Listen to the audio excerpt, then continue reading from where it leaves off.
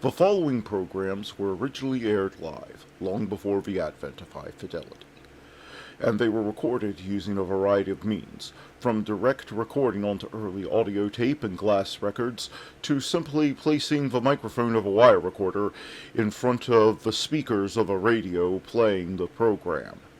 I hope, however, that any variance in audio quality will not take away from your pleasure in listening to these, some of the all-time favorite shows.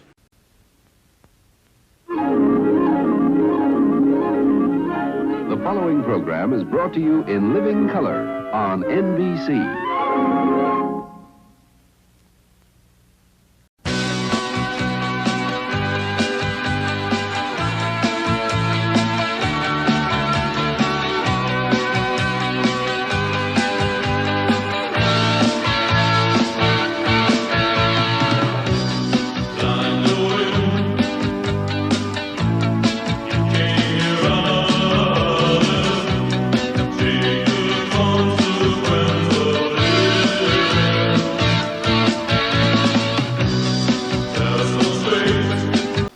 Good evening, and welcome to the Nightly Old Time Radio Shows. I am your host, Matt from the past.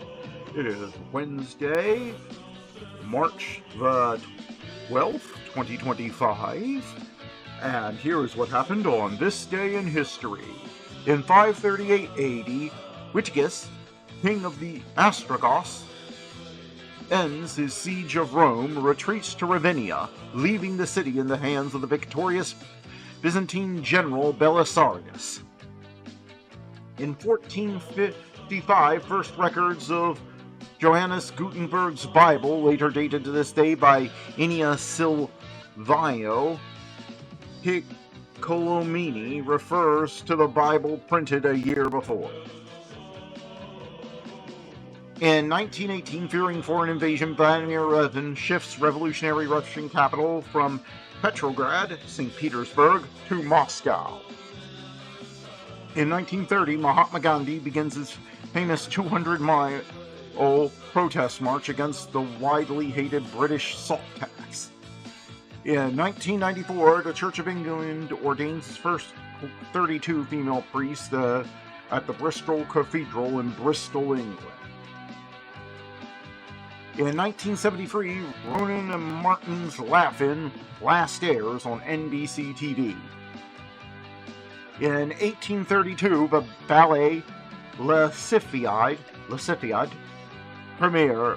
first premieres at Opera de Paris. In 2020, NHL announces the pausing of the 2019 through 2020 season due to the COVID-19 pandemic. Born on this day, Richard Steele, John Abbott, Jack Kerouac, Edward Albee, Mitt Romney, Tammy Duckworth. Is it a person or a DuckTales character? Liza Minnelli, Aaron Eckhart, Jamie Alexander, Thomas Erin, James Taylor, Dale Murphy, Daryl Strawberry, Janjay Garnbrett, and dying on this day, Gregory I, Alexander McKenzie, George Westinghouse, Sun Yat-sen, David Beatty, Charlie Bird Parker. And that was this day in history. Now let's get on with the show. Calling all cars, be on the lookout for excitement with our next show.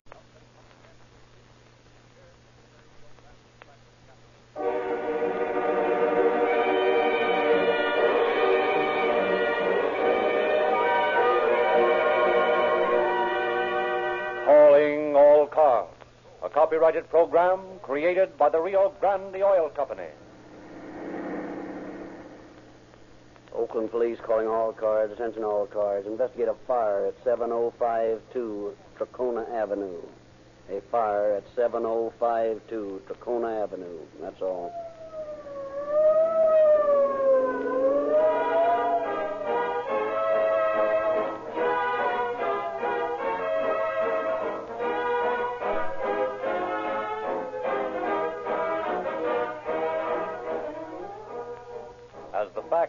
unfold in this evening's story, notice how efficient modern police methods are.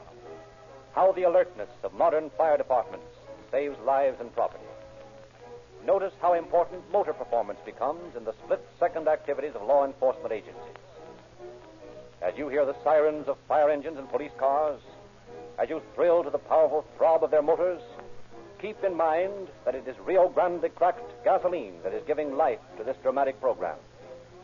The police of not only Oakland, where this true drama originated, but Berkeley, Fresno, Santa Barbara, Los Angeles, San Diego, Orange County, San Diego County, Maricopa, the largest county in Arizona, and many, many other cities and counties have specified Rio Grande cracked gasoline month after month for all their police cars, fire engines, ambulances, and other emergency equipment. More Rio Grande cracked gasoline is used wherever it is sold for saving life and property than any other brand. You can have this same police car performance in your car because your independent Rio Grande dealer offers you exactly the same Rio Grande cracked gasoline police cars use. Try a tankful tomorrow.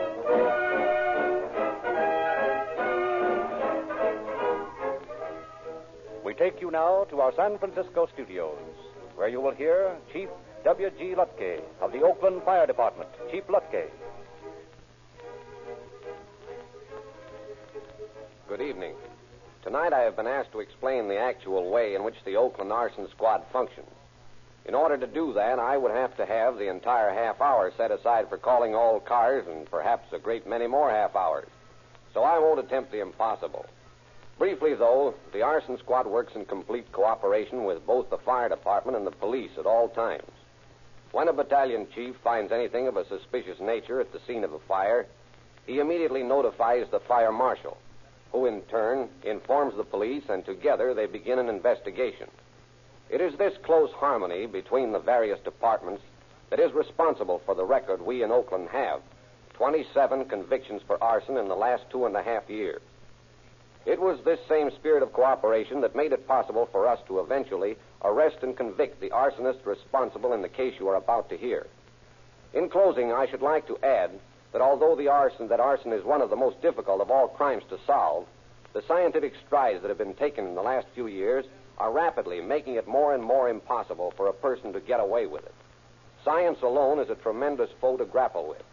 But when science is teamed with organization, then you have an adversary impossible to beat.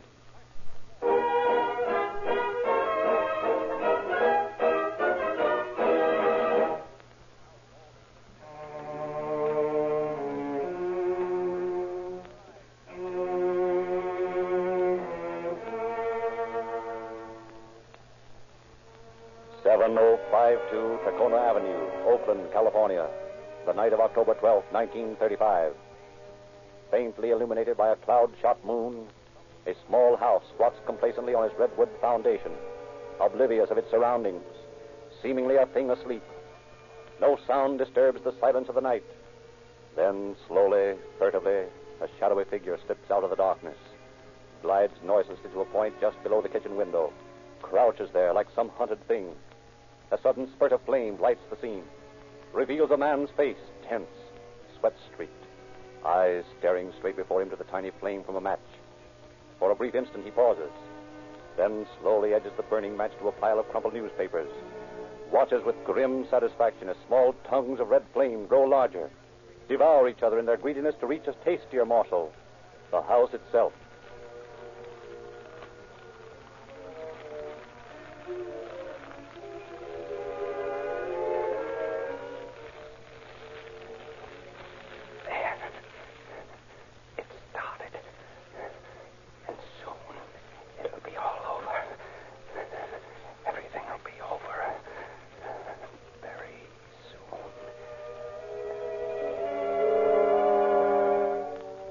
Suddenly, the man tears his eyes away from the glowing flames, casts a quick look about, then glides back into the shadows as quietly as he arrived.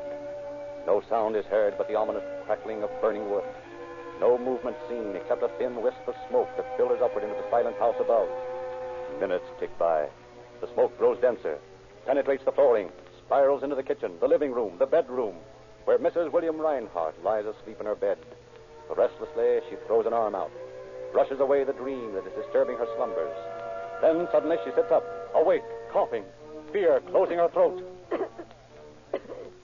Smoke. There's smoke coming in my room. And the room is full of it. Frank! William! Frank! Get out! The house is on fire! Frank, quick! The house is on fire. I'm coming, Mom. Get Tony out. I'll call the fire department. What's the matter? What's happened? The house is on fire, William. Wake Tony and get out. Operator. This is operator speaking. Give me the police station. The house is on fire. What is the address, please? Oh, 7052 Tacoma. Tell them to hurry. I will notify the fire department for you. Okay, but hurry, will you? Tell them the place is on fire. And give me a Fire department. Fire at 7052 Tacoma Avenue. 7052 Tacoma? Right.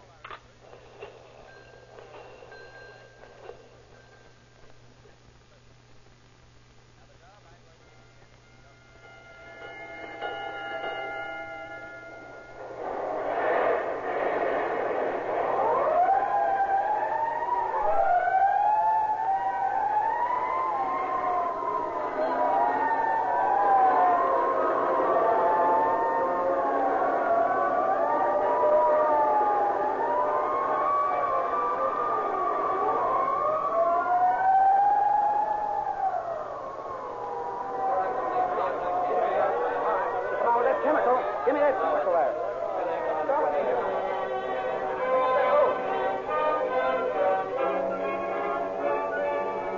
Under the command of Battalion Chief Terry, firemen succeed in subduing the blaze before it has done much damage.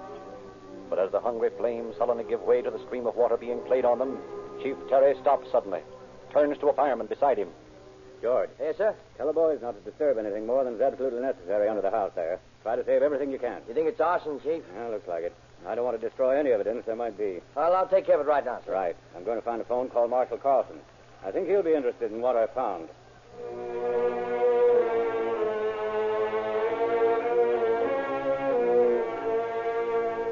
Instructed by Fire Marshal Carlson to gather all the evidence he can and save it for him, Chief Terry returns to the scene to await Carlson's arrival. Well, I saved everything I could, Chief.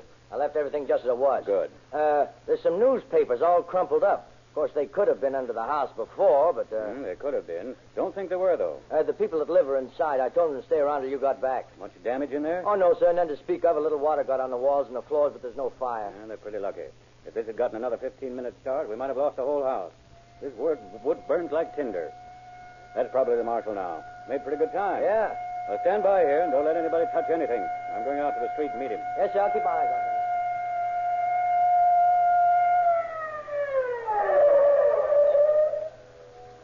Hello, Marshal. Well, you certainly didn't lose any time getting here. I'm still half undressed. What's the trouble here? Oh, I had a little fire under the house. No trouble putting it out. But I found some stuff I thought you'd be interested in. Smelled what might have been kerosene smoke, too. Let's take a look. Nothing's been disturbed. One of the boys is back there standing guard. This way. Have you talked to the people who live here yet? No. George has, though. They're inside waiting for us. Good.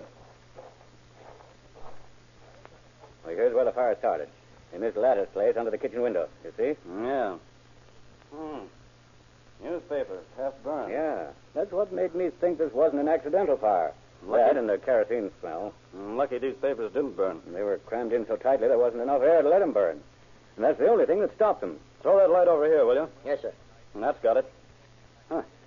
Burned all the under timbers and started on the floor joists, huh? Yeah. A little more time and the thing would have been plenty hot. Now, wait a minute. Lower that light again to where it was a second ago. A little more. There, hold it. What's up? Maybe nothing. Only half-burnt matches lying near half-burnt newspapers usually means someone meant there to be a fire. The way I figure. My gosh, you're right. That is a match. Hold that light till I get it. There we are. Well, not much to work on. One burnt match. Plus a newspaper. Plus a distinct kerosene odor. I've worked on less. You stick here a minute while I go out to my car, will you? I've got my equipment out there, and I want to make some tests. That way, we'll have positive evidence when we need it.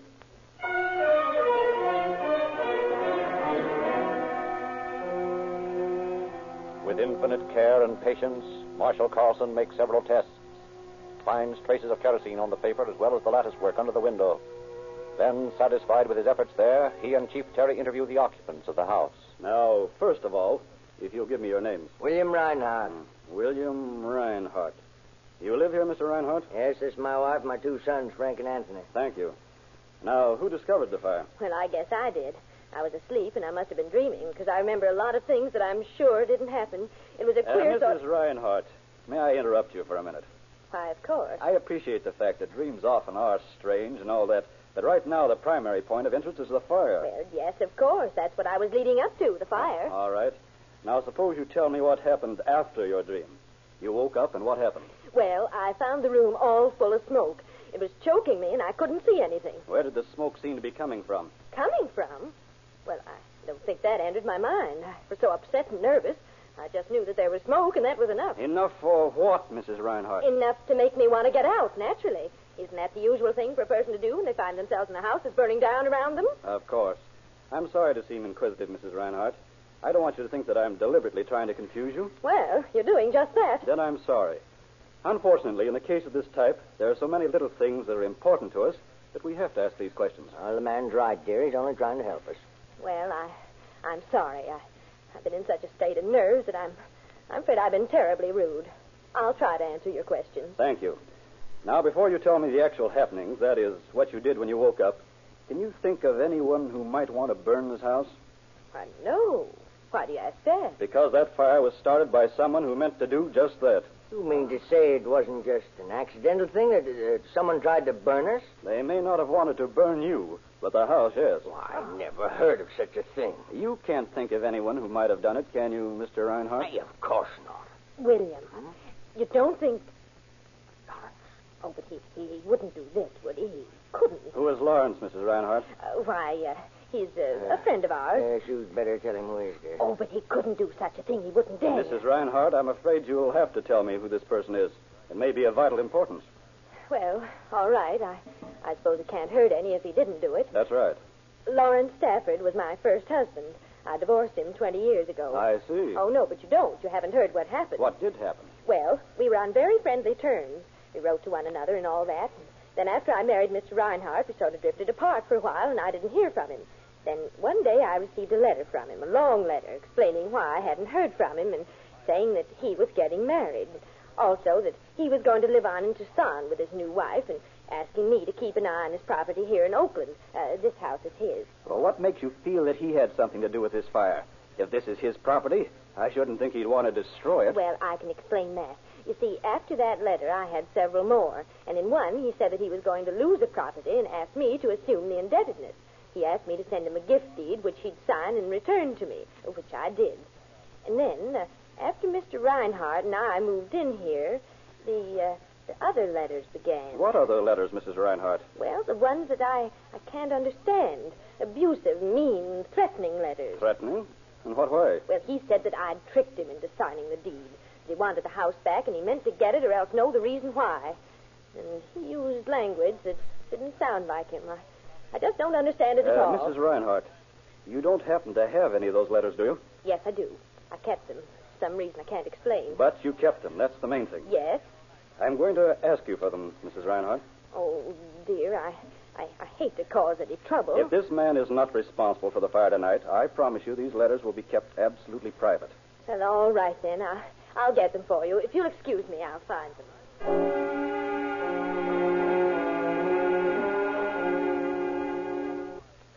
And a few minutes later, Marshal Carlson, in company with police inspectors Tracy and Anderson, begins the task of reading the threatening letters. There are several of them, and some time passes before Carlson suddenly breaks the silence. Here's something. Yeah, what? Listen to this. It says, I'm getting tired of your stalling around. It makes me so mad that sometimes I wish the house would burn down. What do you think of that? Well, it might mean a lot, and then again it might not mean anything. I've never put it in a letter, but I thought the same thing a lot of times, as a sort of an expression. Yeah, I know. But in this case, I have a hunch it means just what it says. Miss Stafford still live at the same place? I don't know. That's one of the things we've got to find out. It should be easy enough.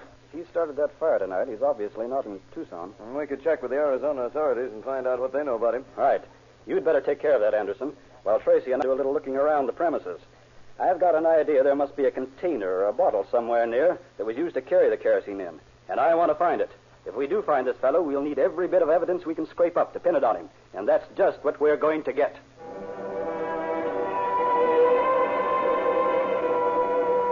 Accordingly, Inspector Anderson returns to headquarters, and Carlson and Tracy begin a thorough search of the surrounding territory.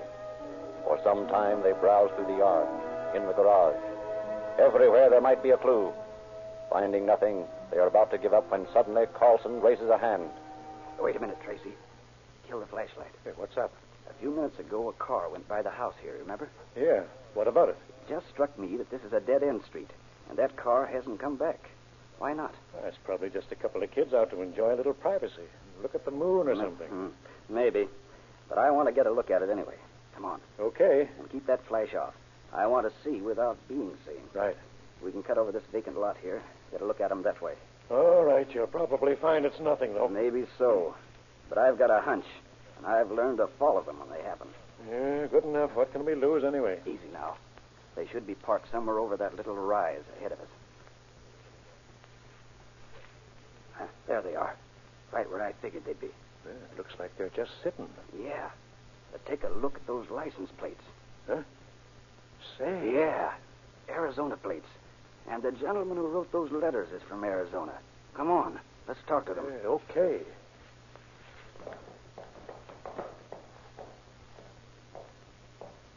Enjoying the scenery? Say, what... Where'd you come from? Back there a little ways. Noticed your car here and thought I'd come over. A friendly type, eh? Well, we're not interested in conversation. We'd appreciate being left alone. Well, that's too bad.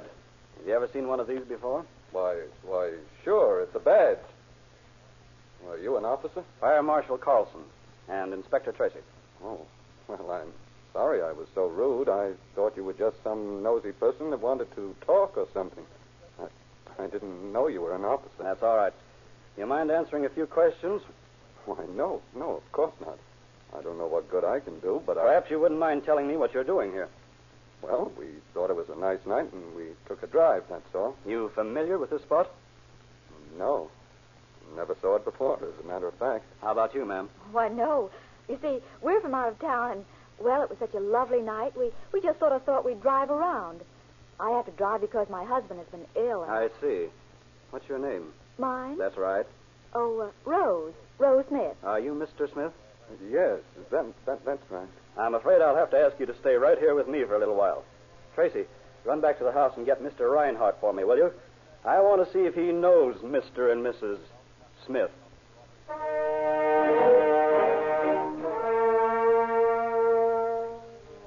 And Marshal Carlson's hunch bears fruit when Mr. Reinhardt arrives on the scene. Mr. Reinhardt, do you know this man? Why, of course. That's Lawrence Stafford. Lawrence Stafford? Why, I never heard of anyone by that name. You must be confused or something. You mean to stand there and face me with that lie? What do you mean, lie? Why, you have a nerve. Well, not nearly as much as you. All right, gentlemen. Save the arguments. Tracy, watch these two while I look through the car. Okay. All right, come on. Get out of the car, both of you. Why, I never heard of anything so disgraceful in my life. Being pulled out of your own car like Come on. Get out of the car. Oh, I'll get out. But I'll see that someone pays for this. Sure, I know all about it. Now stand right there and keep quiet. You too, ma'am. Well, let's see what's in here. Well. Now, isn't that interesting? Hey, what you find? Just a small item. A gallon jug with kerosene in it. Come on, Tracy. Let's take Mr. and Mrs. Smith to the station.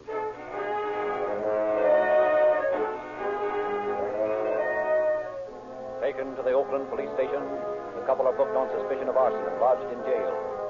Then Marshal Carlson makes a complete search of their car. And a little while later in his office, he examines the numerous bits of evidence, then sends for Stafford. Stafford, let's stop all this foolishness and get down to facts. My name's not Stafford. Your name is Stafford, and the sooner you give up this bluff, the better it's going to be for you.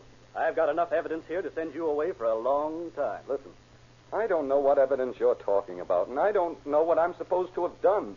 But I tell you, you've got the wrong person. Anderson, bring me that stuff from over there, will you? Yeah, sure. A few things we found in your car, Stafford. I'd like to have you explain them to me. What's wrong with having a bottle in a car? What were you using this kerosene for? My wife bought it. She was going to clean the spark plugs on the car. So she bought a gallon? Yes. That's a lot of kerosene just to clean a few little spark plugs. Well, that's her business, not mine. How about this .38 automatic? That her business, too? I carry that for protection. Of course. I imagined that would be your answer. Now, one more thing. I noticed among your effects a handful of table matches. They were in your coat pocket. You in the habit of carrying matches? Well, sure. Why not? Everybody does. That's true enough. But not everybody carries the same kind of matches that were used to start a fire with. And not everybody carries a gallon jug of kerosene. And not everybody happens to be just riding around a block away from the scene of a fire with all these things. You're just wasting your time with all that talk because I didn't have anything to do with any fires or anything else. Perhaps your wife will feel differently. She's had time to think it over. Take this man out, Anderson, and get me his wife. Well, Mrs. Stafford, are you ready to talk to me? About what? About a lot of things. First of all, why you said your name was Smith tonight. What was your reason for that? Well, it is Smith. No good, Mrs. Stafford. I just talked to your husband, Mr. Stafford. And he said... He did. Oh. Now, how about getting it off your chest? Well, as a matter of fact, I did say my name was Smith because I was nervous and I didn't want to be involved in any trouble. And, well, I thought that was the best thing to do. Oh, it was silly, and I realize that now. What were you doing parked out there tonight? We were looking for an apartment, and we read about one that sounded right, and, well, we were looking for it, that's all. Funny place to look for apartments, Mrs. Stafford, on a dead-end road parked with the lights out. Well, that's what we were doing. All right. We'll pass that up for the moment. Now about your husband. Why did he try to burn that house down? I don't know what you mean. You don't remember anything about how Mrs. Reinhardt's house was set on fire? I certainly don't. I didn't even know it had been. You're in a pretty tight spot, you know. I don't know anything about that. All right, then. We'll just sit here and talk until you do remember.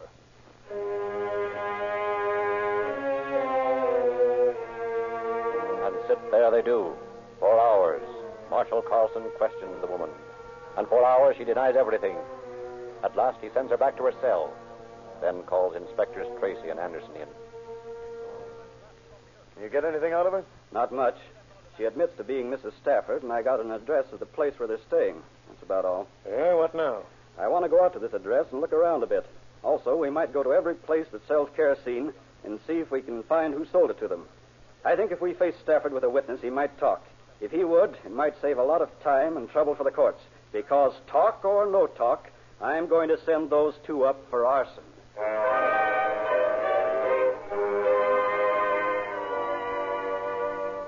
And after investigating the apartment where Stafford and his wife have been living, Carlson begins the tedious job of checking each place where kerosene is sold. It is a thin chance, but after several unsuccessful attempts, he locates a small gas station near the scene of the fire where the attendant recognizes the description of the Staffords. Says he sold them the kerosene. But when Stafford is faced with this new development, his answer remains the same. He denies ever having seen the attendant in his life.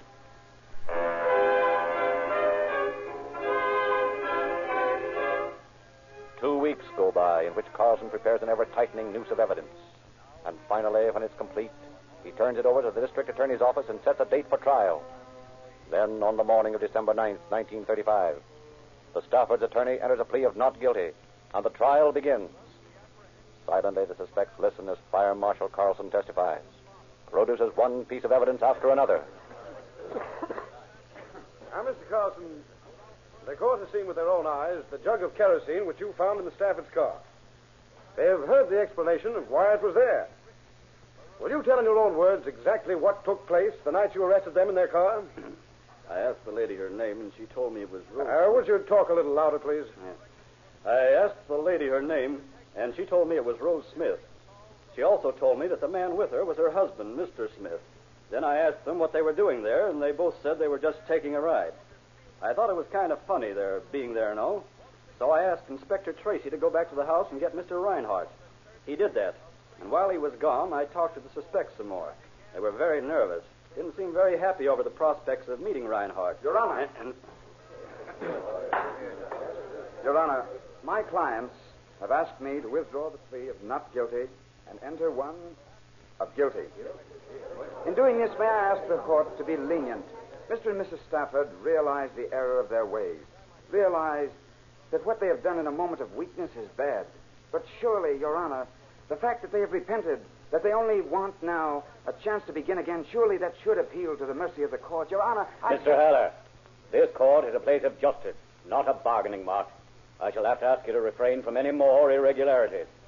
Court's adjourned until 10 o'clock tomorrow.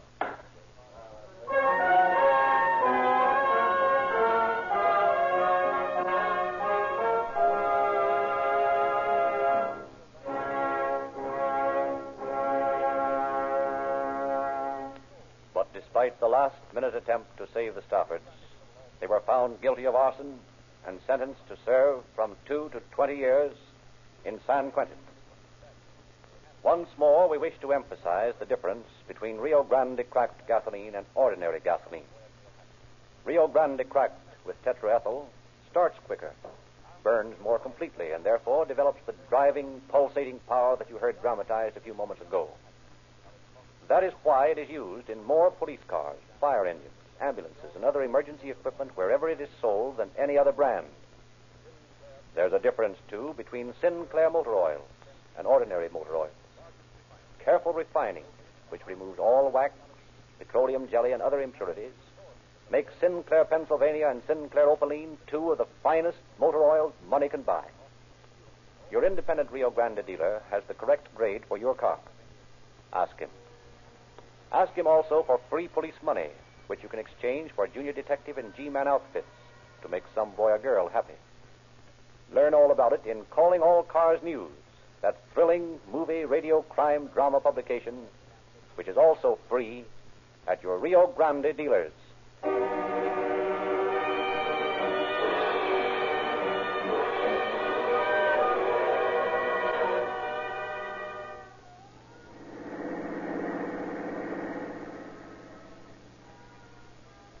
Oakland Police calling all cars, attention all cars. A cancellation of broadcast 158 regarding a fire.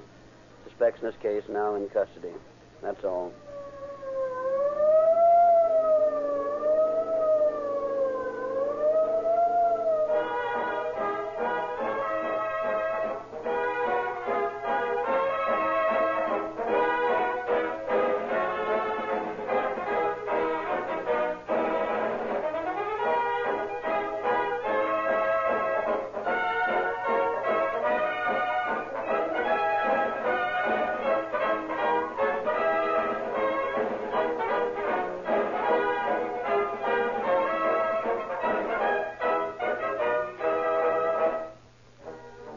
This is your narrator, Frederick Lindsley, bidding you good night for the Rio Grande Oil Company.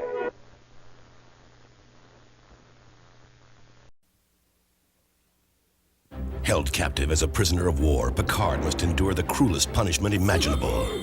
We cannot just abandon him. He's gone. Will torture leave him a forgotten casualty of war? I can't believe you're willing to sacrifice Captain Picard's life as a negotiation tactic. Are you questioning my judgment, Commander? Or can he survive the most brutal test of courage in his life? You cannot hurt me! On Star Trek: The Next Generation.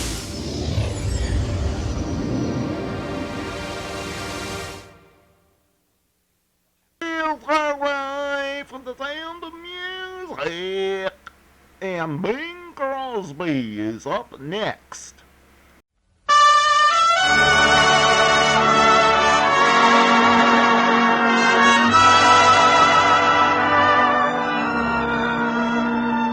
Someone waits for me.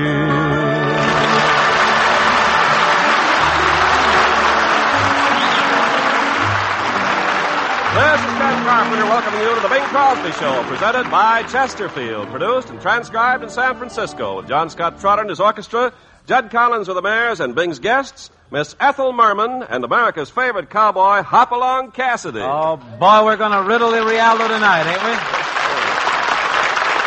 And now, ladies and gentlemen, here's an old cowhand from Elko, Nevada, Bang Crosby. Who's this?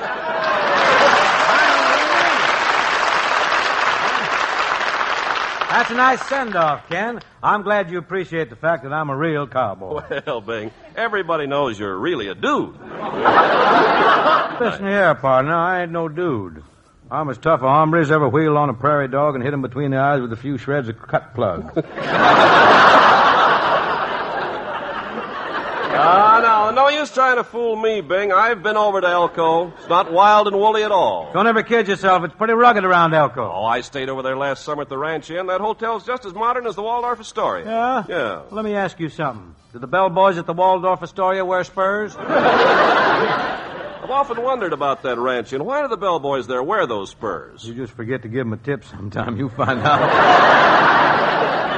Well, you have it right in the Levi's, Yes, sir. Them boys take dead aim, they'll pico your pantaloons for you. I'll tell you, it's rugged over there. Well, just like the song we're going to barbecue directly, this is a cutter. It's called Copper Canyon, from the Paramount picture of the same name.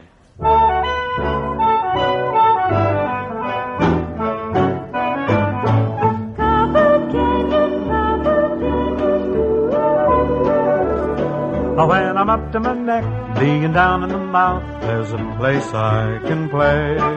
So to lose my hankering, I pull my anchor in and head that away. Dee-da-lie, dee-da-lo, hear the fiddle and bow, and swing your cares away.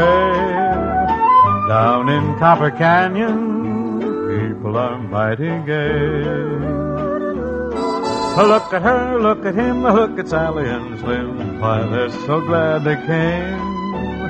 And in Copper Canyon, I sure am feeling the same. I'm gonna dance with the girlie, romance with the girlie, the one in the prettiest gown. Have a wing-ding, have a time. It's that kind of town. Dee-da-lie, dee-da-lo, keep a tapping your toe and give a yip-yahoo. 'Cause in Copper Canyon, there ain't nothing else to do. Gonna dance with the fellas, romance with the fellas, whirl in the prettiest gowns. Have a wing-ding, have a time. It's that kind of town. Dee-da-lie, dee-da-lo, keep a tapping your toe and give a yip-yahoo. 'Cause in Copper Canyon, there ain't nothing else to do.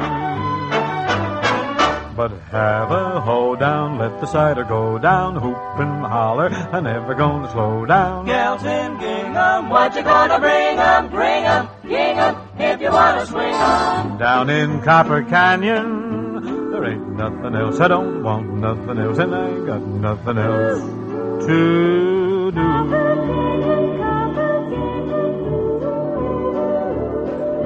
Down in Copper Canyon.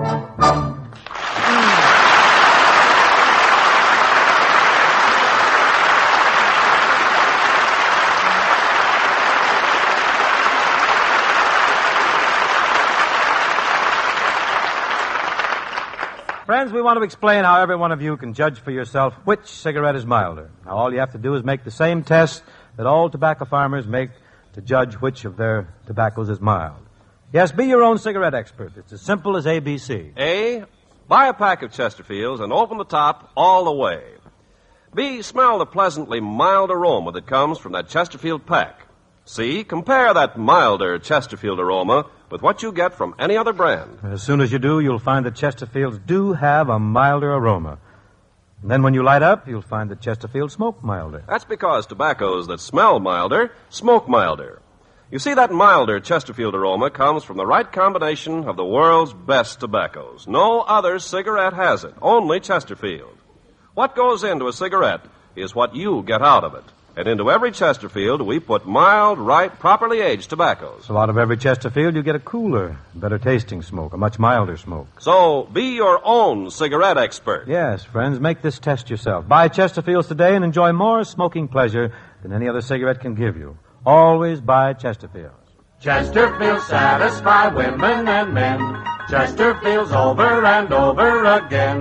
Milder, much milder, all smokers agree. Always buy Chesterfields, ABC. Got a home run on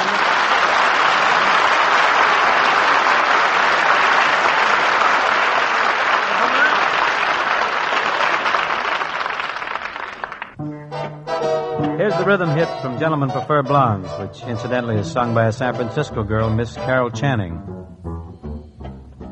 Bye, bye, baby. Remember you're my baby when they give you the eye. Although I know that you care, won't you write and declare that though on the loose, baby's still on the square. I'll be so gloomy, but send that rainbow to me. Then my shadows will fly. Though you'll be gone for a while, I know that I'll be smiling with my baby by and by. Bye-bye, baby. Remember you're his baby when they give you the eye. Although he knows that you care, won't you write and declare that though on the loose, you are still on the square? I'll be so gloomy, just send that rainbow to me, then my shadows will fly. Though you'll be gone for a while, I know that I'll be smiling with my baby by and by.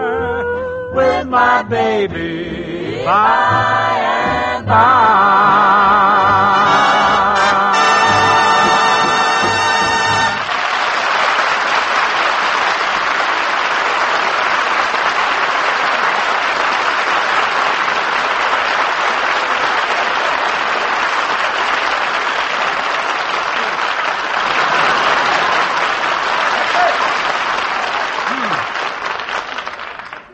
No one in the American theater today, I say no one, has the verve, the vitality, or the voice of the lady about to whisk into the Chesterfield chambers.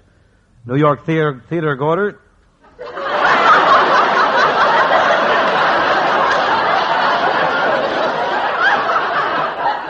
my own rack, too.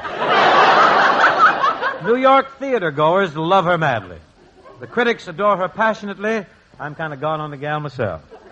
Let's roll out the rug now for the Maharani of musical comedy, the original Annie of Annie Get Your Gun, Ethel Merman. Get out and join us, Miss Merman. Come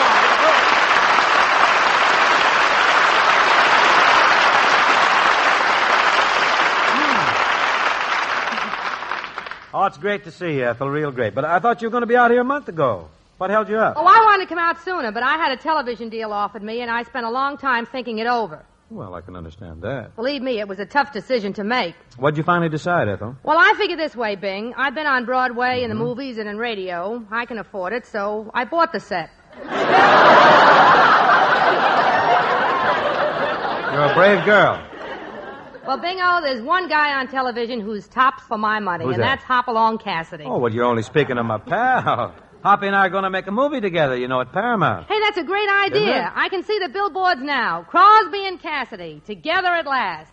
See what happens when two blazing six guns meet two lazy tonsils. Hey, now, wait a minute. Cut that. On behalf of Paramount Pictures, Miss Merman, I thank you. Dankeschön. Dankeschön? Mhm. Why, Bing, I didn't know you could speak German. Oh, you know, just a few words. When I was a kid, we had a dachshund, you know. You were lucky. When I was a kid, we were poor. I had to play with boys. Oh. More dangerous than dogs. I know, boys bite. Say, Ethel, are your two kids, are they Hop-Along fans? They're kids, aren't they? No, gotta be fans. Well, that's the way with all of them, Ethel. Hoppy's the biggest thing to hit the movie business since the noiseless popcorn bags. That Cassidy hombre certainly really started something with his merchandise business. Didn't he? Why, I saw a grown man in Los Angeles wearing a Hop-Along Cassidy belt. That's nothing, Ethel. A lot of grown men wear Hop-Along Cassidy belts. This was Roy Rogers. Well, Roy's got to keep his pants up, too. Say, Ethel, I tell you what, as long as you're so Cassidy conscious, how'd you like to meet the man in person? If I don't, Bingo, I'll never be able to get my kids to obey me again. Where is he? Well, he'll be riding in here to Chesterfield Town very soon. While we're waiting for him to arrive, why don't you and I sing a little song together? What do you say? What do you got in mind? Well, we could cuddle up real close and do a love song. Oh, if we cuddle up real close, why kill it by singing? You're right. I'll tell you what, Merm, I'll put on my putty nose and I'll slip into some baggy pants. We'll do a comedy song. Oh, the ones you're wearing will do. Cut it out. These are my straight man's pants I got on now. Well, Ethel, you've done some great Decca records with Ray Bolger. I heard some of them on the radio. I thought we could maybe do one of those songs. You know, like there's a thing you did with him called Dearie, or if I knew you were coming, I'd have baked a cake. How about that? Oh, okay. No, let's do Dearie. Huh? Dearie? Fine. We'll give the folks a little memory lesson here. See how far they go back. Dearie. Oh, dearie. Dearie, do you remember when we waltzed to the Sousa band? My, wasn't the music grand? Chowder parties down by the seashore. Every 4th of July, test your memory, my dearie. Let me hear from you. Do you recall when Henry Ford couldn't even fix a running board under a Chandler 6? Dearie, I drove an Essex life myself. was cheery in the good old days gone by. Do you remember? Ah, yes. Well, if you remember, I remember. Then, dearie, you're much older than I. What kind of a switch is this? All right, to the old deep. Wait a minute, I'm warming up.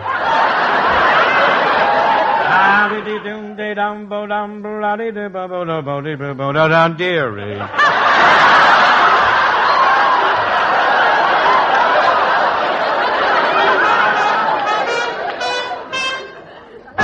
Oh, dearie.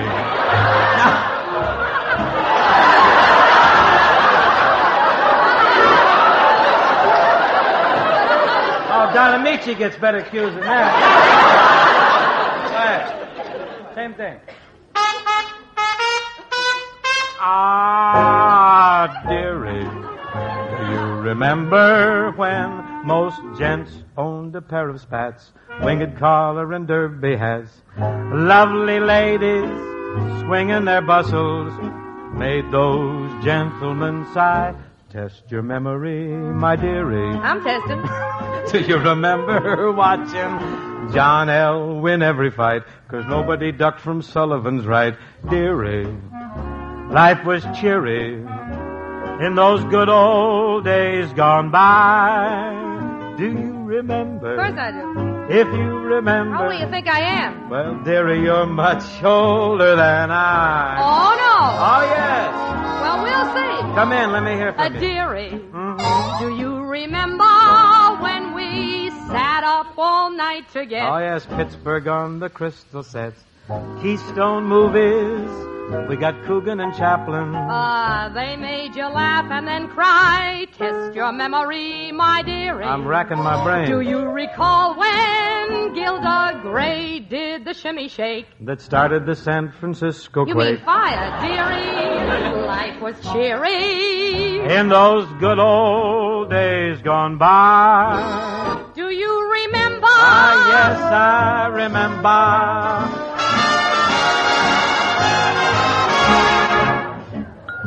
Dearie, do you remember how they loved Harry Lauder's act? Yes, my wasn't the Palace Pack. Jenny Lind, presented by Barnum. She sang her sweet lullabies. Test your memory, my dearie.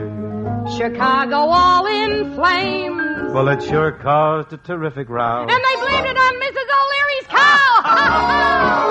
Well, life was cheery in the good old days gone by. Remember, well, if you remember, then dearie, you're much older than I.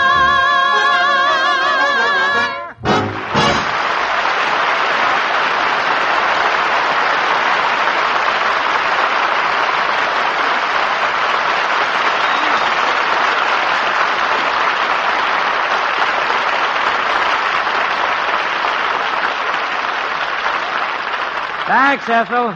Now, folks, here's a gentleman who for a long time has been a leading citizen of Cinema City. Not only because of his screen counterpart, but because of the kind of fellow that he is personally. His popularity with kids and grown-ups, too, is richly deserved. Here now is the leading exponent of the Old West, Along Cassidy.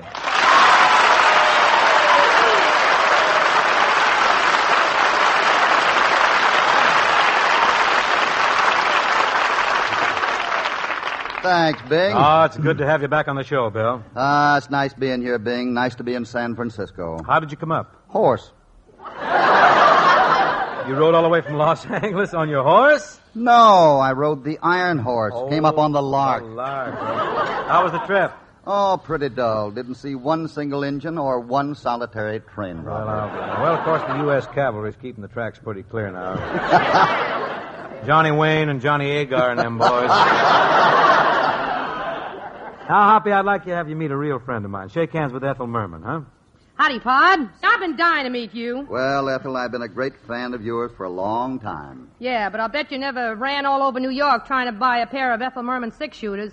I didn't know there was such a thing. Not yet, but there might be. Say, why don't you get into the act, Ethel? Everybody in Hollywood is doing what Hoppy's done. Just the other day, some grocery company came out with Ronald Coleman tea bags. Well, that's nothing, Bing. The hardware store in my neighborhood sells Humphrey Bogart brass knuckles. No. Say, what about Lassie flea powder? Well, Don Amici, he's got the hottest product of the whole bunch. Telephone? No. The new Don Amici plastic teeth. They light up after dark. Well, all I know is that I had to buy a complete Hopalong Cassidy outfit for both of my kids. Well, thank you very much. Incidentally, have you seen the new Hopalong Cassidy pajamas that we're putting out? Not yet, but I'm sure I will. Well, you will. I guarantee you they're going to go like hotcakes. The only way you can get kids out of their Hopalong Cassidy suits is to promise them they can put on their Hopalong Cassidy pajamas and get in their little Hopalong Cassidy beds. Hoppy, you're changing the whole country. I used to think I lived in a quiet apartment in Midtown Manhattan, but today it's just a bunkhouse way out west on Central Park West. Ethel, I suppose to your children, Central Park is the Wild West. And how? They branded every squirrel in New York. Yeah, now, how are you going to brand a squirrel? With hot peanuts. And since the first of the year, Central Park has seen at least a dozen squirrel stampedes. Holy smokes. Any casualties? Well, one nursemaid and a policeman were trampled together. Were they hurt? Well, they hurt. No, they rather enjoyed it. Will you ever run over by a squirrel? Only once, but I had it coming to me. I was making a noise like a walnut. Well, that'll do it every time. Say, Ethel, Hoppy, I think we've been standing here whacking our rack long enough. Well, why don't we... I think what the kids would enjoy, I really do, is a real rip-snorting Western drama, huh? Ken, we set the scene? Well, certainly. Overture, if you please, Mr. Trotter.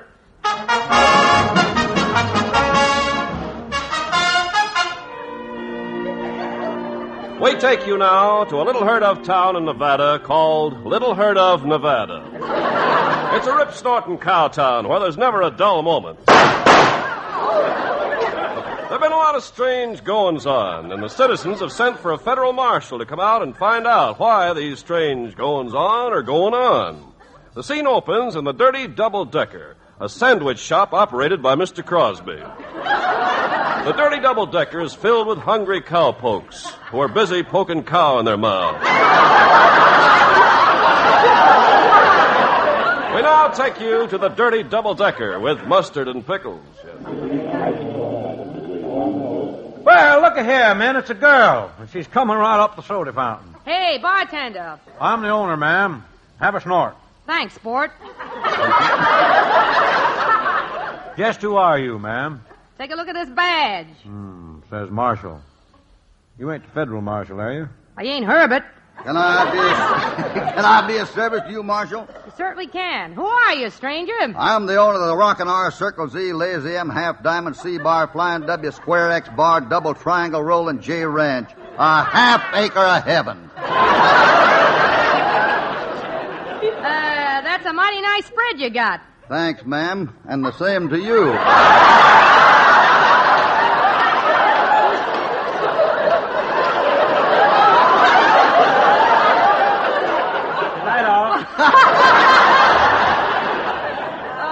What's your name, stranger? I'm Hopalong Cassidy. What about you, Shorty? Ma'am?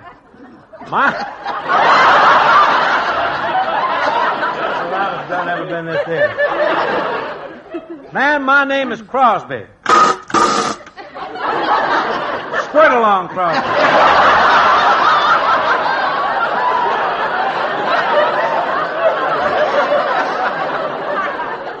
How come you wear squirt guns, squirt along? Well, ma'am, when I was a boy, I promised my mother I wouldn't touch nothing stronger than water. Crosby's water pistols have done this town a lot of good, ma'am. Yes, there ain't a hombre in these parts that's got a dirty face anymore. Well, let me tell you something, Squirty. From now on, I'm the law in these parts. Now, tell me all you know about these strange goings-on that's been goings-on around here. Well, all I know is that every night after the bank closes, some varmint has been breaking in there. Yup, somebody's been putting money in the bank after hours. Yeah. Putting money in? Yes. Sounds to me like it's a crook who was frightened by a bottle of Saratan or something.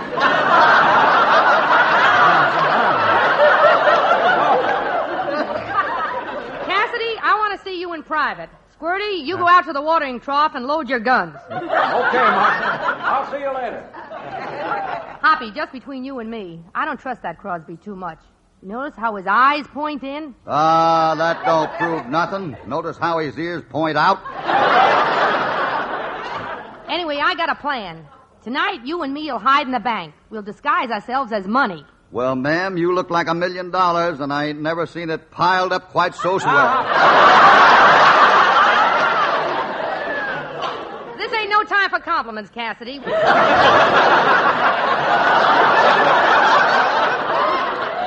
listen, Hoppy. You meet me in the bank at midnight. I'll be there, Marshal Merman. We'll just settle down here in the bank and wait for developments. Looks like trouble. Who's there? There's nobody here but us money. Well, what do you know? It's true. It does talk. Work on that. What did I tell you, Hoppy? It's Crosby. And look, he's making a deposit. Why, that ornery varmint. This is the last deposit he'll ever make when the bank is closed. Okay, squirt along. I got you covered. Look out, Hoppy. He's going to shoot. Ha ha! You missed me. Drop those guns, Crosby. Oh, no, I won't. I'm going down with my guns a-squirting. Well, you asked for it. Doggone you, Hoppy. You punctured my water pistol. Well, you had it coming, you varmint. All right, Crosby. Slip into these handcuffs. I'm taking you to jail.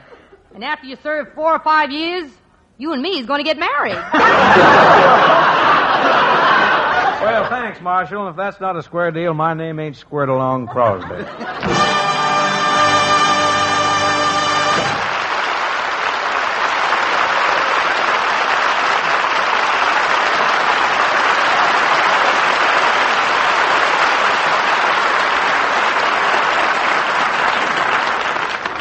Say, Ken, have you caught that new movie of Greg Peck's at 12 o'clock high? Oh, you mean Darryl Zanuck's production for 20th Century Fox? Oh, sure, I saw it, Bing. That's a great show. By the way, I understand Gregory Peck's a Chesterfield smoker. Oh, but of course. In fact, a little while ago, I was asking Greg why he smokes Chesterfields, and he said, Bing, it's because they're milder. Everyone who wants a milder smoke should smoke Chesterfields, and he's so right. Because Chesterfield is the best cigarette because it's milder. Yes, Chesterfields are milder. They taste better, and they leave a clean, fresh taste in your mouth. That's what they do. Now, folks, when you have a chance, go see Gregory Peck in 12 o'clock high. It's a very well-made picture about a bomber group in the 8th Air Force. I think you'll like it. And remember, what Greg Peck says about Chesterfields is what most of the Hollywood stars say. They're milder. It's the best cigarette. Yes, sir. Grab a couple of packs, folks, and see for yourself what a good, mild smoke Chesterfields give you. Chesterfields give you everything you want in a cigarette, so smoke them, huh? Here's a nice ballad, really well written. It's much played these days. It's by Mr. Ned Washington and Mr. Victor Young.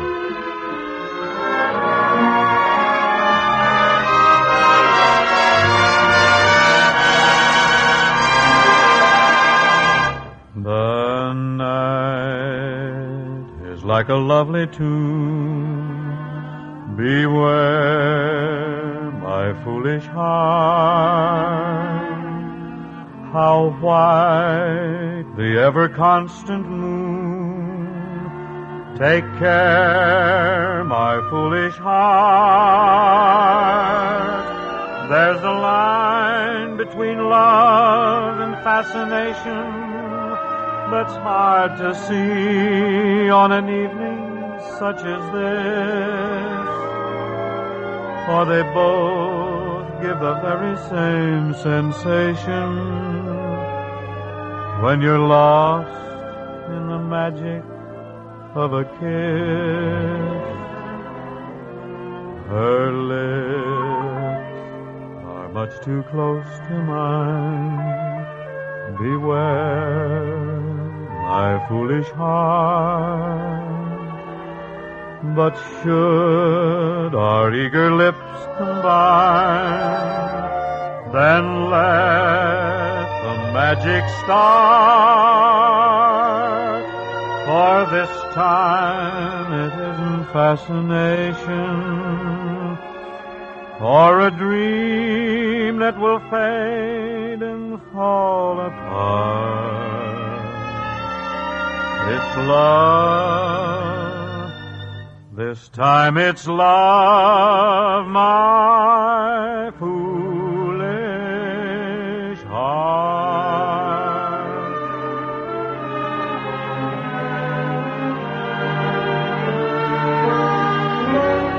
My foolish heart.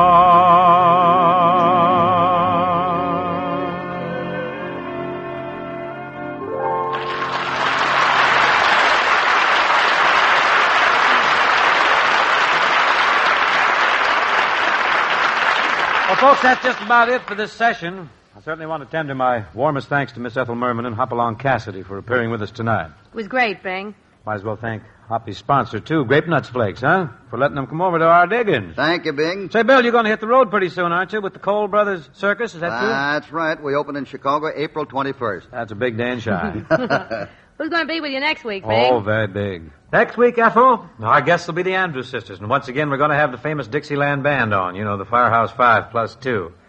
Great group. Well, come on, kids. Let's sashay over to the Perry Louvre, and I'll pick up the check. I'll buy you the dinner. See you next week for Chesterfield, folks. The best cigarette for you to smoke. And thanks very much.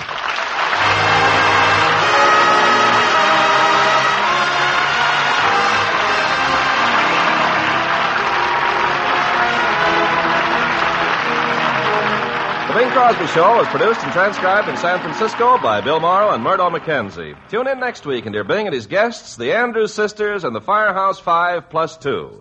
The George Burns and Gracie Allen Show follows immediately.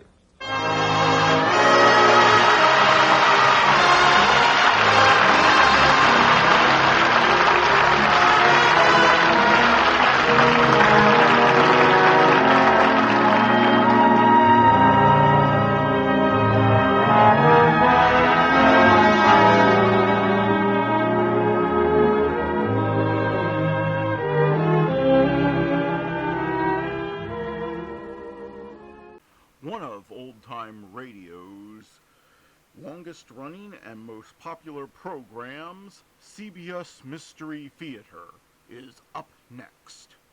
The CBS Radio Mystery Theater presents...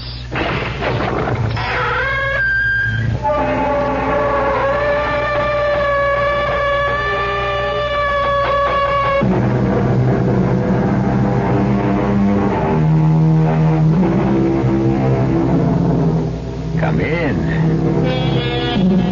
Welcome. This is E.G. Marshall. The doors of the mind can be opened into corridors of unlimited possibilities, where time and place have a way of melding into strange and provocative patterns. Most ghost stories take place in the dark of night, or when shadows are long and the moon is crossed by clouds. But we're about to meet a ghost at high noon, on a blistering hot day without a shadow in the sky. In the course of our story, the two women who are embarked upon a fateful journey find respite from the merciless sun when they are drawn toward a barn from which comes a very human sound. So dank and musty. What a place for a baby. The sound comes from there. No, the sound comes from over here. We're here. The sound is right here. Yes, and this is a crib. But Marion, I know there's no baby in it.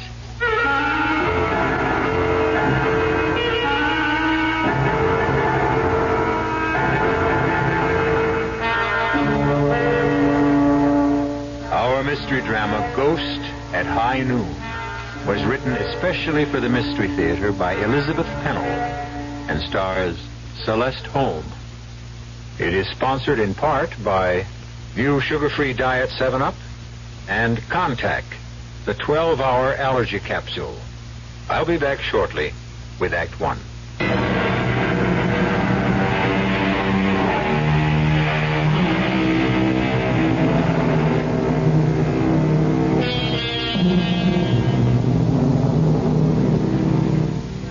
Our story begins on a long, straight ribbon of highway in an arid section of the western United States.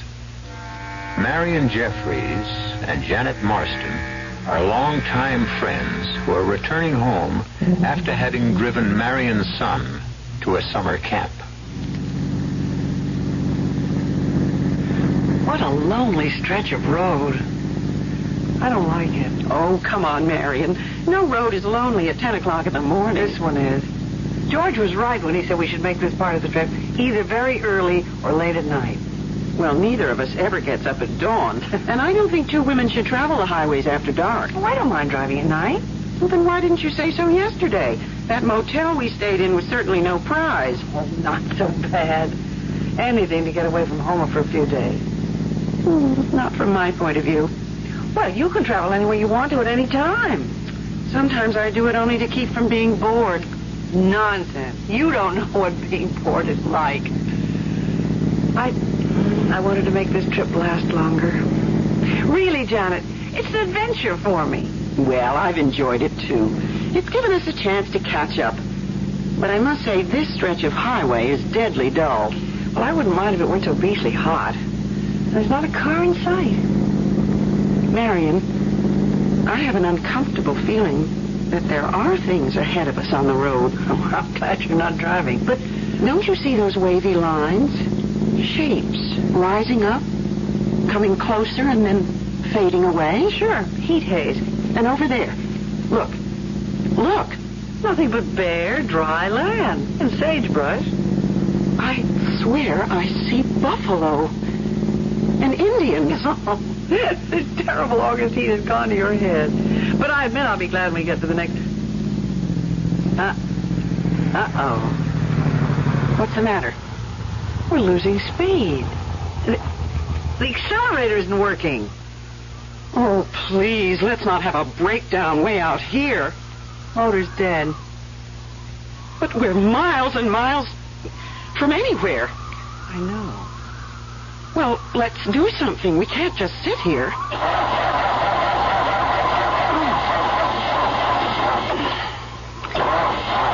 I'm just running the battery down. Then we'll be in a worse mess. Are you absolutely sure we have gas? Well, of course I am. Look at the gauge. And you remember when we got it.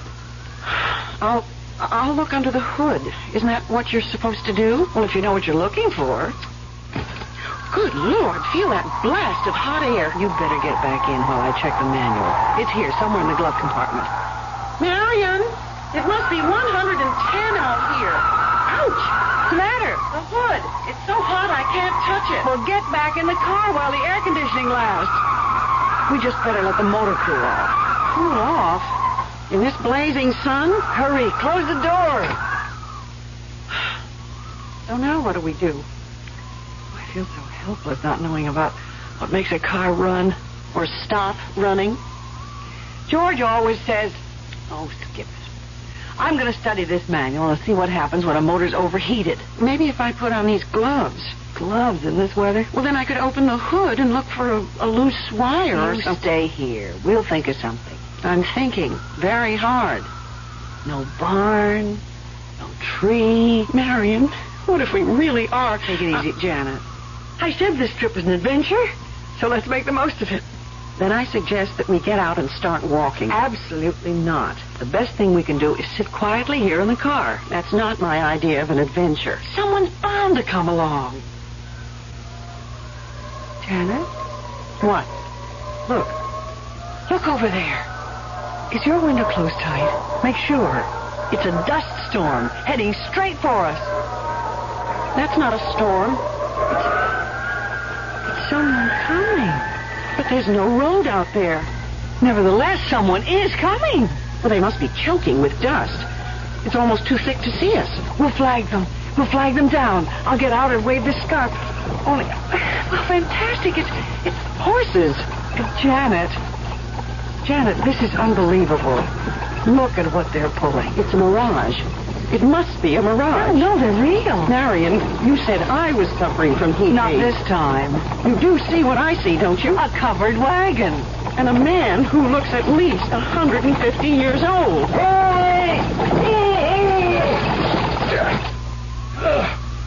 Morning, ladies. Good morning. Who are you? I'm usually called Old Timer, but my name is George. That's my husband's name. I do not have the pleasure of knowing your husband, Miss Jeffries. How do you know me? I've come to take you and Miss Marston to the village. He knows my name, too. Of course, I know your names. And now, if you will both come... You will fix the car for us, won't you? Oh, I have no idea whatsoever how you propel these remarkable new conveyances. But you knew we were here. You must have come to help us. Oh, yes, I'm here to be of service. Come along, ladies.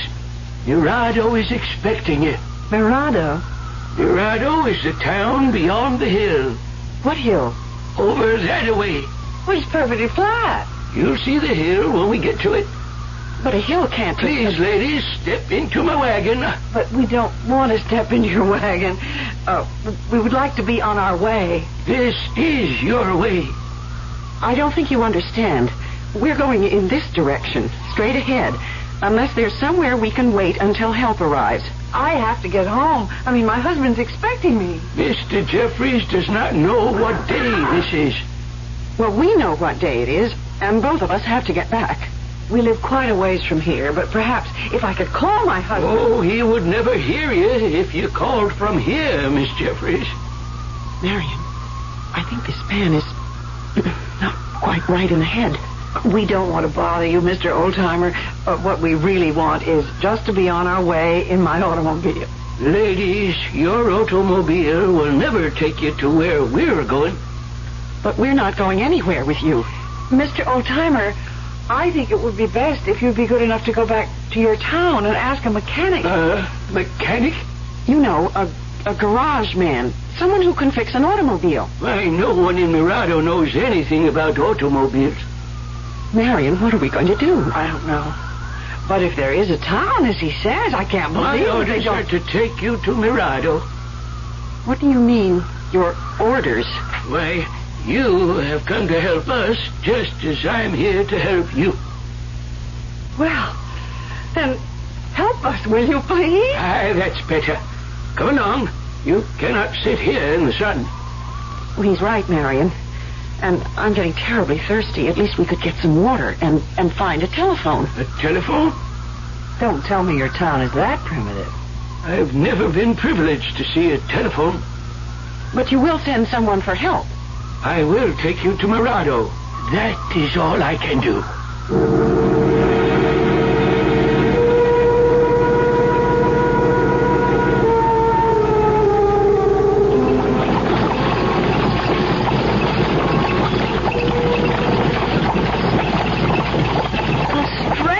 Riding in a covered wagon. It's not nearly as uncomfortable as I thought it would be. That's your idea. At least the countryside is changing. It sort of lulls you. Why, look, Marion, there is a hill, and we're climbing. But the horses seem so tired and old. I mean, you think we're going to make it? We're almost there. Down in the valley. That's Mirado. Incredible. And Janet, look. There are houses. Houses. That means there must be water. We have a fine village pump. And people who can help us. But this town is not on the map. I've studied the map very carefully. It shows nothing. Look down there, Miss Marston. See for yourself. Not very big, is it? But you must have a restaurant. We have a tavern and a church and a jail. What's the population? Well, that depends. Get along there, Jezebel. The street, Janet.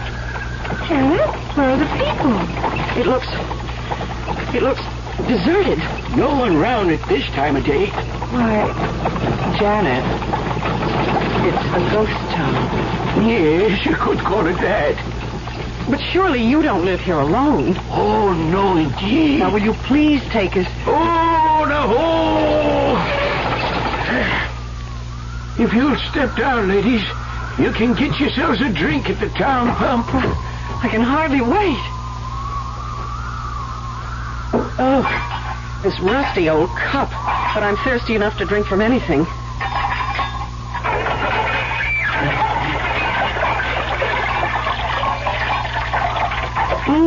I'd like to put my head under it. Feels wonderful on hands and arms. But it tastes so brackish. Hasn't been used in a long time. Now, where can we go for help? I will show you the points of interest. No sightseeing right now, please. But thank you. Do you have a telegraph office? Oh, no, indeed, Miss Jeffries. Scouts used to take our messages, although there is now no reason to send a message. No reason? Tell us right now how to find someone who will go to the next town. Ladies, you are going to stay in Mirado. Well, I suppose we're going to have to for an hour or two. You have come home, Miss Jeffries. Oh, stop making jokes, Mr. Oldtimer. Mirado's a place where people stay forever. Stay? In this deserted place? We'll soon see about that.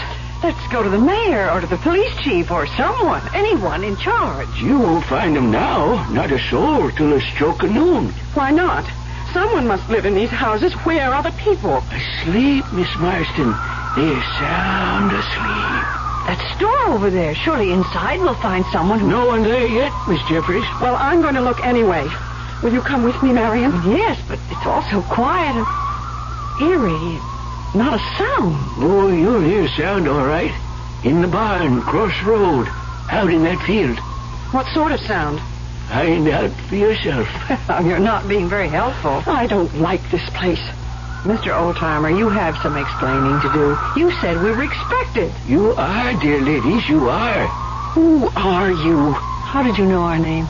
It was destined that you were the ones to be chosen this time.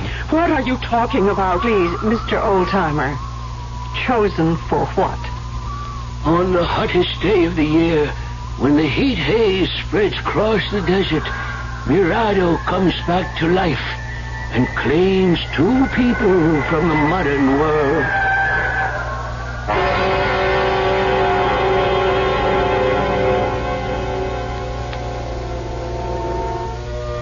There may be no new thing under the sun, but a frightening prospect confronts Marion and Janet if Mirado really has a living past. It is possible that George is merely a foolish old man, touched in the head by too much heat. But on the eerie streets of a ghost town, you never know what sinister forces may be at work. The 2 distraught ladies seem to be getting further away from help with each passing moment. We'll return to them and the old-timer shortly with Act 2.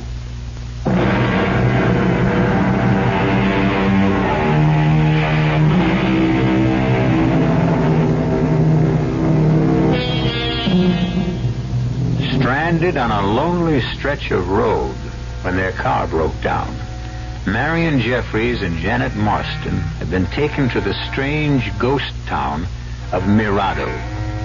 In vain, they have tried to persuade their ancient escort to help them get back to civilization. But he has an unsettling way of insisting that they have come home to Mirado, and that here they will stay. Their panic is growing with each new turn of events. Aside from the old man, there is no sign of life on the narrow streets. And so you see, dear ladies, we are happy to welcome you. We? You keep saying we. Where are the others? Later, Miss Marston. You'll meet them later. We really can't stay very long. Miss Jeffries, I'll show you to your quarters. My quarters? Truly, we are not planning to be here long. Come with me, both of you. We need you, Mrs. Jeffries, in the tavern here. Come, we'll go inside. Oh, I don't want to go in there. Oh, nothing to be afraid of. Come along. Janet, the pewter plate. Look. And the glassware. Oh, my, I'd like to take these home. Maybe we are in luck after all. Marion, I didn't touch it. Honestly, I didn't. I just put my hand toward that goblet, and it shattered. Follow me, ladies. The kitchen here is equipped in the best possible way. Why, it's covered with dust. That wood stove hasn't been touched for years. I think you will find that it will soon be ready for use. But who's going to use it? It's not for you, Miss Marston.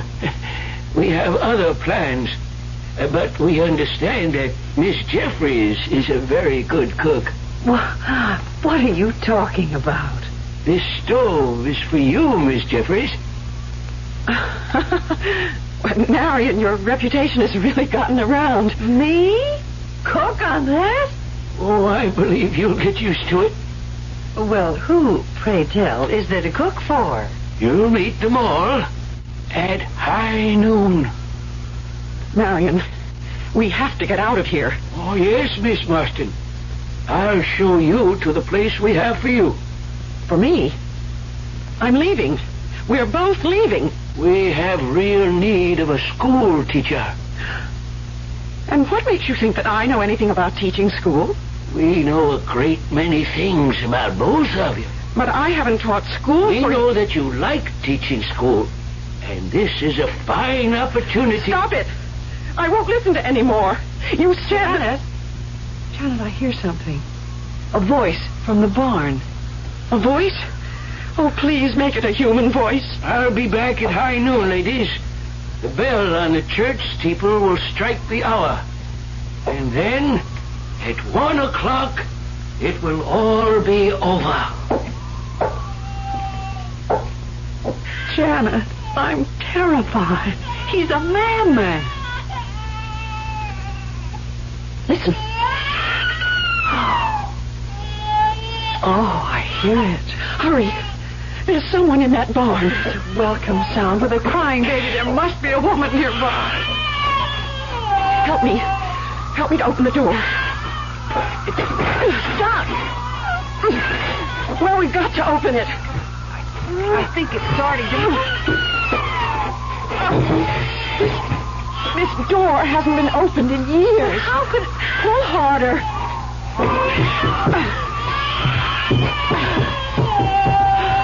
Oh, there.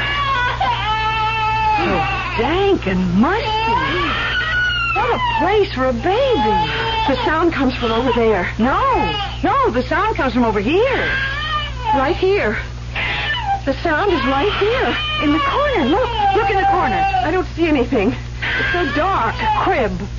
Oh, what a lovely hand-carved crib. You're right. This is a crib. But Marion, I know. There's no baby in it. Marion, tell me you hear what I hear. A baby crying right here in this crib. But there is no baby. Are we losing our minds? Janet, be sensible. We both hear it. Well, there must be an explanation. Oh, I can't stand it. This spooky barn. Let's get out. Oh, we can't walk out on a crying baby. You look on that side, I'll go over here. But Marion, I'm frightened. I always was afraid of the dark. Janet, we've got to keep our heads. That baby must be here somewhere.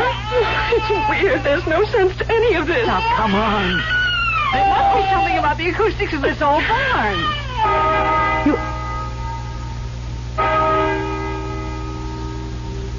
The crying has stopped. Oh, Marion, I'm scared to death. Listen to that bell.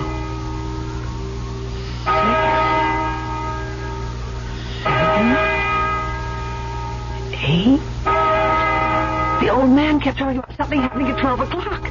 Let's get back to town. I tell you, I'm afraid. Well, you're the one who doesn't like the dark. We can't stay in here. But the baby that was crying.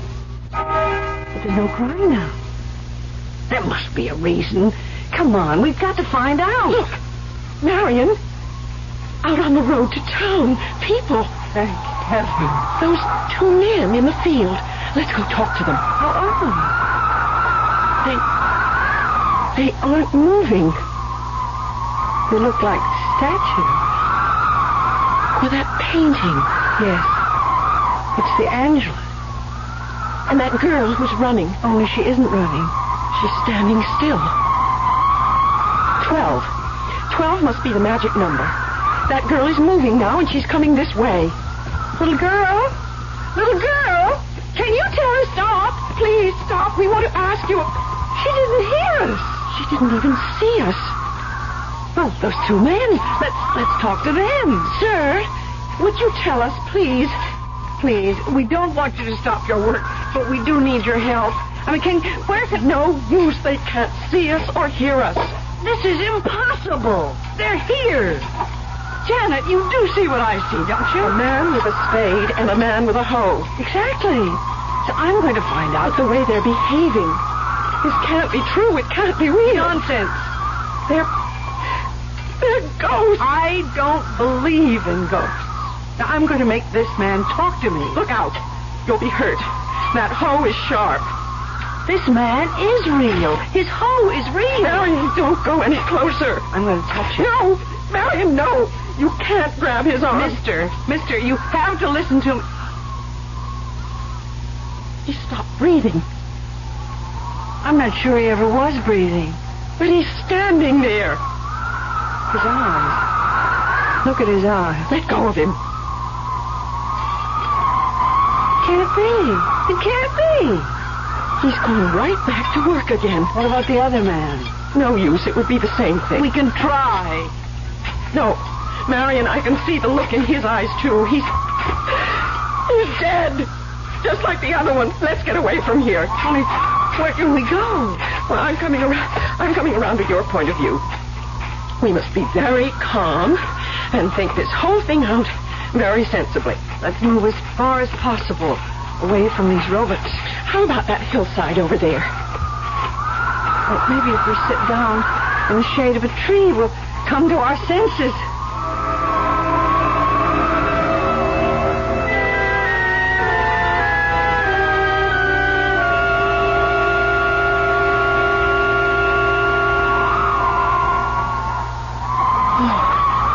It's peaceful here. But, Janet, we can't stay here. I'm getting hungry. Maybe that old man was right. What do you mean? Perhaps you do belong in the kitchen. A terrible thing to say. Oh, I'm only kidding, Marion. But you were the one who wanted adventure. Enough is enough. Today will last me for a lifetime. That's what I mean. You're talking very strangely. I feel strange. I felt strange all day. Ever since seeing those buffalo. What buffalo? Back on the road, when we were in the car. It all seems like such a long time ago. Oh, Janet, the heat haze, it's gotten to you again. Perhaps we're still back in that car. No, we're here, in Mirado. And that is the strangest part of all. I agree that Mirado is a very unusual town.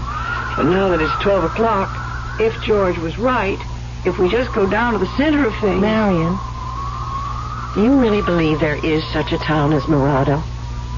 But, Janet, you can see it from here, just as clearly as I do. Listen. I've heard that sound before, when the old man came. No, but this is different. The way they're traveling, this must be young men. And they're heading down the main street. There must be someone who can help us. Ghosts. They're all of them ghosts. Janet, snap out of it. Come on. Where are we going? Back into town. I don't think I can stand any more of these ghostly people. But the horses, Janet. Maybe we can get some horses and ride away from this frightening place. I haven't been on a horse in 1,000 years. Neither have I, but we can try. Oh, Janet, we can try.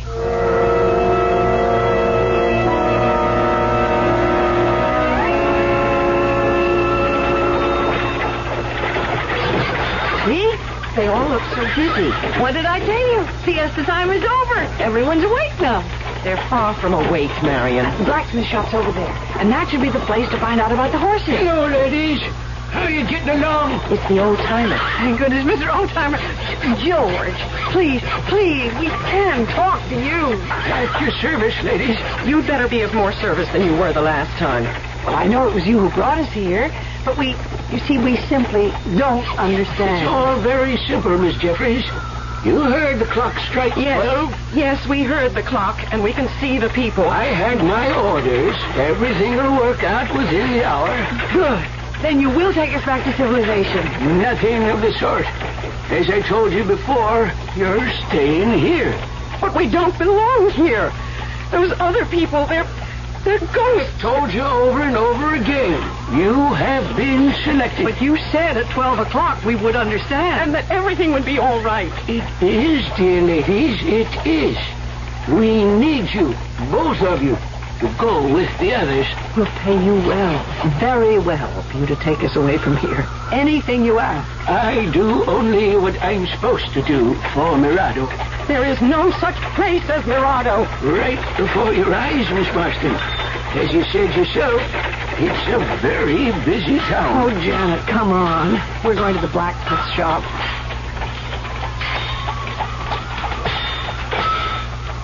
I wouldn't dare touch one of those horses. Oh, they look gentle enough to me. That gray one's racing. I mean, are they real? Of course they're real. And that white-haired blacksmith, he's not like those other men. Look at those rosy cheeks. Most likely from all that heat. I must say the fire looks real enough. Excuse me. Please stop for a moment. It's important. We want to hire 2 horses. No use talking to old Sam. He's deaf and dumb. They're all deaf and dumb, every one of them. Lady, you've spent enough time in here. There's someone waiting for you. Well, why didn't you say that before? You found someone who can help us? Come along. We're going back to the tavern. Why, that sign in front of the tavern is new. It wasn't there before. People have been working. Right this way, ladies. Through the swinging door. And the door. It isn't rusty anymore. Someone's oiled the hinges. The place is crowded. Joe! Welcome back, old-timer. Glad to see you. Did you bring her? Janet, he can talk.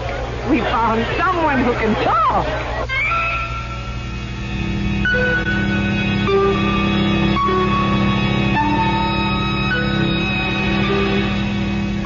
Well, things are looking up.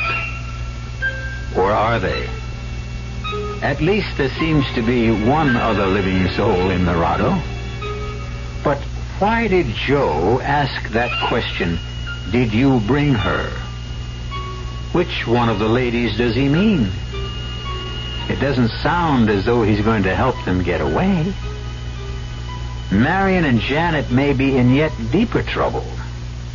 And the mystery of this ghost town is far from solved. I'll be back shortly with Act 3.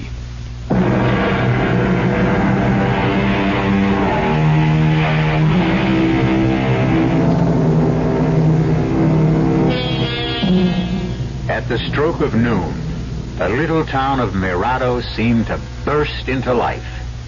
The streets are crowded now as people come out of their houses and go about what looks like normal everyday business.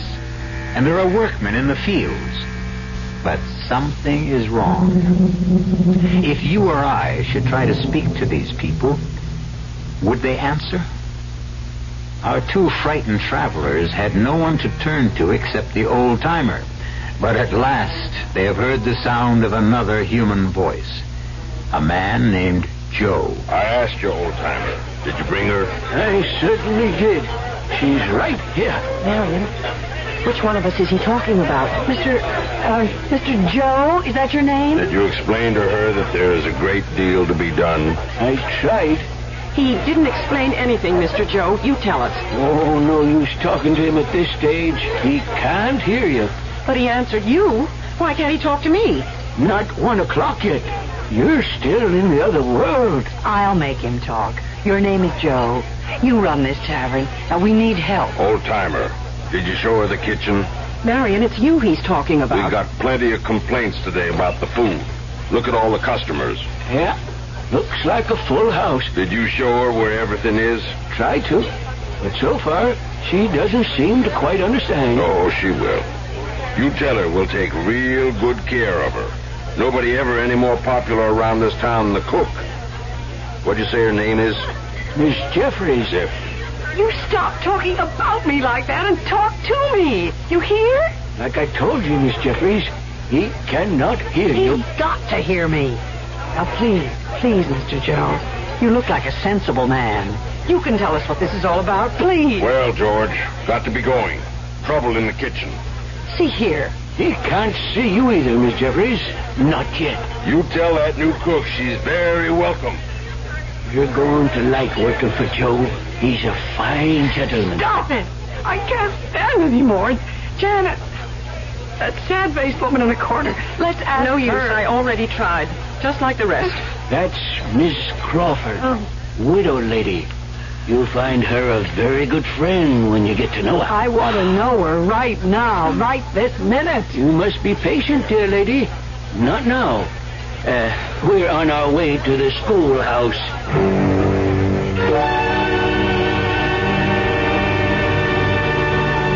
We're here, everybody. Get ready. Oh, Janet, what a darling one-room schoolhouse. No one-room schoolhouse was ever darling.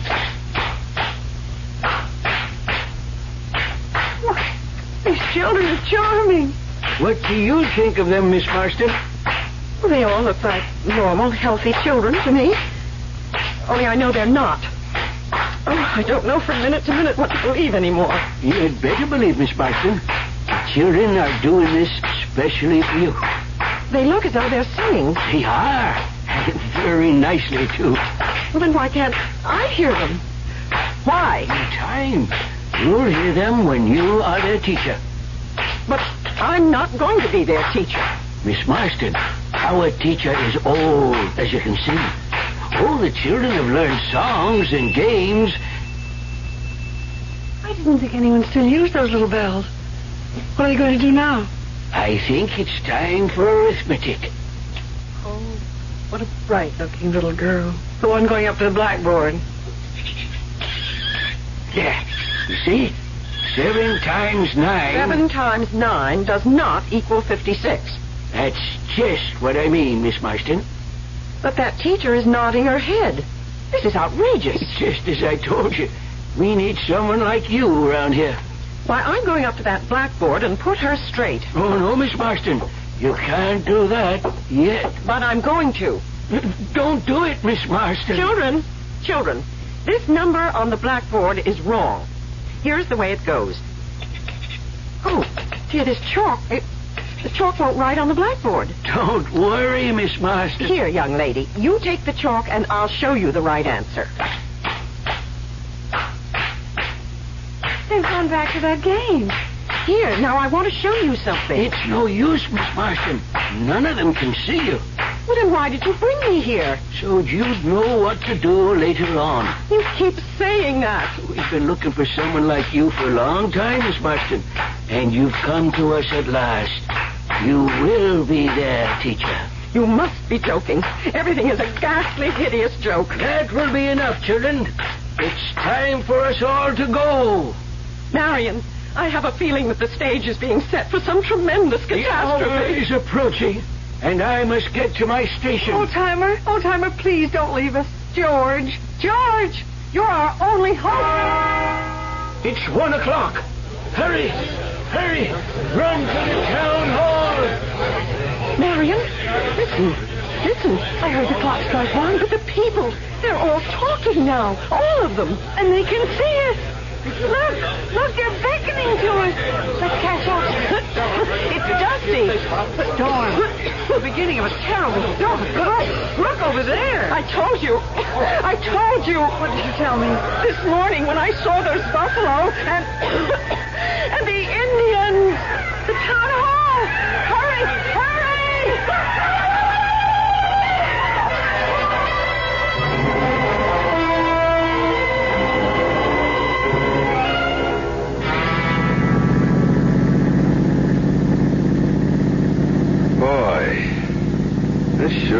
stinking piece of road. Come on.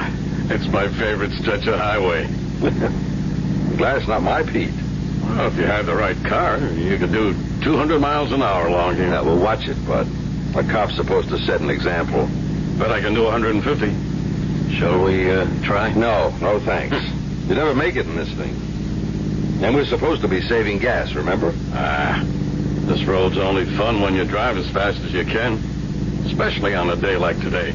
You know, Sweeney, sometimes I just feel sorry for the poor slobs we haul in for speeding on stretches like this. Right along here's the best place to get them. You actually come out here on purpose just to give them speeding tickets? Sometimes. When I have nothing better to do. Hey, slow down, will you? Why? There's something up there on the road. Heat haze. No. Come on now, Sweeney. Slow down, will you? Hey, I think you're right. It's a stalled car, that's for sure. Yeah, rotten place to run out of gas. California plates. Nobody in it. Maybe they're sleeping. Well, we'll soon find out. This is supposed to be your day off. But I'm still on duty, so here goes. No, I'm coming too. Man, feel that heat. Nobody in the car, Sweeney. Oh, they'd be crazy if they were. I got the license number. If it's unlocked, there should be a registration. Find anything? Yep. Belongs to a Mr. George Jeffries, Vallejo Street, San Francisco. You want me to get that down? Okay. But where's Mr. Jeffries? Wait a minute. Ladies' gloves in here. And a scarf. Guess he wasn't traveling alone. It looks like women's luggage on the back seat, too. Say, you don't suppose it was some dame who got stuck way out here all by herself, do you? No, it's my hunch that there were at least 2 people in this car. But whoever they are, they took the ignition key. Air conditioning. That wouldn't work if the motor conked out. Yeah. Well, which way do you think they'd go? Wouldn't be stupid enough to walk on such a hot day. Well, we got a ride. Well, we didn't pass anybody coming this way.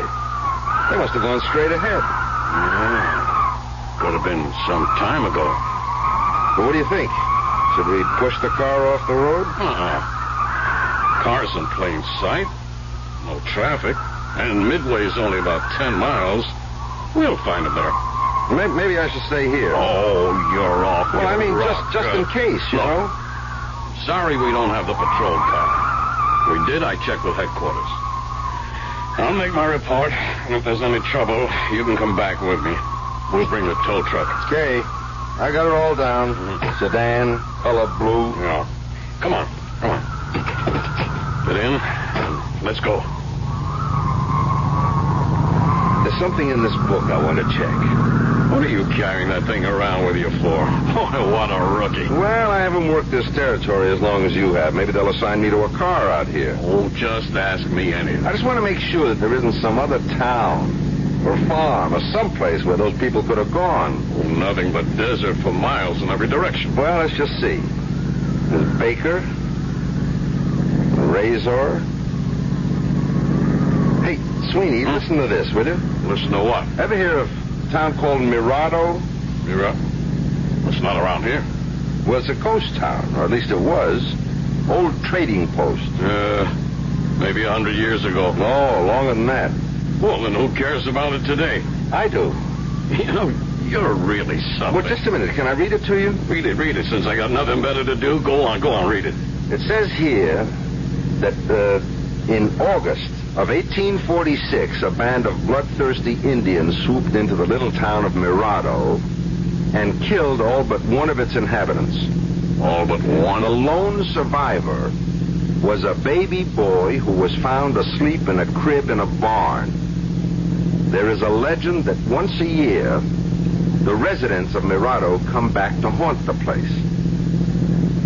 Now, what do you think of that? I think it's poppycock, made up for the tourist trade. Hey, look over there, that great big spiral of smoke. Oh, Johnson, you're a fool. That's a dust storm, and it's coming our way. Come on, step on it. Anyone else drove as fast as I'm about to, even you would arrest him for speeding.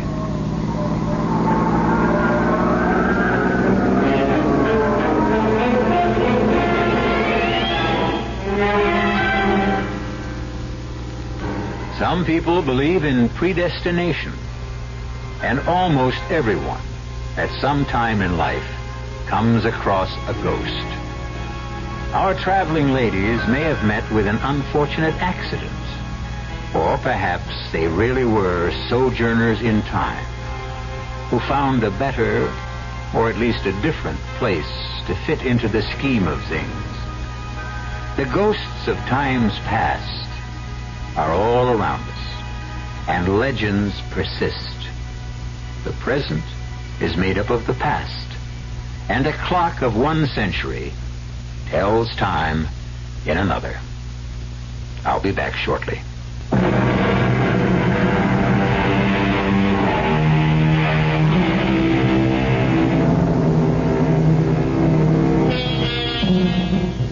Be grateful for the energy crisis this summer. It may keep you from driving along a deserted highway. Check your automobile and drive with care. There could be a ghost town waiting for you.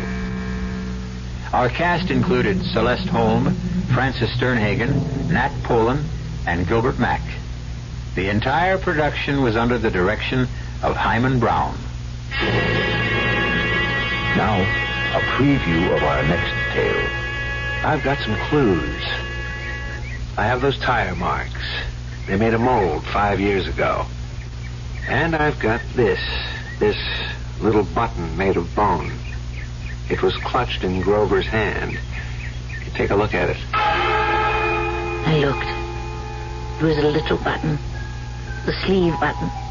From a corduroy jacket. One of the host of buttons that adorned that jacket. The jacket I had worn that night. I never even noticed the one that was missing. That jacket. I still have it. I don't wear it often, but I still have it. It's in one of my closets. What you're saying is that if you can find the jacket it came from, you've got your killer. That's right. I've got it. Radio Mystery Theater was sponsored in part by Buick Motor Division and Anheuser-Busch Incorporated, Brewers of Budweiser. This is E.G. Marshall inviting you to return to our Mystery Theater for another adventure in the macabre. Until next time, pleasant dreams.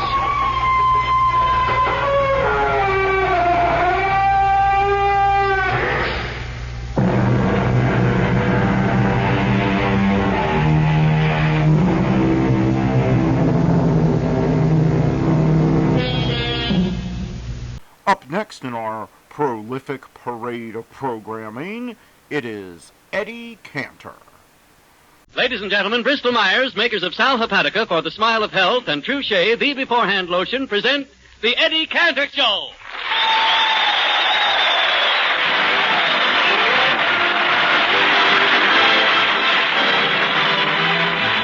Swanee, how I love you, my dear old Swanee. I'd give the world to be among the folks in DIX. I even know my mammy waiting for me, praying for me down by the Swanee. The folks up north will see me no more when I go to the Swanee shore. Swanee, Swanee, I'm coming back to Swanee. Mammy, Mammy, I love the old folks at home. Mammy's waiting for me, praying for me down by the Swanee. The folks up north will see me no more when I go to the Swanee shore.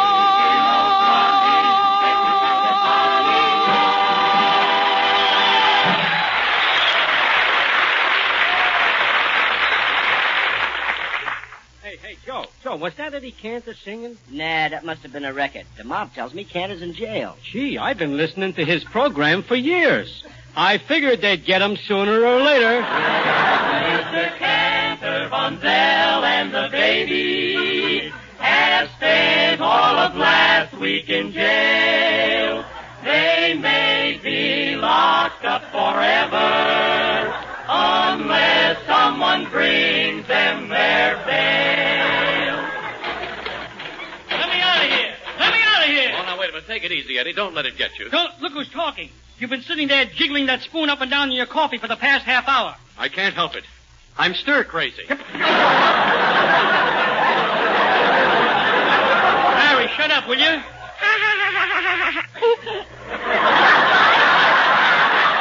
And you too, baby. Gee, Harry, I can stand the humiliation of you and I wearing these prison suits. But look at him, that innocent little baby in those striped diaties. Yeah, it's awful. To think that my baby will wind up on a police blotter. Police blotter? You know, Harry, that's not a bad idea. Yeah, but we got to get the baby out of here.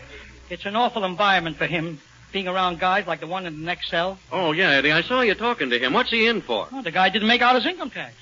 No, yeah, he didn't make it out. That's right. terrible. Gosh, when I pay my income tax, I'm proud. Sure. Proud of what I've paid for in this war. Why, my chest just swells when I see a bunch of our boys shooting a 2-ton shell out of that cannon. You paid for that shell?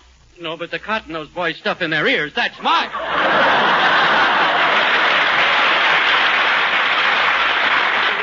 Harry. Yeah? Let's think of how we can get out of here. Well, I've been thinking, you know something? Yeah. We could have somebody bring us a ladder and we could climb right out of the window. Oh, no, Harry. Suppose one of the guards saw us climbing down the ladder. We could tell them we were eloping. Yeah. With a baby in our arms? No, that would never do. Hey, Eddie. Yeah. Look, here comes the guard with another prisoner. Yeah, look, if he puts him in our cell, don't tell him we're in here just because you sent in my picture to a contest instead of your baby. Huh? No, I won't. And I'll pretend I'm a real criminal. We'll get him right. All right, get in here. Now, look, you guys, keep quiet or you'll wake up that kid. I hope I'm not intruding. Oh, No, that's all right. That's all right. Sit down. Take yourself home. Sit down. Hey, what are you guys in for? Well, I'm Tommy Twitchfinger, the pickpocket. Gee, I must say you don't look like one. You're so well groomed. We have to be. That's the union rule, you know. You mean you pickpockets have got a union? Certainly. For years, our union has been asking for a closed shop and an open pocket. Gee, that's very interesting. You know, a while ago, another union tried to muscle in. They called a strike, and were picketing us pickpockets. Ah, but we fixed them. We fixed them. Yeah, how? We picked the pickets' pockets. I see. Now, where, in your opinion, is the best place to pick a pocket? Well, the best place is when a fella's with a girl in the balcony of a theater. Oh, you mean when a fella's hugging a girl, you can take his wallet and he won't know it, huh? Brother, you can take his underwear and he won't know it. Yeah, that's the two. Say, mister, what are you in for? Well, I used to be a counterfeiter, but I had to give it up. Yeah? Why? Paper shortage. You mean the paper shortage even affected you? Oh, certainly. I did more to conserve paper than even the government. Yeah, how? I turned out a smaller bill. You're the cute one. Yeah. Tell me something. How did you get caught? Well, I heard that Take It or Leave It program. They're giving away money hand over fist. Yeah? So I go to the Evershop people, and I offer to sell them $64 for $32. Yeah, I'm even willing to turn out a $64 bill. Oh, well, that's fine. What happened? Well, you know how they give everybody an Evershop pencil? Yeah? I wound up getting the pen.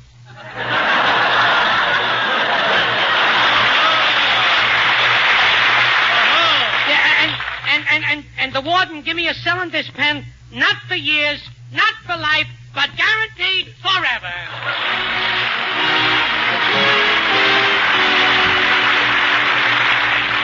Hey, Eddie. Yeah. Look, somebody's coming down the hall. Hooray! It must be our fail at last, Harry. Yeah, well, who is it? Who? How do you do?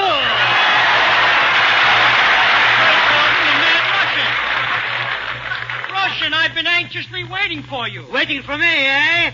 Cantor, you're a dirty dog, a snake in the lawn, a worm in the apple, a dirty low down... Wait a minute, Russian.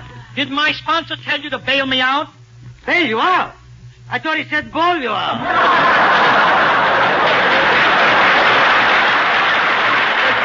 Russian, look, if the sponsor gave you the $2,000 for bail, what's with the money? Well, Bunzel... You see, it was this way. I bought this delicious lunch for you, Cantor, and the baby. Here it is. Oh, God. Good. But, Russian, there's no bread here. So sorry. You get no bread with one meatball. Forget the lunch. We've been waiting hours for you to bring the bail money. Why didn't you hurry over? Believe me, when I got your call last night, I was in the middle of a muddle. Yeah? What happened? I was making out my income tax. Yeah. You see, I have a joint account. So at midnight, I had to stop. Why? The joint closed.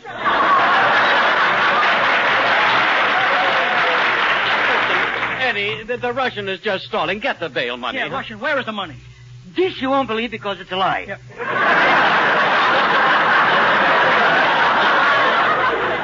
You see, on the way down here, I happened to meet a beautiful girl. Yes. She was shivering. Yes. She never had a fur coat, so I bought her one. You bought the girl a fur coat? Yes. With my money? Yes. Skunk? No, meat. A mink. You had it right in the first place. I like to say things twice. So you spent all my money. Russian, what earthly reason could you have for buying a total stranger a fur coat? Silly boy.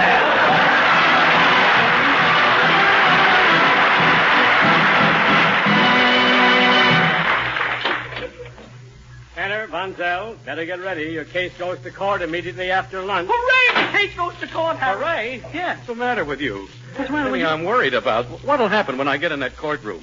The jury may find me guilty. The judge may give me 10 years. 10 years? What'll it do? 10 years. Oh, yeah, I'll do 10 years. 10 years? Yeah. Eddie, listen, I couldn't stand that. 10 years. 120 months. 3,650 days. No. Stop worrying, Harry. Wait a minute, I got another no here.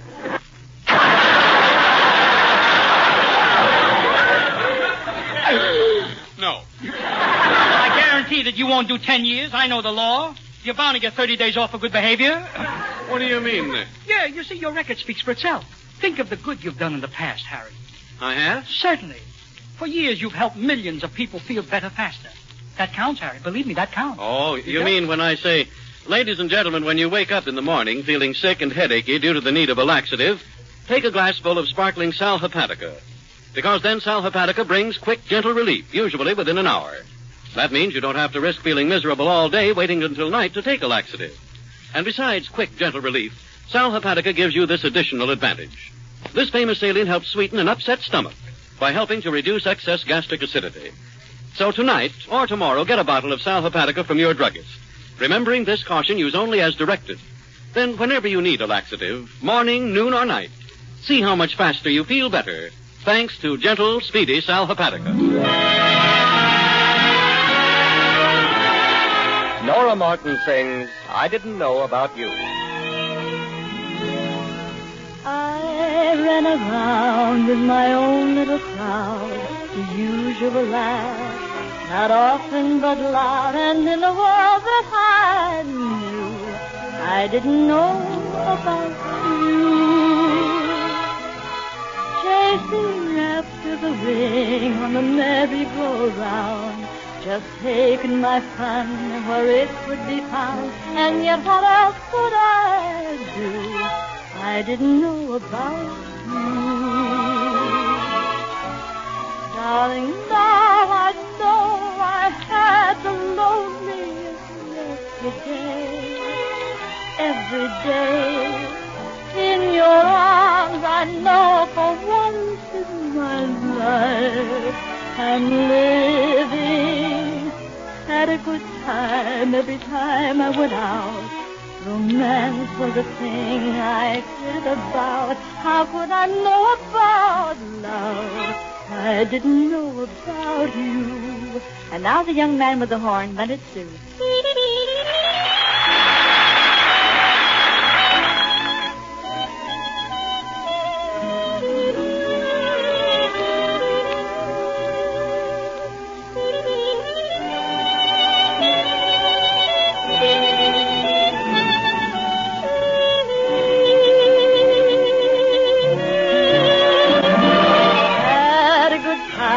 Every time I went out,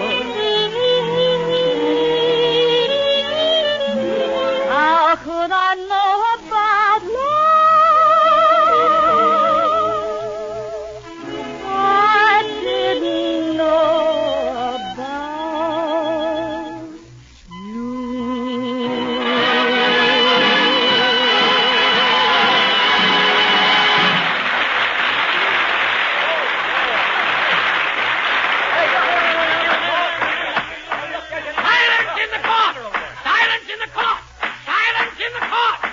It's you pounding your gavel. Then throw the bomb out!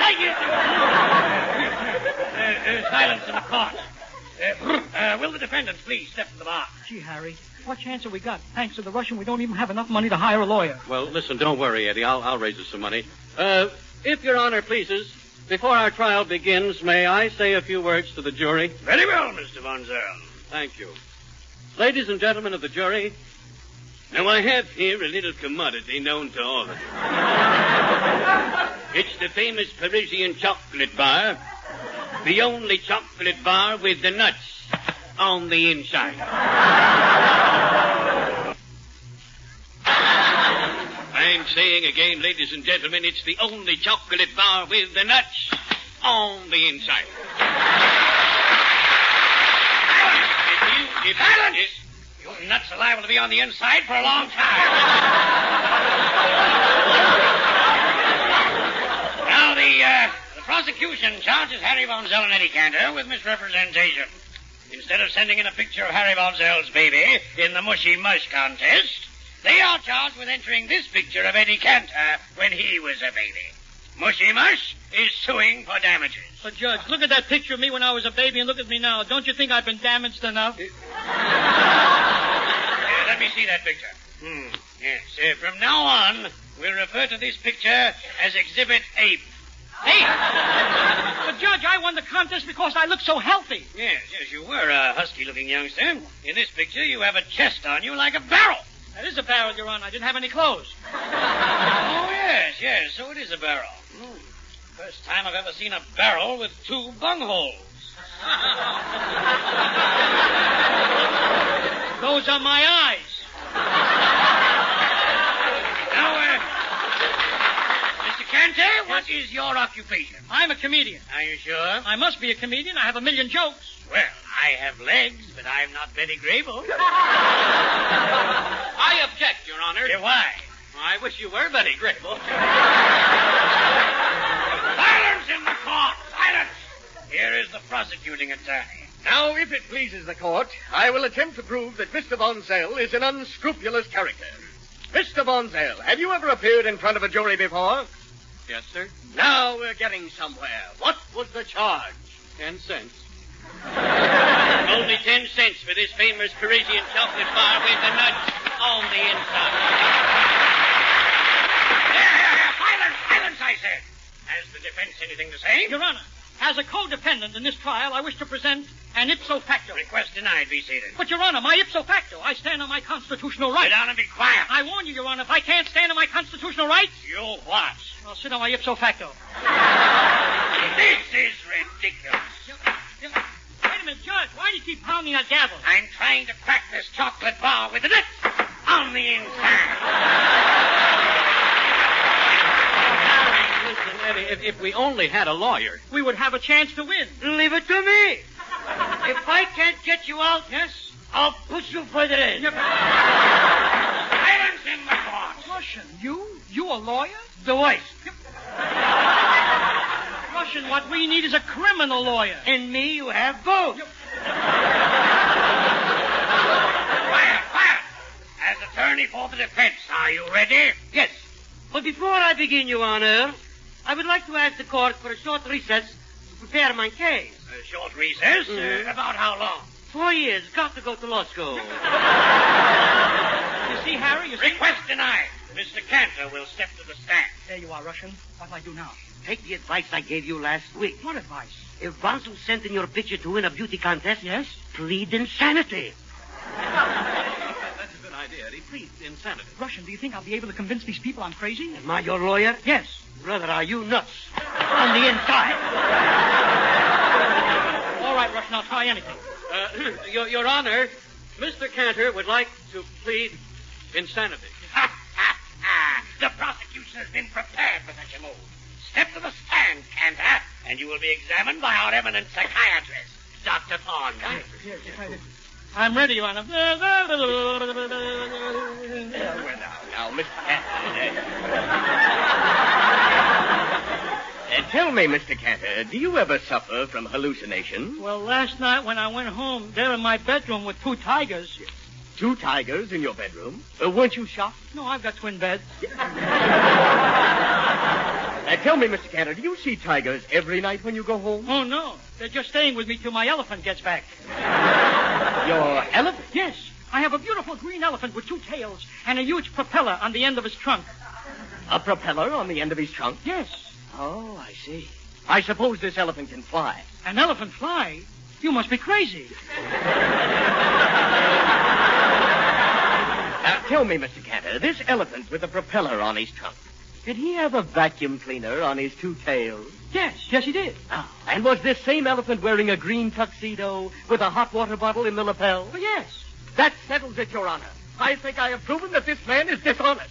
He's nothing but a common thief. Why? He stole my elephant! I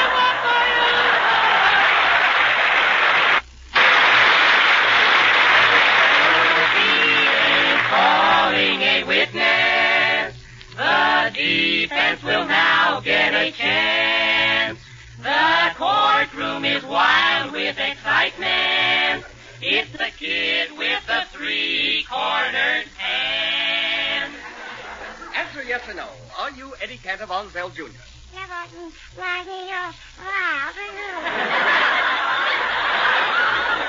So, you won't talk, eh? Well, where were you on that night when your father switched the contest pictures and sent in Eddie Cantor's instead of yours?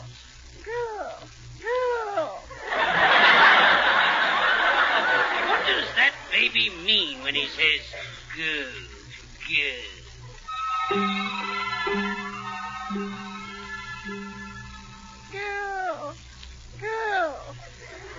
I wonder how this trial is going to come out. Popeye says if there's any women on the jury, he's going to appeal to them. Mommy says he hasn't appealed to a woman in 30 years. Well, baby, I've been through a lot. I've been arrested, I've been mugged, and I've been fingerprinted. But if they really want to get to the bottom of things, I'd better be talcum powdered.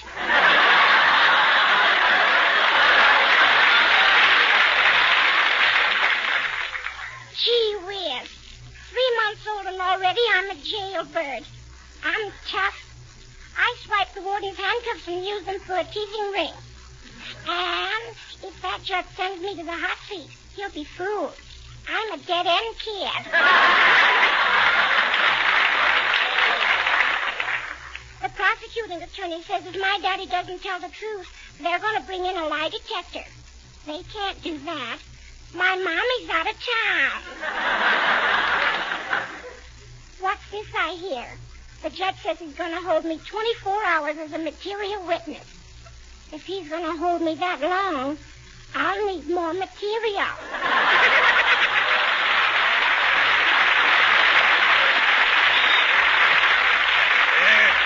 Gonzell. Yes, sir? Gonzell, take the stand. Yes. Do you promise to tell the truth, the whole truth, and nothing? No, you wouldn't do it anyway. Ladies and gentlemen of the jury, especially ladies of the jury, I do promise to tell the true shay, the whole true shay, and nothing but the true shay, so help your smooth, lovely hand. I object, Mr. Von Zell. But, Your Honor, surely you don't object to soft, smooth, lovely hands? Especially the kind of hands that have been guarded against roughness and chapping by the use of true shay, the beforehand lotion. Now, please, Mr. Von Zell, order in the court. Oh, I'm sorry, Your Honor. You can't order it in the court, but you can get it at any drugstore. It's spelled Trushay, so just ask for true shay. I'm warning you, Mr. Von Zell, you may wind up getting a sentence. Oh, I don't want a sentence, Your Honor. I just want a few words. Begin today to use true shay, the new idea in hand lotion. You'll wind up doing years of hard labor. Oh, yeah, thank you, Your Honor, for reminding me. For women who have done years of hard labor around the house, true shay is the lotion to use. For true shay is the beforehand lotion. Use it before you tackle housework, before you do dishes or unding. True shay guards hands, helps keep them soft, smooth, and lovely. I've had enough. Clerk, call the guard. Oh, true shay will guard your hands even when they're in hot soapy water. It's a grand all-over beauty lotion, too. Try it for rough elbows, chapped legs, and it's wonderful as a powder base. Creamy fragrant Touché is truly more than just another hand lotion. It's the beforehand lotion. And in conclusion, ladies and gentlemen of the jury, I repeat that Harry Von Zell did not send in a picture of his own baby, but sent in a picture of Eddie Cantor as a baby. Therefore, they are both guilty of misrepresentation, misdemeanor, misappropriation, and Mr. In-Between. I thank you. Harry, it looks bad for us. Yeah, it sure does. Don't worry about the thing. I have my law book right here. Let me see. L. What are you looking for? What pages? Loopholes. Quiet, will you? The judge is about to speak. Yes. Wait, I've got it. Quick, Emperor Monzel, sign this paper. Sign it? I'd like to read the paper first. I haven't got time for that. You see, I'm being sued myself, and I've got to go out and hire a lawyer. Wait a minute. You're a lawyer. Why don't you handle your own case? Silly boy. Okay, Harry, I'll sign it. Here, now you can sign it, Harry. Okay, I've signed. Yep. Now, ladies and gentlemen of the court, according to the evidence, the baby contest was limited to parents sending in pictures of their own children. We know. And since Harry Von Zell sent in Eddie Cantor's picture, we find both defendants guilty. Your Honor, I object. This paper proves that Harry Von Zell sent in a picture of his own son. Russian, what was that paper with your sign? Adoption papers. You are now Von Zell's child. No. My son, Daddy.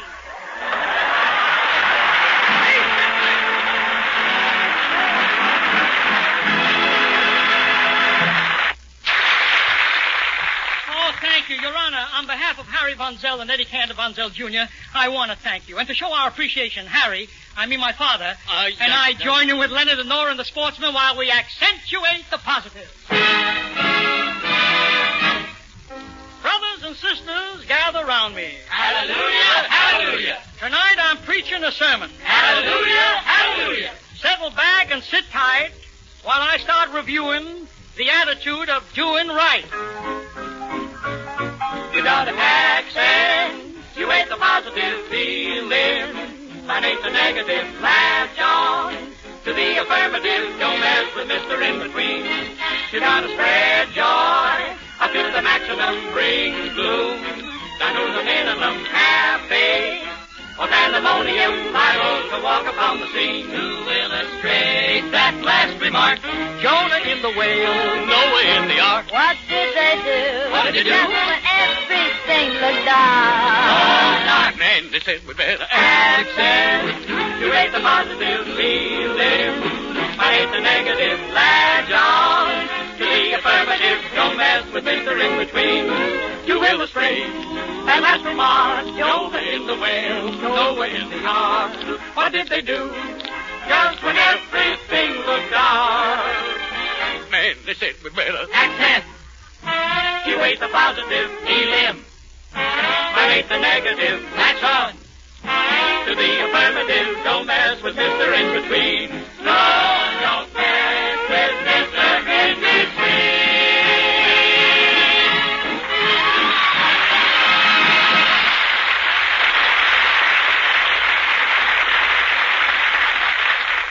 Thank you. Ladies and gentlemen, our company leaves tonight for San Francisco, where we're entertaining the wounded men at Letterman and Hamilton hospitals. We'll be seeing you, fellas. I love to spend each Wednesday with you. Ask friend to friend. I'm sorry it's true.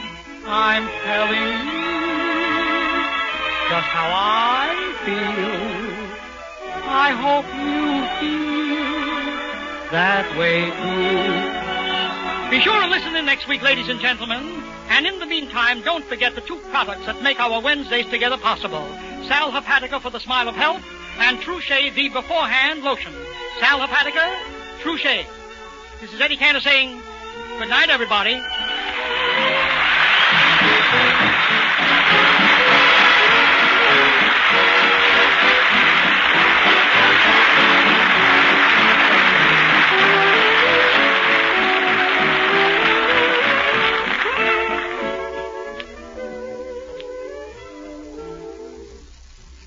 Ladies and gentlemen, a poem. Breathe there a bad with nose so red, who never to himself has said, Excuse me, poem's over. Friends, really, if you've got that kind of a cold, then get yourself some fast relief from those annoying cold symptoms with Minute Rub, modern chest rub. Just rub a little Minute Rub on the throat, chest, and back. In a minute, there's a pleasant sensation of warmth as Minute Rub begins to stimulate that lazy surface circulation. In a minute, Minute Rub's menthol vapors relieve that clogged-up feeling in the nose and throat. And listen, here's a chance to get a chest rub that's greaseless, stainless, disappears like vanishing cream, so it won't harm your clothes or linens. So get a jar of Minute Rub and help relieve annoying, unpleasant cold symptoms the modern way. The greaseless, stainless Minute Rub way.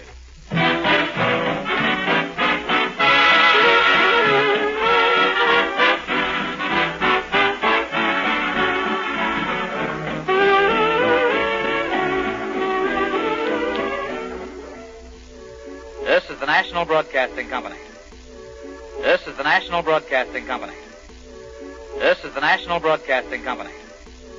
This is the National My Favorite Husband is up next on Nightly Old Time Radio Shows. Please enjoy it.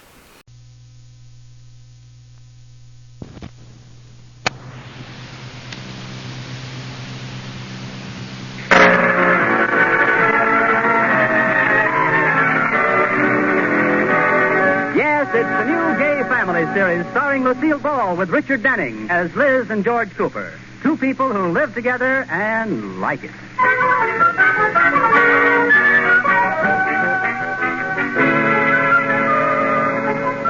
As we look in on the Coopers tonight, George hasn't returned home from work, and Liz is in the kitchen talking to Katie, the maid. You know what day this is, Katie? Yes, Mrs. Cooper, it's Friday. Yes, but it's also April Fool's Day, and I just thought I'd warn you that I put an exploding cigarette in that package in the living room. Well, why warn me? Do you think I snitch cigarettes out of your living room? Oh, why, no, Katie, but I noticed that you're smoking, and I just didn't want I might not make much here, Mrs. Cooper, but I can still buy my own cigarettes. I don't stoop to petty things like stealing them. I'm sorry, Katie. It's just that you have a cigarette in your mouth, and I wanted to be sure you didn't get the exploding one. I accept your apology.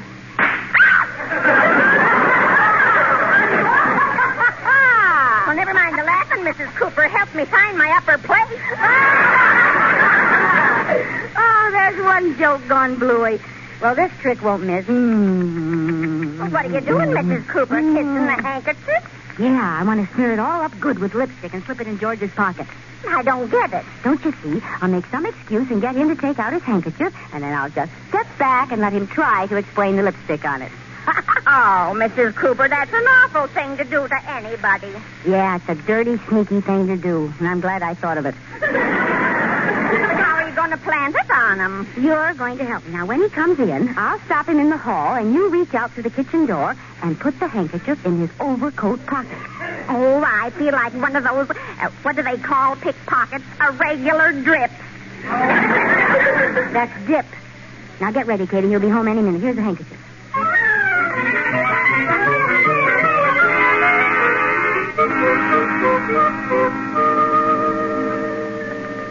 Here you are, Mr. Anderson. A chocolate moth. Oh, hi, Mr. Cooper. Hello, Felix. How's the drugstore business tonight? Oh, business is fine, Mr. Cooper. Everybody's sick. What can I do for you? Well, I want to play an April Fool joke on my wife, and I was wondering if you sell any of those novelty gags? Like a glass of dribble, or itching powder, or candy with soap in it? Yeah, that's it. Yeah. We don't have any. Oh, that's too bad. Hey, why don't you try Miller's? They got some swell-loaded cigars. Well, that'd be fine, Felix, but Liz gave up cigars for Lent. Well, you might try the trick I played on my fiancée, Imogene. We're engaged. I gathered that. Yeah. Anyway, I told her I'd lost my job and didn't have any money. This is a joke. Did she fall for it? Yeah, I think so. She gave me my ring back. You know, that's a good idea, Felix. I'll tell Liz I lost my job at the bank. Yeah. Do you think she'll give you your ring back? No, that's too much to hope for. But it'll be a lot of fun.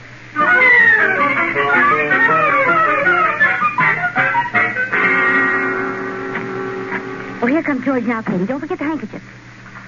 That you, George? Yes, dear. It's me. I'm home. Well, George, what's the matter? You look sick. Are you ill? No, Liz. You got hit by a car.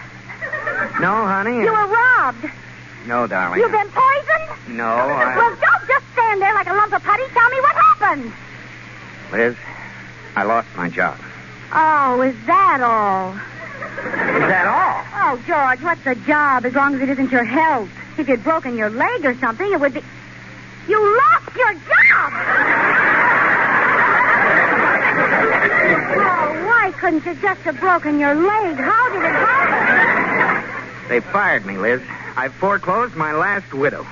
They're already scraping my name off the door.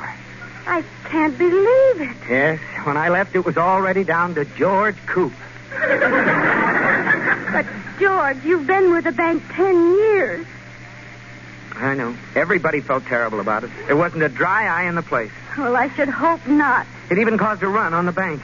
It did? Yes, they were all crying so hard people thought the bank had failed. Well, why, George? Why did they fire you? Well, the bank examiner discovered I'd done something wrong. George, you don't mean that you... Yes, Liz, I put new points in the bank pen.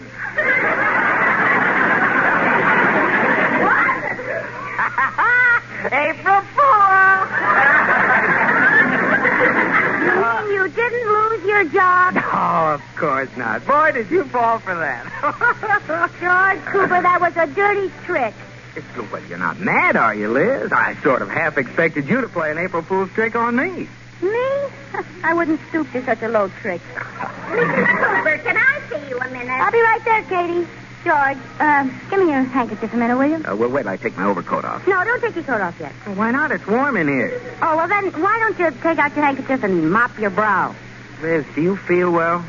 I feel fine. As a matter of fact, I feel like playing a game. What game? Drop the handkerchief. I think you've blown your top, Liz. George, kiss me. Yeah, do you mind if I take my coat off first? No, kiss me right now. Liz, if you're driving at something, I want to know...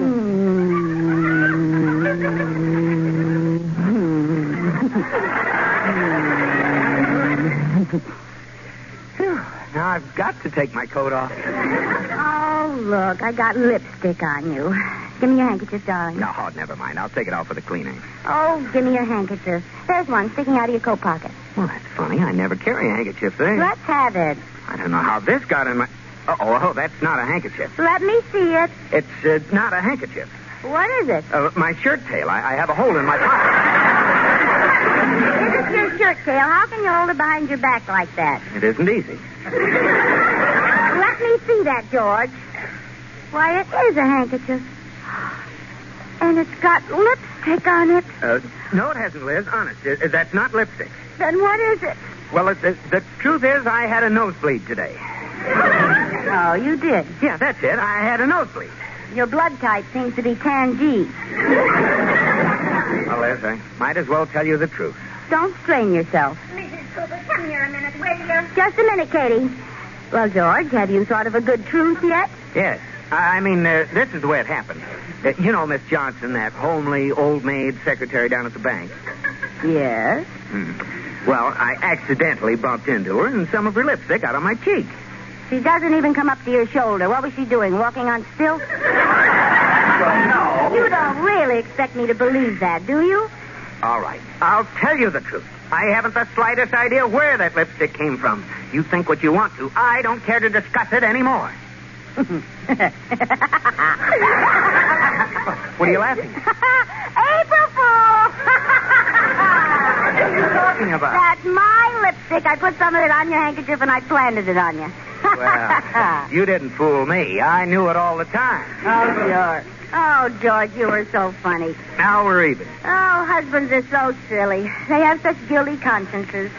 Don't you know I'd trust you, George, no matter how bad things look.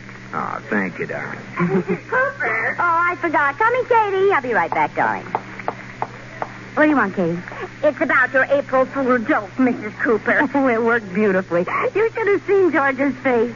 You mean you've already done it? Yes, why? Well, how could you? I didn't put the Katie!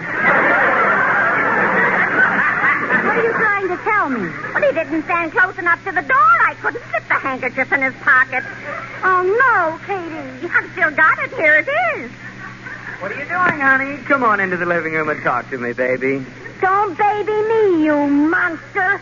All right, George. How did the lipstick get on that other handkerchief? I don't know. thought you said you trusted me, Liz. I did, and look what happened. I thought it was a scream when I had one handkerchief with lipstick on it. Two of them ought to give you a real laugh. You should be ashamed of yourself, George Cooper. Look, Liz, I've been framed. Outside of this house, I don't know what a kiss is. Scientists don't know what electricity is either, but they know how to use it. Oh, stop it. I thought you were the one who wasn't jealous. I'm not. I merely have a healthy curiosity. Well, for the last time, I don't know where that lipstick came from. Ha! Now, look, Liz, I'm getting fed up. Do you believe me or not? All right, George. All right. I believe you. And that's the last time we'll hear of it. Yes, George. Good. Now, let's go to bed. All right. George? What? Who was it?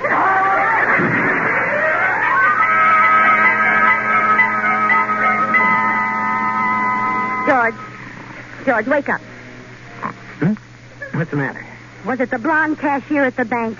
Oh, Liz, this is the third time you've waked me up. Now cut it out. Was it Anita Allen, Elaine Abbott, Dora Alberg, the A1 Cleaning Company? No, couldn't be them. Where are you getting those names? Out of the phone book. I'm going to find out who it was if I have to go through the whole book.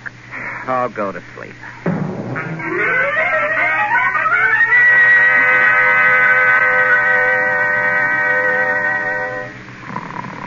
All right, Cooper, start talking. What are you doing? Don't shine that bright light in my face. This is a third degree. Now start talking. Who was it? Now stop it, Liz. You've been pestering me all night. Now will you please let me get some sleep? Well, all right, George. I won't ask you any more tonight. Thank you. Good night.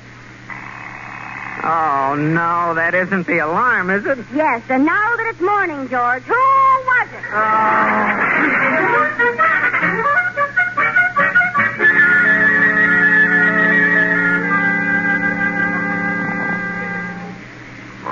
Hey, George, wake up. I tell you, I don't know where the lipstick came from. What are you talking about, George? You went to sleep right at your desk. Huh?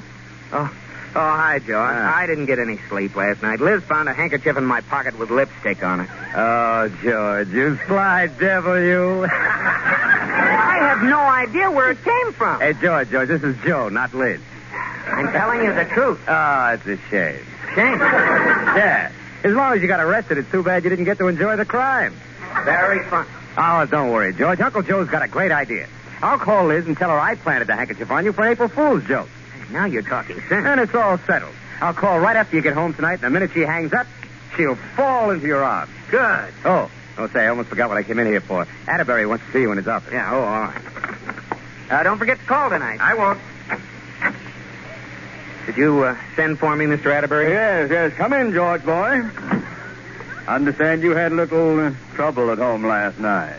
Well, yes, but how'd you hear about it? Well, things get around. Oh, you devil, you. Oh, not you, too. I have no idea who put that lipstick on my handkerchief. Of course not. Who was she, boy? Listen, I said I don't know. But if I find the moron who put that handkerchief in my pocket, I'll punch him right in the nose. Oh, I don't think you would. Not much I wouldn't. Well, here's my nose. Start punching. Are you the moron? I mean, did you do it? April Fool! Oh, it worked better than I thought. Well, I should say it did. Liz is furious with it. No. Well, she kept me up all night quizzing.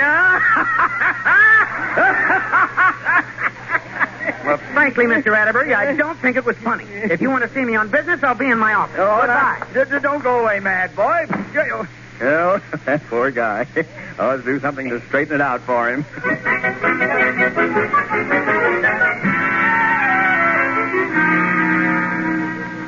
Mrs. Cooper, you can't stay out here in the kitchen all night. I'm very happy reading this book. I don't care to sit in the same room with you-know-who until he explains how that you-know-what got into his you-know-where. You mean you're going to stay here until what's-his-name explains about whatchamacallit? Yes. And don't worry about me. I'm not the least bit upset. And I'm enjoying this book. Do you always hold the book upside down when you read it? What? Oh, well, I wish I did know where that hanky came from. I'll get it. Hello. Hello, Liz. This is Joe Ridgely. Oh, hello, Joe. Do you want to speak to George? Hey, well, gosh, I don't know if I dare. I hope I haven't caused him any trouble. What do you mean? Well, yesterday was April Fool's, and I put a handkerchief in his pocket with a lot of lipstick on it. You did? Yeah. And then I forgot to go ahead with the trick, and he went home before I remembered. You weren't mad, were you?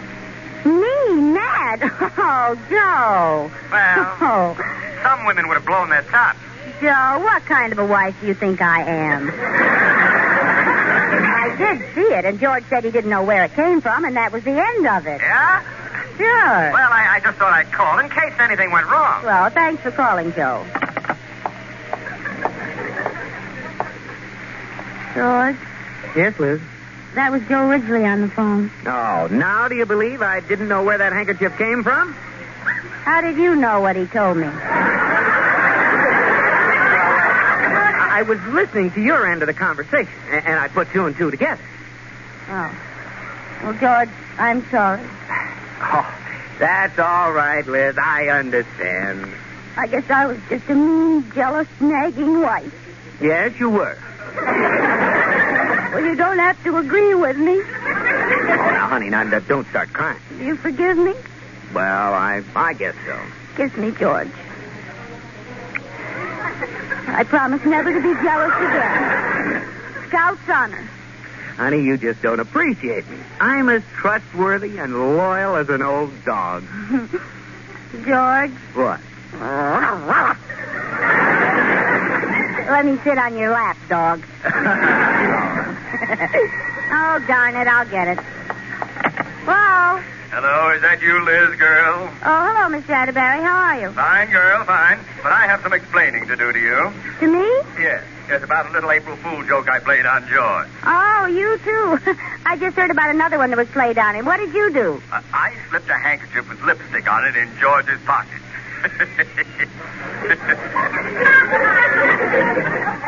Liz? Are you there? I'm here, all right. Didn't you notice anything unusual when you put the handkerchief in George's pocket? Like what? Like finding you were shaking hands with Joe Ridgely?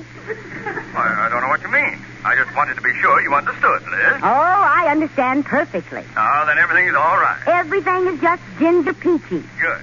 Joe Ridgely said he put the handkerchief in your pocket. Now Mr. Atterbury comes up with the same story. Which story do you want me to believe? What now, Liz? Which friend has the phony? Liz, I can explain. Mr. Atterbury was telling the truth, and Joe was just doing me a favor.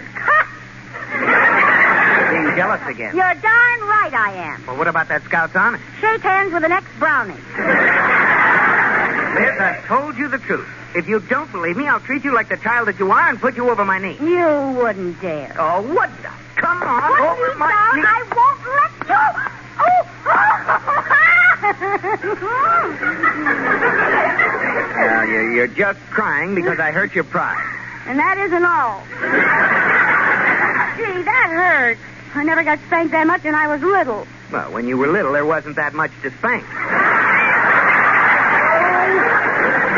First you smooch other women, then you beat me, and now you say I'm a big fat cow. You're a big fat cow. See, you admit it.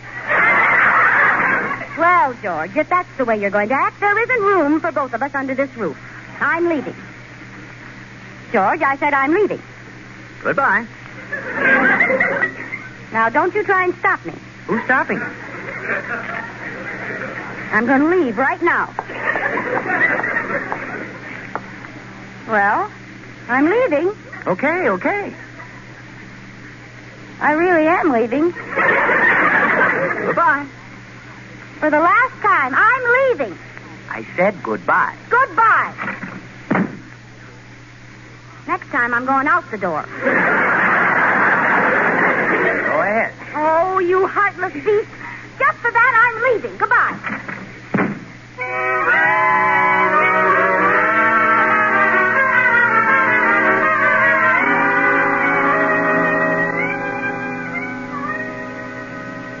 Go ahead.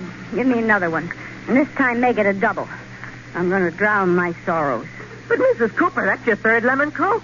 I know, Felix. I don't care what happens to me. Felix, men are beasts. Yeah, I guess we are.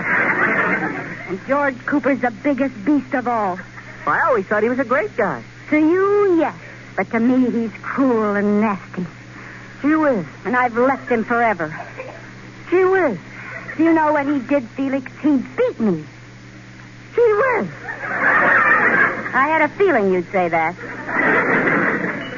Liz, there you are. Gee whiz, I've been looking all over for you. Don't speak to her, you cad. What? Liz, I didn't think you were serious about leaving. Come on home. Felix, will you tell Mr. Cooper I'm not speaking to him? She's not speaking to you. Oh, look, Liz. Through me, please. Well, tell her I apologize, and I'd like her to come home with me. He apologizes, and he'd like you to come home with him. I'm not going home to a wife beater. She's not going home to a wife beater. Oh, for heaven's sake. Oh, for heaven's sake. Tell Mr. Cooper he's wasting his time. You're wasting your time. I am not. He is not. I refuse to continue this exchange of banalities, and I will consider it a favor if he will remove his person from this vicinity. I refuse to... You care for a malt, Mr. Cooper?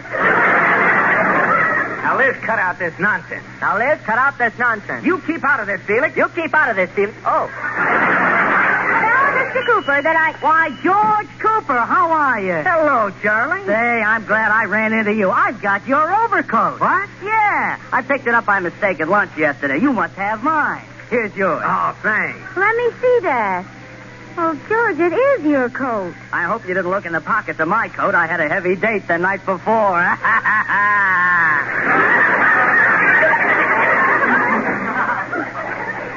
George, if this is true... What about those other stories, Mr. Atterbury's and Ridgely's? Oh, they were just friends trying to help me out. Oh, George, I'm awfully sorry. Well, you should be. I'll bring your coat down to the bank tomorrow, Charlie. All right, George. Oh, give me a Coke, son. George, will you take me with you, please? Well, all right. Oh, thanks, George. You're so wonderful. Gee whiz. I'm sure glad they made up. They're swell people, aren't they? I don't know. I never saw them before. How come you had his coat? Search me. He stopped me on the street outside, handed me the coat, gave me $10 to come in and say that.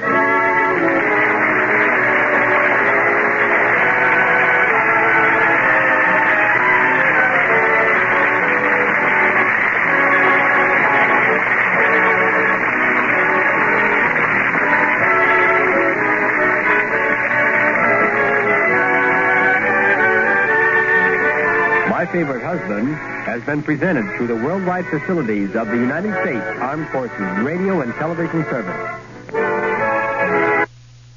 The Mysterious Traveler is up next on Nightly Old Time Radio Shows. Enjoy.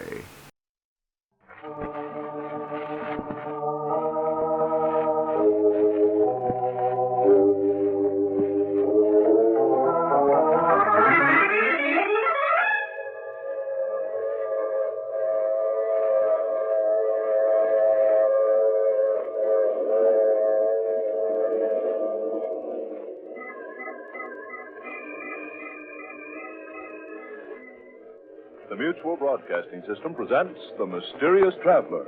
Written, produced, and directed by Robert A. Arthur and David Kogan, starring tonight two of radio's foremost personalities, Carl Weber and Inga Adams, in an original radio drama titled Queen of the Cats.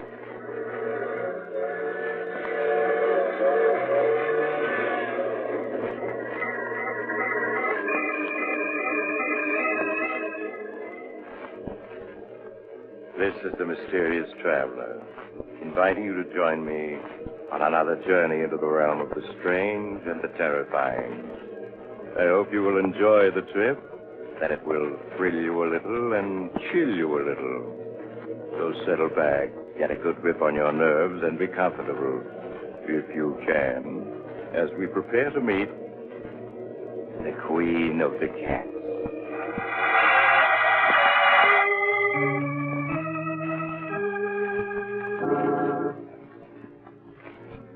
Our story begins late one night in a large New England town.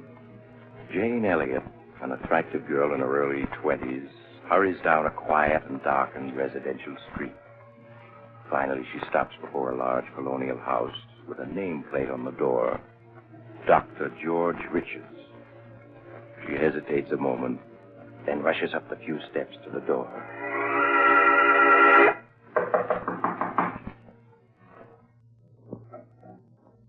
Yes?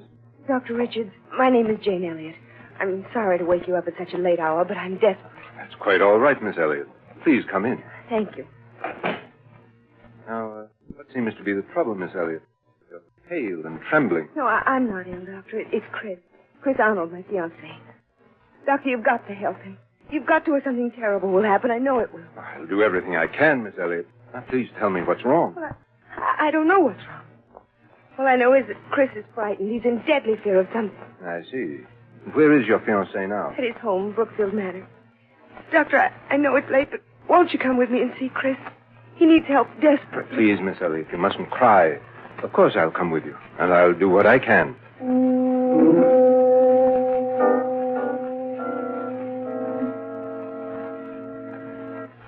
If you'll follow me, Doctor, Chris's room is this way. All right. Oh, tell me, Miss Elliott, aren't there any servants in this huge house? No, Doctor. Chris dismissed them all 2 months ago, except for a cook who's here during the day. He lives alone. Here we are, Doctor. Who is it? Chris, it's Jane. Just a minute. Jane, I've asked you before not to... Who's he? Darling, this is Dr. Richards.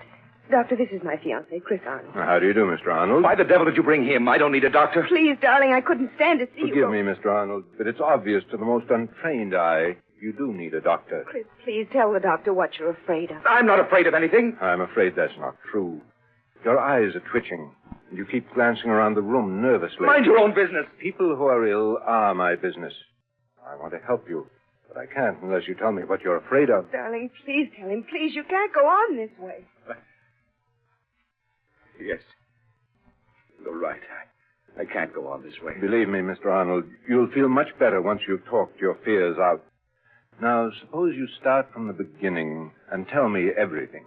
All right, Doctor. I suppose it all began 2 years ago at a party Jane and I were invited.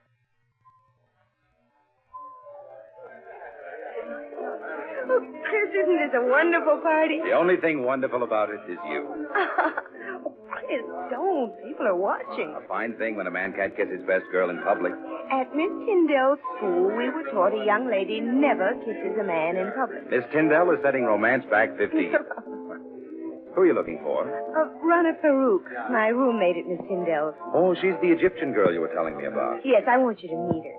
Only, better not fall in love with her, as every other man does. Sounds as though she's a second Cleopatra. Oh, there she is, Chris. Come on. So that's Rana. No wonder men can't resist her. Chris, your mouth is open. Rana! Hello, Jane. I've missed you. Rana, this is Chris Arnold. Chris, Rana Farouk. Hello, Chris. I would have recognized you any place from the picture Jane had of you on her dresser at Miss Tyndall's. Hello, Rana. Oh, look, there's Miss Tyndall waving at me. Excuse me, won't you? Of course, Jane. I'll be back in a minute. You know, Chris, at Miss Tyndall's, the first thing I would see in the morning when I got up, and the last thing before I went to bed, was your picture. And I always knew that someday we should meet. And now we have. Why are you staring at me like that? Aren't you going to say anything? I prefer just to look.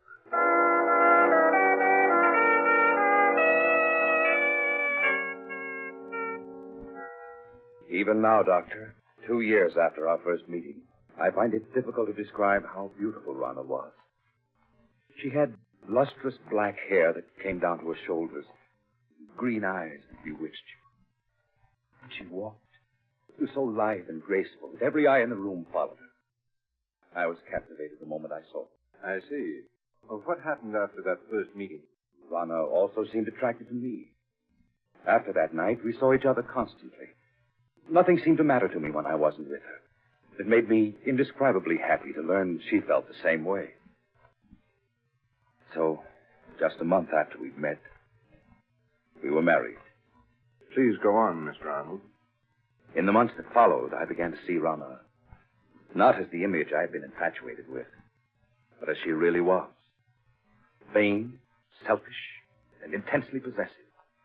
She couldn't bear to have me out of her sight. And if I was, when I returned, there would be questions. Countless questions. I began to dread seeing her. And then there were the cats. The cat? Yes, she had an insane passion for them. When Rana and I were at school together, Doctor, she always had a few cats around. She said she couldn't live without them. The house was always full of cats. She'd sit for hours stroking them, whispering to them, until I thought I'd go mad. Life became a nightmare for me. Nightmare full of cats. And Rana asking questions, endless questions, as to where I'd been and whom I'd seen. Finally, one day I realized I couldn't go on living with her any longer, that our marriage had been a mistake. I decided to tell her so that very evening.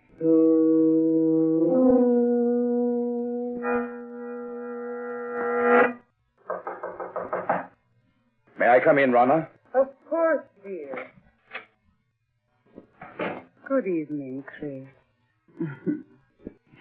Darling, why didn't you tell me that you'd had lunch with Mary Walker when I called you at the office this afternoon? How did you know I had lunch with her? A friend told me. Friend? Who was it? Oh, what is it, Beauty? What are you trying to say? Rana, put that cat down and answer me. Who was the friend that told you I had lunch with Mary Walker? You've never met her, darling. Who is it that you always seem to know what I've been doing, who I've been seeing? It's as though you have people spying on me. Chris, what a thing to say. Now, please hurry and change, or we'll be late for the Hopkins party. There's something strange about the way you always know what I've been doing. Sometimes I suspect... Chris, look out! You stepped on Sabina's tail. I'm sorry, but I didn't see her. I've asked you before to be more careful. Oh, poor Sabina. Are you all right now, my beauty? If there weren't so many cats underfoot, I wouldn't have stepped on her. Why must you keep them around? Because I love cats. They're beautiful, sacred. Thousands of years ago, my ancestors worshipped the cats. When you speak like that, you almost look like a cat. And why not? Is there anything in the world more beautiful than a cat? You see? They agree. Rana, I can't go on like this anymore. Why, darling, what do you mean? Oh, marriage was a mistake. I want a divorce. Chris, you can't be serious. Oh, I am, Rana. Dead serious. I love you, Chris. And I won't give you up. You're mine, darling. You'll always be. Nothing shall ever separate us.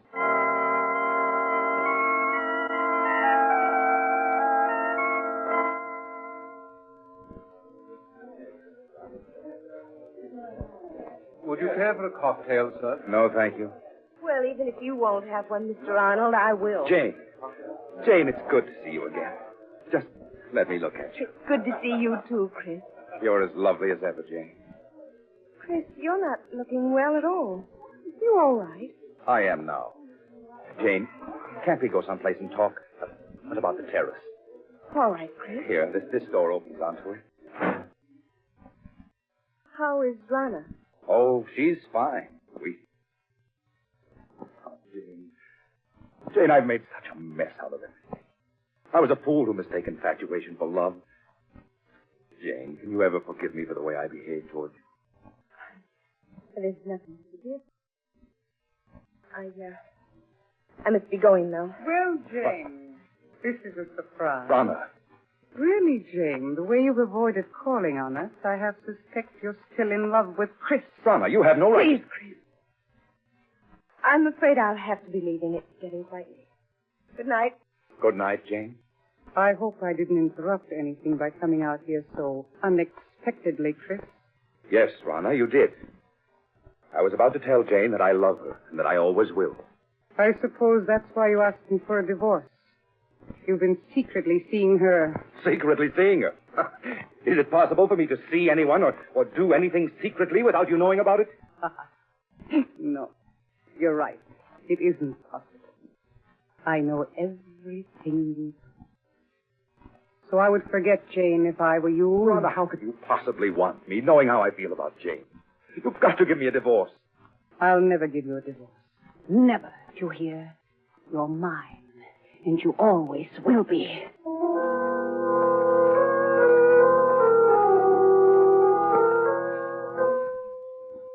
I can still see her, Doctor. She stood there, hissing at me. Chris, you're mine, and you always will be. Suddenly I realized that she looked like a cat. An angry cat. Her green eyes, cold and murderous. Her long nails digging into my arms.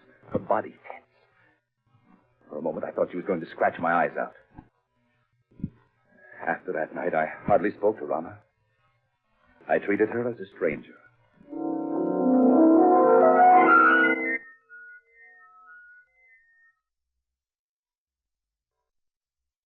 Darling, you've been waiting very silently, refusing to talk to me.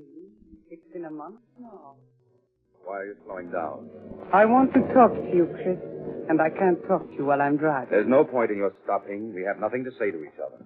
Oh, but we do, darling. Chris, we could be so happy together, if you want. You know how much I love you. I'd do anything to make you happy. Anything. Anything? Then you can give me a divorce. So you're still thinking of her? Hoping I'll give you a divorce so you can marry her? Well, I won't. You hear? I won't. I think we'd better be moving along. Chris, you haven't any right to treat me like this. I'm your wife. Only in the eyes of the law, not in my eyes. I hate you. I hate you. Good. You cat. You almost took out my eyes with those claws of yours. I'll scratch your eyes out before I let any other woman have you. This will bring you to your senses. Now, slide over. I'll drive. Very well, Chris.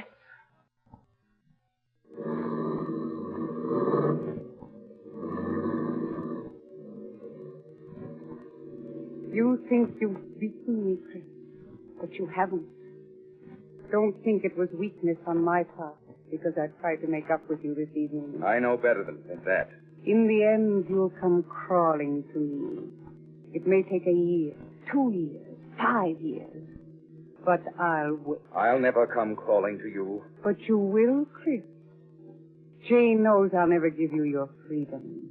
In time, she'll marry. And when she does, all the heart will be gone out of you. And then you'll be mine. You have everything planned perfectly, Rana, don't you? But I have one escape from you you've never thought of. Really? And what is that, Chris? I can escape through death. Through death? Yes, Rana. If I should fail to take that curve ahead, we'd plunge off the side of the mountain. Chris, you wouldn't. Why not, Rana? You've shown me there's nothing to live for. This at least is a clean way out. Chris, you don't mean it. But I do, Rana. Just watch. No, Chris. Don't. No!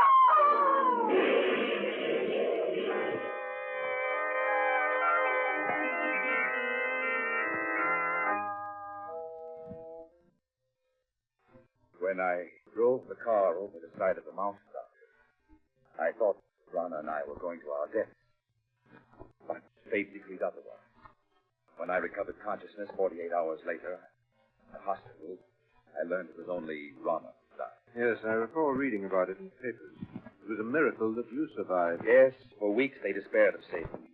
But at the end of 8 months, I walked out of that hospital. It was just a week after I was discharged that I ran into Jane on the street. Chris. Oh, Chris, it is you. Jane. Chris, I heard about your accident just a few days ago when I got back from California. Jane. You always seem to pop up just when I need you most.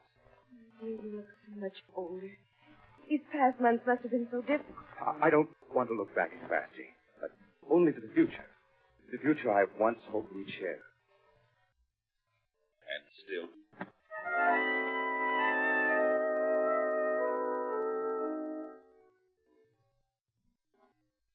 2 months ago, Doctor, Jane and I became engaged. It was just about that time that I first began to notice that everywhere I went, there always seemed to be a cat following me. So that's why you were always looking around so nervously all the time. Tell me, Miss Elliot, Did you ever notice that the two of you were being followed by a cat? Well, I have seen a few cats around, but they didn't mean anything to me. Oh, but they did to me, Doctor. Was it always the same cat that followed you? Oh, no. One day it'd be one cat and another day a different one. Doctor, I know you must think I'm insane. At the time, I felt I was going mad. That is, till that night. What night, Mr. Arnold? The night I saw her. It happened in this very room 6 weeks ago. I had great difficulty in falling asleep. And when I did, I had a nightmare. A nightmare in which I was being followed by hundreds of silent cats. Then the silence was broken by the faint crying of one cat. The crying grew louder and louder. Suddenly, I awoke. With my awakening, the cry didn't cease. I lay in the darkness listening, realizing that the cat I'd heard wasn't a part of my nightmare, but was real. Yes, real, living, and in my room. I could feel my heart pounding as I sat up in bed. I looked about my darkened room. Then, suddenly, I saw her. Two burning green eyes in the darkness. There was no mistaking those eyes. Rana! It is you, Rana. Isn't it? Yes, I'd recognize those green eyes anywhere. So you've come back. Just as I've always thought of you. As a cat. I know why you've come back. Because of Jane. You always said that if you couldn't have me, no one else would. That I was yours and always would be. Well, you're wrong, do you hear? Jane and I are going to be married. Just trying to scratch my eyes out. You always said you would before you'd let any other woman have me. Well, we'll see about that. Take this! There. Perhaps that'll hold you. Nothing you can do will stop me from marrying her. I know that the cats that were following me, spying on me, were doing so under your orders. You're the queen of the cats. Yes, I should have known. Even when you were in human form, you looked and acted like a cat. You think you're clever, but even if you are the queen of cats, you can't prevent me from marrying Jane. So you think you can? Well, perhaps a bullet between those green eyes of yours is what's needed.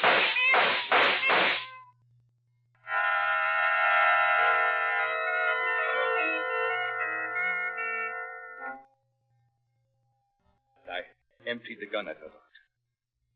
Then turned on the light. But there was no sign of her. She vanished. All that I found were 6 bullet holes in the wall. Now, Mr. Arnold, isn't it possible that you only dreamed all that actually you fired your gun in your sleep and the shots themselves awakened you? I tried to tell myself that, Doctor. But during the nights that followed, I knew it was not a dream. But night after night, she appeared in my room. I'd lie awake, waiting to hear her voice. Then she would appear, stare at me, burning green eyes, waiting. I knew she'd never leave me alone as long as I intended to marry Jane. Finally, I couldn't stand it any longer, and I went to see Jane. I asked her to postpone our wedding for a time. And without asking any questions, she agreed.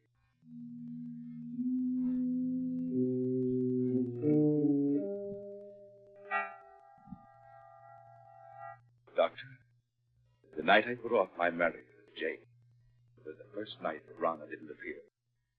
And the first night in a week that I was able to sleep. Chris, why didn't you tell me that night what was troubling you? I was afraid you wouldn't understand, Jane. You might think I was mad. Do you think, Mr. Arnold, that she didn't appear again because you had postponed your marriage to Jane? I know it. Weeks went by. Weeks in which I was able to sleep soundly without being awakened by her. I came to think that perhaps it had all been part of a horrible nightmare, and that I was over it at last. Then, a week ago, I asked Jane to set the date for our wedding.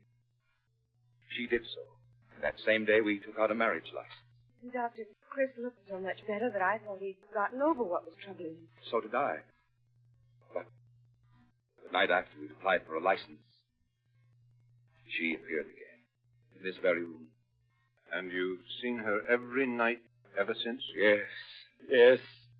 She just keeps staring at me with those green eyes. Waiting. And Doctor, I have a feeling something horrible will happen if I attempt to marry Jane. Do you still have the marriage license? Why? Yes. Why do you ask? Mr. Arnold, you've reached a crisis in your life. You're faced with fears that are threatening to overwhelm your sanity. If you want Jane and happiness, you must be prepared to fight. Fight? But how, Doctor? Often when we challenge our fears, we find that they exist only in our imagination. The only way for you to challenge your fears is to go through with your marriage with Jane. Now, tonight. Tonight? Yes, I know it's quite late, but a friend of mine who's a judge, I'm sure he'll marry you. All right, Doctor. Jane, will you marry me? Tonight? Oh, yes, Chris. Yes.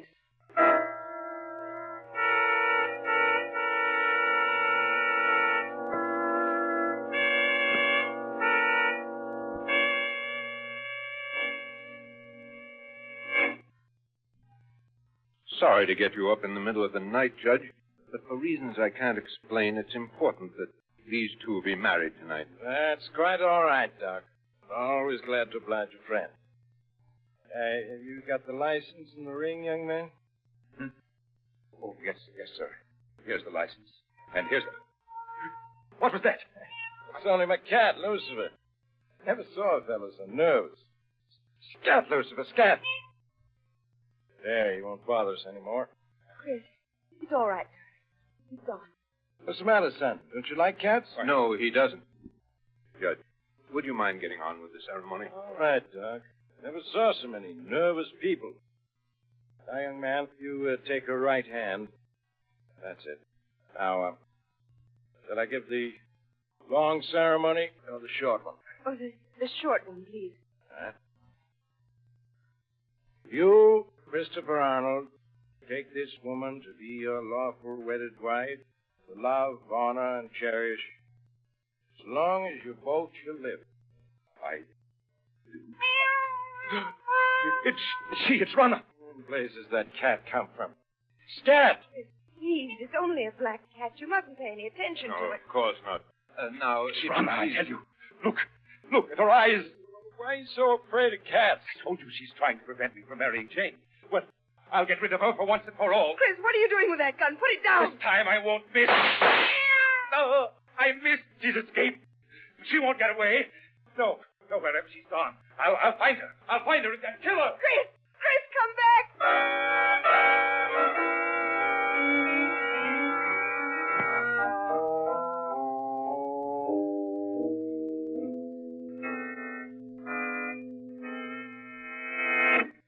Wait.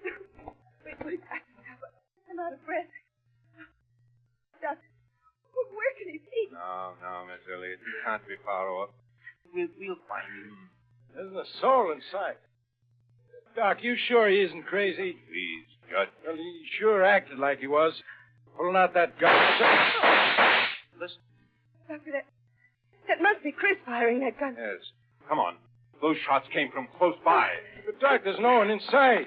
I think those shots came from that driveway just ahead. Hurry, please. Hurry. We better take it easy now, Doc. This driveway's in complete darkness. Yes, you're right. Can't see a thing. It's so dark. Have you got any matches, Doc? Yes. Wait a minute. I'll strike one. Afraid it isn't much of a help. Doc, look. Dead cat. What? Yes. It was shot to death. Look. Here's another one that's been shot to death. Oh, but neither of them is the black cat. No. Match is out. Wait a minute. I'll light another one. Come on. Doc, isn't that somebody lying over there? Chris! No, Miss Elliot. You stay with the judge while I look. All right, Doctor. It would never have happened if I hadn't agreed to marry. I was afraid. So afraid. Doc, is it Arnold? Yes. It's him. Dead, isn't he? You can see it in your face. Yes. He's dead. Doc, I don't understand. What happened to him? He's been clawed to bits, as if by hundreds of cats. His face has been torn to shreds, and his eyes...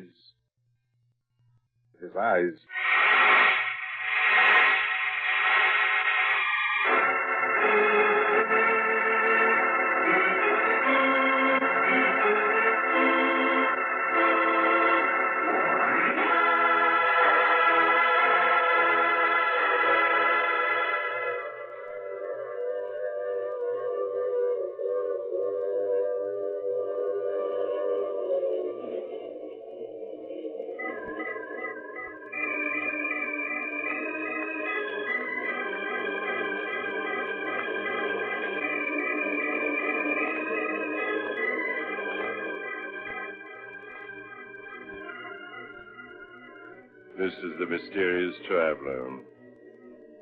Did you enjoy our trip? Too bad about Chris Arnold, wasn't it? Seems there just isn't any escape from a jealous woman, particularly when she's the queen of the cats. You know, strangely enough, at Chris Arnold's funeral, just as the coffin was being lowered into the grave, the mourners suddenly noticed a black cat with green eyes sitting on the edge of the grave, quietly licking its paws. That cat simply couldn't be driven off. Now, I recall another case in which two ghosts got together and decided, you have to get off here. I'm sorry. I'm sure we'll meet again. I take this same train every week at this same time.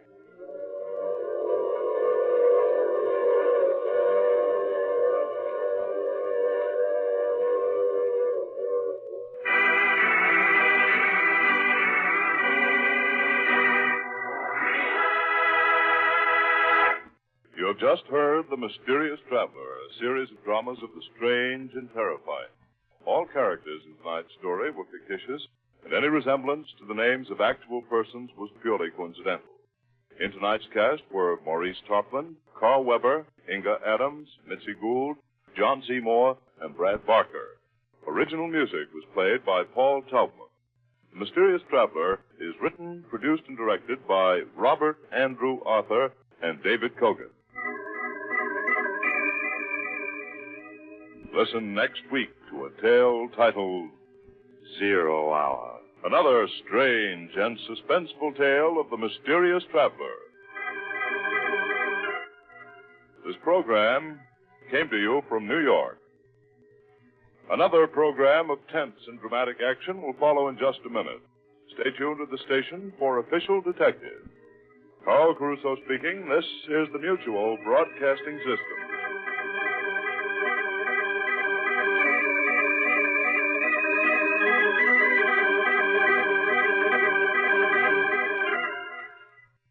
Hey, Matt, how about we check in with Fibber, Magee, and Molly next? That sounds good to me. The Pet Milk Program with Fibber, Magee, and Molly.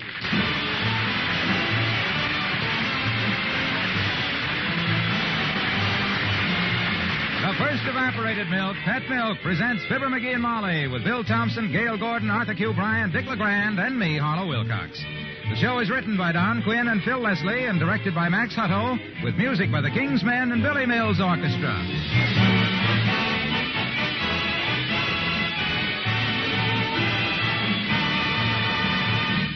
Today is National Pancake Day. And that reminds me to remind you to enjoy a pancake breakfast tomorrow morning. Make plenty of them, and make them the delicious melt-in-your-mouth Pet Milk way. Just use your favorite pancake mix, and instead of ordinary milk, use Pet milk mixed half and half with water. Once you taste pancakes made with Pet milk, you'll never want to make them the old way again. And with butter and syrup on the table and Pet milk handy for your coffee, what a wonderful way to start the day. Right now, grocery stores are featuring the everyday items needed for making delicious pancakes. Stores are also featuring Mary Lee Taylor's famous pancake recipe. So, help yourself to the recipe, take along some Pet milk, and give that family of yours a real treat tomorrow morning. Pancakes made with Pet milk. They sure are good.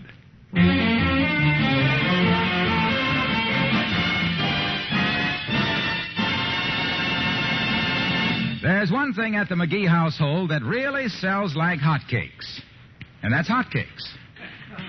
So listen to a super salesman selling the idea of breakfast in bed to a lady who would rather cook her own.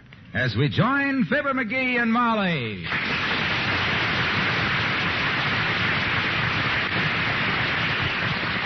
So you just tuck your little tootsies back in the hay, Tootsie, and relax while I get dressed, Tootsie.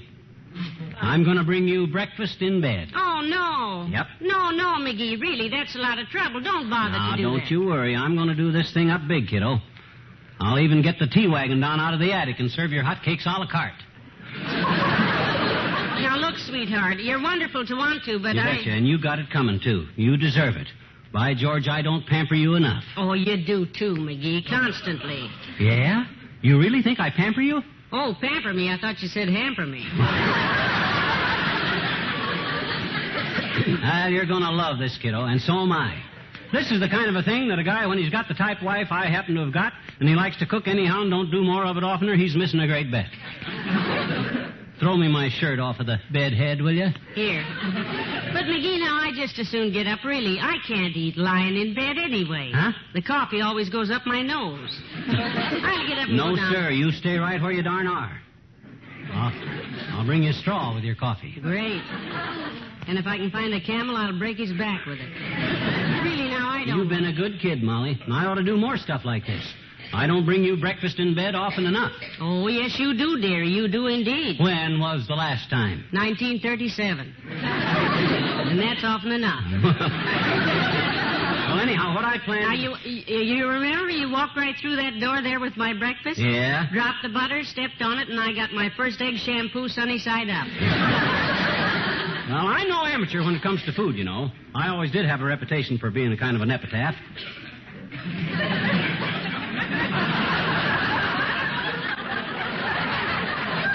You mean an epicure, don't you?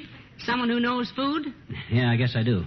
Well, what's an epitaph? That's a message on a tombstone. Oh, what a thought. Well, here I go, kiddo. You just snuggle down there and take life easy now. I'll have that dough rolled out and cut up into pancakes before you can say that's not the way to do it. You took the words right out of my mouth. You take yourself a little snooze now, Mrs. Magee. The chef will awaken you when breakfast is served. Well, there he goes. Bless his little ham-handed heart. Take a snooze, Mrs. Magee, he says. Mm-hmm. I have news for you, Mrs. Magee. You just as well get up off your back and get your housecoat on, because he'll be yelling up to know where something is before you can even... Hey, Molly! There he goes. Yes, dearie? Does this electric timer on the stove work? Did you try it? No. Yes. Okay. You go back to sleep, Tootsie. This would be very nice if I could take a little nap. But every time I close my eyes, I see a picture of what that kitchen will look like when he gets there. Hey, Molly! Yes, Magee? Have we got a mixing bowl? Several of them. Use the big white one. Which big white one? There's two big white ones just alike. Which one is the mixing one? Heavenly days. Never mind, there's only one now.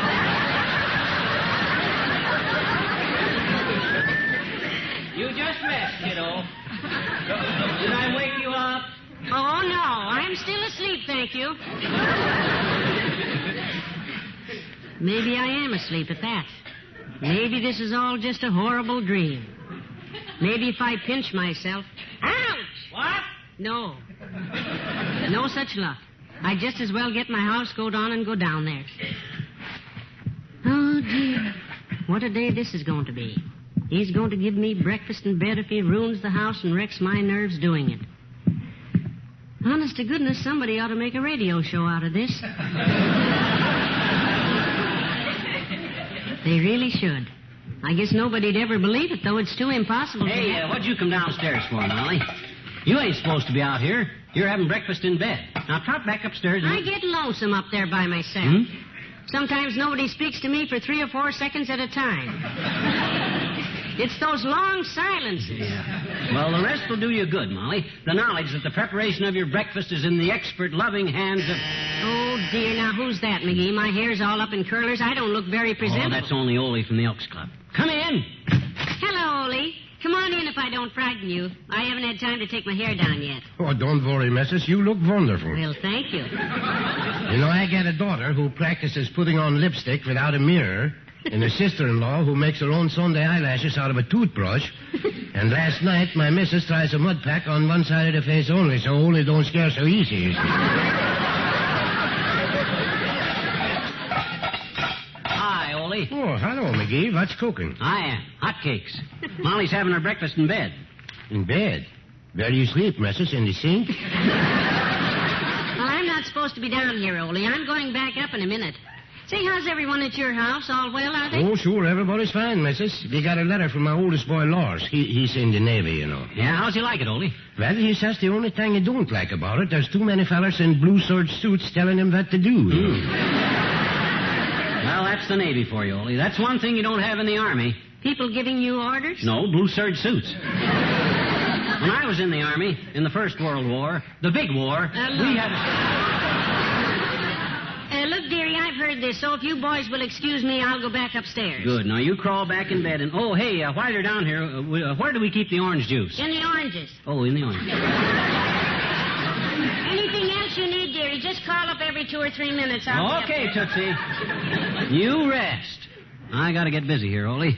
Give me a hand, will you? Sure, McGee. Shake. It was nice meeting No. you. I got to go home. No. I mean, hold this cookbook a minute while I get my stuff together. Oh. Here, read me this recipe. Right here while I get the stuff out. All right. Let's see. First, it says take 2/3 of a cup. 2/3 of a cup. Okay, I'll use this cup here. This piece here must be about 2/3.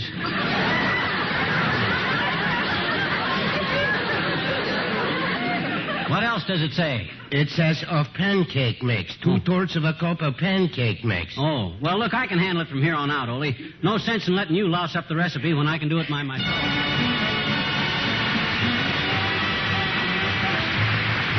Billy Mills, the orchestra, and My Heart Cries for You.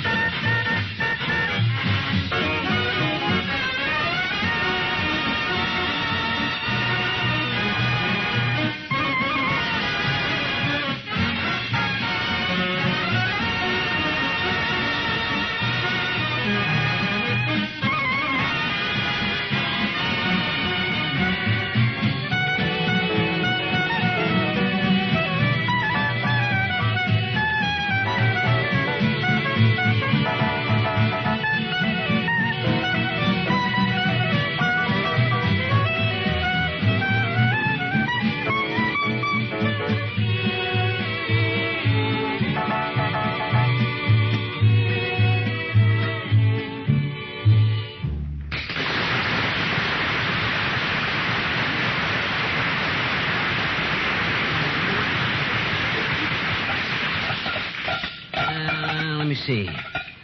After I get the stuff mixed good, I'll need... Oh, say, Molly. Yes, lover. Have we got a hot, slightly greased iron skillet anyplace? A what? Says to cook 'em on a hot, slightly greased. Oh, I know. I can take a cold skillet and heat it and then grease it. Very intelligent. Oh, thanks, kiddo. Yeah, that's the way I'll do that. More than one way of skinning the cat. Now, look, I promised you your breakfast in bed. Why don't you go on back to bed till I get everything ready? Because I love my little kitchen, dearie. Look at it. When you get through in here, I won't be able to find the sink or a... Wait a minute. Where is the sink? Oh, it's right over here. Underneath this pile of pans. Oh, it's just as plain as anything, Yeah. isn't it? Well, gosh, you think I'm so dumb about cooking I pull out the plumbing when I make a simple batch of pancakes and sausage? Well, I don't know whether to answer that like a loving wife or an honest woman. Well, gee whiz, kiddo, you worry too much. Now, let me see. Where'd I put my MLT cookbook? MLT? Mary Lee Taylor? No, McGee's Luscious Tidbits. Oh, here it is. See, to make 27 4-inch pancakes. You like little pancakes or big ones, kiddo? I think the 4-inch pancakes are just the right size. They're too dainty for me. I prefer them about the size of manhole covers. In fact, I made some out in Cheyenne, Wyoming once in 1913 that they're still using for manhole covers. But these ones I'm making here, boy, they were... Somebody at the front door, McGee. Come in. Who is it? It is I. We're out here in the kitchen, Mr. Mayor. Come on out. Hey, how'd you know that was Mayor Latrivia? Well, he's the only one we know who was educated enough and polite enough to say, it's I. Oh. Everybody else we know would say, who'd you think, Louis the 14th? Or something. Oh, hello there, Mr. Mayor. Good morning, Molly. Hello, McGee. Hi, Latriv. Well, get you in the apron. Yeah. Going to give Molly her breakfast in bed, Latriv.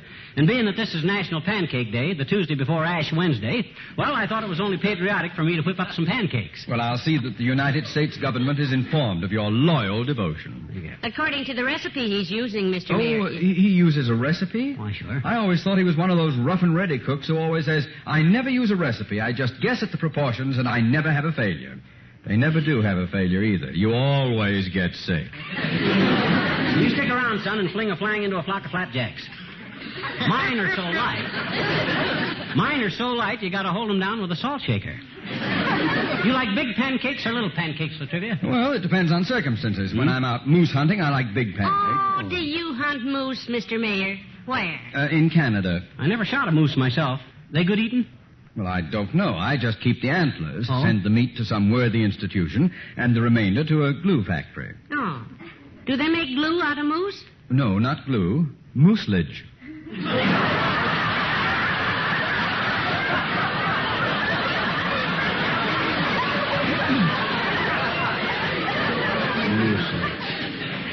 But for simple, quiet breakfast, McGee, I like the little dollar-sized pancakes. Mm-hmm. In fact, there's only one thing I'd like better, and that's a pancake-sized dollar. Well, they must be making our dollars out of batter now. Sure ain't much dough in them. I always said... Ah, there's the milkman. Hi, pal. Hello, Molly. Hi, Honor. Hello, hi-lo. Am I intruding? What's going on? Just doing a little cooking, Junior, that's all. A little cooking, he says. Take a look around the kitchen, Mr. Wilcox. What would you guess he was preparing? Well, let me see. From the number of dishes and pots and pans and the wax paper and paper towels and mixers and spoons and stuff, I'd say you were making chicken a la king for the Legion Convention. Cut it out.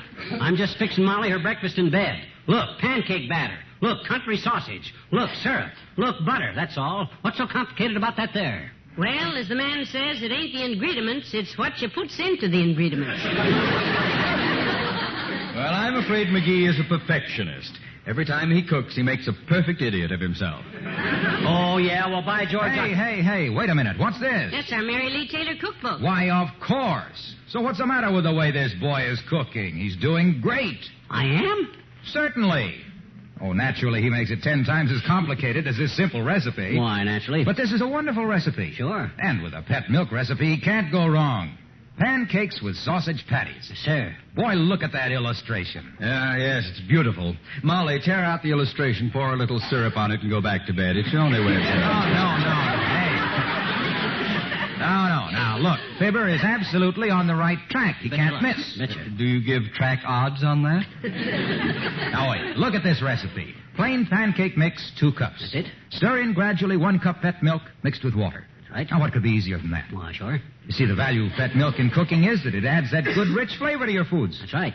It'll pack these easy-to-make pancakes just full of good, whole milk minerals. You betcha. And in these days of high food prices, fat milk is a family favorite because it's economical. That's it. Costs less generally than any other form of milk. And fat milk is so rich, it's... Now, who do you suppose that is? Who is it? Who'd you think? Louis the 14th? That's the old-timer. Hey, can you wait a minute, old-timer? I was right in the middle of a story. Nope, can't wait, kid.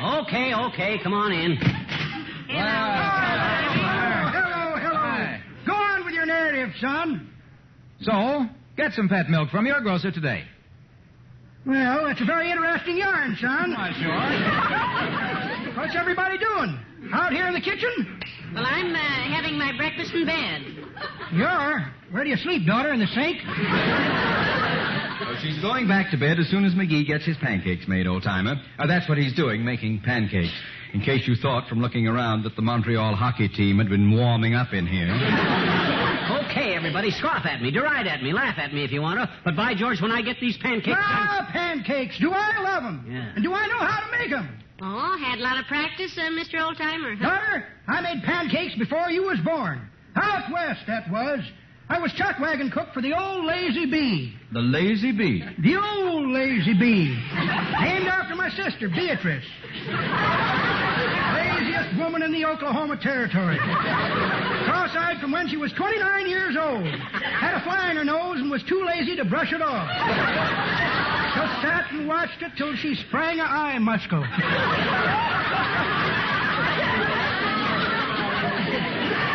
You were the chuck wagon cook? You said it, Johnny. Well, sir, my recipe for poncho pie... Poncho pie? That's what they call my pancakes, daughter. Oh? Shape of a pie and tasted like a poncho. Well, sir, I mixed me a handful of acorns into a scoop of cornmeal, ground them onto a hot rock and mixed with rainwater, then stick them into hot ashes for 5 hours, then pick them out, cool them off, pick the acorns out of the pancakes, throw away the pancakes, shuck the acorns, and eat the hulls. Then I had me a recipe for broiling beaver tail at the Indian set.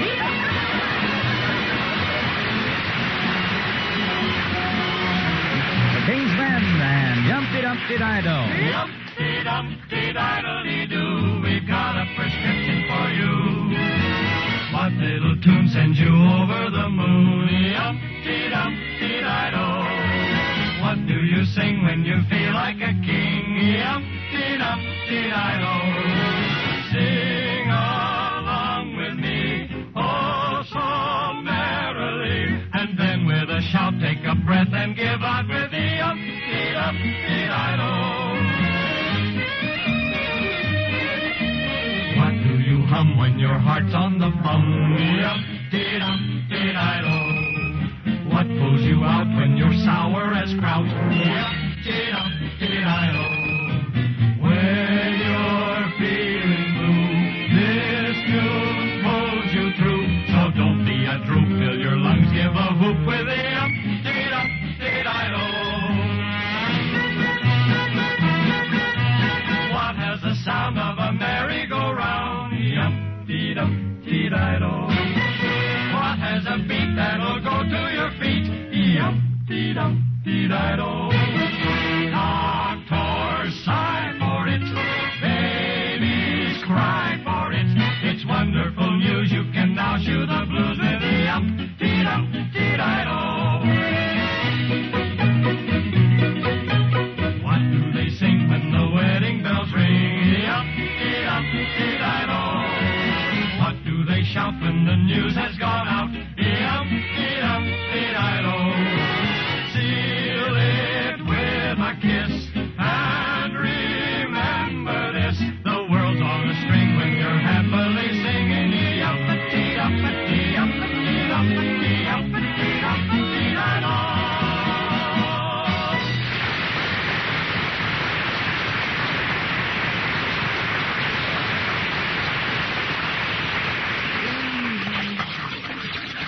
Look, Molly, this is the third time since noon that you've come trotting out here to the kitchen. The third time since noon. Gee whittle. How can I bring you breakfast in bed if you won't stay in bed? Look, sweetheart, I'm starving. 2:30. You've got to be patient, Tootsie. It won't be long now. I'll have these pancakes cooking before... don't eat that cracker. But, McGee, Come on now, put it back. That's a good girl. Anyways, you don't want to dull your appetite now. At the last minute. Dull it? My appetite, dearie, has an edge you could shave with. You could even cut a throat with it. Oh, and this kitchen. Well, it won't be long now, baby, and I know just how you feel. I got so weak myself working here that I finally had to fix me a couple of ham sandwiches and a pot of coffee to...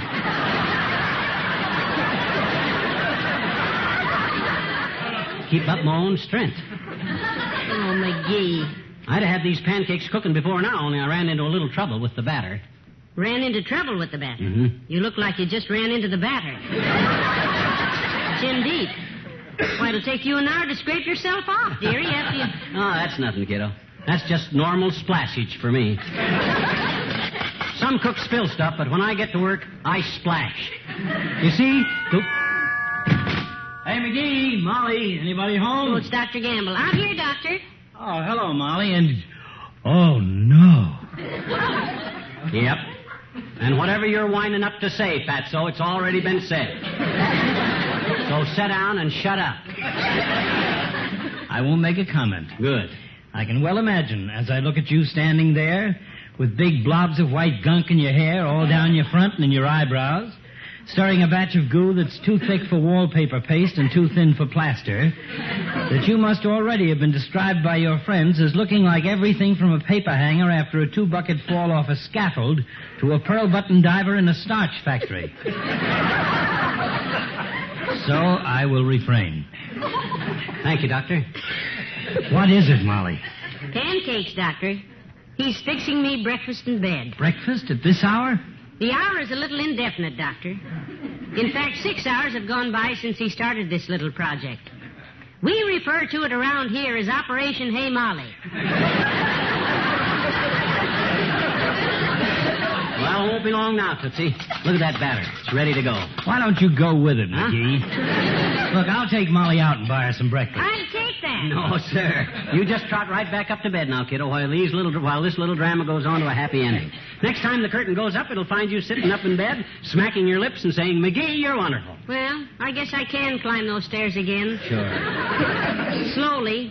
But if it takes over 20 minutes more, bring me up a sharp knife and some salt and pepper. What? That moose head in the guest room looks juicier every time I pass.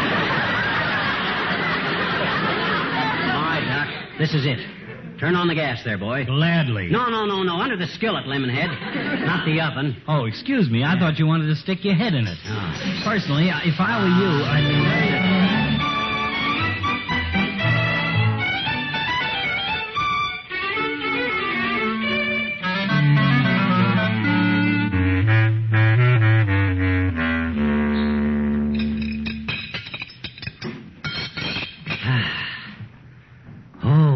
Stuffed. Well, how about it? You finally admit I know how to cook hotcakes? More syrup? Another sausage patty? Well, stop nodding your head and say something, will you?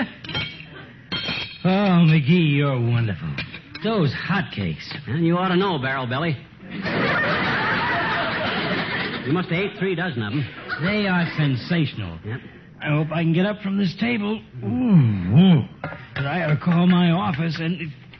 Hey, what about Molly? Molly? Oh, Molly. Yeah. Oh, my gosh, I almost forgot her. Oh, well, there's still plenty left for her. I'll run upstairs with a napkin and some silver, Doc. I'll prop her up in bed and get her all ready, and you fix the tray. Right. What does she like on her pancakes, honey? Syrup, sweetie.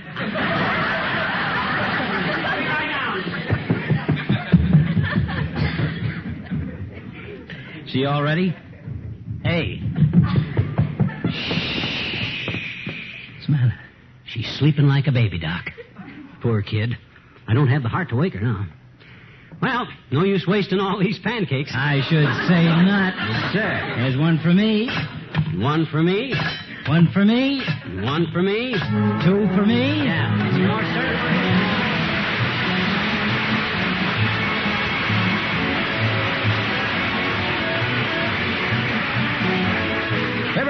return in a moment. You know, no matter how gray the world looks when you get up in the morning, it's almost like seeing the sunshine to see a stack of golden brown pancakes on your plate at the breakfast table. And you know something? With Pet Milk and your favorite pancake mix, you can make the most delicious pancakes that ever made a husband say, mm-mm. Yes, just follow the directions on the pancake package, and instead of ordinary milk, use Pet Milk mixed with an equal amount of water. Oh, boy, what a difference. And no wonder. Pet Milk, remember, is sweet country milk with more than half the water taken out. So, when you mix Pet Milk with an equal amount of water, you're bound to have good, rich milk. Even richer than ordinary bottled milk. And, of course, that extra rich Pet Milk makes those pancakes extra good. How about pancakes for breakfast tomorrow? Extra good pancakes made the Pet Milk way.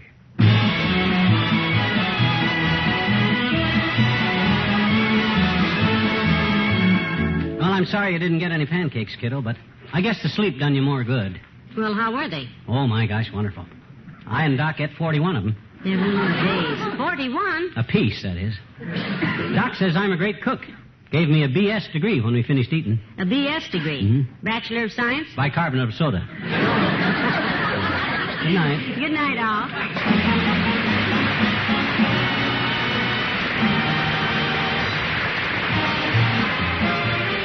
The first evaporated milk, Pet Milk, brings you Fibber, Magee, and Molly each week at this time. Be with us again next Tuesday night, won't you? Are you brave enough to spend the night in the mystery house? Well, we will soon know. Mystery House.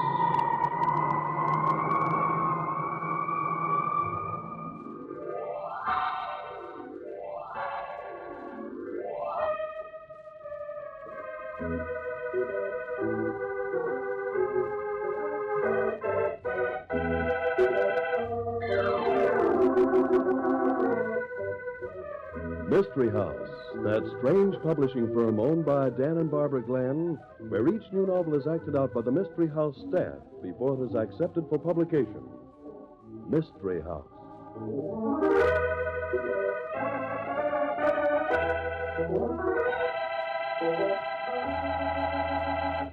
The title of the story we're trying out for Mystery House tonight, Barbie, it intrigues me. Bury me not. That's not the only thing that will intrigue you. The whole story's full of surprises. Oh, not the whole story, Mrs. Glenn. What do you mean, Tom? Well, right about now, there's always an important message for our listeners. And here it is. Listen.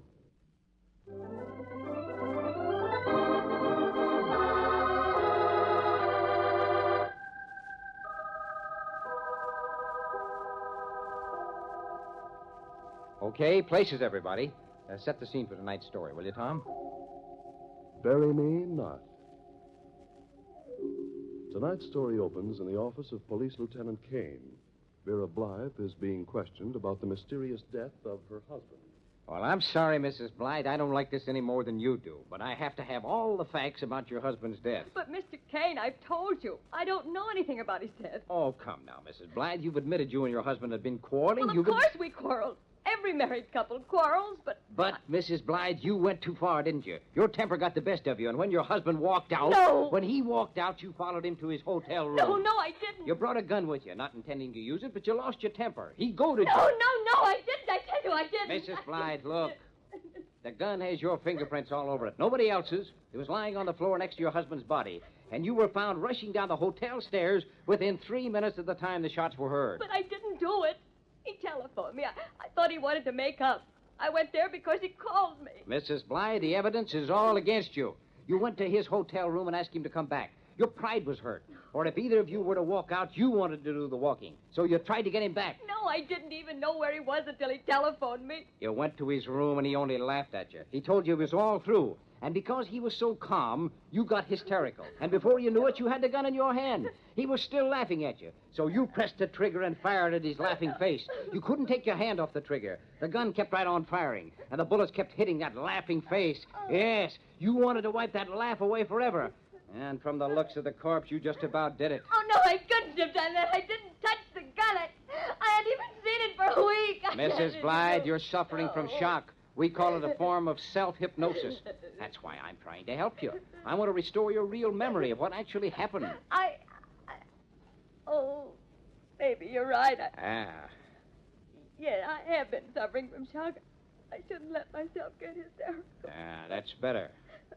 But, Mr. Kane, I didn't do it. You did? No, not again. Now, let's not go through all this again. Please, Mr. Kane. Let me tell you what I do know. Okay, go ahead. Orem hasn't had an acting job for over a year. But actually, he was getting paid by Dr. Gale. Alfred Gale, the Vitamin King? Yes. Orem looks so much like Gale that Gale hired him as a double. Why should Gale need a double? I don't know. I suppose Gale was afraid because he had so much money. That's ridiculous. I know, I thought so, too. But Orem used to substitute for Dr. Gale at lectures. I mean, when Gale was engaged to give a lecture on health, he'd get Orem to appear for him. Your husband looks so much like Gale, the public couldn't tell the difference? Even I couldn't tell the difference. Except that, well, Orem had a scar on his leg just below the knee. Yeah, well, what about their voices? Wasn't there a difference in them? Oh, yes, but Orem was an actor. He could change his voice so that no one would ever know. Why? This telephone call you said you got. You're sure that was your husband's voice? I'm positive. I lived with him too long to mistake it. But I don't see what... Well, if you didn't kill your husband, then somebody else did. Now, I don't say I believe you, Mrs. Blythe, but it's just possible that this Dr. Gale did have a reason to be afraid. What do you mean? Well, supposing Gale had some enemies, the killing kind. If somebody told them that Gale had checked into this cheap hotel, they'd have seen that as a perfect chance to do away with him. You mean maybe Gale had whoever these men are tipped off that he was registered under Orem's name? I said maybe. Now, look, can you identify your husband's body, if it is his body, by that scar on his leg? Yes, but that won't prove... No, it won't prove anything. But it may make it a little easier to get Gale to sing. Granted, he knows something about this. But nothing. We're going to the morgue right now.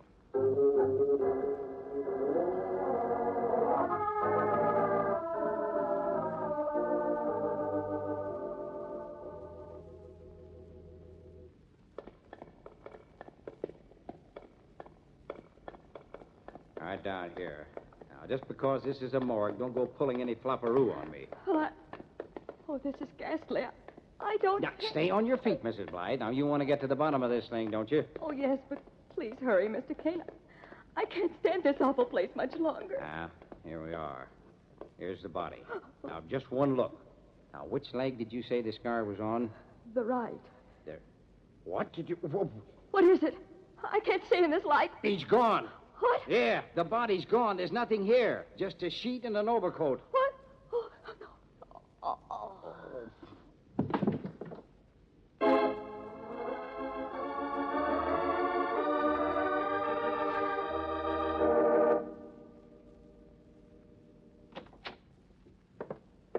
Come in, Brady. Come in. Tell me all about it. Sit down, Brady. Sit down. Don't jump. Now, Chief, look. Brady, if there's one thing I can't stand, it's excuses. I've got bodies disappearing. I got women fainting and going home to bed. But I ain't going to have excuses. Now, I want that body, Brady. Now, where is it? Chief, I'm trying to tell you. Don't try to tell me, Brady. Just tell me. Where is the body? Where? Chief, it's... Don't tell me you know where it is, Brady. No, don't do that. That'd be too much.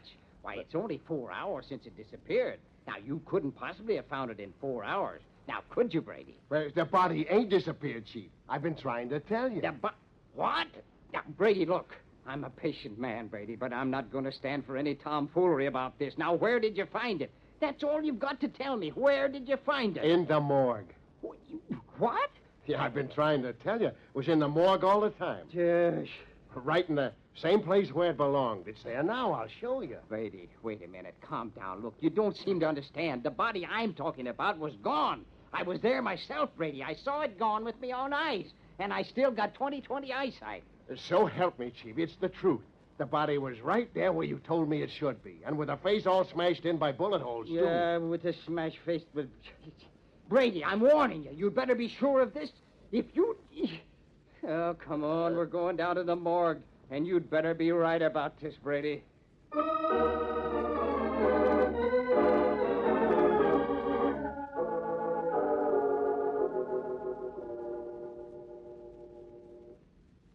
Oh, you see? Here it is. Yes, I see, Brady. I see. But confound it, I'm too young a man to be having hallucinations. That body was not there when I was here with Mrs. Blythe. Now, Chief, the guy in the office says it was there all the time. The guy in the office said, I don't care what the guy in the office says. It was not there. Now, that I'm sure of. Now, let's have a look for that scar. If the scar is there... What scar? The scar on his right leg. Mrs. Blythe says her husband had a scar on his right leg, just below the knee. You mean you think there are two guys with their faces bashed in like that? Yeah, here it is. Below the right knee. Yeah, must be Orm Blythe, all right. Well, I hope you're satisfied. Satisfied? I'm a long way from satisfied. I want to know who pulled the hocus-pocus on that disappearing body. You know, Chief, sometimes I think you're getting old. I'm a lot older than you're going to be unless you get... Pull that sheet back over him. The way that face is mangled gives me the creeps. Yeah, you're also getting soft. Shut up and come on. Yeah, where you going? To talk to Mrs. Blythe.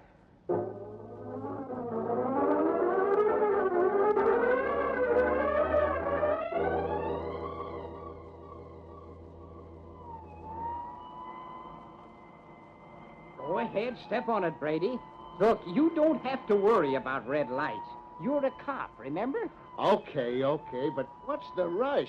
I thought you said the Blythe dame went home to bed. Yeah, I know, but that body switch is making me nervous. I think maybe I was a fool. You think? Now, shut up, Brady, or I'll be making your face look like that one we saw in the morgue. Still, why the rush? I don't get you. Has it ever occurred to that thick brain of yours that maybe Mrs. Blythe played me for a sucker? You pulled that fast shuffle in the morgue and then that faint. It's a pretty neat way of getting loose from us. You mean you didn't leave nobody to watch her? Of course I left somebody to watch her, Underwood. And he's about as smart as you are. But now, look, Chief. So far, against you, I look pretty good. Yeah. I got dough that says the dame didn't do it. All right. Skip it and turn this corner. You have to do that, you know. The Blythe place is that brownstone front there. Yeah. Well, I still got a hunch the Blythe dame is here. Yeah? I'll save your brains. We're going in and see. It's the second floor. Hey, come on, Brady, come on. It's Underwood. They got Underwood. All right, go on. Find Mrs. Blythe. I'll look after Underwood. Yeah, okay. Yeah. Underwood, did you... Hey. Yeah. His pulse. He's gone. Hey, Brady! Brady? Yeah. They got Mrs. Blythe, too. She's bleeding something awful. Yeah, let me look. Yeah, it's a flesh wound in the arm. Nice, soft place to get shot. In the arm.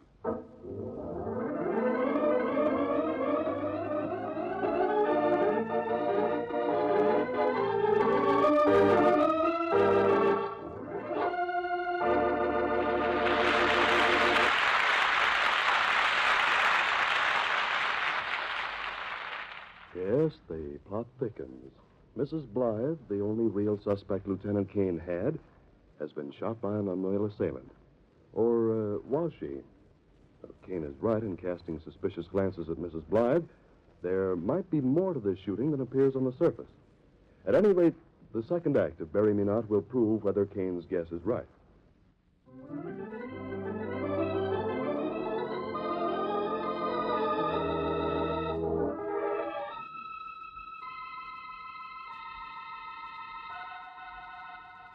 And now, Act 2 of Bury Me Not. Lieutenant Kane, back at his office, has called in the much-discussed Dr. Alfred Gale in the hope of finding some new clue to clear up the mystery surrounding the death of actor Orm Blythe. Now, look here, Lieutenant. I'll be glad to answer what questions I can, but you must remember I'm a busy man. Yeah, well, sit down, if you please, Dr. Gale. The police are busy, too, you know. We want to get this over with as soon as possible. Of course. Stupid of me. I must be more patient. That's part of what I call my manifesto of health. Patience. Must learn to use my own advice, huh? Well, we have to get information about the persons who've been threatening you. Threatening me? What do you mean, threatening me, Lieutenant? Now, look, Doctor, we know you hired Orm Blythe as a double. That's true, isn't it? Yes, but... Mrs. Blythe believes you used her husband as a decoy against somebody who wanted to kill you. What's that? Ridiculous. Man in my position, respected, loved, ridiculous. Not quite, Doctor. You had a reason for having a double. What was it? I'm a busy man. Too busy. Appointments, lectures, my vitamin business. Too many demands on my time. Forced to have someone to pinch hit for me. Someone who could deliver my lectures and gain the same confidence from the public as myself. Obvious, isn't it? Someone who looked like me. A spitting image of me, eh? That was this actor fella Blythe. Perfect. Looked just like me. Could talk, too. So I hired him to take over my lectures. Gave me more time. Right, Doctor. Orem Blythe gave you more time to spend on your gambling. What's that? Now, look here. You can't... Oh, I can't, Doctor? Well, I have. You know, the police have underworld connections, too. Underworld? My dear sir, do you realize... Suppose I talk for a while, huh? I've checked up on you through the underworld. And what do you think I found out? See here. I'm a busy man. I can't sit around listening to false accusations. Oh, you misunderstand me, Doctor. I'm not accusing you. But certain characters in the underworld do accuse you of welching on a gambling debt of over $50,000. What's that? Oh, it's ridiculous. I'm a busy man. Too busy to be bothering Doctor, with... let's not waste time on the gambling debt. The point is that it's perfectly possible that somebody who had an interest in that debt might like to blow you to bits. Bits? What? You had me all wrong, Lieutenant. Oh, don't bother to deny it, Doctor. The point is, did you or didn't you get a tip that somebody was going to rub you out? And if you did you plant Orem Blythe in your place so that he was murdered instead of you? Ridiculous. Absolutely ridiculous. Yes, I don't blame you, Doctor. It wouldn't look so good to have the newspapers tell that story. No, it might affect the vitamin business.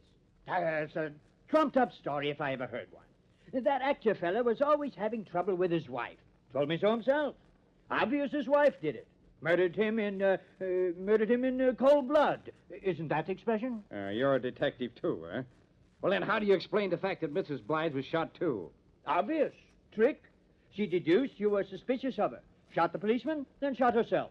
Made it look like she'd been attacked. Found it easy to confuse you. Well, as simple as that, is it? Yes, simple. Uh-huh. Well, we'll see, Doctor. In the meantime, I'm going to give you a little protection against your gambling friends. Protection, eh? For me? That's right. Sergeant Brady is going to go with you, and he's going to stay with you, just in case... I assure you, Lieutenant, that it's absolutely unnecessary, absolutely. Oh, just a little service from your police department. I protest. It's an imposition. On who? On me, of course. You don't seem to understand, Lieutenant. I'm a busy man, too busy to be worrying about policemen. You won't have to worry, Doctor. That's what Brady's paid to do. In the meantime, Mrs. Blythe and I have some unfinished business with the corpse. Corpse, huh? What do you That'll be all now, Doctor. You'll find Sergeant Brady just outside the door. Now, look here. Good day, Doctor.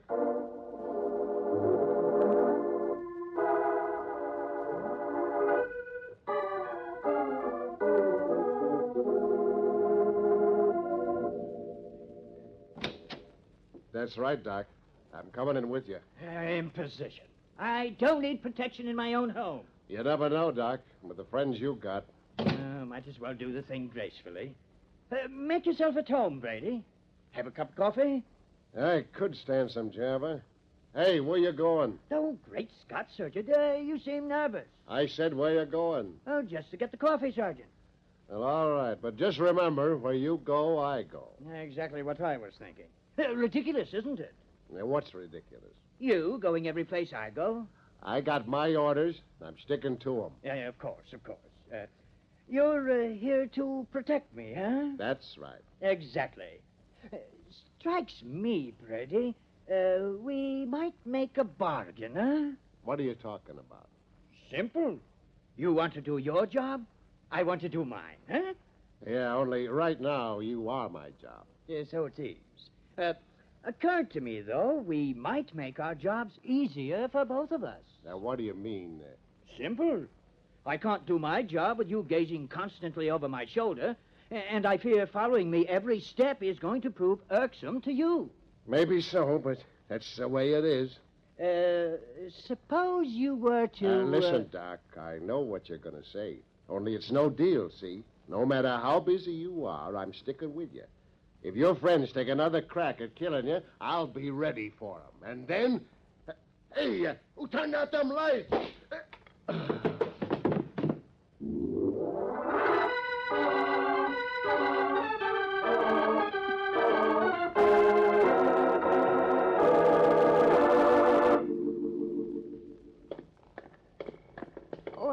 wish you wouldn't make me do this again. This is the most horrible place. Well, now, really, Mrs. Blythe, this time it'll only take a minute. But I want you to see that scar, just to be sure the body is your husband's. Isn't this the place? Yeah. Should be right here. Let's take you. Now, what is it? No, not again. They can't do this to me. What is it, Mr. Kane? What? No, you look. Tell me I'm wrong. Tell me I can't see anymore. What? What? It ain't true, is it? There's no body there. Tell me. Go on. It is gone. Come on. We're going to... But, Mr. King, are you sure? Couldn't the body have been moved? Maybe this isn't the right place. Oh, no. I made sure of that when we came in here. They swore up and down it was there right where it belonged. Now there isn't even an overcoat under the sheet. Oh. No, you don't. Now, you can't faint on me again, Mrs. Blythe. Come on, we're getting out of here. I don't understand. Neither do I, but this time I know you didn't do it. Now all I got to make sure of is that Brady was watching Dr. Gale.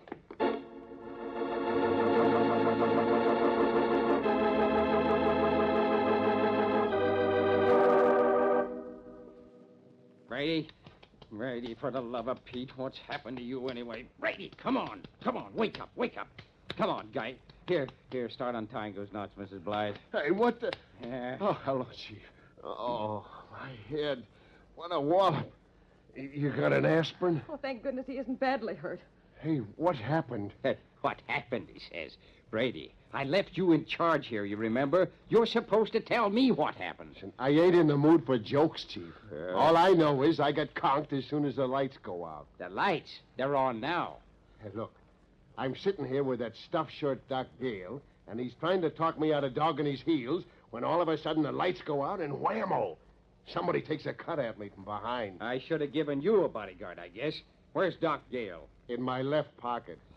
Are you being funny? Oh, well, let's find him. Sure, where? Where? We'll have to search the house. He may be a stiff by this time. Oh, please, no more dead bodies. Come on. Where's the stairway? Maybe he's upstairs. Yeah, right through this archway, you hear? Okay, let's... Hey, Doc Gale. Yeah, they got him, too. See. No. Huh? Oh, he ain't dead. You can feel his breath. Who shot him? He wasn't shot, Mrs. Blythe. He was hit on the head with a blackjack and then choked. But the murderer must have been in a hurry. He didn't choke him long enough. Yeah, but look at those fingernail marks on his neck. There's still blood coming from him. Well, let's pick him up, Brady, and put him on a bed somewhere, huh? Okay, there's a big sofa in the parlor. Yeah. Here I got him. All right. Easy now, Brady. You've got his legs all tangled up. No, he can't be. Huh? Can't be. What's wrong with her? Here, help me put him down. Okay. Oh, I should have known. Mrs. Blythe, now what's the matter? I should have left you at home. Look at his leg. Yeah, Look. What's the matter with his leg? Can't you see? You pull the trouser leg up. What? Brady, look. That scar. It's Orem. It's my husband. Hey, he's moving his eyelids. Now, calm down, Mrs. Blythe. Maybe Dr. Gale had a scar, too. Oh, not just like that. It couldn't be just like that. Yeah. Look out, Chief. He's coming Get through. away from me, coppers. I'm getting out of here, and I won't hesitate to shoot. No, you don't. Give me that gun, Gale. Give it to me. What do you think you're doing? Yeah, I knew this guy was a rat. Orem, what's the matter with you? Greetings, Vera. So nice to see you again.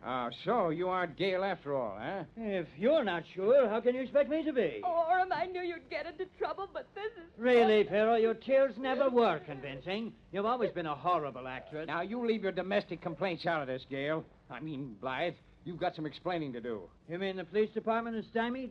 You mean you need me to explain? For 2 cents, Brady, let him talk. Hey, why, that guy must have slugged me himself. He turned out the lights Brilliant, and... Brady, brilliant. An astounding deduction. Go ahead, Blythe. Talk. Yeah, now I get it. You didn't find the body at the morgue, did you, Chief? No, that's it. Blythe, you figured you could fool us with a body as long as your wife wasn't called to identify it. But when I told you I was going to take her to the morgue, you knew you had to get rid of that body. So you knocked out Brady. Then you got to the morgue ahead of me and back here in time. Of course he did. Look at his fingernails. Blood.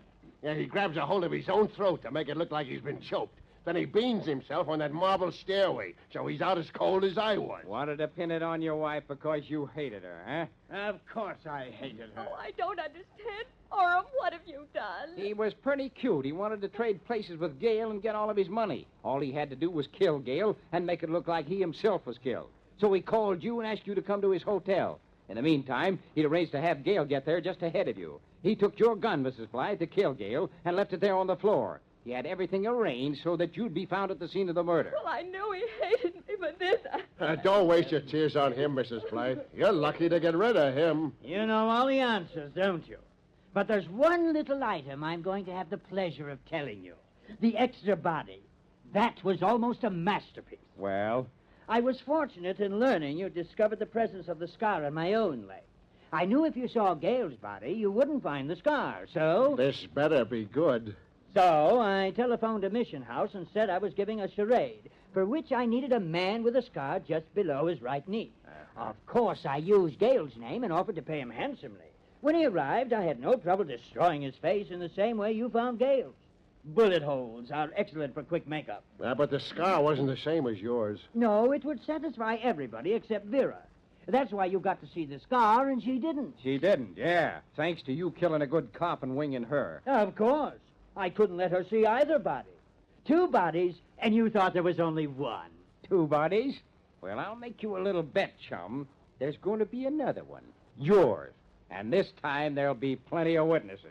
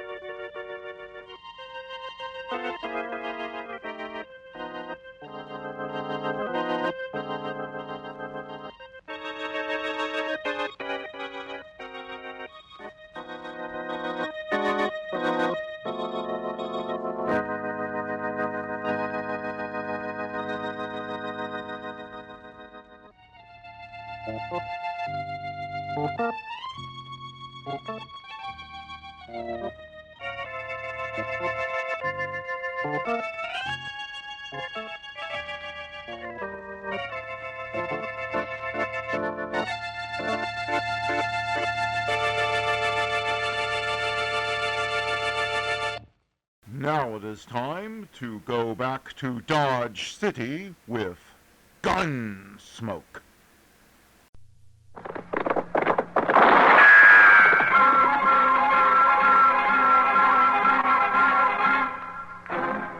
Around Dodge City and in the territory on West, there's just one way to handle the killers and the spoilers, and that's with a U.S. Marshal and the smell of Gunsmoke.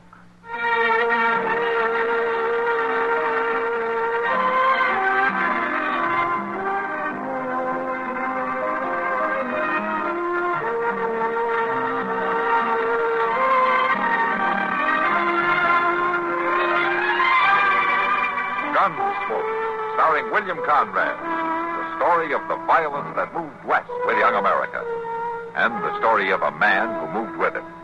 I'm that man, Matt Dillon, United States Marshal. The first man they look for and the last they want to meet. It's a chancy job, and it makes a man watchful and a little lonely.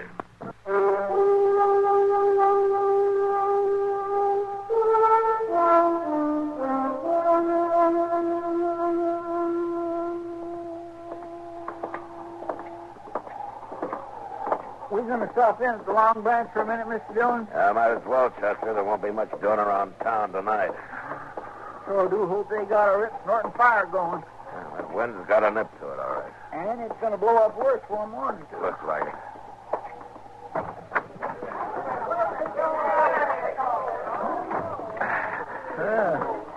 I thought Doc might be here, but I don't see him no place. Oh, Mouse. Yes, sir. Hello, Miss Kitty. You want to go over to the stove? It's warm. Yeah, it feels warm right here, Kitty, after that wind outside. Goes right through you, doesn't it? So I think I'll reach on over by the stove, Mr. Dillon. Might be some kind-hearted stranger who'll buy me a beer. Justin never gives up hope, does he? Sit down, Kitty. See if you're not too busy. Thanks, miss. Don't you believe in kind-hearted strangers? No, not since I was 9 years old. What took you so long? I was kind of slow growing up. You like a beer? Oh, if you'll let a kind-hearted stranger buy it. Well, I wouldn't exactly call you a stranger, Kitty. Well, you'll have to admit I'm kind-hearted, but... Sam, couple of beers. You think a real bad storm's coming up, Matt? Yeah, it's that time of year. I remember the blizzard last year around Christmas time. Oh, yeah. It was a rough one, all right, wasn't it? Matt, things would be rough this time of year, even if the weather weren't bad. Oh? What's that mean? Oh, holiday season. Families getting together and all. Just ordinary, decent, good times. Do people still live that way, Kitty? Not many out here. I sure don't. Oh, I'm sorry, Matt. This time of year, I had us thinking too much and remembering too much. Well, that's no good, Kitty. This is a hard town and a hard country. You go soft and it'll kill you. I remember nights you've come in here. After you had to kill a man. Nights you stayed till sunup, not talking, alone mostly, and dying a dozen deaths inside. You know something, you're as sentimental as Chester. Come on. There you are, Michael. Shut the doggone door, Mr. Jones. You're letting in the cold. Well, give me a chance to. I've been robbed, Marshal. Held up right in my own store. Well, how'd it happen, Mr. The fella come right in after closing time. Bandana over his face. Stuck a gun in my stomach and took everything in the cash drawer. $68. It sure took you long enough to get around telling me about it. Yeah, he tied me up. Left me there in the back room. I just now got loose. You got to go after him, Marshal. That's kind of a tall order, isn't it? Trailing a 5-hour head start. Well, that don't matter now, because I know who he is. Oh, I thought you said you couldn't see his face. And I couldn't. But I could tell by his voice and his walk and everything about him. It was Clint Doty. Clint Doty? Yeah, he's the homesteader up the river. Yeah, I know him. I can't believe Clint's the kind who'd do a thing like that. Well, it was him, all right. I'm 100% certain. Well, all right, we'll ride out in the morning and bring him in. In the morning? Well, if it was him, he'll be there. Oh, but Marshal... Look, Jonas, I'm not going to ride 12 miles up that river bottom at midnight with a blizzard coming up for $68. No. We'll leave in the morning. At sunup.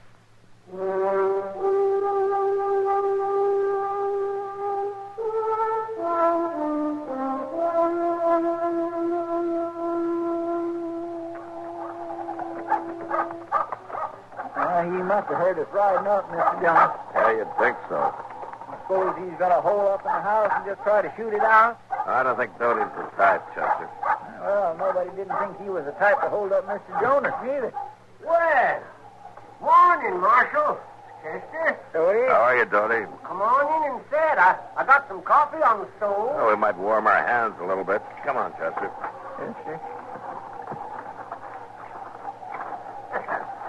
I reckon Medora can rustle up some eggs inside and eat if you ain't ate. Thanks, Doty, but we had breakfast before we left Dodge. And you can get warm at least. Hey, what you trying to do, Marshal? Blow up a storm? That looks that way. It's been snowing since daybreak out here in the river bottoms. And with that wind blowing, it's going to start drifting. Yeah, probably will. Well, I'll heat this coffee up a little. What brings you out this way, Marshal? You, Doty? Me? What do you mean? We're here to arrest you. Take you back in. What for? Armed robbery. Armed robbery? You mean that hold up at the general store? News seems to travel fast, doesn't it? How'd you know about it? Well, What's all this about armed robbery? Oh, you know my wife again. Yeah, sure. How are you, Missouri? Morning, man. Did I hear you accusing Clint of robbery, Marshal? That's more a matter of Wilbur Jonas accusing him, man. When did this happen, Marshal? Yesterday evening around 7 o'clock. Clint hasn't been away from this place for 2 days. No, Medora. A wife's word might not stand for much under the circumstances, Medora. Are you calling me a liar? No, Medora, stop that.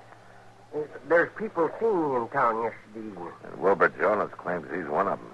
Well, the way I heard it, the fellow that held him up was wearing a mask. He says he recognized your voice. Wilbur Jonas couldn't recognize sour apples if he had a mouth full of them. Well, I guess that'll be something for the judge to decide, man. Then you're going to take me into jail? Unless you can prove you were somewhere else at 7 o'clock last night. Well, that might be kind of hard to do, Marshal. And then we better get started. We've got a hard ride ahead of us. Oh, no, wait a minute. I can't go off and leave my door like this with a storm coming on. Well, maybe one of the neighbors could come over and stay with her. There's none closer than 5 miles, Marshal, and they all got plenty of troubles of their own this time of year. I ain't even got enough firewood to put it up to last her more than a day and a half. I was aiming to get some laid in today. I'm sure she's made out before. Oh, well, maybe so, but not in her condition. Clint. Condition? What are you talking about? Well, she's going to have a baby, Marshal. Oh, for the love of... It's mighty hard on a woman having her man took off to jail and not even wood in the house to keep warm. Now, look, Dodie. You know, it wouldn't take no time at all if the 3 of us was to pitch in together. All right, Dodie, let's get at it.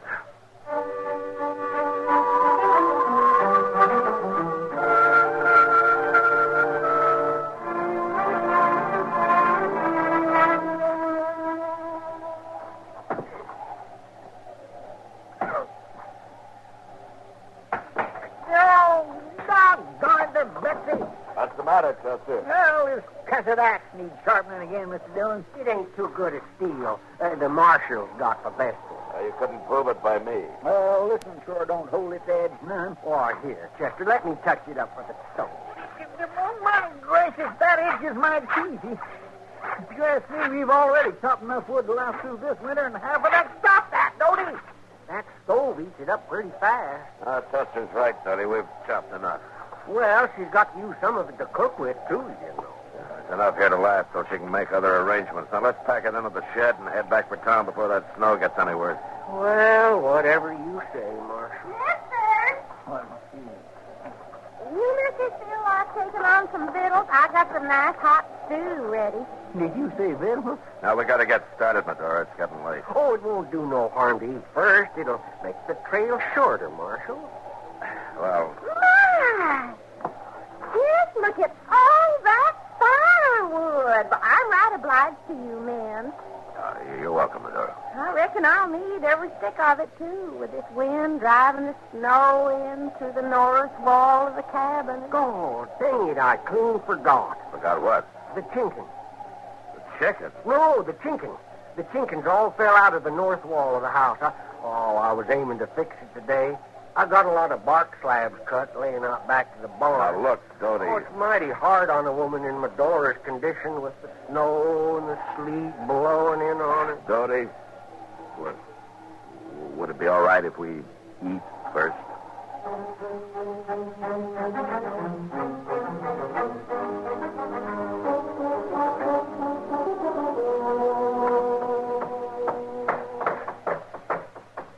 I reckon that about does the job down at this end. Yeah, I'm just about through here, too.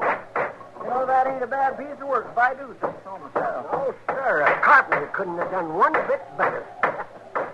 Yeah, that ought to keep the wind out. Oh, that looks fine, Marshal, just fine. I'm mighty obliged to you, man. Oh, that's all right. Well, I know you got your duty to do. You got to take me in, and I want you to know there's no hard feelings about it. Oh, sure, Dodie. And I appreciate the way you both been so decent. Help me get things in shape so Medora will be all right here alone. Oh, it ain't many lawmen that'd take the trouble. Well, she's got enough problems without making it worse for us. Let's put the tools away and get started. It's going to be dark before we get to Dodge. Sure, you sure are right about her having plenty of problems, Marshal. In her condition and all. And now the cattle gone. Cattle gone? Oh, of course, we only had about 20 head, but with me going to prison, maybe it's been enough to see her through, her and the little one. What do you mean the cattle gone? Well, I had them there in the meadow back of the corral, letting them pick clean what pasture was left. I guess they drifted off. Well, of course they drifted off. When that storm hit, they turned tail and moved along with the wind. Cattle always do that. Well, I guess it don't matter much, though. Medora couldn't take care of him nohow, not in her condition. Well, she could if you'd hold him in the corral there next to the barn. All she'd have to do is push the hay out of the loft door. I reckon they drifted down south there about 3 miles and come up against the bluff. Oh, they'll probably mill around and freeze to death there if the storm keeps up. About 3 miles, huh? Mm-hmm. I was aiming to go after them, but of course, one man alone wouldn't have had much chance. All right, Dodie, come on. Let's go find your cattle.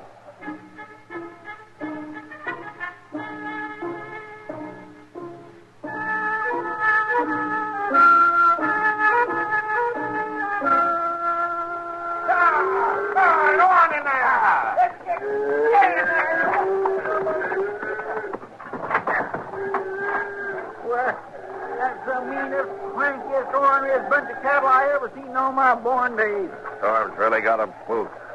You know, that turned out to be more of a chore than I thought, Marshal. Yeah, it sure did, Tony. I just don't know how I'd have managed without you fellas helping. We're mighty grateful to you, me and Medora both. Well, we couldn't let the cattle freeze. Well, if you're waiting now till I put these lanterns in the barn, we can leave any time you say. Oh, unless, of course, you'd like some hot coffee first. Dodie, it's dark now. You know as well as I do we're not going to ride back to Dodge tonight. Well, say, in that case, maybe you wouldn't mind helping me kill and dress a couple of dozen hens.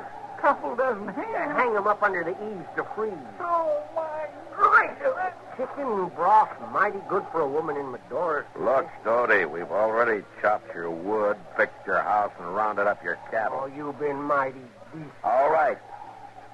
All right, we'll help you dress your chickens. We'll make soap for you, salt down the pork, preserve eggs, anything you say, up until midnight. Then I'm going to get some sleep. And at sunup, we're going to ride into Dodge, and you're going to jail.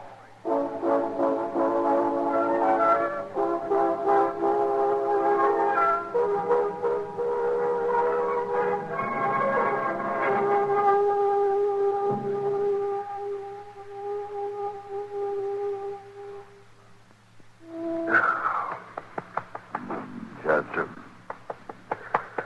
Hey, Chester, come on, wake up. What's the matter, Mr. Dillon? You, Toby, you're the one who's supposed to be on guard. Huh? Why, it's after daylight. I must have dozed off for a second. You mean a couple of hours, don't you? Clint Doty, did he get away? No, he's in there. I just woke him up. Oh, well, I kind of figured he wasn't going nowhere in that storm. What storm? Hmm. Why, it's over. It died out during the night. You better get yourself collected, Chester. We're heading for Dodge. My, just look at that sun on the snow with it. Now, right out there, them boots out of swore. Oh! What's the matter? Oh, Mr. Dillon, I'm so lame I don't even know if I can stand up straight. Well, keep trying.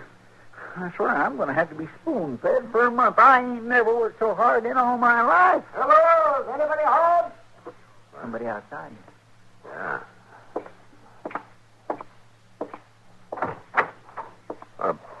By golly, it's dark. Dog? Well, come on in, you old reprobate. I'm coming, just tying up my horse and buggy. Well, wonder what he's doing out this way. Seeing a patient, I guess. He must have left town awful early. Hey, did somebody ride up? Yeah, it's dark. You about ready to leave, Dodie? Oh, if you're still a mind to take me. Nothing's changed.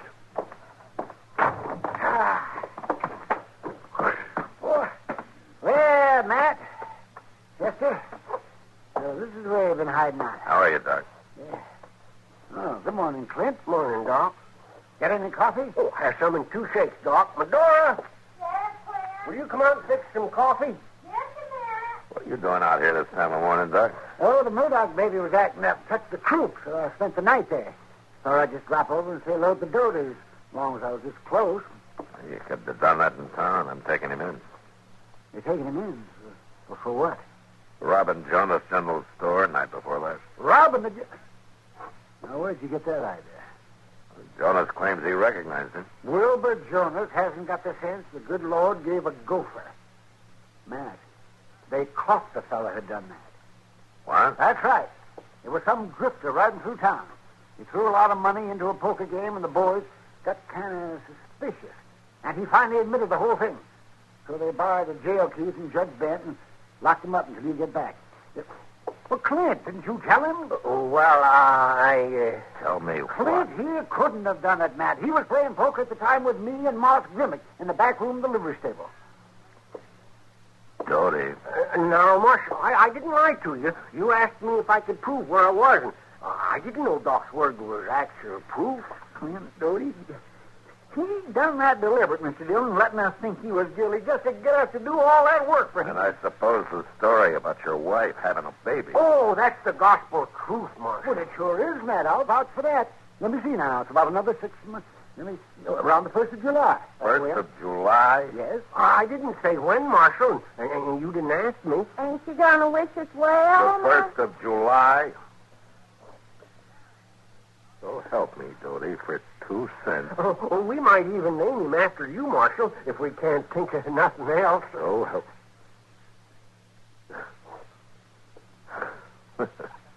All right. All right, Doty. Now, how about some of that coffee, huh?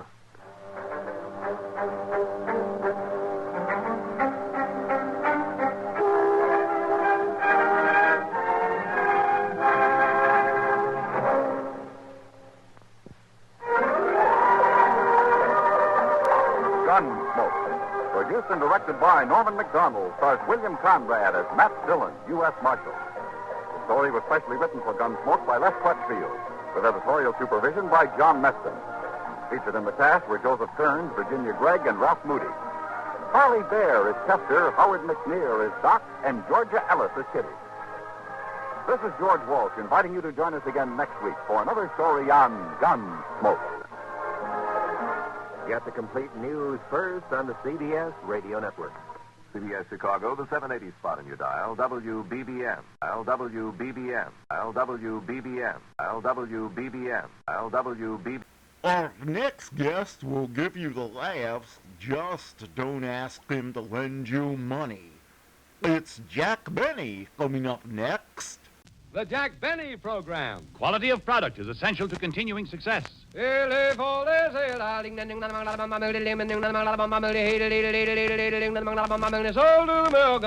that famous chant remind you that Lucky Strike means fine tobacco. So round, so firm, so fully packed, so free and easy on the draw. LSMFT, LSMFT, LSMFT. Right you are. Yes, sir. Lucky Strike means fine tobacco. So round, so firm, so fully packed, so free and easy on the draw. At 49 American. LSMFT. Lucky Strike means fine tobacco. Yes, Lucky Strike means fine tobacco. Here's what Mr. Elvin Bradley Hicks, independent tobacco auctioneer of Wilson, North Carolina, said. Season after season at the auctions, I've seen Lucky Strike buy fine, light tobacco. Tobacco that gives a better taste in smoke. I've smoked Lucky's for 17 years. Yes, sir. In a cigarette, it's the tobacco that counts. And Lucky Strike means fine tobacco. So for your own real, deep-down smoking enjoyment, smoke that smoke of fine tobacco, Lucky Strike.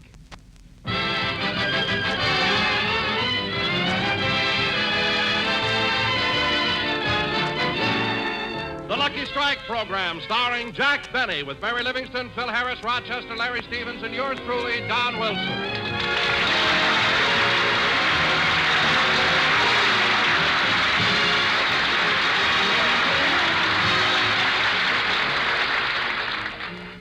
Ladies and gentlemen, tonight Jack Benny is taking Mary to a concert at the Philharmonic Auditorium, given by one of the world's greatest violinists, Isaac Stern.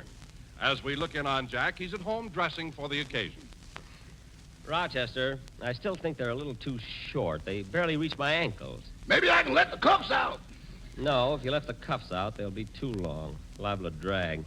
Gosh, I wish they fit better. What's the difference, boss? After you put your pants on, who sees your underwear?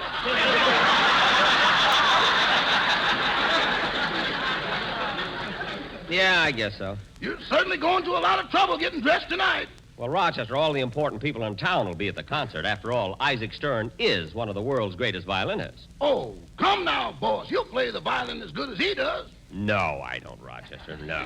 Oh, yes, you do. I do not. Well, I think so. Rochester, you've never even heard Isaac Stern. Well, take advantage of it, boss. Take advantage.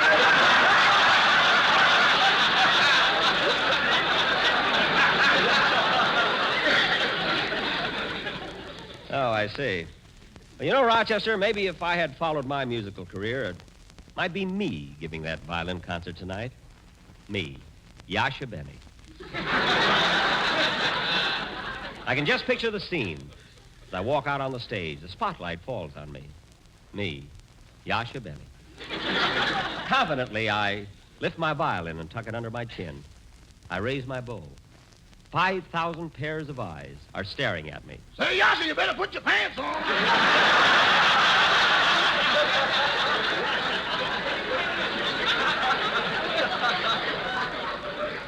Oh, yes, help me. You know, Rochester, it's a little unfair. I have to go through life being a clown, a buffoon, while inside, deep down inside, I have a yearning for the finer things. You could have some of those things, boss, if you'd just loosen up a little. I suppose so, but then, again, you do have to think of the future. After all, Rochester, I haven't got much money. I don't know. Every time I turn your mattress over, Wall Street drops 3 points.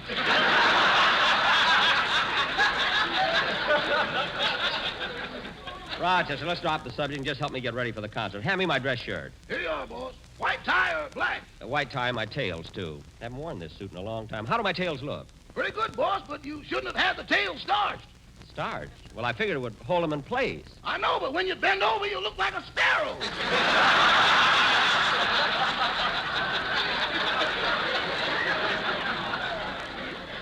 No, I never thought about that. Come in. Oh, hello, Phil. Hiya, Jackson. Well, look at our little boss all dressed up. My. What new drive-in is opening tonight?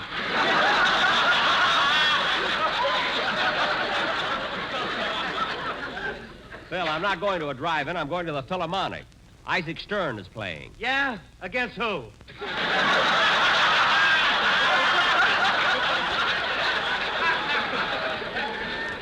Against nobody. He's a soloist. He plays the violin. You know, it wouldn't hurt you to go to a concert once in a while. Never saw a guy take less of an interest in his profession. What do you mean, no interest? You know darn well that I'm a musician. Phil, just because you have a picture of Petrillo tattooed on your chest doesn't mean you're a musician. You and that band of yours. Now, wait a minute, Jackson. You've been riding my boys long enough. My orchestra is not as bad as you so unprovocatively infer. What? Huh? No, you don't. I ain't going to try that one again. No, Phil, go ahead. I'd like to see how it comes out the second time. I mean, go ahead. Okay, my orchestra is not as bad as you so unprovocatively infer. Say, that's pretty good. Phil, where'd you pick up that word? Phil, answer me. Wait till I get this knot out of my tongue. I thought it would throw you. Well, it's getting late. I gotta leave now. Meet Mary in front of the auditorium. I'll get it. Hello? Hello, Jack. This is Don Wilson. Oh, hello, Don. What do you want? Well, I heard you were going to Isaac Stern's concert tonight, and I was just wondering if you could get a couple of tickets for me. Well, I don't think so, Don. It's been sold out for weeks. Oh, gee, that's a shame. I'd love to go. I'd even pay double the price. Well, I'm afraid it's... You would?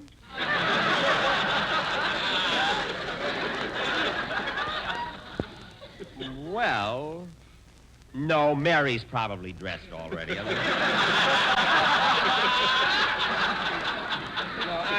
I'm sorry, Don. There's nothing I can do for you. Well, thanks just the same, Jack. Goodbye. Goodbye. Oh, say, Don, I want to congratulate you for being chosen by the editors as radio's best announcer. Well, thanks, Jack, but I really can't take credit for that. What do you mean? Well, look at the wonderful material I have to work with. How can I miss with LSMFT? LSMFT. But, Don, your diction Lucky Strike means fine tobacco, so round, so firm, so fully packed. Look, Don. So free and the easy diction, on the draw. The diction. With men who know tobacco best, it's Lucky's 2-to-1. Diction. I've been smoking Lucky's for now to 25 years because they're made of the fine... Don, goodbye. Hey, Jackson, what did you hang up on him for? You probably hurt Don's feelings. I guess you're right, Phil. I'll call him back and apologize. The lighter, the naturally mild in tobacco. Thank you all for calling me back, sir. Goodbye. Hurt his feelings. First place, how are you going to get through all that fat? Well, I got to run along now. Goodbye, Phil. So long, Jackson. And Rochester, you can have the rest of the night off. Thanks, boss. When will you be back? Tonight. I only got 35 cents. You can't lose a weekend on that. I guess not. Goodbye.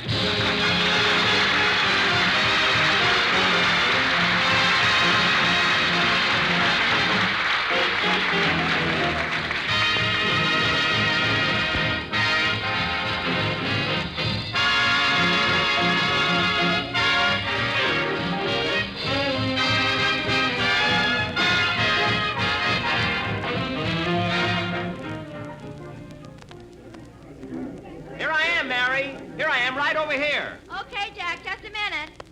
I'm sorry, sailor, but he showed up.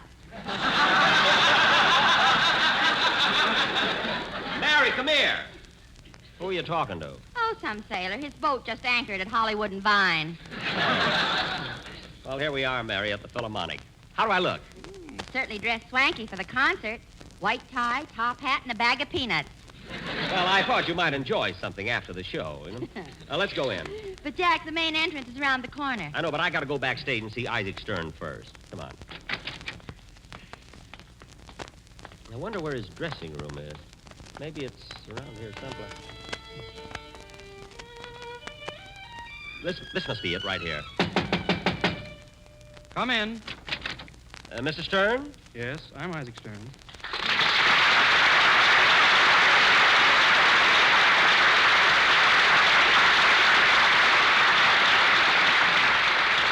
Mr. Stern, this is Miss Livingston. How do you do? How do you do? And I'm Jack Benny. Jack Benny? Yes. You see, when I heard you were giving a concert in Los Angeles, I sent you money for 2 tickets, knowing that you'd get me the best seats available. Oh, yes, Mr. Benny. I have the tickets right here. Here you are. Thanks. Wait a minute. These tickets are $1.10. I distinctly remember sending you... I did my best, Mr. Benny, but the house was sold out, and they didn't have any more seats available at the price you requested. Oh. So I added 30 cents of my own money and bought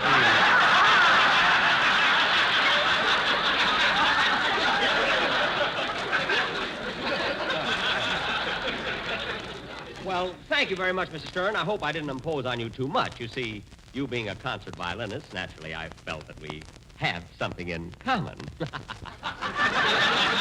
Yes, sir. We have something in common? Yes, Jack's violin has 4 strings, too. Mary. Mary, please. Jack, give Mr. Stern the 30-cent you owe him and let's go. Oh, yes. Just a minute. Here you are. 10, 20, 25, 26, 27, 28, 29, 30.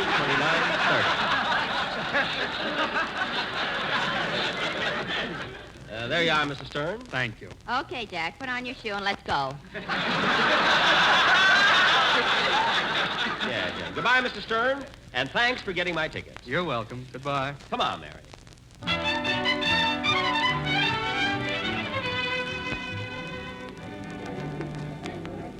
Tickets, please. Hold your own tickets. There you are. Thank you. Stairway to your left, please. Come on, Mary.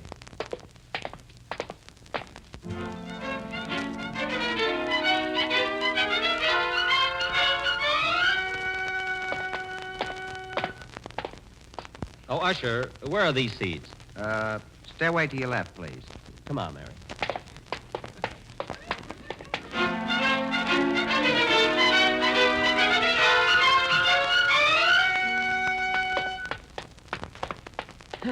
Oh, Usher, where are these seats? Let me see. Row A, seats 3 and 5. You see that last aisle over there? Oh, yes, good. Well, take the stairway right next to it. Oh, my goodness.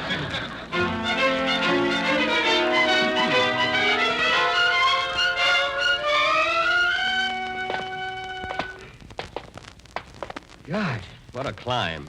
Oh, Jack, I can't go on. Give me another peanut. Here you are. Oh, Usher. Yeah?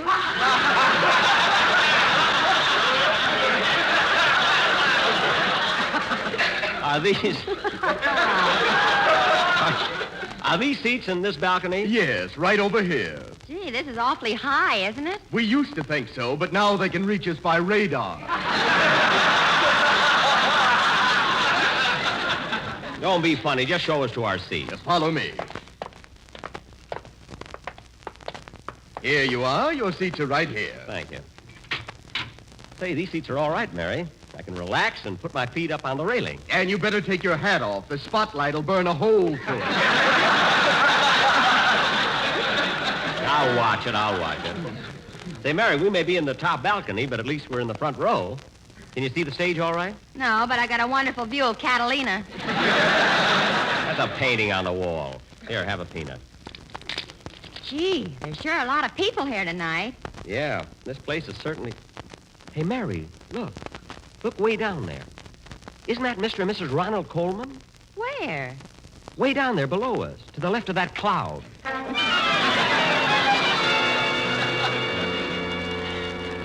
Ronnie, weren't we lucky to get such good seats? We certainly were, Benita.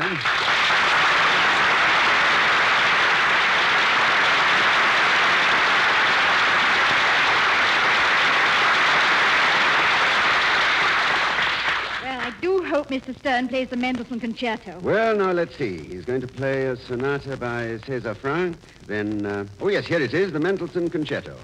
And he follows with La Campanella by Paganini. Which one of those numbers do you like the best? Oh, it doesn't make any difference to me. I just came here to get away from Chicory Chick Chilla Chilla. That I know he won't play. No, Jack, that isn't Mr. and Mrs. Coleman. I'm sure it is. Oh, Ronnie! Ronnie! Benita! Yoo-hoo! Jack, everybody's looking up at us with their binoculars. Let them look. They're jealous because we know the Colemans. Oh, Ronnie! Ronnie, yoo-hoo! Ronnie, isn't that Jack Benny up there trying to get our attention? Yes, it's embarrassing, but don't look up. Well, maybe we should at least wave to him. After all, he is our next-door neighbor. Benita, that is a situation which the housing shortage prevents me from doing anything about.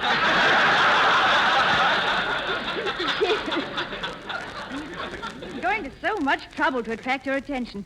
He's dropping little bits of paper. He's dropping peanut shells. If he spits, there's going to be trouble.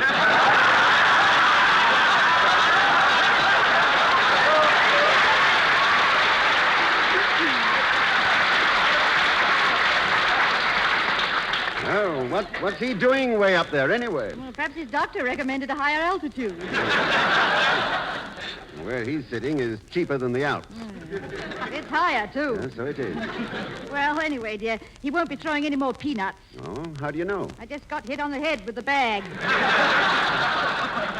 Remarkable. He must be using a Norden bum sight. Isn't that awful, Mary? I just can't seem to attract their attention. Oh, Ronnie! Ronnie, Benita, yoo-hoo! Jack, don't lean so far over the rail. Ronnie! Yoo-hoo! Yes, isn't it awful? He just won't give it up. I beg your pardon, sir, but I think there's somebody trying to get your attention. No. My attention? Yes, that man up there hanging from the rail by his heels.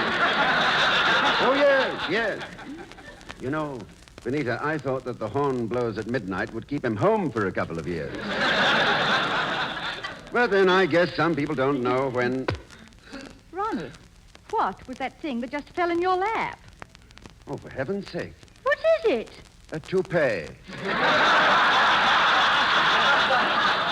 A toupee. Do you think it belongs? I'm afraid so. Look at the laundry mark. LSMFT. And look what it says right below it. If lost, will finder please read the lost and found columns in the Beverly Hills newspapers.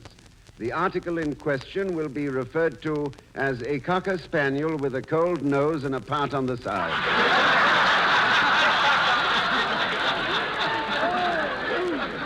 Oh, look, Ronnie. They're starting to dim the lights. Oh, darn it, I almost had their attention. Oh, look, honey, they're starting to dim the lights. Don't get fresh, mister. I happen to be here with an escort. Mary, it's me. It slipped off.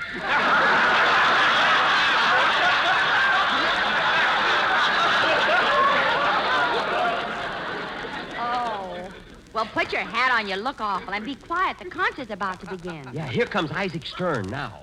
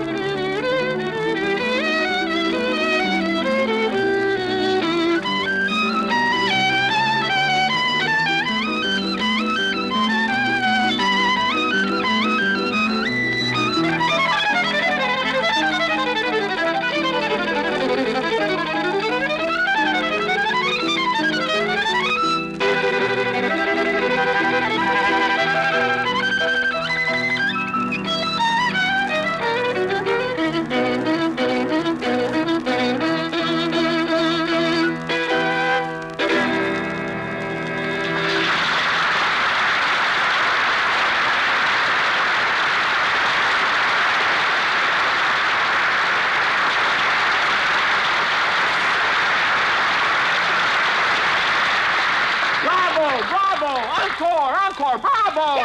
Love and bloom. Love and bloom. Chicory chick, chilla, chilla. Chicory chick. Quiet up there, quiet.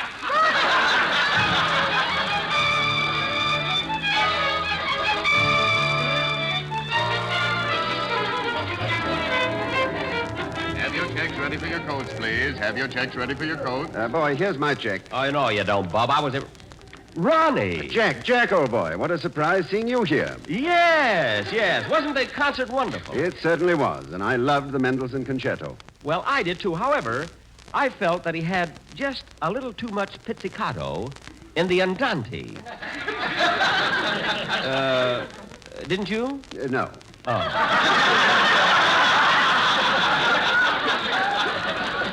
Well, it sounded that way by the time it got up to me. Here are your coats, gentlemen. Thank you. Well, good night, Jack. My best to Mary. Good night, Ronnie. Give my love to Benita. I will. Oh, by the way, Jack, did you lose a Cocker Spaniel? Why, yes. Well, don't worry. Here, Lassie has come home. Thank you. Goodbye, Ronnie.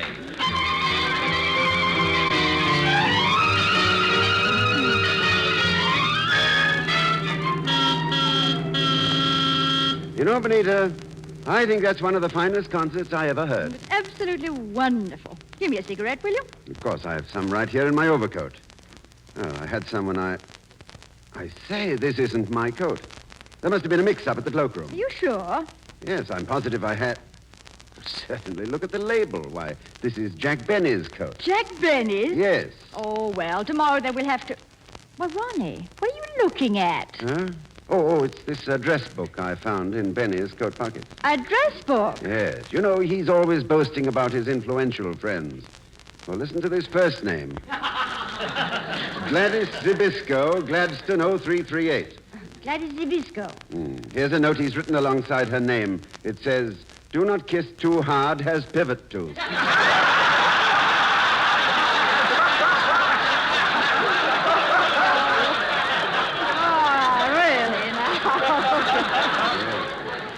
And listen to this next name, Marcella Fink. And then he has in parentheses, approach from the right. She's left-handed. Oh, he has such interesting friends. Oh, what's that? Folded sheet of paper that just fell on the floor. Well, Benita, look, it's one of his contest letters. Oh, you mean the I Can't Stand Jack Benny contest? Yes, and there's a little notation on it that says, this letter was written by Carroll P. Craig, Sr., and won first prize. First prize? Oh, Ronnie, I wondered what the winning letter was right. Read it, please. All right. It says, I can't stand Jack Benny because he fills the air with boasts and brags and obsolete, obnoxious gags. The way he plays his violin is music's most obnoxious sin. His cowardice alone, indeed, is matched by his obnoxious greed. And all the things that he portrays show up my own obnoxious ways. Now, you know, Benita, that's very clever. Yes, it has such a good thought behind it. Yes. And all the things that he portrays show up my own obnoxious ways. You know, Benita, maybe the fellow that wrote this letter is right. The things that we find fault with in others are the same things that we tolerate in ourselves. That's so true, Ronnie. It certainly is.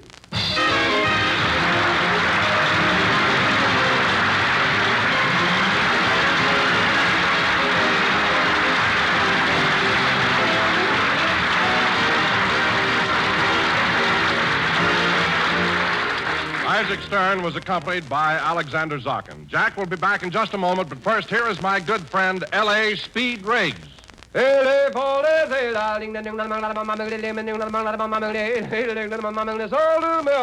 says it. Lucky Strike means fine tobacco. So round, so firm, so fully packed, so free and easy on the draw. Of course. LSMFT. Many things may change with the years, but here's one thing you can depend on always. Lucky Strike means fine tobacco. Yes, Lucky Strike means fine tobacco. The finer, the lighter, the naturally milder Lucky Strike tobacco. This fine Lucky Strike tobacco means real deep down smoking enjoyment for you. So smoke that smoke of fine tobacco, Lucky Strike. So round, so firm, so fully packed. So free and easy on the draw. The famous tobacco auctioneers heard on tonight's program are Mr. L.A. Speed Riggs of Goldsboro, North Carolina. And Mr. F.E. Boone of Lexington, Kentucky. At 49 out of 49, American. And this is Basil Rysdale speaking for Lucky Strike, the cigarette of fine tobacco. LSMFT, LSMFT, LSMFT. Certain facts are plain. It takes fine tobacco to make a fine cigarette. And Lucky Strike means fine tobacco. Yes, first, last, and always, Lucky Strike means fine tobacco.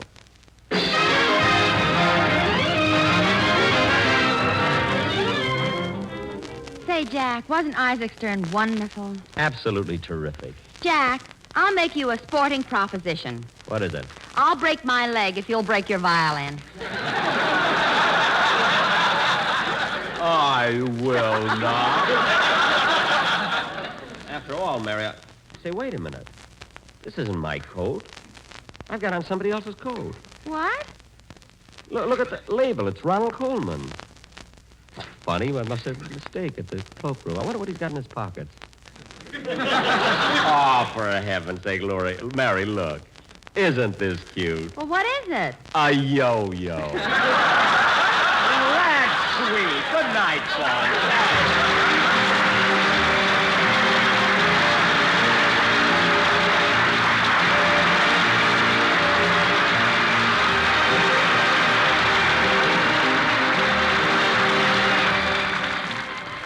This is NBC, the National Broadcasting Company.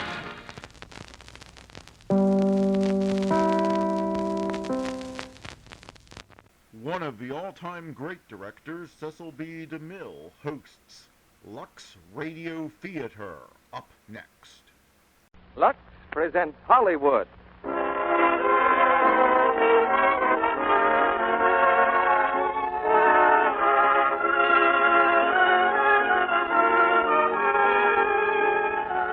The Lux Radio Theater brings you Cary Grant, Jean Arthur, and Ronald Coleman in The Talk of the Town. Ladies and gentlemen, your producer, Mr. Cecil B. DeMille.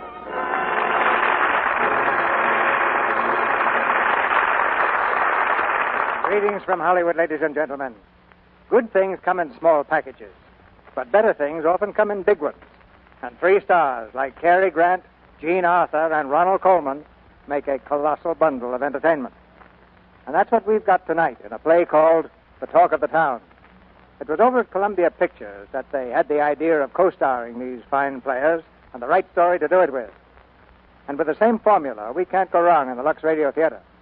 The story is unique, as you might expect, with an interplay of comedy, drama, and romance that doesn't leave room for a dull moment. Cary Grant, unjustly accused of crime, Jean Arthur, his only defender, and Ronald Coleman, knowing justice in books but not in people, make a triangle that should be the talk of any town. Suppose a Broadway producer were to put the names of Ronald Coleman, Jean Arthur, and Cary Grant in front of his theater, as Lux Flakes makes it possible for us to do all over the nation tonight. I'll make a quick guess that he'd discover his theater was sold out months in advance at $6.60 or so a ticket. The line at our box office runs from Greenland's icy mountains to Hollywood and Vine, but the tickets don't cost a cent. And every seat is the best seat in the house. The only box office return is your loyal support of our product, Lux Flakes. And once you've tried it, you'll make it a habit for its own sake. Now it's curtain time for The Talk of the Town, and the first act, starring Jean Arthur as Nora Shelley, Cary Grant as Leopold Dilg, and Ronald Coleman as Michael Lightcap.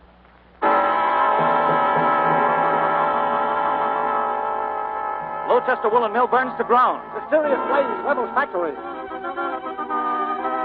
Today, Andrew Holmes, owner of the Lowchester Woolen Mill, accused Leopold Dilg of setting the fire in which a foreman perished. Dilg, a factory worker, is being held by police. Dilg accused. Dilg held for trial. Maximum penalty asked for Leopold Dilg. Dilg escapes jail. Dilg escapes. My name is Leopold Dilg. I worked at that mill in Lowchester, Mass., but I never set that fire All they had against me was that I once said the place ought to be burned. Well, it should have been. It was a rat trap. Anyway, the evidence seemed to be enough for the jury. I got one look at their faces when the judge was charging them, and I knew I was a dead duck. So that night I escaped from the jail. I dropped from the second-story window, almost breaking my leg, and started hobbling away across the fields. They weren't long getting after me. I could hear them yelling in the woods right on my tail. It was raining. I guess that slowed them up. But I couldn't go much further. And then I came to Sweetbrook. That's Miss Shelley's cottage on the edge of town. I managed to get to the back door. Who's there? Who is it? Miss Shelley. I've got a baseball bat here. One move and I'll brain you. Miss Shelley, I'd appreciate the keys to your car. Leopold Dilg. You get out of here. I'm sorry, Miss Shelley, but it's very important. I'm warning you. All I want, Oh, you're hurt. Oh, Dilg. Just tired. Come on, get up. Here, let me help you. What are you doing here anyway? I broke out of jail. Oh, you fool. The whole police force must be looking for you. The whole country. I'd like to stay here, Miss Shelley. You can't. I'm fixing this house up for rent. It'll be occupied tomorrow. My ankle. Oh, my gosh. How far do you expect to get with that? And where are you going? I would appreciate any suggestions, Miss Shelley. Why didn't you think of that in the first place? Miss Shelley, you believe I could burn down a factory, kill a man, or... You're crying. One day you love the whole world, and all of a sudden everything you count on... Oh, for heaven's sake, there's someone at the door. Get upstairs, quick. Go in the attic and keep quiet. Thanks, Miss Shelley. Now, don't even breathe, do you hear? And close the door behind you. Oh, my gosh. Just a minute. Oh, my gosh. Good evening. Yes? I am Michael Lightcap. Oh, Professor Lightcap. Why, you weren't supposed to arrive until tomorrow. Your secretary told me My that... secretary is getting married. Nothing deranges a woman's mind more than marriage. You must be the person with whom I've corresponded. Yes, Nora Shelley. An excellent name. Yes, it's raining, isn't it? Definitely. We're having an early summer. Yes, but could we continue the conversation inside? Oh. It's rather damp out here. Oh, nothing is ready. I thought that tomorrow about noon you'd... Really, I suggest a hotel. I plan to spend the night here, so I'll spend the night here. I'll get my bag. I had a good look at Lightcap from the top of the stairs. Very dignified gentleman. It was the beard that did it, I guess. A black Van Dyke. When he went out for his grips, Miss Shelley came flying up the stairs. Get back up in the attic. Go on. Who's the guy with the beard? The new tenant. He's the #1 legal genius in the state. He's dean of Commonwealth Law School. He eats with the governor. He writes to the president. Yeah, a very cold character, Mr. Lightcap. He's back. Now remember, keep quiet up here. And later, out you go. I wonder where. Miss Shelley, open the door. Oh, hello. Why did you lock the door? Why, did I? Why, isn't that queer? Miss Shelley, there seems to be a strange atmosphere hanging over this house. Oh, as soon as I get the curtains up, it'll be all right. Any improvement will be welcomed. You're a very sarcastic man, aren't you? Miss Shelley, for the past 9 months, I've been teaching 400 weary young men the rudiments of law. I've had to drive all the way down here myself because my man went to see his ailing mother in West Virginia. I was looking forward to a cheerful, brightly lit house and a warm bed. And I find myself in this shambles. Well, why didn't you tell your blithering secretary to get things right? If you'd come tomorrow like you were supposed to, this house would have been efficiently whipped together and it would have been cheerful and bright. Are you through? Yes. There's a certain justice in what you say. However, the violence with which you say it... Well, I'm sorry, but I accept your apology. Now, please accept mine. And now, may I ask, is there a bedroom in the house fit to be slept in? The master bedroom happens to be quite fit. Thank you. Good night, Miss Shelley. You may leave now.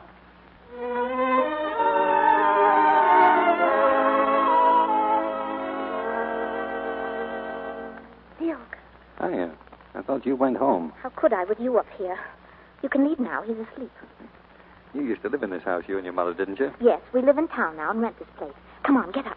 My ankle's so swollen now I couldn't walk 5 yards with it. Oh, what are you going to do? You can't stay here. You're still the prettiest girl in Lochester. Now, look. This escape was insane. You haven't been convicted yet. Now they'll think you're as guilty as sin. It's possible I am, don't you think? Maybe.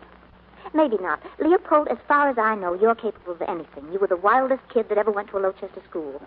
You wore pigtails then. I was in love with you. Always collecting a bad reputation. Even after you grew up, speeches on street corners, petitions, any kind of a squawk, and Leopold Dill's right in the middle of it. Yeah, you're even prettier now. Look, what about Yates? Does he know what you've done? Yates? Yates, Sam Yates, your lawyer. Don't you know your own lawyer? The state made me a present of a lawyer. Well, if anybody can help you, it's Sam Yates. I'll call him. And that's the end of the line, as far as I'm concerned. Thank you, Miss Shelley. See that you keep quiet up here. Yes, Miss Shelley.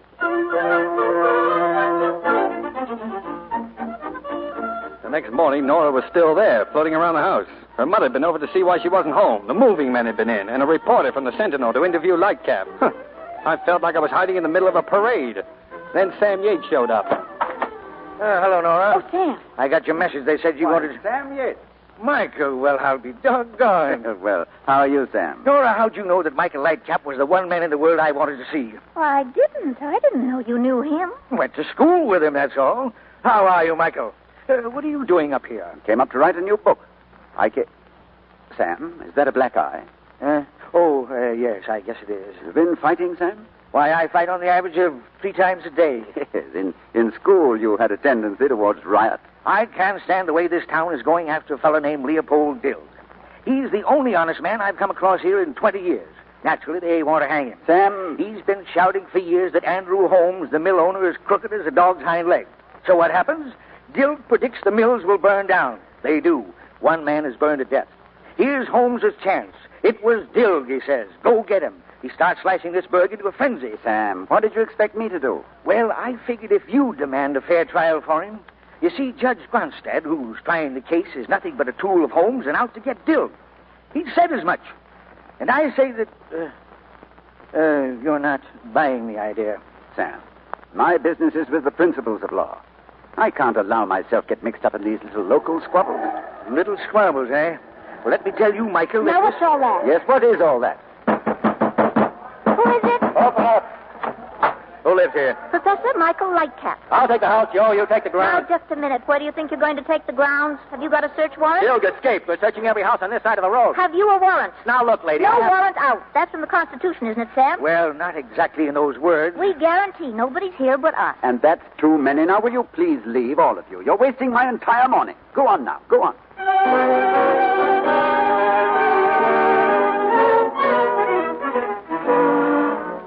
They didn't search the house. When things quieted down, Sam Yates left, and Nora went out to speak to him in the car. Sam, listen. Do you know who's up in that attic right now? Leopold Dilg. Who? Dilg. In the attic? Yes. Now? Yes, now. He stumbled in here last night with a bad ankle. What's funny? Can't get involved in little local affairs, says Lightcap. And there's a little local affair sitting right in his own house. You've got to get him out of here. Why? Why? Where could he be as safe as in the home of the dean of a law school? Are you kidding? Nora, Dilg's life won't be worth a dime if I turn him back to that jury now.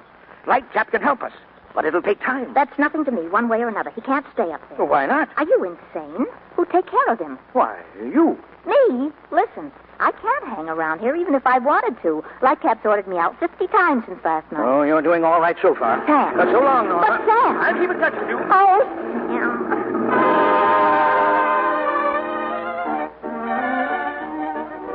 Smart girl, that Miss Shelley. You know what she did so she could stick around? She got herself hired by Lightcap as a combination secretary and cook until his man could get up here. Yes, smart girl. That afternoon they went out to the garden to work on the new book. And meanwhile, I was up in the attic, slowly starving to death. A man can stand just so much. When I sneaked down to the kitchen to get some food, I could hear Lightcap dictating. The beginning is always a little difficult. Yes. Let's see. Jot down this title. The Relation of Literature to Legislation in the 18th Century in England. Yes, sir. The effect of literature upon legislation is a... Bless you. Thank you. Is a study that has long claimed the interests of social science.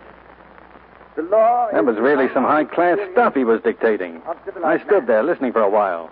And then he made a statement that sounded a little silly to me about the law being at all times reasonable. The law must be built firm on principles which are above small emotions, greed, and the loose thinking of everyday life. Impossible. Oh. What is the law? It's a gun pointed at somebody's head. All depends upon which end of the gun you stand, whether you think the law is just or not. Who is this man? He's the gardener, Joseph. Joseph, this is Professor Lightcap, the new tenant. Pleased to know you. Still, you know, your point of view about the law is very interesting. Thank you. Yep. It represents the ideal condition. I don't approve of it, but I like people who think in terms of ideal conditions. They're the dreamers, poets, tragic figures in the world, but interesting. How are the zinnias getting along, Joseph? Dying. You see, Professor... Joseph, if you don't mind, I must get on with my dictation. You might see if you can save the zinnias from dying. Bless you. Thank you. Miss Shelley. Listen, Lightcap. You're catching cold. Out in the rain last night, Professor? Yes, I was. Professor, about that idea Miss Shelley, I see you're about to have some more company. I'll be in the study. Yes, sir. Bill, get out of here. What are you trying to do? Well, when I hear a man talk nonsense, I always get an impulse. You get upstairs. With this ankle, it's too late. Then hide somewhere, quick. We had company, all right. Only it wasn't for Nora. I knew the fellow who got out of that car. I'd seen his picture. A fellow by the name of Senator Boyd. Well, sit down, Senator. Sit down. Thanks.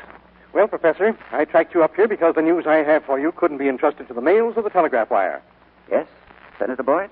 Lightcap, the President would be pleased to appoint you to the bench of the Supreme Court in September. The Supreme Court? Me? That's it. I don't know what... It's a great honor, Senator. A great honor. Well, would you be willing to accept? I'd be willing to accept. Wonderful. The Senate will investigate, naturally. I don't think we have to fear that, but I'd keep my name out of the papers in any connection if I were you. Well, I've been keeping my name out of the papers for nearly 20 years. It shouldn't be difficult to continue. The Supreme Court? That's something. When the senator left, the professor walked around the house in a kind of a happy daze. You could tell what it meant to him. And then Nora got him off the bed with a hot water bottle. He had a bad cold. You got to be careful with a guy like that. Yeah. That night, Sam Yates came to talk things over. Supreme Court. Well, what do you know? Hey, this stuff he reads is remarkable dead. Got any more chicken, Nora? Are you eating again? Oh, that prison food was terrible. Nora, Supreme Court appointment or no appointment? We're dragging Lightcap into this. Yeah, we certainly must. Oh, we must we? How do you suggest we start? Well, what have we here? An intelligent man, but cold. No blood in his thinking. So we must start to thaw him out. Oh, we thaw him. Yep. We can't let a man like that take a seat on the highest court in our land. It's bad for the country. Oh, I see. All of a sudden you're concerned about your country. Our country first, yes. Then my neck next. Ha ha. Leopold, that's all very beautiful and commendable. But this thawing out process, we haven't got months, you know. Oh, plenty of time. I like to break out in a cold sweat every time the doorbell rings. How do you propose we thaw him, Leopold? With a blowtorch? Well, we have to give that some thought. But we have a good start, Miss Shelley. What start have we got? You, Miss Shelley. The prettiest woman in Lochester.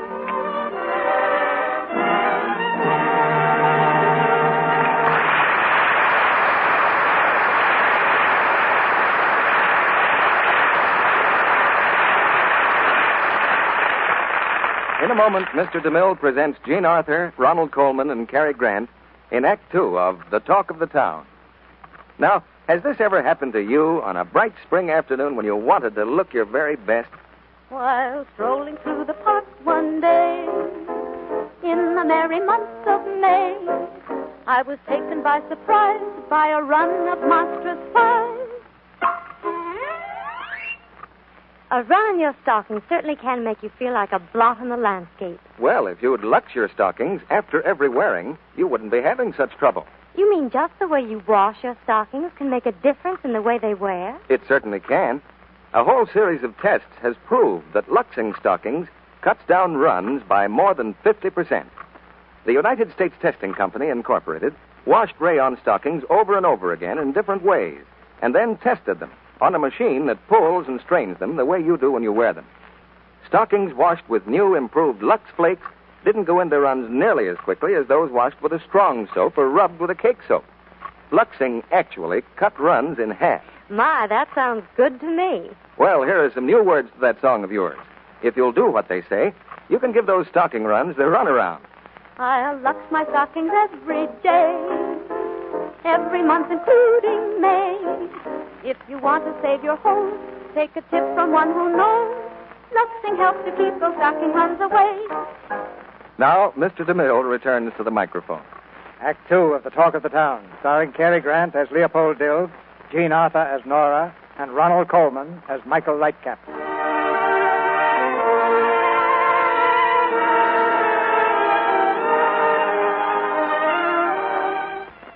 In the matter of Leopold Dill versus the town of Gloucester, Massachusetts, we call to the stand our second witness, Miss Nora Shelley.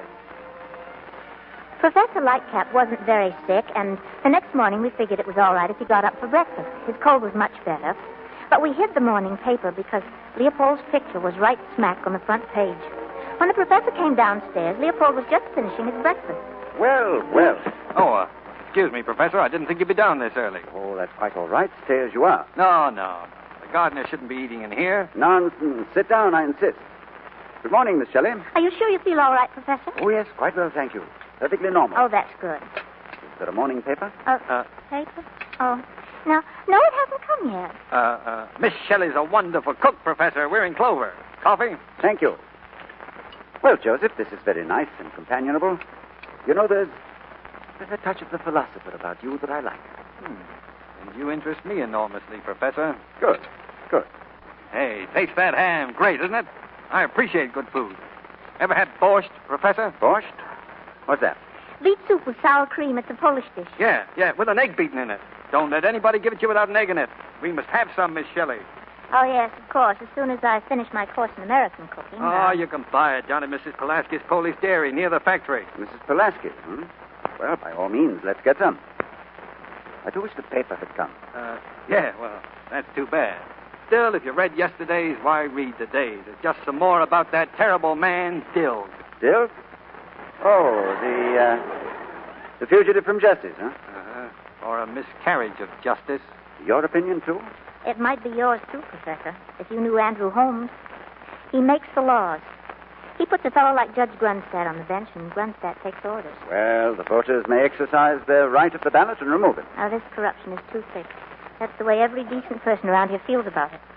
Feelings have no influence on the law. Facts, Miss Shelley, facts. My dear Professor, people wind facts around each other like pretzels. Facts alone, that's a nut without a kernel. Pass the sugar. Where's the soul? Where's the instinct? Where's the warm human side? All right, Joseph, all right. Two schools of thought. I see your point of view, theoretically. In fact, I respect it. I wish I could respect yours, Professor. Joseph puts it a little strongly, Professor. He does respect you, of course, but as you can see, he's for the practical side. Yes, and makes the law up as he goes along. Out of common sense, yes. In fact, Professor, the way I see it, you don't live in this country. You just take up room in it. Now, Joseph. It's a discussion amongst friends. Of course, it's delightful. All you know about the American scene is what you read in newspapers and magazines.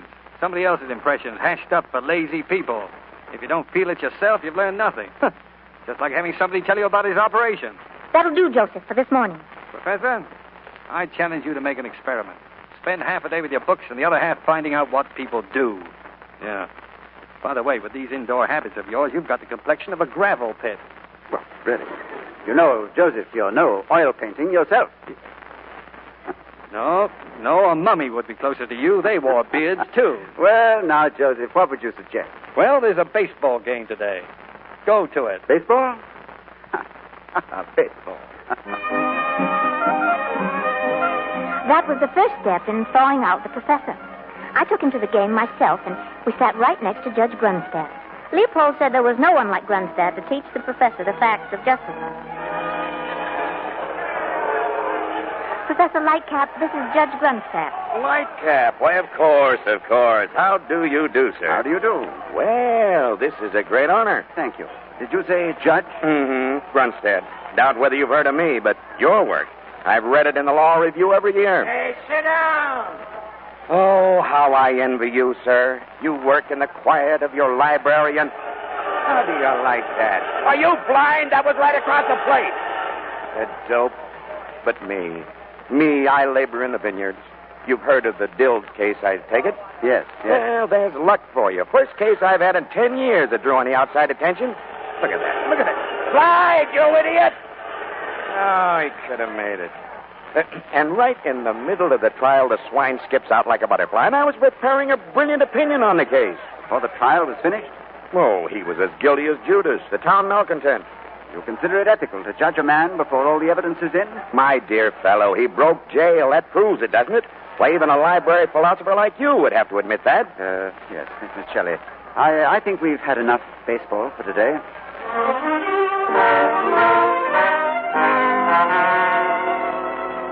That evening, Leopold and Professor Lightcap played chess, but the professor's mind wasn't on the game. Yes.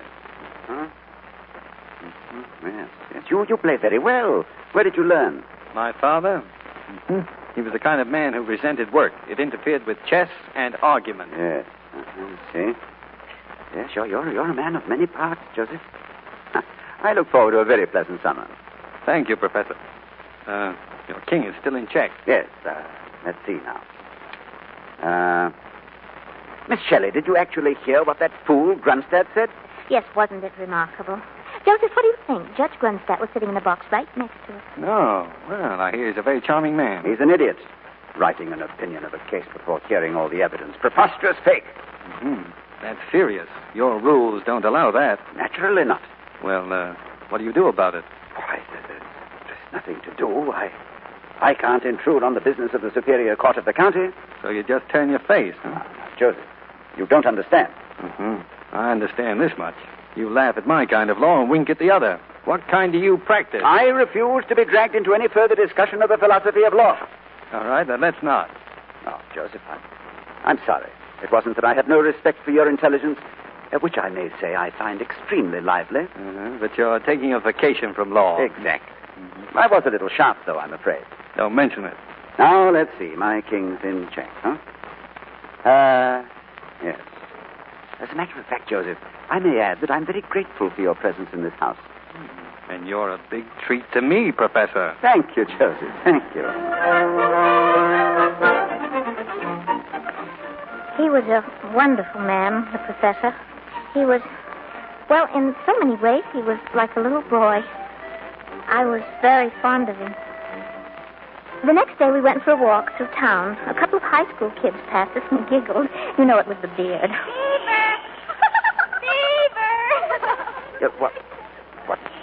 What did they say, Miss Shelley? Beaver. It's a game. First one to spot a beard. Beards are quite unusual in these parts. Yes, I suppose they are.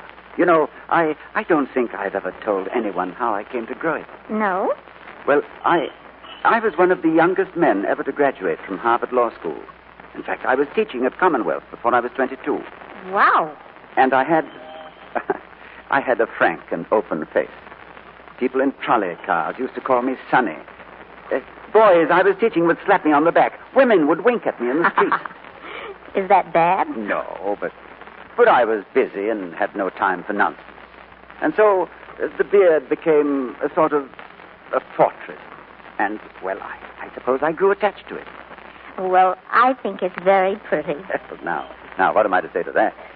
Miss Shelley, isn't that the borscht place? Oh, Pulaski's, yes. Pulaski's. We must get some for Joseph. Oh, I'm afraid we haven't time, Professor. Oh, but think of his face, the ecstasy. Come in a moment. You're going to spoil that man. Spoil Joseph? Yes, sir? Some borscht, please. A quart. Yes, ma'am. With an egg in it. With an egg? Oh, it must have an egg beaten up in it. Yes, sir. Yes, sir. I didn't know it at the time. There was only one person in Lowchester who ever ordered it that way, Leopold Dilg. But Pulaski knew it. We were to find that out later. We left Pulaski's, and I steered the professor over toward the factory ruins. I knew Holmes was staging a demonstration that morning, whipping the town up into a frenzy. It was something the professor ought to see. Mr. Lightcap, it's a pleasure to see you here. Holmes is my name. I own this mill, or rather what's left of it. Well, really, I've never known public feeling to run so high in Lowchester. As for Mr. Dilg, justice will not be cheated. No, I'm sure it won't. Oh, Miss Bush, come here. Professor, this is Miss Bush, a close friend of Clyde Bracken, my foreman, the man who was killed in the explosion. This is Professor Lightcap, Miss Bush. I'm pleased to meet you. We found her here today, searching the ashes. Yeah, I was looking for a wristwatch I gave Clyde just 2 weeks ago. All they found of Bracken was a tiny athletic medal he'd won in high school. Gives a girl a queer feeling. One night you got a man who weighs 211 pounds, and the next day, wham, all you got left is a medal for shot putting. Yes, I'm sorry. Too bad they're not taking pictures of Bill swinging from a telegraph pole. Who said that? I did, Yates, and what about it? Jake, I told you anybody I heard talking like that had to count on fighting me. Put him up. Sure.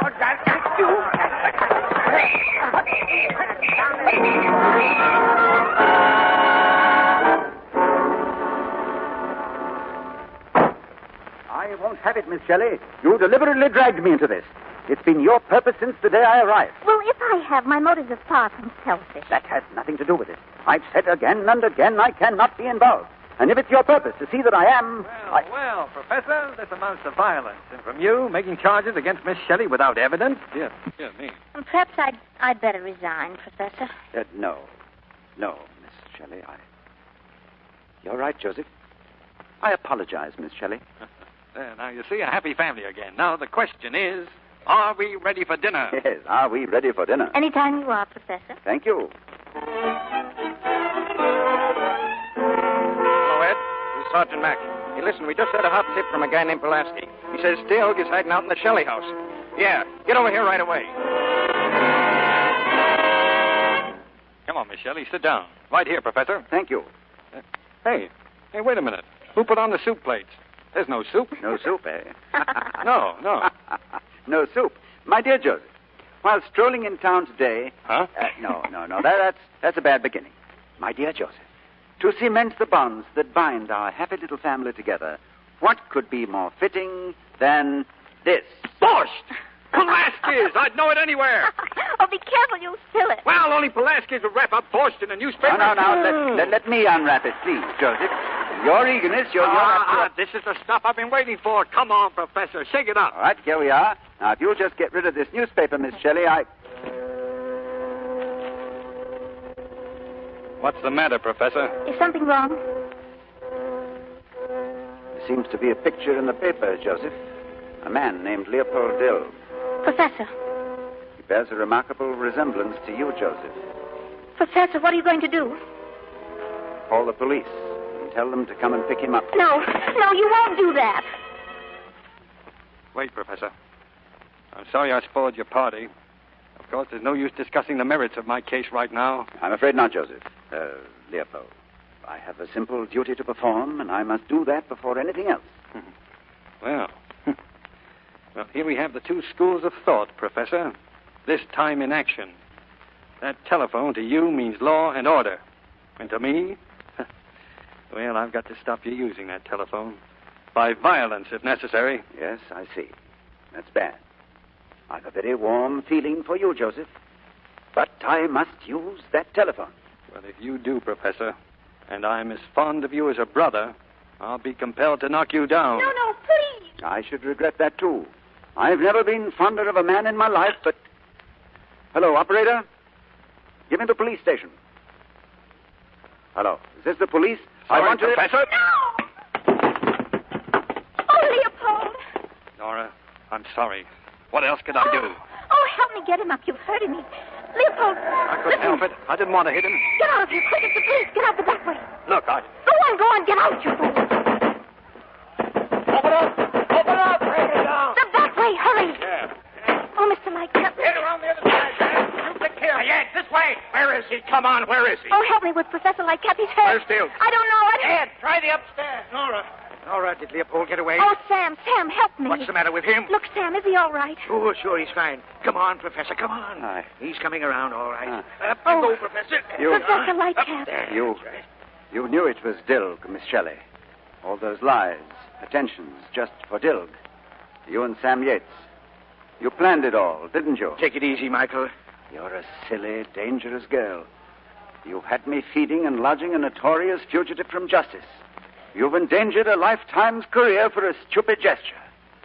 Our association is at an end, Nora. That's a tip-off, Professor. You had to get good and sore before you got around to calling me by my first name. Oh, Miss Shelley. Nora, when you're angry. That will be all, Miss Shelley. That will not be all, Mr. Lightcap. Dilg is innocent, and I'd rather be hated by 40 frozen legal giants like you than turn him over to those bloodthirsty idiots of Lochester? You were right to grow a beard. You were an old man all your life. You put on the proper costume just as soon as you were able. Don't ever shave it off, Mr. Twilight. Somebody might think you were alive, and that would be misrepresentation. Come on, Sam, let's get out of here.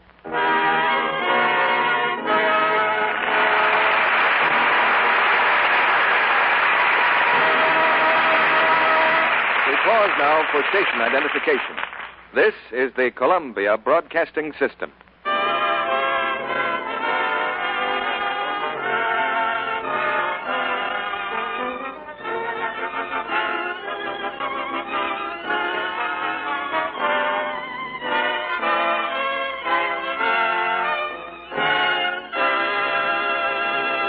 After a brief intermission, Mr. DeMille presents Ronald Coleman, Cary Grant, and Jean Arthur in the third act of The Talk of the Town. Tonight, Sally and I have a conservation quiz for you. Questions and answers on care of clothing that every conservation-minded woman needs to know. We've asked some members of our studio audience to try to answer a question apiece. But whether their answers are right or wrong, there's a big box of new improved Lux waiting for each. Here's our first contestant, Sally, Mrs. Charles Isaacs of Los Angeles. Mrs. Isaacs, if you've had washable gloves dry cleaned, should you try to wash them? Why, no. That's right. If you try to wash them after they've once been cleaned, they're apt to get stiff and be ruined. If you Lux them right from the start, you're all right. Just follow the directions right there on the box of Lux Flakes that Mr. Kennedy has for you. Here you are, Mrs. Isaacs. Thanks a lot for helping us out. And I know new improved Lux will help you out, too. Help you make gloves and other washables last longer. It's the mildest, safest Lux ever made. Now, our second contestant, Sally, is Mrs. Bruce Wilkins of North Hollywood. Hello, Mrs. Wilkins. Here's your question. If the neckline of a blouse or sweater, for instance, is specially soiled, should you rub cake soap on it to get it clean? Yes. No, very definitely no. Rubbing is hard on fabrics, especially on woolens. Take a few dry Lux Flakes and work them in gently with your fingers, but don't rub. Thanks for coming up, Mrs. Wilkins. You'll find this box of new improved Lux Flakes is super safe care for all your washables. I'm afraid that's all we'll have time for. We'll have to save our other questions for another night. But, ladies, don't you wait another night or another day to try new improved Lux Flakes. It's better than ever in 3 important ways. It's the mildest, safest Lux ever made. Its suds are richer, more cleansing than ever, and they last longer than ever. Give more of your washables this super safe care so they'll last longer than ever, too. Now, our producer, Mr. DeMille. We'll ask our stars to step out of character for a chat when the play is over. But right now we present the third act of The Talk of the Town, starring Ronald Coleman, Jean Arthur, and Cary Grant.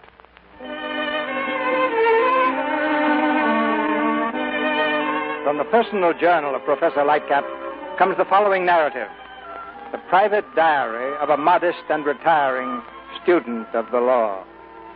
Since I trust no eyes but mine will ever read these words, I may confess that Miss Nora Shelley had made a distinct and lasting impression upon me. And when she left Sweetbrook that night, I felt very much alone. But she had shown me what I was, a frozen legal giant, she had said, with a beard. So when my man Tilney arrived, I took the first step toward correcting that impression. Tilney found me that night in front of my mirror, razor in hand. Mr. Lightcap, sir, what you doing, sir? I am about to shave, Tilney. Oh, no, sir, you can't do that, sir. Sorry, Tilney, there's work to do. The beard is in my way. Yes, I know, but for 15 years, sir. 15 years, Beaver. The work I referred to was discovering for myself whether or not justice had been hoodwinked in the case of Leopold Dilg. I went first, clean-shaven, of course, to a beauty parlor in Lochester. It was run by Miss Regina Bush, the sweetheart of the foreman who had died in the fire. She manicured my nails. You got beautiful hands, Professor. Scholarly. Clyde had hands you could use to knock in spikes with. Who is Clyde? Who was Clyde? It'd be more accurate. I'm in mourning. It's a great hardship because I'm the type of girl who loves to get around. You visiting here for the summer? Yes. Gee, I wish he wasn't dead. At least for one night. I sure would love to go dancing tonight.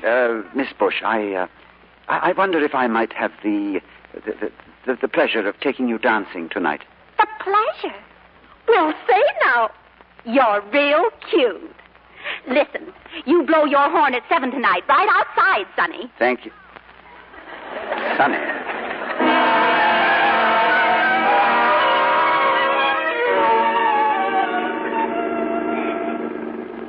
What time is it, Tilney? 7:02, sir. Well, it's just at the next corner. Yes. Tilney. Yes, sir? If you wanted to get some information out of a woman, how would you go about it? Well, Mr. Lightcap, sir, I've lived a cloistered life like you. And on a subject of that sort, we're babes in the woods. But you were married once, weren't you? Oh, that was the folly of youth, sir. But you wooed her and won her. How? Well, by the darndest series of lies you ever heard. I gave her a character and charm she never possessed. I perjured my soul for 1,000 years to come. Well, that's very interesting, Tilney. Thank you.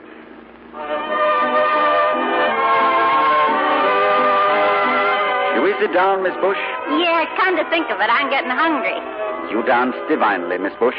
Your physical coordinations are remarkable. I thought I heard them all, Professor, but your line's brand new. Ah, you're definitely a superior person, Miss Bush. Ah, you're cute.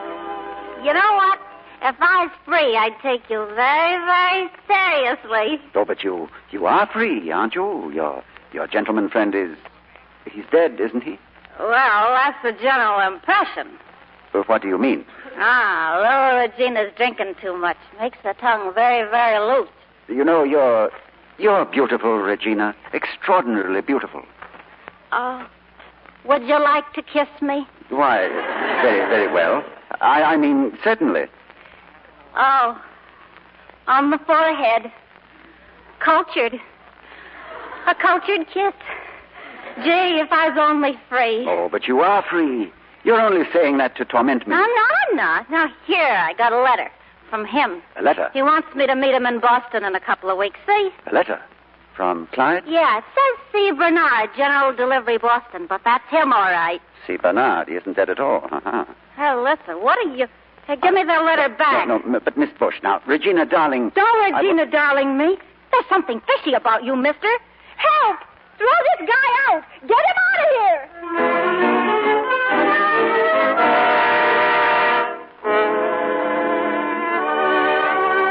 I left the cafe as quickly as possible and drove back to Sweetbrook. Of course, I didn't realize at the time that Leopold Dilg was still hiding there in the attic. It was the most obvious place and therefore the best. Miss Shelley found him there that night. Oh, Leopold. Oh, you idiot. Hey, cut it out. How did you know I was here? Oh, it suddenly came to me. You couldn't go anywhere else. Your ankle. Oh, Leopold. No. Nora Shelley crying? Well, I've been out of my mind for 24 hours. I thought you were dead. What an idea. You know something, Nora? Our friend, the professor, shaved off his beard. He did? Yeah, I heard him talking about it. But why? Well, who can tell what a man in love will do? In love with who? You. I know just how he feels. The prettiest girl in Lowchester. Oh, Leopold, I've been so miserable to you. I never really knew you. Oh, Leopold. Stop saying Leopold like that tenderly. Oh, Leopold. How funny. You can't do it with a name like Leopold. Oh, shut up.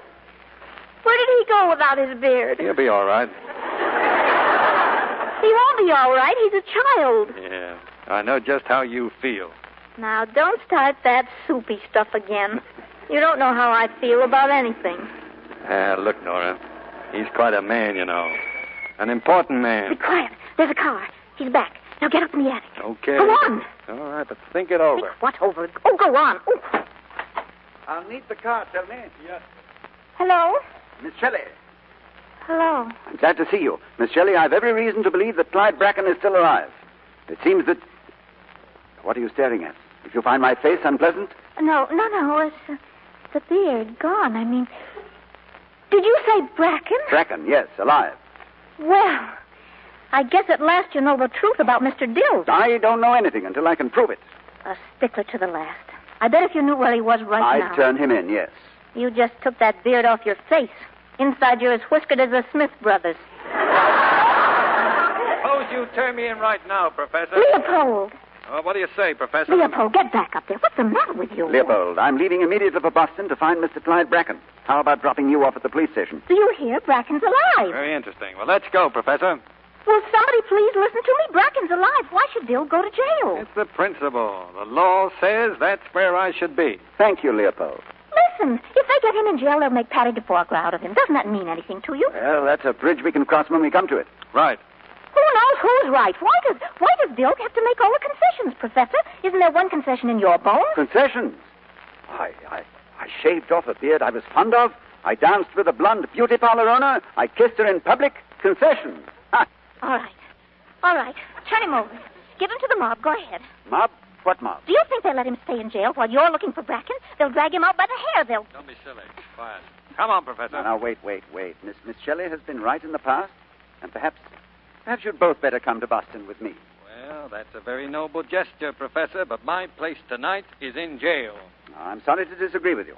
Come along, Leopold. That's taking the law in your own hands, Professor. Oh, shut up. Leopold, sometimes the letter of the law might be wrong. No, I'm afraid I can't agree with you, my dear friend. Well, I'll have to be firm, Leopold.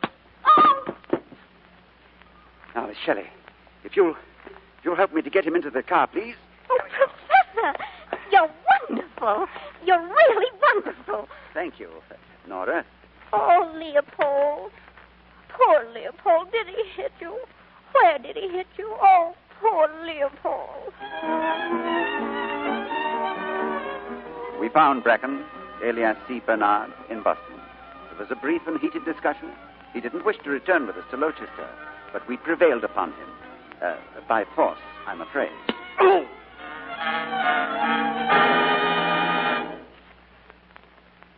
Come on, Bracken, let's have the truth. Turning state's evidence is about the only hope you've got now. You know that, don't you? Talk, Bracken. Leopold, how about stopping the car and giving him another going over? Pleasure. Okay. Wait a minute. Holmes paid me to burn it. The factory was on the rocks, and there's only chance to get the insurance money for that broken-down barn. That's what Leopold said for years. Well, why did you have to play dead? To get the people more excited. So when Holmes pinned it on that thorn in his side, Dill, he could put him away good, huh? Yeah. A very simple plan. It's astonishing. Better go straight to the Lochester City Hall, Miss Shelley. No. Drive straight home. Home? Why? Well, I'd rather take Bracken alone. What? What about the mob? The mob won't hurt anybody. Professor, you've solved this case beautifully, and I'm very grateful to you. But this country needs a man like you on the Supreme Court bench. I don't want to take the risk of your losing that. That's very thoughtful of you, Leopold, but I see things differently now. So do I. And I want to see this job through. Well, I'm sorry, my friend, now, but... stop it. The professor's right. Friendly feelings are one thing, Leopold, but a mob's another thing. You ain't going to turn me over to any mob. Sit down, Bracken. I'll show you. Look out. Leopold, hold him. Sit down. Get his hands off the whip.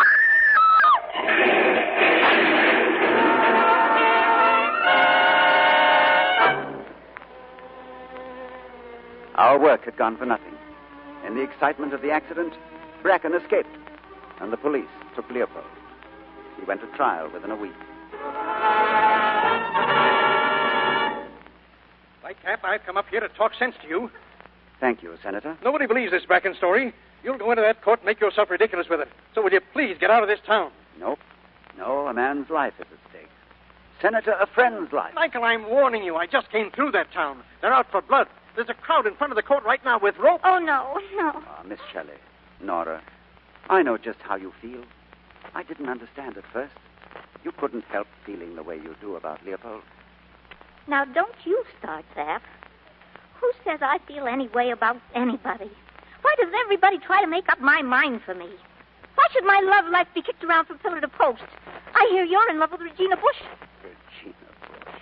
Yes, Regina Bush of the Dolores Beauty Salon. How do you like it? Regina Bush? That's where Bracken is. He's hiding there. Nora, did I see a gun somewhere around this house? A gun? I know, it's in the desk. What are you going to do? I'm going to settle this Dill business if I have to shoot to kill. Michael, you can't do it. Oh, can't I? Listen. My great-great-great-grandfather fought off 24 Indians for a whole week in 1756. And I'm a direct descendant. Now, you tell that to the Senate. And if it isn't good enough for the Supreme Court bench, it's just too bad.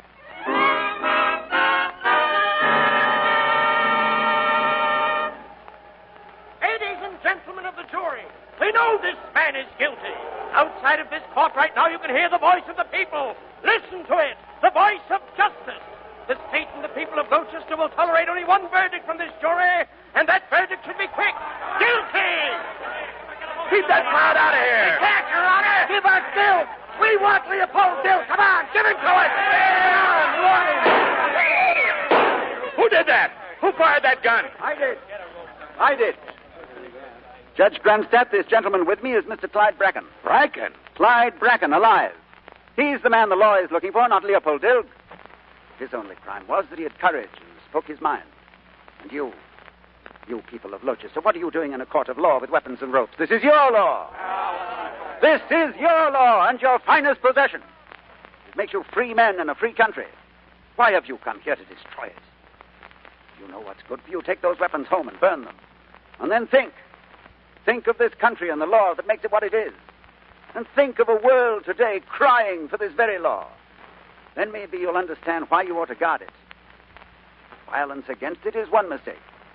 Another mistake is for any man to look upon the law as just a set of principles, something he recites and then leans back and takes it for granted that justice is automatically being done. Both kinds of men are equally wrong.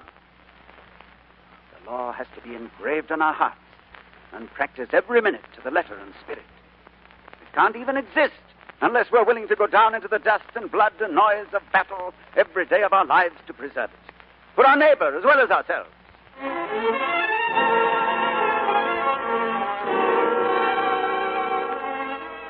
I received my Supreme Court appointment in September. Nora Shelley was there the morning I took my seat for the first time. You look so wonderful, Professor Lightcap. Shelley, you must stop staring. It's just a robe, isn't it? Where's Leopold?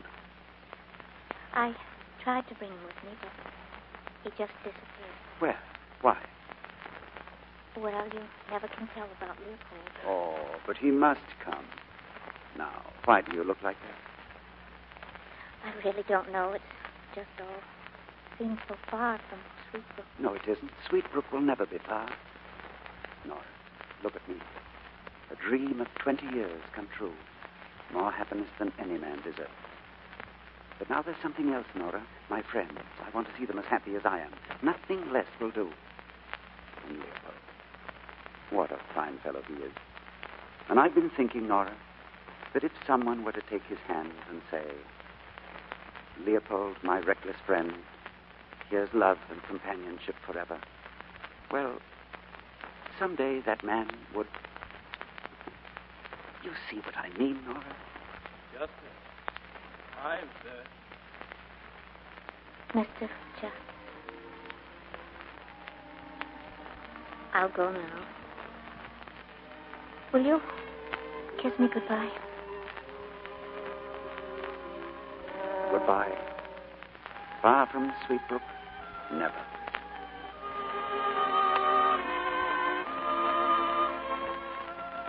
Leopold had come after all. I saw him from my seat on the bench.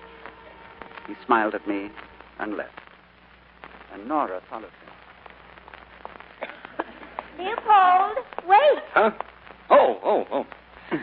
Where are you going? Well, that's all I wanted to see. The professor. The rest is about law. Very boring. Hey, he looks fine up there, doesn't he? Yes. Well, our country's in good hands. The woman's touch. Indispensable. You better go back in. But where are you going? Home, Gloucester. Why? Then what? You're going to like Washington. Wonderful town. And he's a wonderful man, too. Well, Nora, see you sometime. Leopold. I'm in a hurry. You better go back in. He's probably looking around for you now. Leopold, I'm getting pretty tired of having people trying to make up my mind for me. Now, stop it. Do as I tell you. Leopold. You take a stubborn woman, they're a curse. My mother always warned me against stubborn women. Leopold. Now, stop following me or I'll call the police. Leopold. And don't say my name like that, Leopold. I told you it. Oh, come on. Come on, we missed the train. So they went back together to Gloucester, to Sweetbrook.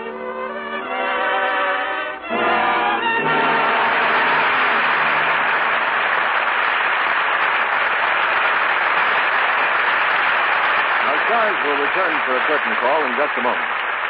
Now, what would you say was the hardest thing about washing dishes? I'd probably get a lot of different answers to that question if I could talk to each one of you. But when it comes right down to it, if there's one thing that makes dishwashing doubly hard, it's hard water.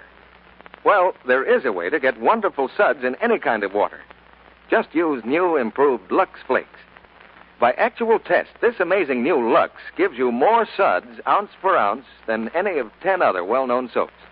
And they're rich, long-lasting suds that make that daily job of dishwashing easier and pleasant for you. Just sprinkle new, improved Lux Flakes into your dishpan, turn on the water, and watch those flakes bubble into thick, hard-working suds fast. You see, Lux is all pure soap. That's why it gives you richer suds. And, of course, it's kinder to your hands. Doesn't leave them red, rough, coarse-looking. Your dealer has new, improved Lux Flakes now in the same familiar package. Better get an extra box tomorrow. Keep it handy in the kitchen for dishes to give you rich, cleansing suds even in hard water. Now, here's Mr. DeMille with our stars. Tonight's performance deserves to be the talk of the town, also of the city and the county. And the credit goes to Gene Arthur, Cary Grant, and Ronald Coleman. Thank you, C.B. Keeping Cary Grant out of jail was a very pleasant assignment. But difficult. Cary's a stubborn criminal. C.B., I appeal to you. Do I look like a criminal? Well, no. I wish you'd be a little more confident. That's a tribute to your acting, Cary. Don't you think so, Mr. Justice Coleman? Now, Gene, don't be formal. Call me Judge. You were all so perfect in your part tonight that I almost suspect you've had experience in the same job. Ever studied law, Ronnie? I'm afraid not, C.B. Were you ever a combination secretary and cook, Gene? No. Well, it's up to you to save my theory, Cary. That's the politest way I've ever been asked whether I've been in jail. Thanks. Mr. DeMille is a very polite man. He told me once that he had a perfect part for me, that I was the only one who was right for it. I hope you took it. What was the part? Calamity Jane. I'd like to suffer a box office calamity like that picture more often, Gene. Ronnie was telling me he's joined a very interesting crusade. Yeah, I understand. He's out for blood this time. Well, Cary, it's just this. I'm out to remind those of British birth in the United States that the American Red Cross needs more blood plasma. And this week is set aside for donations of British blood for American forces. We can show our gratitude for America's tremendous generosity to Britain in her days of trial by going now to the nearest blood center and offering British blood to save American lives. As an old campaigner for the blood donor service, I know how much it's needed, Ronnie. Good luck. Now, I know the audience is anxious to hear about next week's play, Mr. DeMille. For next week, Gene, our play will be the motion picture surprise of the year. The RKO dramatic success, Hitler's Children. And our stars will be Bonita Granville, Otto Kruger, Kent Smith, and Walter Reed. This is not a war play. It's a drama of youth, behind the scenes in Germany. A story of courage and love, which the Nazis could not destroy. And it's an inside glimpse of the Nazis' secret weapon. Well, I look forward to hearing it, C.B. Good night. Good night. Good night. Good night. Sounds like you've convinced the jury.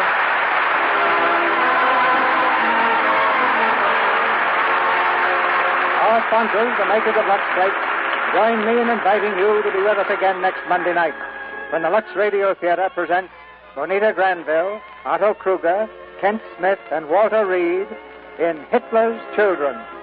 This is Cecil B. DeMille saying good night to you from Hollywood.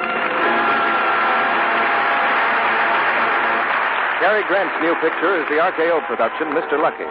Gene Arthur will soon be seen in the Columbia picture, The More the Merrier. Heard in tonight's play were Lynn Whitney as Regina, Leo Cleary as Yates, and Norman Field, Horace Willard, Charles Calvert, Robert Harris, Warren Ash, Charles Seal, Fred Mackay, Stanley Farrar, Ken Christie, and Julia Warren. Our music was directed by Louis Silvers. And this is your announcer, John M. Kennedy, reminding you to tune in next Monday night to hear Bonita Granville, Otto Kruger, Kent Smith, and Walter Reed in Hitler's Children. Today, you can't afford to be tired or nervous because of a diet low in vitamins. Yet with food rationing and shortages, it's harder to get vitamin-rich foods. So take Vims. Vims are scientifically designed to help make meals complete. Vims give you all the vitamins government experts say are essential, balanced in the formula doctors endorse. And Vims supply all the minerals commonly lacking. Get Vims at your druggist. VI for vitamins, double MS for minerals. Vim. This is the Columbia Broadcasting System. Night Beat is coming up next on Nightly Old Time Radio Shows. Wheaties presents Night Beat.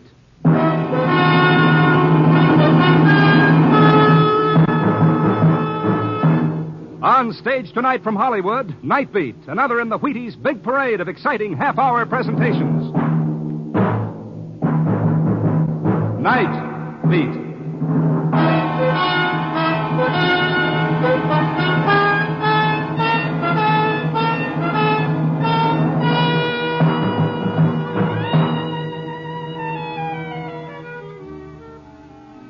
Hi, this is Randy Stone. I cover the Night Beat for the Chicago Star. Stories begin in many different ways. This one began and ended with a confession. A confession to the crime of murder. Night Beat, starring Frank Lovejoy as Randy Stone.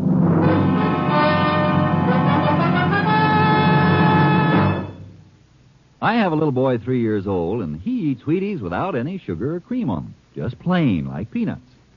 Now, this isn't necessary for you, of course. You can put sugar and milk and fruit on your Wheaties if you want to. But they are good enough to eat plain. They're crisp, they have a nut-like taste. They're all by themselves for flavor. And they give you all their whole wheat goodness in every crispy bite. So if you choose to sit on the back steps eating Wheaties out of the box, it's your very own business. We won't complain. You'll still get that whole wheat and all the nourishment in it. Eat Wheaties any way you like it. But eat 'em often. So good. Wheaties. Breakfast of champions, that is.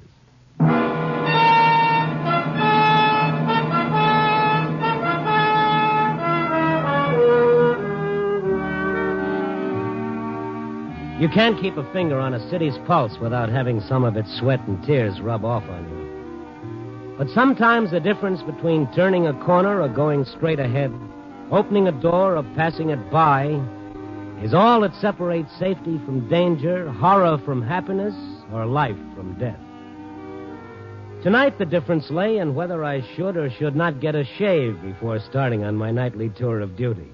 I decided on the shave. Usually I go to a barber shop on the 5th floor of the Conway building in the heart of the Loop. By the time I got there, however, it was after 6 and the elevator operators had all gone. 2 of the lifts were still operating on a self-service basis, so I got in one and pushed the button for the 5th floor. The elevator was almost to the 4th floor level when a sudden yelling drew my attention to the little window in the elevator door. I pressed the emergency stop. A tall, thin-faced man had been lunging at someone out of vision. If there was ever murder on a man's face, it was on his. I saw you talking to the FBI. You told them. I didn't. I was only trying to help you. I brought the elevator down to the floor level without stopping to think what I might be getting myself into. When the doors opened, I saw them rolling around the corridor ahead in a desperate struggle. The tall man was on top, his left hand flailing at the other's face with a briefcase, while with his right he was trying to drive a long, thin blade into the other's chest. Help! Don't! Holland, please! Hey, drop that knife! The human beanpole saw me coming and scrambled to his feet. So he told you, too, huh? He told you. Look, pal. I'll kill him. Take it easy. Take your hands off me. I'll kill you! He slashed at my face. As I threw up my arm, the point of his blade snagged in my sleeve and jerked out of his hands. He darted for the elevator, and I ran after him in the best tradition of Frank Merriwell saving the game for dear old Yale. My form may have been all-American, but my flying tackle was all wet. His heel caught me in the head, and I fell on my face, lost in the stars.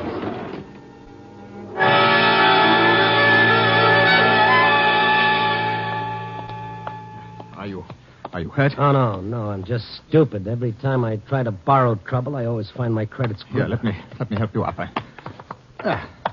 I'm terribly sorry. Oh, thank you. I'm all right. How about you? No, he didn't hurt me. Well, he was sure trying. He a friend of yours? Will you come into my office and let me dress that bruise on your cheek? I'm Dr. Reichel. Well, I'm Randy Stone. You better give the police a ring right away. That fella's a maniac. Who is he, anyway? Oh, he's one of my patients. That's my office over there. One moment. Let's not forget our evidence. This knife he dropped. Well, it isn't a knife. It's a letter opener. He took it off my desk. A letter opener? Mm-hmm. Well, that's different. What was he trying to do? Open you with it? Oh, now, please, come in. I'll put something on that bruise and try to explain. Thank you. Let's see, a little methyl. It should fix that up. Yeah. I can't tell you how deeply I appreciate what you did. Oh, it was nothing. He was only trying to kill you. Will you hold still a moment? There. Yeah. You see, the man is my patient, a disordered personality. Are you an alienist, Doctor? Yes, my field is psychiatry. Well, from what I saw, your patient is more than a disordered personality. He's a homicidal maniac. And Mr. Stone. Well, aren't you going to call the police? Or do I have to? Oh, please. No, what happened was just an accident. An accident? This hole in my sleeve wasn't made by Moz, Doctor. He tried to knife me, too, remember? Well, only because he identified you with me. Now, it's not too unusual in a case of this sort for a patient to transfer his persecution complexes against the doctor who is treating him. Oh, yes, but... But what happened tonight is entirely my fault. I was so encouraged over certain other developments that I overlooked the extent of his immediate hysteria. So, what happens if he comes back and kills you? Do you get a medal? No, he won't try. Not again. I can assure you. But all I ask is that you don't report this incident. To have him arrested would destroy my chances of curing the poor fellow. Now, you won't, will you? Well, okay, Doc. You probably know what you're doing, I hope. Who is he, anyway? What's his name? Now, Mr. Stone. Please. I'm sorry. Okay, Doc. They say a guy is only as big as the things that annoy him. And he's kind of tough when the annoyance is 6'4" and has a knife that makes him even bigger.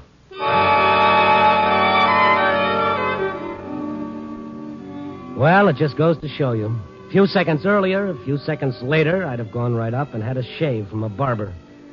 As it was, I arrived just in time for a close shave at the hands of fate. She was at my elbow again, I guess, when I took the elevator back down into the lobby.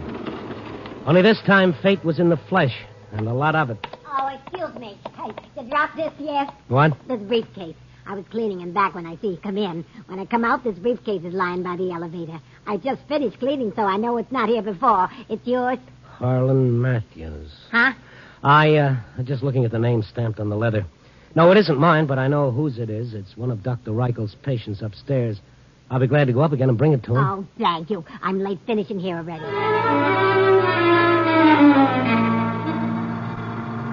Harlan Matthews. I'd heard the doctor call him Harlan. It was the same man and the same briefcase he'd been using to bash Dr. Reichel over the head. As the elevator doors opened on the 4th floor, the doors of another elevator slammed shut and started down. I found Dr. Reichel's office locked and the light out. Obviously, he'd just left. I went down to the street level again, but the city had swallowed him up. I looked inside the briefcase. It contained a heavy album of foreign stamps belonging to Harlan Matthews. A phone book in the corner drugstore showed 2 numbers for Matthews, his home and his business. I tried his home. Hello? I'd like to speak to Harlan Matthews. Oh, he's not in. Is there any message? Is this Mrs. Matthews? Yes. Your husband left a briefcase in the Conway building, The and Conway building? Have you seen him there? This isn't Dr. Reichel, is it? No, Mrs. Matthews. My name is Stone. However, I did see your husband at Dr. Reichel's office just a little while Well, ago. I just phoned there. Well, you must have just missed him. Well, where is Harlan now? He's coming home, isn't he? Have you tried his office? There's no answer. Isn't he coming home? Well, that I don't know. Dr. Reichel may be able to tell you. Oh, I've been trying to get him at his home for the last 2 hours. He never keeps his office open this late. I just called him on the bare chance that he might be there. Mrs. Matthews, why does your husband hate Dr. Reichel? Oh, well, Harlan is sick. He doesn't know what he's saying. Well, then, what does he imagine? I don't know. He won't tell me. It's since the war. It's something to do with the war, something that happened. I don't know what it is. He's sick. Yes, of course, Mrs. Matthews. Well, I'll drive over with the briefcase. I just called to be sure that somebody'd be home.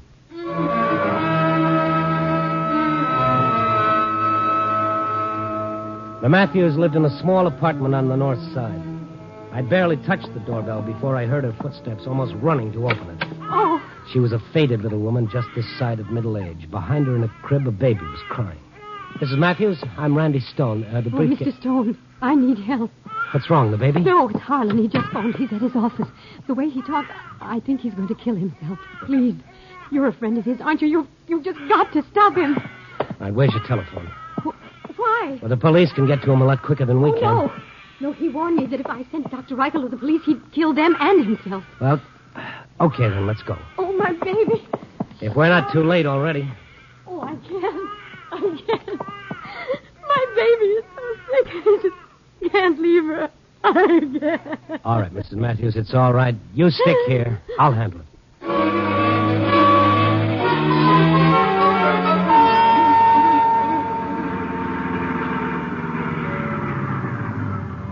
Harlan Matthews' business address was a third-floor shop in a third-class shopping district. The dry goods store on the street level was still open for business. Its long awning still hung over the sidewalk in memory of the recent May Day sunshine. The windows above it were all dark, except one on the third floor. The lettering on it read, H. Matthews, Stamps Bought and Sold. I climbed 2 flights to the third-floor landing. The doors of the stamp emporium were half open. Inside, Harlan Matthews was seated at a desk, his thin, bloodless face seeming to stare straight at me. But the light was in his eyes, and I knew he couldn't see too much. Not until I got inside, anyway. Hello, Mr. Matthews. Yes? What is it? I found a briefcase with your name on it. Huh? Well, where is it? Your wife has it. I gave it to her. You came here just to tell me that? Well, not entirely. Oh, I see. She sent you here. Well, look, Mr. Matthews, you have a... Keep your hands on the desk. Don't do it.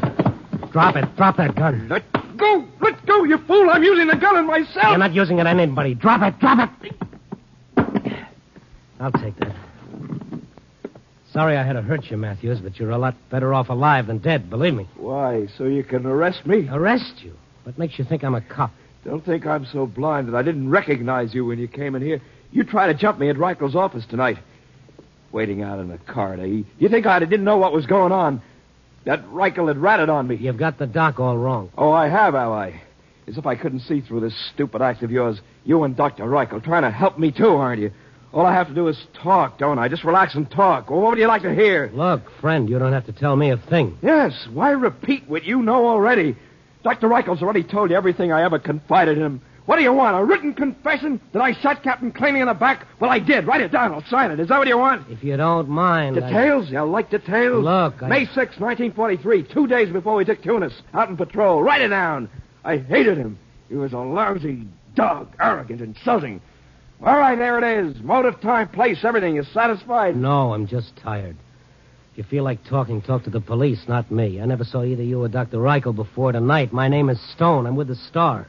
If you doubt it, pick up the phone and find out. The papers? Reichel told the papers? Well, you get this into your head and you'll have it in a nutshell. Reichel never told anybody. All I know is what you've just spouted. You sit here like a broken-down ham, dramatizing yourself, dreaming up things that never happened, making like a martyr, feeling sorry for yourself, leaving your wife at home worried sick about you. You got a family to think of. Now, go on and get your coat. I'm taking you home. I guess maybe you're right. I've been acting like a fool, haven't I? I'm sorry. You'll feel lots better in the morning, Mr. Matthews. Now, come on, let's go. Yeah. I'll put things away first.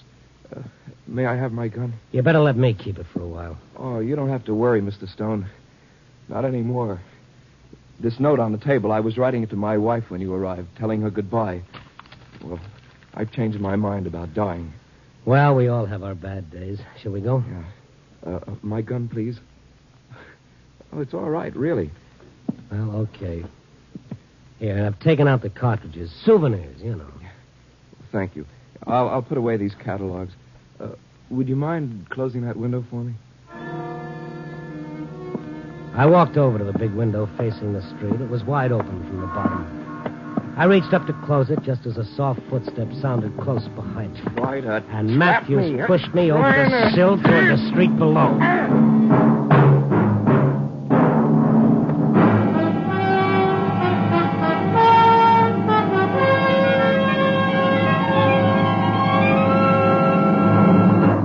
General Mills is bringing you Night Beat, starring Frank Lovejoy as Randy Stone. You know, this talk about breakfast of champions is the real thing. Jackie Robinson does eat Wheaties. So does Tommy Henrik. So does Mel Parnell. So does Bob Feller. And so does a gentleman named of Mr. V.O. Hill, 1445 Massachusetts Avenue Northwest, in Washington, D.C. Now, Mr. Hill is not a nationally famous figure, but he is a champion just the same. On January 7th of this year, he was playing golf at the Rock Creek course. At the 11th hole, Mr. Hill made a 148-yard drive against a pretty stiff wind and made a hole-in-one. You think he wasn't a champion for a while there? Brother. And I'm standing here telling you Mr. Hill eats Wheaties. He does. Says he eats them regularly. They're whole wheat, you know. There's a lot of energy in whole wheat. It's the kind of energy you need, whether you're dealing with a baseball bat or a golf club or a vacuum cleaner. Get your Wheaties come breakfast time and see if you don't have a better morning. Wheaties, milk, fruit. Breakfast of champions. It's for you, too.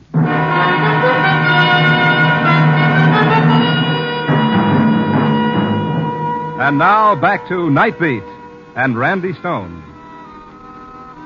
Life, they say, is a continual process of getting used to things we hadn't expected. Like, for instance, getting pushed out of a guy's office window. I hadn't figured Harlan Matthews was that far off the beam, but that, of course, was my fault. From a character as neurotic as Matthews, I should have expected anything. I guess I was out more than a couple of minutes because when I came to, a cop had evidently just arrived on the scene. Voices crowded through my head against a backdrop of pain. I stared up at the moon shining brightly through a huge rip in the awning, and I tried to push myself up to a sitting position. And a cop bent over me. Easy now, easy. I'll call an ambulance. Wait a minute. Get Matthews. Who? Harlan Matthews, stamp dealer, 3rd floor. He pushed me. Matthews, eh? Just wait here.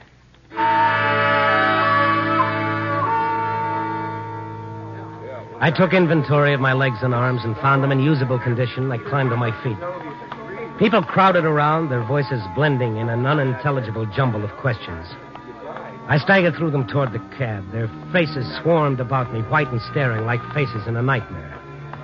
I reached out, found the door handle of my car. I opened it and got in. I sat there for a while, trying to reassemble my wits. My head throbbed with pain and my mouth was dry. I wanted a cold drink more than anything I could think of. So I found my keys and drove to the first drugstore I came to. It was the sight of the phone that made me remember Mrs. Matthews. She'd be anxious to know what happened. I had to tell her something. I rang her number. Hello? Mrs. Matthews, it's Randy Stone. What happened? He didn't... No, I got there in time. Oh, thank God. Where is he? Well, I thought he'd be home by now. But he isn't. When did he leave? Not long ago.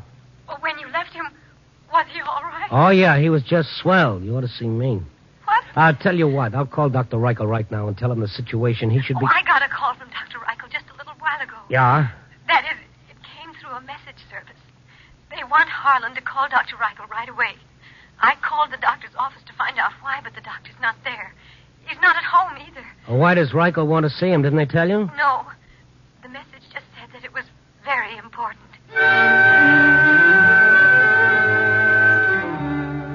I invested another nickel in the call to Dr. Reichel's office. There was no answer, so I sat down at the counter and had a cup of coffee. I felt somewhat better by now, although my head still throbbed, and I still found it hard to unscramble my thoughts. I went back to the phone booth and called Dr. Reichel's home. Perhaps he'd returned by now. Oh, what is it, please? Dr. Reichel residence? Has Dr. Reichel come in yet? No, Dr. Reichel, not here now. Look, has there been anybody at the house to see him within the last hour or so? No visitor. Too late. You call tomorrow, maybe. Yes? Goodbye. I checked with Mrs. Matthews once again to see if Matthews had returned yet. He was still missing. However, since my last call, the police had dropped in. They wanted to talk to him about pushing someone out of a window. Someone who'd driven away from the scene without leaving his name, address, or license number. You were with him, Mr. Stone. He couldn't have done it. Oh, yes. Utterly fantastic. You'd better try to get some sleep, Mrs. Matthews. I'll ring you if I locate him. Good night.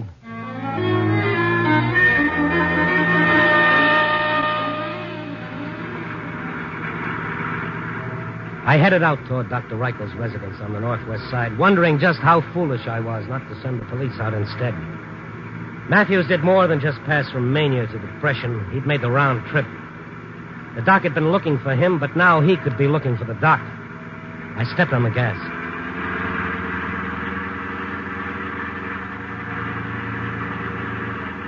It was quite a drive to Dr. Reichel's home.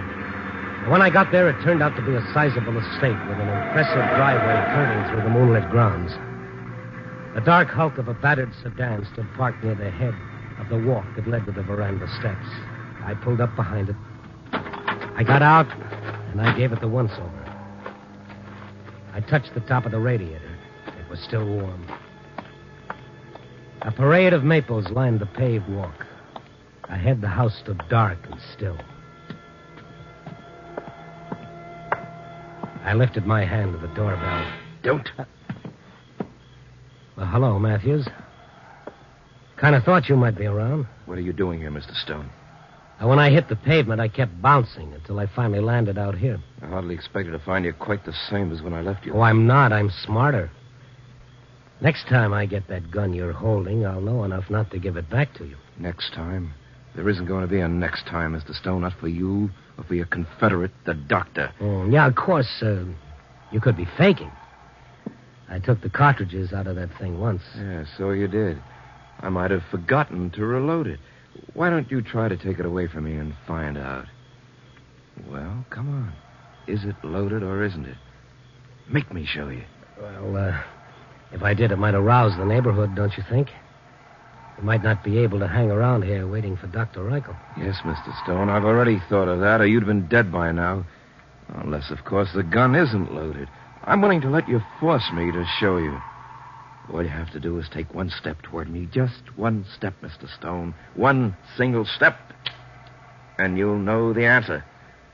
Before I do, maybe you could give me some other answers.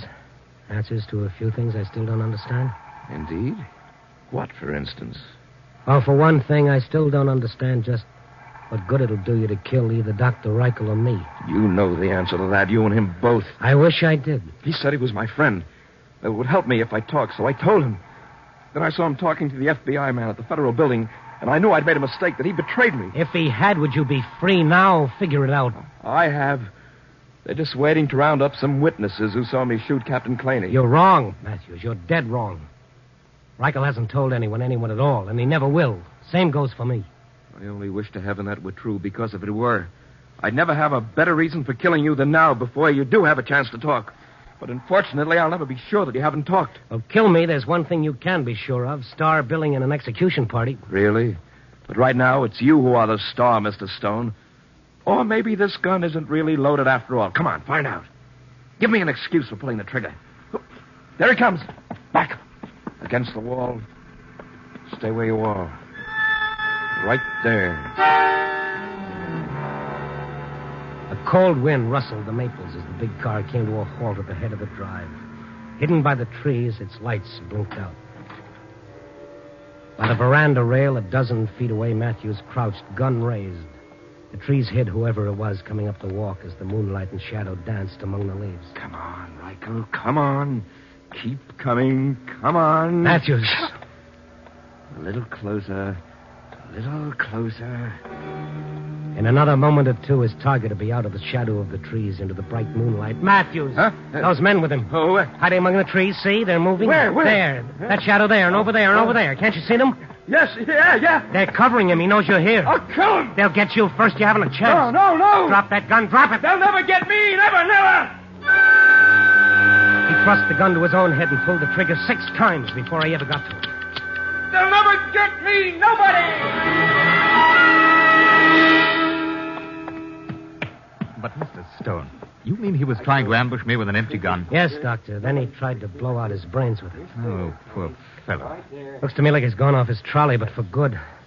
Look at him lying there, groveling in the dirt as though he were trying to hide. Or dig himself in. Yes, he's living a moment of the war all over again. Harlan, stop it. Stop it. Genusia, May 6, 1943. Well, how did you know? He told me. I guess Captain Claney got his revenge after all. What do you mean? Well, he shot Claney in the back and thought he got away with it, but look at him now. Oh, Mr. Stone. This whole nightmare in the poor fellow's mind started when he observed me making an inquiry at Army Information Headquarters here. I was trying to locate the one man who could cure him. Who? Why, Captain Willard Claney, of course. What's that? But the reason I arrived here so late is that I've been wandering about looking for Matthews. I wanted to tell him that I finally succeeded. I've found Claney.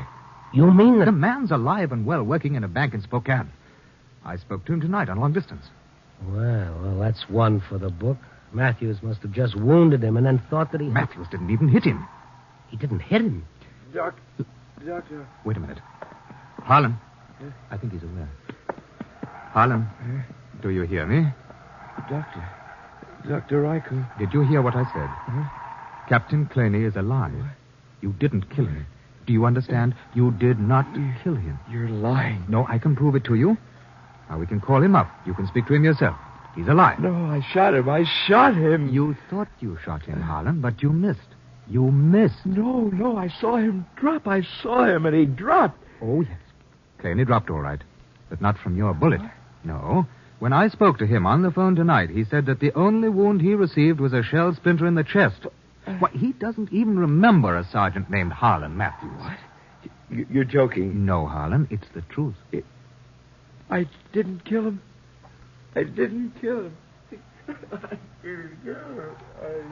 Know the truth, and the truth shall set you free, huh, Doc?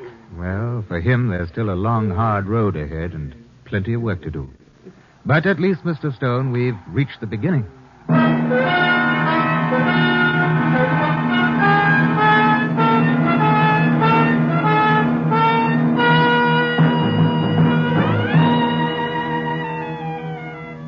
Well, dawn is just around the corner, and the city lights are going out street by street, like the lights in some people's minds. Yes, they say the truth is a great mental healer. And I guess it is, if you can bear to face it.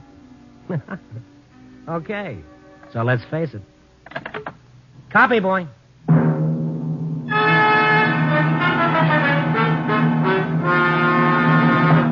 You are listening to Night Beat on the Wheaties Big Parade. Whole wheat.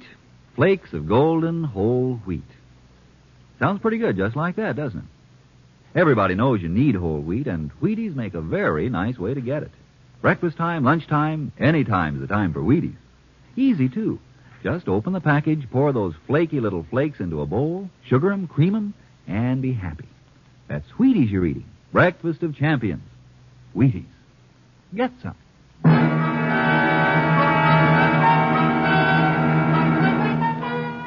Night Beat, starring Frank Lovejoy, is produced and directed by Warren Lewis and edited by Larry Marcus. Tonight's story was written by Irwin Ashkenazi with music by Frank Worth. The part of Harlan Matthews was played by Jeff Corey. Jeanette Nolan was Mrs. Matthews, and the doctor, Ben Wright.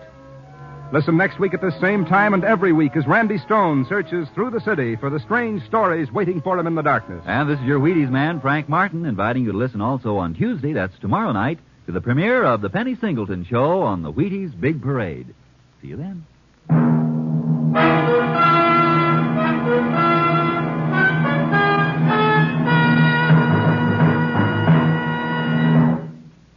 Going to bake a pie sometime soon? Make it with Crust Quick, the Betty Crocker pie crust mix. You know, it's a tender, flaky crust that's at the bottom of every delicious pie, sure as you use Crust Quick. And so easy. Just add water to Crust Quick. And what pie crust? Tender crust, tasty crust, rich, short, lovely crust, just like Betty Crocker makes. And you can make it. Just add water to Crust Quick. Crust Quick, the Betty Crocker pie crust mix.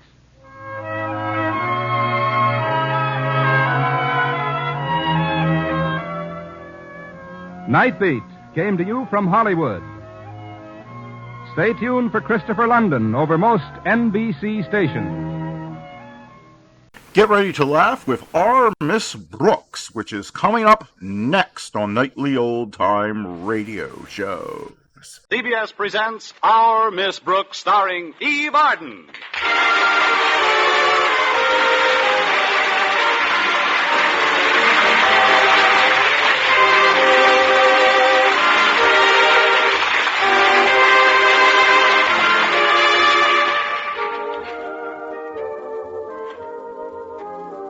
Our Miss Brooks is a school teacher. To be specific, she teaches English at Madison High. Connie Brooks is pretty enthusiastic about her work, too. In fact, in her own words. Although teaching isn't the most profitable career in the world, you must admit the hours are appalling.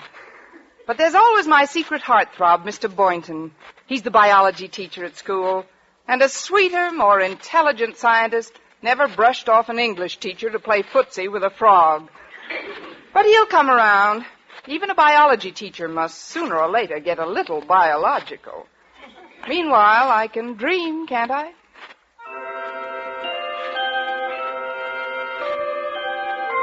Yes, Connie Brooks can dream. Even now, she's in the middle of the sweetest dream of them all. The one that comes right before 7 a.m. Hold me closer, Mr. Boynton. There. Now kiss me. Oh, how does that make you feel? That's what it does to me, too. I'll shut it off. Miss Brooks, you'll be late. Kiss me again, Mr. Boynton. Miss Brooks, you have to go to school. For this, I don't have to go to school. Oh. Good morning. Well, if it isn't my favorite landlady. Oh, good morning, Mrs. Davis. What in the world were you dreaming about? Oh, nothing much. Just the school. I was giving an English lesson. Well, from the way your lips were puckered, I thought you were taking a bugle lesson. Better get up, dear. Today's the day you're supposed to find out about that new job as head of the English department from your new principal. Oh, that's right, Mrs. Davis. For 3 years I've been waiting for that job. 3 years of scrimping and scraping to get along. Now it's all going to be different. With this raise, I'll be able to run down to Miami once in a while, and after I've had the job a while, I might even go abroad. Paris, the Riviera, Biarritz in the spring, the casino at Monte Carlo. Just how much more money does this new job pay, Miss Brooks? $6 a month. You better watch your step at Monte Carlo. Money goes pretty fast down there. Money goes fast anywhere. I haven't been able to catch any for years. Now hurry and get dressed, dear. I have a lovely surprise for your breakfast. Another one of your surprise recipes, Mrs. Davis? I hope it's not clam fritters again. You'll see, dear. Come along.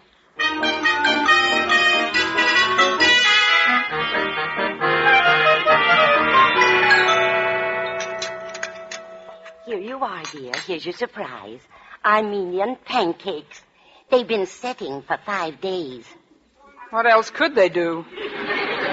I mean in goat's milk. It takes 5 days for it to get good and sour. Sour? Goat's milk? Here, try a bite off this fork.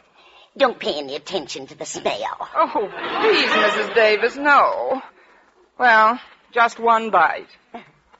Tell the truth now. Aren't they delicious?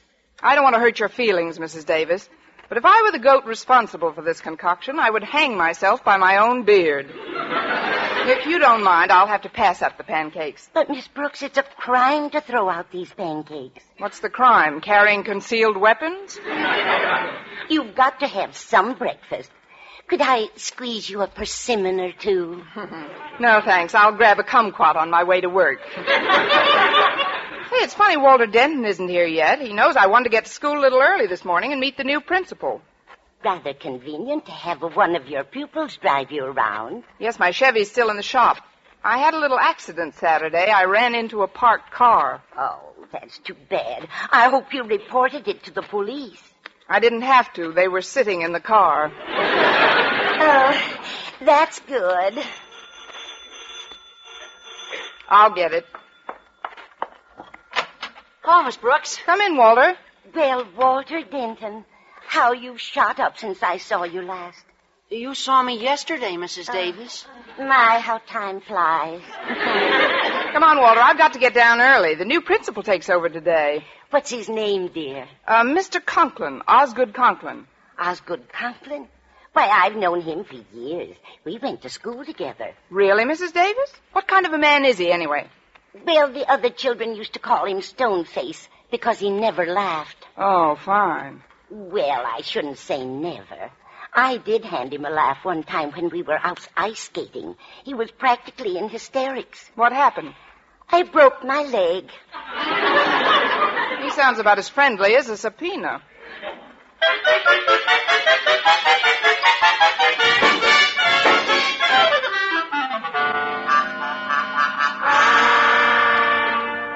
I'll correct any nonsense of this new school, Martha, or my name isn't Osgood Conklin. I've heard all about their lack of principle. and discipline, and I won't have it. Do you hear? No one is going to interfere with my making Madison High a well-run school. No one. If anyone gets in my way, I'll crush them. Step on them like so many ants. Squash them. That's nice. Pass the marmalade, dear. And help yourself to some more toast. I hate toast. As I was saying, Martha, I'm sure that the faculty at Madison High is totally incompetent. Oh, please, Osgood, you mustn't let it irk you. Irk? Drink a little water, dear. It'll go away. No understanding, no cooperation. Nobody knows what a difficult job I'm faced with. It's awful. Awful. Please, Osgood, can't you talk without barking? Honestly, sometimes I think Prince is the only one who can really understand you. Prince? Don't mention that lazy mutt to me. Look at him over there.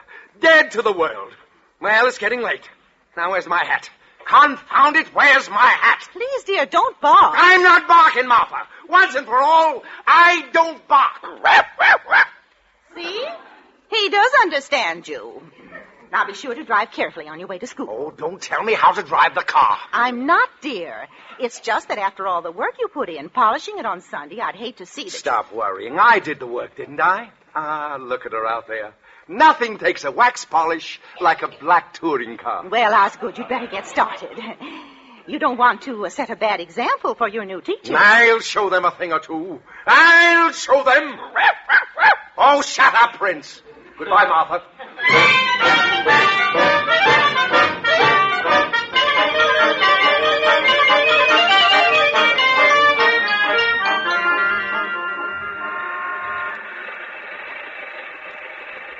Before we get to school, Miss Brooks, there's something I'd like to talk to you about. It's a girl. Naturally. Who is it this time, Walter? Well, she's the baker's daughter, Penelope Miller. When I kissed her for the first time the other night, I knew she was different. But, Walter, you've kissed a lot of girls. What's so different about Penelope Miller? She tastes like caraway seeds. Oh, grand. She's probably built like a pumpernickel. Now, look, Walter, I've got a lot on my mind today, what with trying to make a good impression on the new principal. Well, all I want you to do is help me write her a letter, Miss Brooks. You see, she doesn't think that I'm mental enough. I can't understand it. And I figured, well, you being an English teacher as well as a woman, well, you'd know how to make her think I was brainy. You know, intelligent. I hate to trade on just my sheer animal magnetism. You know what I mean? Well, you are a little beastly in spots, Walter. Don't blame yourself. Penelope just doesn't appreciate yet that a man is a thing to be treasured. When will she appreciate it? When she gets to be my age. Oh, I couldn't wait that long, Miss Brooks. What? Oh, I'm sorry, Miss Brooks. I guess I'm not very mental at that, but you will help me out, won't you? I'll come over to Mrs. Davis's tonight and we'll write a letter together. What do you say? Well, I don't know, Walter. Walter, look out! That car! What car? That big black touring car! Big black touring car?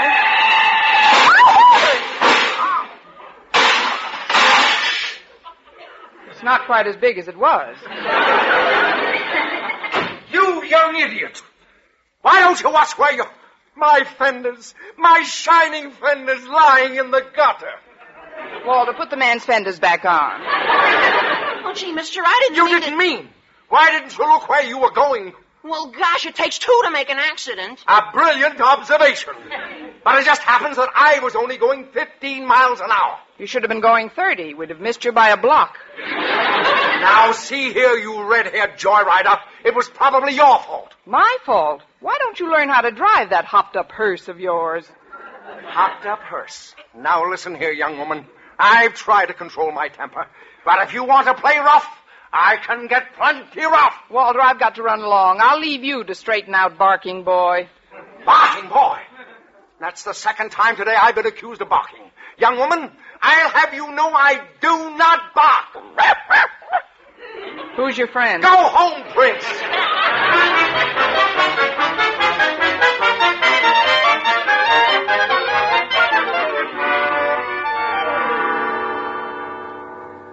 Well, classes haven't started yet. Let me see. Pick up my mail first, and then... Oh, hello, Mr. Boynton. Hello, Miss Brooks. Isn't it a coincidence that we're in the same mailbox? Not an overwhelming coincidence. You see, your last name begins with the same letter mine does. Well, that's a start. You have such a quick mind, Mr. Boynton. Well, it is thorough. Personally, I think you tax it too much. Don't you think you need more recreation, if you know what I mean? Well, carrying on my biology experiments is recreation enough. You don't know what I mean. Of course, I also collect stamps. Oh, that sounds exciting. There's no end to the possibilities. Have you ever tried your hand at beadwork? Well, no, I don't believe I have. Is it fun? Fun? Why, it makes you just tingle all over. We must string a few together sometime. Mm-hmm. And basket weaving can be thrilling, too. Oh, really? Yes, if we're both in the same basket. Well, so much for the world of sports. Miss Brooks, if you don't mind my changing the subject, are you going to be busy tonight? Busy? Me? Mr. Boynton, I couldn't be unbusier. Well, I'd like to come over after dinner. That is, if we can be alone. Alone? We'll be absolutely isolated. I hope you don't think I'm too forward, Mr. Boynton, but I've anticipated this moment for quite a while. Remember the day about 5 years ago when I first came to Madison High, rounded a turn in the corridor, and bumped smack into you? Oh, yes. I was teaching chemistry then. You put quite a dent in my Bunsen burner. Yeah. Well, you know, that was the day I first suspected that we'd be more to each other than just fellow faculty members. And when were your suspicions confirmed, Miss Brooks? On our very next date, when you took me to lunch, 2 years later. Gad, you were a fast worker. I don't blame you for kidding me, Miss Brooks. I guess I'm not much of a whirlwind romantically. And most scientific people aren't. You see, the study of evolution alone tends to slow down any of the mere intemperate reflexes. Mm-hmm. You must realize that a tremendous period of time was involved before the single cell divided itself in the sea and adapted itself to the land and the air. Mm-hmm. Countless centuries passed before lower forms of life assumed their new shapes, and generations before the mammal family produced the ape family, and before the ape family produced the human family. What have you been waiting for me to do? Slip back a notch? Well, what time do you think you'll be able to come over tonight, Mr. Boynton? Mr. Boynton, Miss Brooks, let us not tarry. Your new principal, Mr. Conklin, is due at any moment. Oh, we'll be sorry to see you go, Mr. Darwell. Yes, you've been a wonderful principal, Mr. Darwell. Why did the Board of Education decide to have you transferred? Ours not to reason why. Ours but to teach and die. As the great Socrates so aptly phrased it, if you gotta go, you gotta go. Of course, I am genuinely sorry to leave old Madison High, but then we're teachers, and teachers can't afford sentiment. We can't afford anything. As the great Professor Einstein so aptly phrased it, murder, ain't it? You know, I still hope I can land that job as head of the English department, though. Well, that will depend upon the impression you make on Mr. Conklin. I'm taking him on a tour of inspection as soon as he arrives, Miss Brooks. Your class will be the first one visited. Oh, the first class visited? Oh, gosh, Mr. Boynton, if I'm to impress Conklin, I'll have to hurry and get things in order. I better go in and erase the children and see that the blackboards aren't throwing spitballs. Poor Miss Brooks, you're a bundle of nerves. You look sort of faint. Here, I'll put my arms around you until you steady yourself. Oh, no, you won't, Mr. Boynton. Just because you happen to catch me at a weak moment, I'm not letting you put your arms around me. My father told me about men like you. Then why are you putting your arms around me? My mother told me about men like you, too.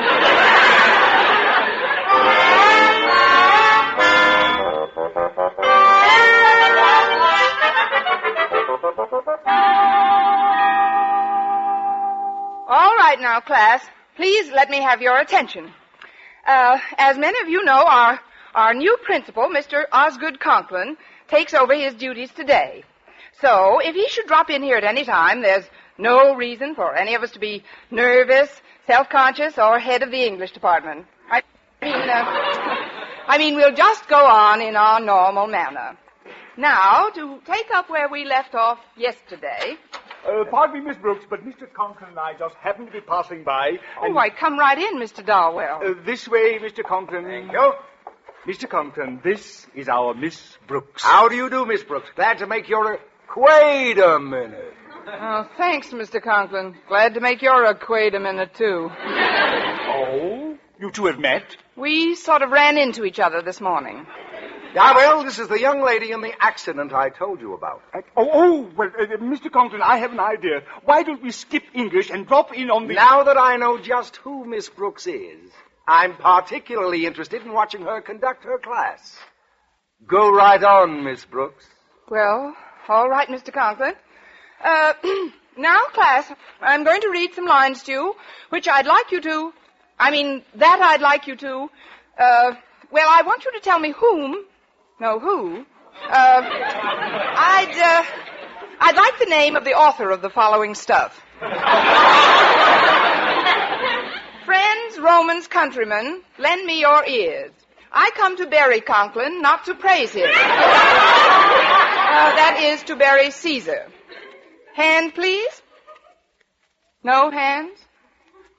You've all got them, you know. Just look at the ends of your sleeves.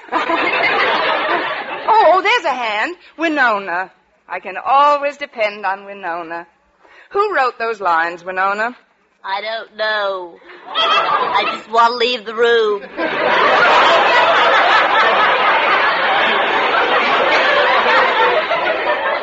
Never mind the blindfold, Captain. Just give me a cigarette.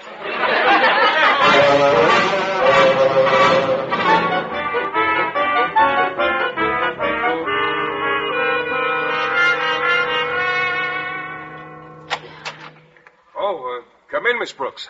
How is everything? Well, frankly, Mr. Boynton, I'm a little tired. I just lost 2 out of 3 falls to Mr. Conklin. Oh, you've met the new principal, eh? What's he like? He looks like he was weaned on a vinegar popsicle. Mr. Boynton, I just dropped by to see what time you're coming over tonight. Tonight? Yes, one of my students is stopping by for a few minutes. I promised to write an intellectual letter for him to a girlfriend he's trying to impress, Penelope Miller. Penelope Miller? Yes, she tastes like caraway seeds. If you could just let me know what time you're coming over. Well, I'm not sure about tonight at all right now. I'm quite worried about Violet. Violet? Yes, the white mouse I use in some of my experiments. Steady, Violet, dear. Steady, dear. I'm just going to hold you for a minute. Mr. Boynton, if you could I don't like the feel of her stomach. Mr. Boynton... It's lumpy. Well, Mr. Boynton, you told me this morning... frankly, Miss Brooks, at that time I didn't know about Violet's condition. You understand I have to... I know. You have to sit up with a lumpy mouse. Well, she's terribly peaked lately. I don't know what it is. I think I better have a look at her cage. Hold on a minute, will you? Here. Miss Brooks, you dropped Violet! She attacked me! Miss Brooks! Hey, Miss Brooks, get down off that desk! I can't! Oh, I see her. She's under that... She's under the table! Get her! I'll get her if you just stop that screaming. And let go of your skirts! And this, Mr. Conklin, is our biology laboratory. Why, Miss Brooks, what are you doing on that desk? And where is Mr. Boynton? He's under the table with Violet. With Violet? So that's what goes on in the biology laboratory of Madison High. Oh, but Mr. Conklin, I'm sure... So Mr. am I Boynton very sure. Come, Mr. Darwell. I'll be back when Violet is out from under the table. Oh, no. Oh, I've got her, Miss Brooks. Poor thing was scared to death. Here. And look at her. Isn't she sweet? Isn't Violet a beauty? She's ravishing. And may I tell you something else, Mr. Boynton? What's that? You make a lovely couple.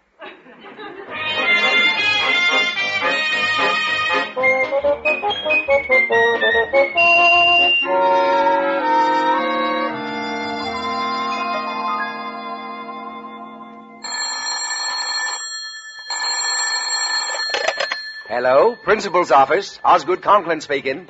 Who's calling, please? Mrs. Davis. Margaret Davis? Oh, yes, the girl I used to go ice skating with. Ha, ha, ha. How's your leg? What's that? You want me to come over to dinner? Well, I'm afraid You say there's a teacher living with you that you want me to meet. Miss Brooks. Well, I'd like... Miss Brooks! Now, look here, Margaret. I've already met that red-haired... Mr. Conklin. Hold the phone, Margaret. Yes? I'm Matilda Denton of the school board.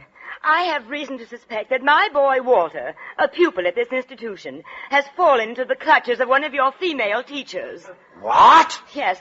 He told me that he had a date with a woman tonight at her home. Uh-huh. And here, this note fell out of his pocket when he came home from school. Let me read that, please. At last, I've got what I want. Red hair and a tough, sturdy body. Red hair? Good heavens! Well, Mr. Conklin, have you any idea who this nefarious woman might be? Yes, I have, Mrs. Denton. Pardon me. Hello, are you still there, Mrs. Davis? No, I haven't been to a Turkish bath. Now listen, I have reconsidered. I shall be delighted to dine this evening with you and, Miss Brooks. Mr. Conklin, I'll give you just 24 hours to find out who my boy is traipsing around with. Listen, Mrs. Denton. Listen, Mrs. Davis. You'll get to the bottom of this matter quickly, or there'll be a new principal here at Madison High. Quiet, both of you. Don't you bark at me. I'm not barking. Please go home.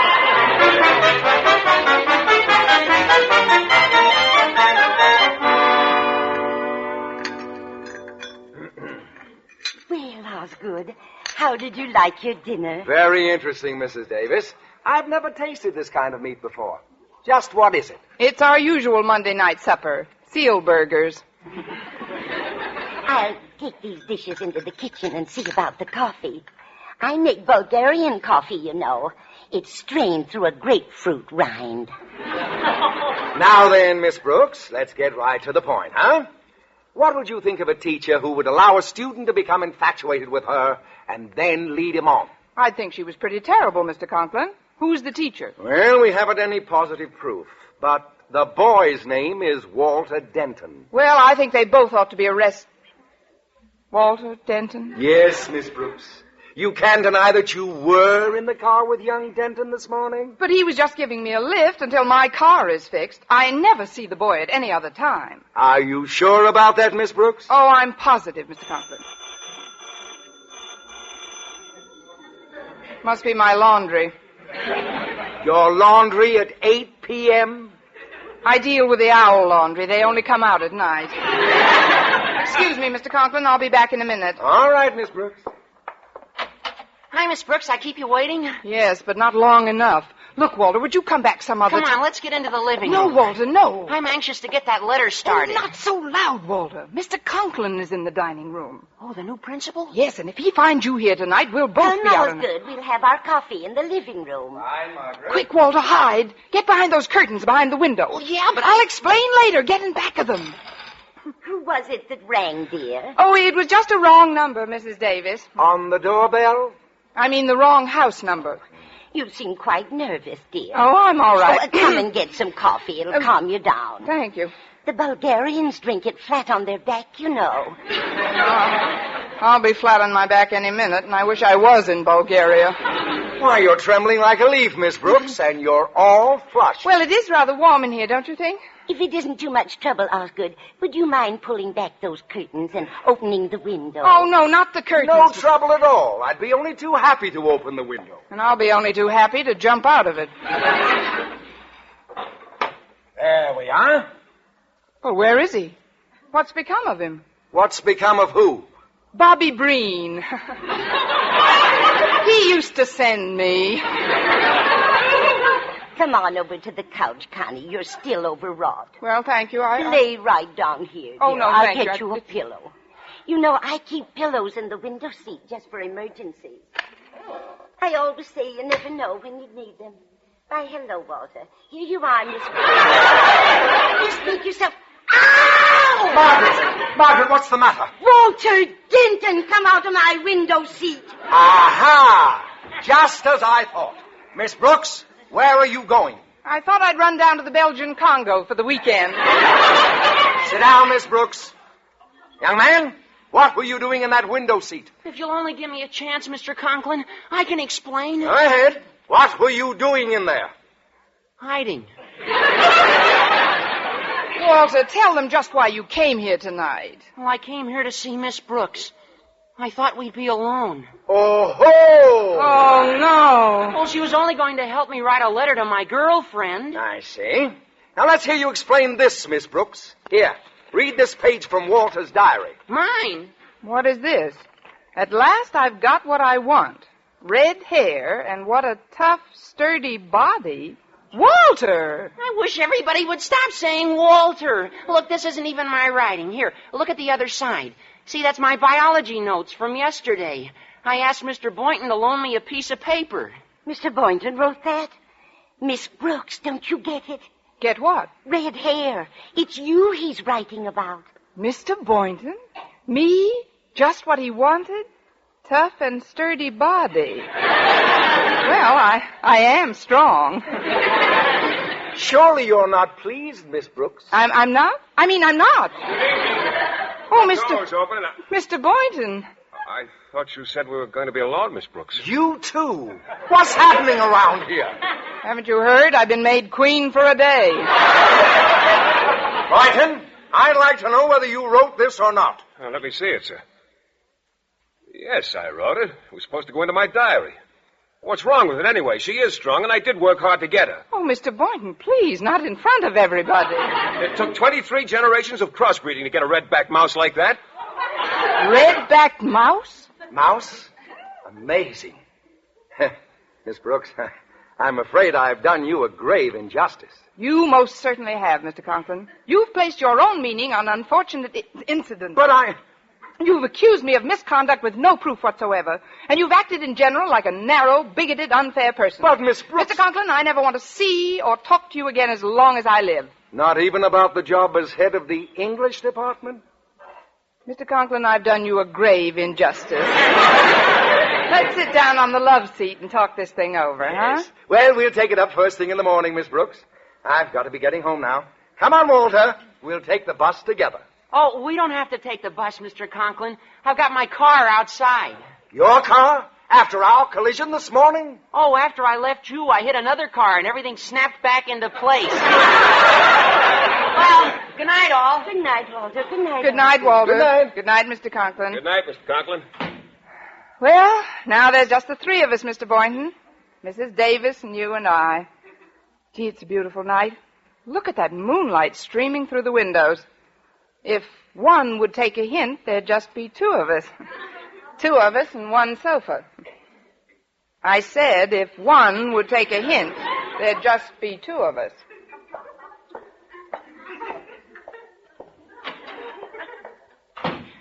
Well, here we are, just the two of us. Good. How about a little gin rummy? That's the deal.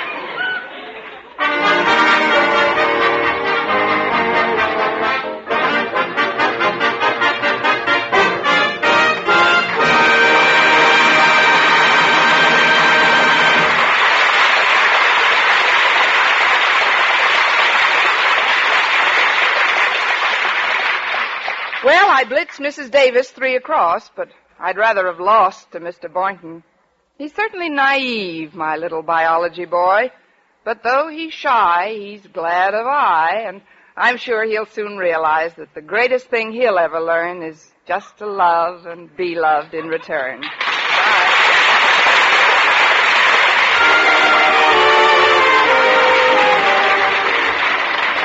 How often have you picked up a newspaper and read about an automobile accident? Chances are you think of accidents like that as always happening to someone else. If you could count on that, there'd be nothing for you to worry about. But chances are also that those very people you read about had the same feeling until something actually did happen to them. All it takes is that one brief moment of carelessness, but it can cause a lifetime of anguish. In almost every automobile accident, there are one or more violations of the law. Yet those laws are made specifically for the purpose of preventing accidents. Our Miss Brooks, starring Eve Arden, is produced and directed by Larry Burns. Tonight's script was written by Al Lewis with music by Wilbur Hatch. Next week at the same time, Columbia will again present another adventure in the far from placid life of our Miss Brooks, starring Eve Arden. Bob Stevenson speaking. This is CBS, the Columbia Broadcasting System.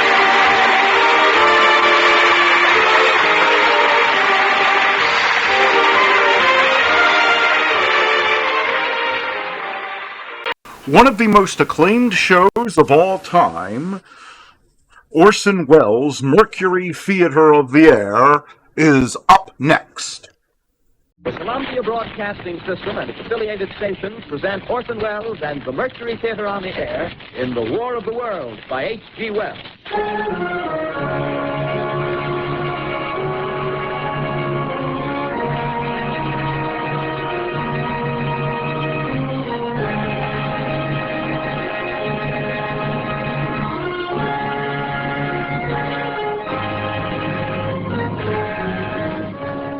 Ladies and gentlemen, the director of the Mercury Theater and star of these broadcasts, Orson Welles. We know now that in the early years of the 20th century, this world was being watched closely by intelligences greater than man's, and yet as mortal as his own. We know now that as human beings busied themselves about their various concerns, they were scrutinized and studied, perhaps almost as narrowly as a man with a microscope might scrutinize the transient creatures that swarm and multiply in a drop of water. With infinite complacence, people went to and fro over the earth about their little affairs, serene in the assurance of their dominion over this small, spinning fragment of solar driftwood, which by chance or design, man has inherited out of the dark mystery of time and space.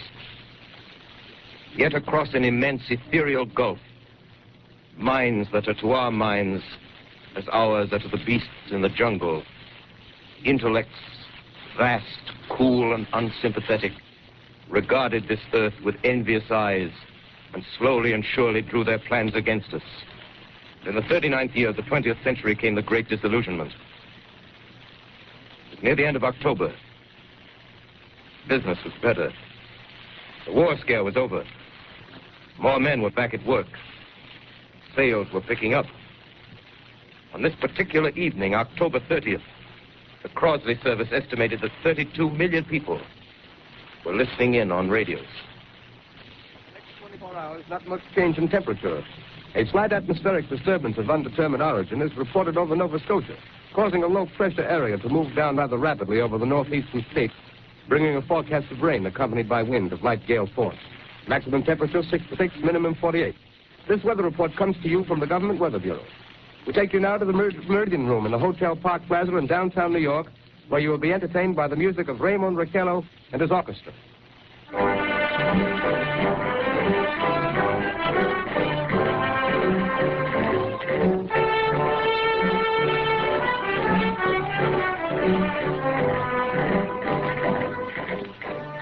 Good evening, ladies and gentlemen. From the Meridian Room in the Park Plaza Hotel in New York City, we bring you the music of Raymond Raquello and his orchestra. With a touch of the Spanish, Raymond Raquello leads off with La Comparsita.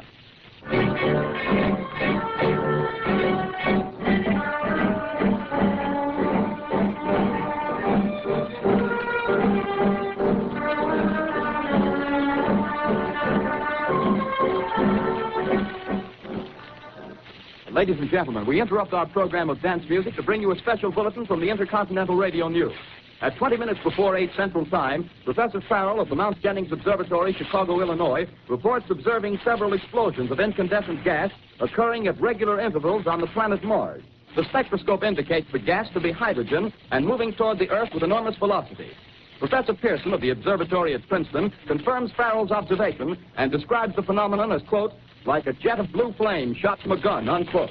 We now return you to the music of Raymond Raquello, playing for you in the Meridian Room of the Park Plaza Hotel, situated in downtown New York.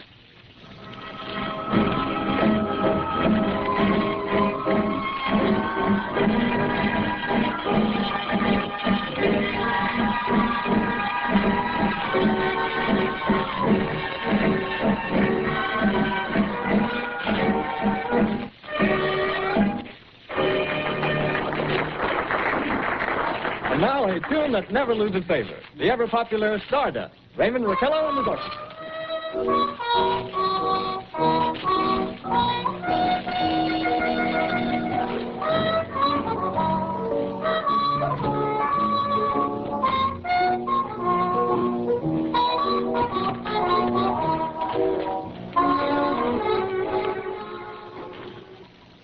Ladies and gentlemen, following on the news given in our bulletin a moment ago, the Government Meteorological Bureau has requested the large observatories of the country to keep an astronomical watch on any further disturbances occurring on the planet Mars.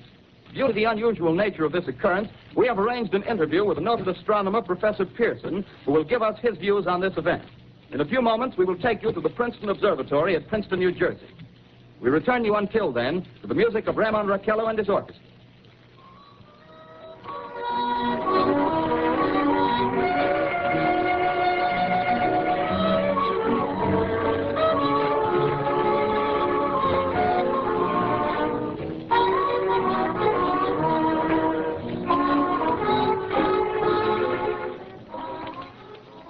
We are are ready now to take you to the Princeton Observatory at Princeton, where Carl Phillips, our commentator, will interview Professor Richard Pearson, famous astronomer. We take you now to Princeton, New Jersey. Carl Phillips speaking to you from the observatory at Princeton. I'm standing in a large semicircular room, pitch black except for an oblong split in the ceiling. Through this opening, I can see a sprinkling of stars that cast a kind of frosty glow over the intricate mechanism of the huge telescope. The ticking sound you hear is the vibration of the clockwork. Professor Pearson stands directly above me on a small platform, peering through the giant lens. I ask you to be patient, ladies and gentlemen, during any delay that may arise during our interview. Besides the ceaseless watch of the heavens, Professor Pearson may be interrupted by telephone or other communications. During this period, he is in constant touch with the astronomical centers of the world. Professor, may I begin our questions? At any time, Mr. Phillips. Professor, would you please tell our radio audience exactly what you see as you observe the planet Mars through your telescope? Nothing unusual at the moment, Mr. Phillips. A red disk swimming in a blue sea. Transverse stripes across the disk. Quite distinct now because Mars happens to be at the point nearest the Earth, in opposition, as we call it. In your opinion, what do these transverse stripes signify, Professor Pearson? Not canals, I can assure you, Mr. Phillips. Although that's the popular conjecture of those who imagine Mars to be inhabited. From a scientific viewpoint, the stripes are merely the result of atmospheric conditions peculiar to the planet. Then you're quite convinced, as a scientist, that living intelligence as we know it does not exist on Mars? I'd say the chances against it are 1,000 to 1. And yet, how do you account for these gas eruptions occurring on the surface of the planet at regular intervals? Phillips, I cannot account for it. By the way, Professor, for the benefit of our listeners, how far is Mars from the Earth? Approximately 40 million miles. Well, that seems a safe enough distance. Just a moment, ladies and gentlemen. Someone has just handed Professor Pearson a message. While he reads it, let me remind you that we are speaking to you from the observatory in Princeton, New Jersey, where we are interviewing the world-famous astronomer, Professor Pearson. One moment, please. Professor Pearson has passed me a message which he has just received. Professor, may I read the message to the listening audience? Certainly, Mr. Phillips. Ladies and gentlemen, I shall read you a wire addressed to Professor Pearson from Dr. Gray of the Natural History Museum, New York. Quote, 9:15 p.m. Eastern Standard Time. Seismograph registered shock of almost earthquake intensity occurring within a radius of 20 miles of Princeton. Please investigate. Signed, Lloyd Gray, Chief of Astronomical Division. Unquote. Professor Pearson, could this occurrence possibly have something to do with the disturbances observed on the planet Mars? Hardly, Mr. Phillips. This is probably a meteorite of unusual size, and its arrival at this particular time is merely a coincidence. However, we shall conduct a search as soon as daylight permits. Thank you, Professor. Ladies and gentlemen, for the past 10 minutes, we've been speaking to you from the observatory at Princeton, bringing you a special interview with Professor Pearson, noted astronomer. This is Carl Phillips speaking. We are returning you now to our New York studio.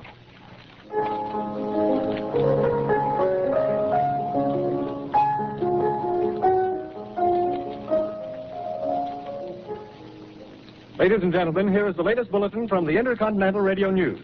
Toronto, Canada. Professor Morse of Macmillan University reports observing a total of 3 explosions on the planet Mars between the hours of 7:45 p.m. and 9:20 p.m. Eastern Standard Time. This confirms earlier reports received from American observatories. Now, nearer home, comes a special bulletin from Trenton, New Jersey. It is reported that at 8:50 p.m., a huge flaming object, believed to be a meteorite, fell on a farm in the neighborhood of Grover's Mill, New Jersey, 22 miles from Trenton. The flash in the sky was visible within a radius of several hundred miles, and the noise of the impact was heard as far north as Elizabeth. We have dispatched a special mobile unit to the scene, and we'll have our commentator, Carl Phillips, give you a word picture of the scene as soon as he can reach there from Princeton. In the meantime, we take you to the Hotel Martinet in Brooklyn, where Bobby Millett and his orchestra are offering a program of dance music.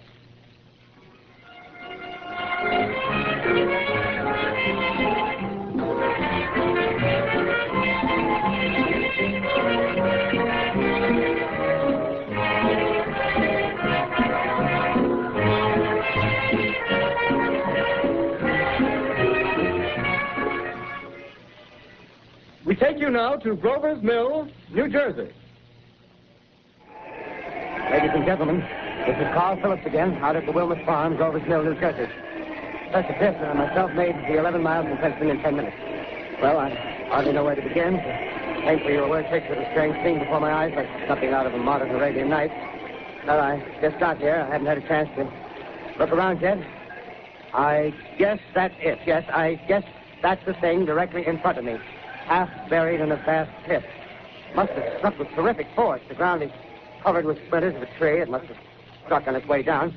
But I can see the object itself doesn't look very much like a meteor. At least not the meteors I've seen. It looks more like a huge cylinder. Has a diameter of, what would you say, Professor Pearson? What's that? What would you say, what's the diameter of this? About 30 yards. About 30 yards. The metal on the sheath is, well, I've never seen anything like it. The color is sort of yellowish white. There's curious spectators now are pressing close to the object in spite of the efforts of the police to keep them back, getting in front of my line. Would you mind standing one side, please, while the police pushing the crowd back? Here's Mr. Wilmot, owner of the farm here. He may have some interesting facts to add. Mr. Wilmot, would you please tell the radio audience as much as you remember of this rather unusual visitor that dropped in your backyard? Step closer, please. Ladies and gentlemen, this is Mr. Wilmot. Well, I was listening to the radio. Closer and louder, please. Pardon me? Louder, please, closer. Yes. I was listening to the radio and kind of drowsy.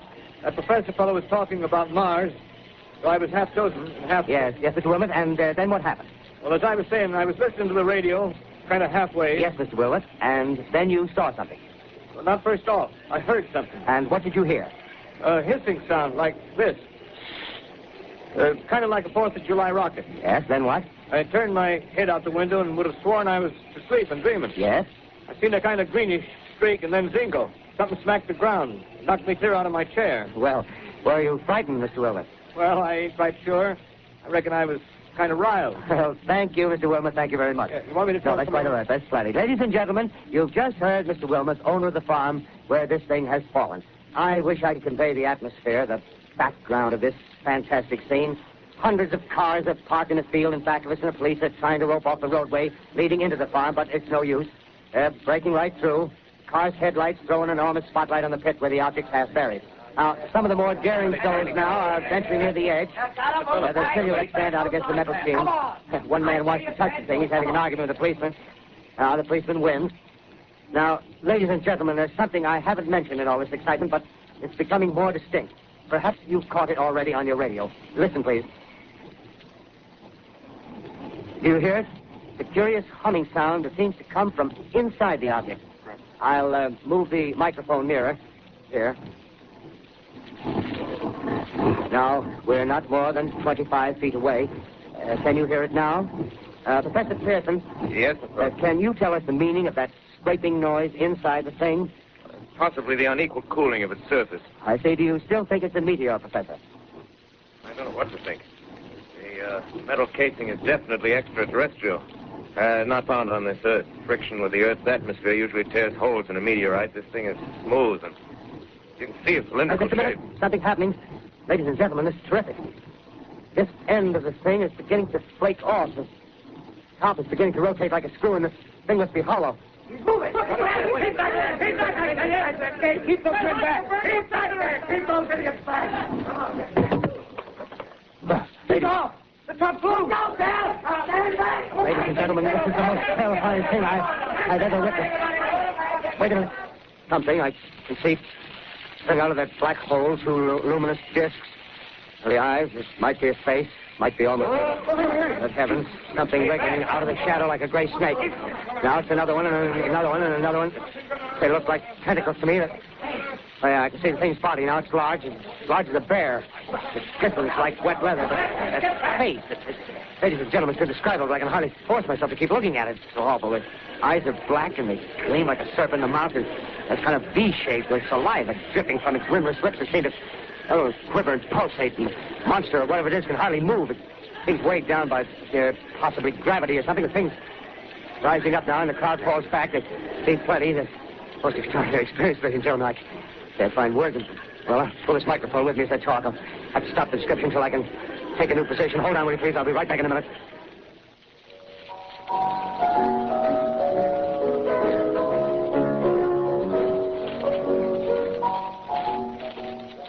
We are bringing you an eyewitness account of what's happening on the Wilmot Farm, Grover's Mill, New Jersey.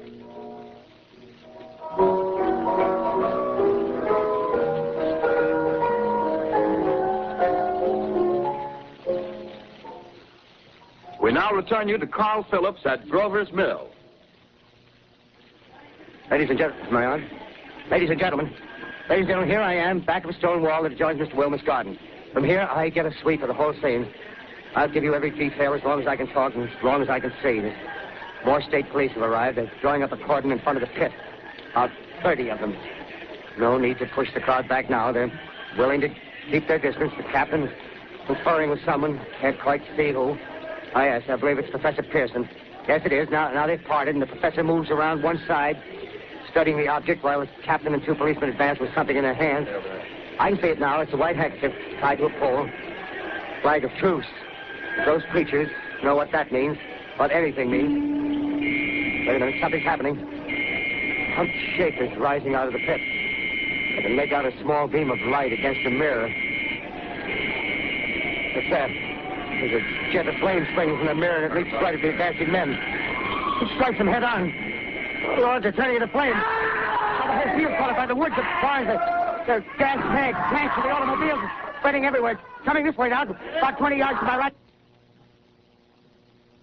Ladies and gentlemen, due to circumstances beyond our control, we are unable to continue the broadcast from Grover's Mill. Evidently, there's some difficulty with our field transmission. However, we will return to that point at the earliest opportunity. In the meantime, we have a late bulletin from San Diego, California. Professor Indelkoffer, speaking at a dinner of the California Astronomical Society, expressed the opinion that the explosions on Mars are undoubtedly nothing more than severe volcanic disturbances on the surface of the planet. We continue now with our piano interlude.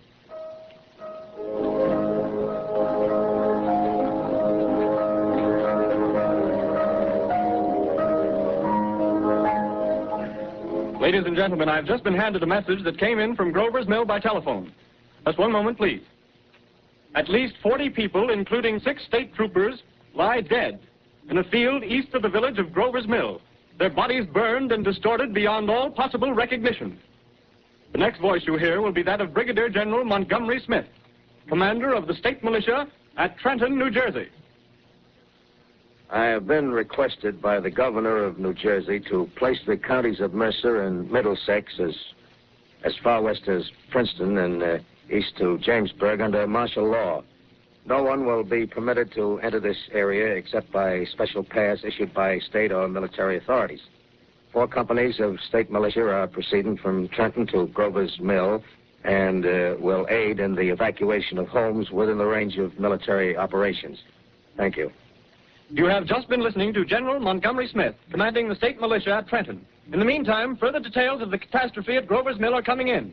The strange creatures, after unleashing their deadly assault, crawled back in their pit and made no attempt to prevent the efforts of the firemen to recover the bodies and extinguish the fire. The combined fire departments of Mercer County are fighting the flames which menace the entire countryside. We have been unable to establish any contact with our mobile unit at Grover's Mill, but we hope to be able to return you there at the earliest possible moment. In the meantime, we take you to... Just one moment, please. Ladies and gentlemen, I have just been informed that we have finally established communication with an eyewitness of the tragedy. Professor Pearson has been located at a farmhouse near Grover's Mill, where he has established an emergency observation post. As a scientist, he will give you his explanation of the calamity. The next voice you hear will be that of Professor Pearson, brought to you by direct wire. Professor Pearson. Of the creatures in the rocket cylinder at Grover's Mill, I can give you no authoritative information, either as to their nature, their origin, or their purposes here on Earth. Of their destructive instrument, I might venture some conjectural explanation. For want of a better term, I shall refer to the mysterious weapon as a heat ray. It's all too evident that these creatures have scientific knowledge far in advance of our own. It's my guess that in some way they are able to generate an intense heat in a chamber of practically absolute non-conductivity. This intense heat they project in a parallel beam against any object they choose by means of a polished parabolic mirror of unknown composition, much as the mirror of a lighthouse projects a beam of light. That is my conjecture of the origin of the heat ray. Thank you, Professor Pearson. Ladies and gentlemen, here is a bulletin from Trenton. It is a brief statement informing us that the charred body of Carl Phillips has been identified in the Trenton Hospital. Now here's another bulletin from Washington, D.C. The Office of the Director of the National Red Cross reports 10 units of Red Cross emergency workers have been assigned to the headquarters of the state militia, stationed outside of Grover's Mill, New Jersey. Here's a bulletin from State Police, Princeton Junction. The fires at Grover's Mill and vicinity are now under control. Scouts report all quiet in the pit, and there is no sign of life appearing from the mouth of the cylinder. Now, ladies and gentlemen, we have a special statement from Mr. Harry McDonald, Vice President in charge of operations. We have received a request from the State Militia of Trenton to place at their disposal our entire broadcasting facilities. In view of the gravity of the situation, and believing that radio has a responsibility to serve in the public interest at all times, we are turning over our facilities to the State Militia at Trenton. We take you now to the field headquarters of the State Militia near Grover's Mill, New Jersey. This is Captain Lansing of the Signal Corps, attached to the State Militia, now engaged in military operations in the vicinity of Grover's Mill. Situation arising from the reported presence of certain individuals of unidentified nature is now under complete control. The cylindrical object, which lies in a pit directly below our position, surrounded on all sides by 8 battalions of infantry, without heavy field pieces, but adequately armed with rifles and machine guns. All cause for alarm, if such cause ever existed, is now entirely unjustified. Things, whatever they are, do not even venture to poke their heads above the pit. I can see their hiding place plainly in the glare of the searchlights here. With all their reported resources, these creatures can scarcely stand up against heavy machine gun fire. Anyway, it's an interesting outing for the troops. I can make out their khaki uniforms crossing back and forth in front of the lights. Looks almost like a real war. There appears to be some slight smoke in the woods bordering the Millstone River. Probably fire started by campers. Well, we ought to see some action soon. One of the companies is deploying on the left flank. A quick thrust and it'll all be over. Oh, wait a minute. I see something on top of the cylinder. No, it's nothing but a shadow. Now the troops are on the edge of the Wilmot Farm. 7,000 armed men closing in on an old metal tube. A tub, rather. Well, wait, that wasn't a shadow. It's something moving. Solid metal, kind of a shield-like affair rising up out of the cylinder. It's going higher and higher. What? It's standing on legs, actually rearing up on a sort of metal framework. Now it's reaching above the trees, and the searchlights are on it. Hold on. Ladies and gentlemen, I have a grave announcement to make. Incredible as it may seem, both the observations of science and the evidence of our eyes lead to the inescapable assumption that those strange beings who landed in the Jersey farmlands tonight are the vanguard of an invading army from the planet Mars. The battle which took place tonight at Grover Mills has ended in one of the most startling defeats ever suffered by an army in modern times. 7,000 men armed with rifles and machine guns pitted against a single fighting machine of the invaders from Mars. 120 known survivors. The rest strewn over the battle area from Grover's Mill to Plainsboro, crushed and trampled to death under the metal feet of the monster, or burned to cinders by its heat ray. The monster is now in control of the middle section of New Jersey and has effectively cut the state through its center. Communication lines are down from Pennsylvania to the Atlantic Ocean. Railroad tracks are torn and service from New York to Philadelphia discontinued, except routing some of the trains through Allerton and Phoenixville. Highways to the north, south, and west are clogged with frantic human traffic. Police and army reserves are unable to control the mad flight. By morning, the fugitives will have swelled Philadelphia, Camden, and Trenton. It is estimated to twice their normal population. Martial law prevails throughout New Jersey and eastern Pennsylvania. At this time, we take you to Washington for a special broadcast on the national emergency. The Secretary of the Interior. Citizens of the nation, I shall not try to conceal the gravity of the situation that confronts the country, nor the concern of your government in protecting the lives and property of its people. However, I wish to impress upon you, private citizens and public officials, all of you, the urgent need of calm and resourceful action. Fortunately, this formidable enemy is still confined to a comparatively small area, and we may place our faith in the military forces to keep them there. In the meantime, placing our faith in God, we must continue the performance of our duties, each and every one of us, so that we may confront this destructive adversary with a nation united, courageous, and consecrated to the preservation of human supremacy on this earth. I thank you. You have just heard the Secretary of the Interior speaking from Washington. Bulletins too numerous to read are piling up in the studio here.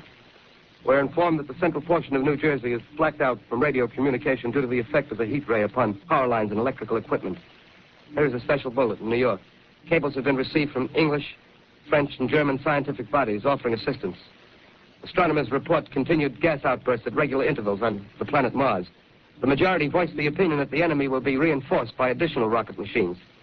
There have been several attempts made to locate Professor Pearson of Princeton, who has observed Martians at close range. It is feared he was lost in the recent battle. Langham Field, Virginia. Scouting planes report 3 Martian machines visible above treetops, moving north toward Somerville with population fleeing ahead of them. The heat ray is not in use, although advancing at express train speed. Invaders pick their way carefully. They seem to be making a conscious effort to avoid destruction of cities and countryside. However, they stop to uproot power lines, bridges, and railroad tracks. Their apparent objective is to crush resistance, paralyze communication, and disorganize human society. Here is a bulletin from Basking Ridge, New Jersey. Coon hunters have stumbled on a second cylinder similar to the first, embedded in the Great Swamp 20 miles south of Morristown. Army field pieces are proceeding from Newark to blow up the second invading unit before the cylinder can be opened and the fighting machine rigged. They are taking up a position in the foothills of Watchung Mountains. Another bulletin from Langham Field, Virginia. Scouting planes report enemy machines, now 3 in number, increasing speed northward, kicking over houses and trees in their evident haste to form a conjunction with their allies south of Morristown. Machines also sighted by telephone operator east of Middlesex within 10 miles of Plainfield. Here's a bulletin from Winston Field, Long Island. A fleet of Army bombers carrying heavy explosives flying north in pursuit of enemy. Scouting planes act as guides. They keep the speeding enemy in sight. Just a moment, please, ladies and gentlemen. We've run special wires to the artillery line and adjacent villages to give you direct reports from the zone of the advancing enemy. First, we take you to the battery of the 22nd Field Artillery, located in the Watchung Mountains. Range 32 meters. 32 meters. Projection 39 degrees. 39 degrees. Fire. 140 yards to your access. Ship range 31 meters. 31 meters. Projection 37 degrees. 37 degrees. Fire. Hit that. Got the tripod of one of them. That's up. The others are trying to repair it. Quick, get the range. Ship's 30 meters. 30 meters. Projection 27 degrees. 27 degrees. Fire. Can't see the shell lamp, sir. Letting off a smoke. What is it? Black smoke, sir. Moving this way. Flying close to the ground. Moving fast. Put on gas mask. Get ready to fire. Ship to 24 meters. 24 meters. Projection 24 degrees. 24 degrees. Fire. Still can't see, sir. Smoke's coming nearer. Get the range. 50 meters. 23 meters. 43 meters. Projection 22 degrees. 22 degrees.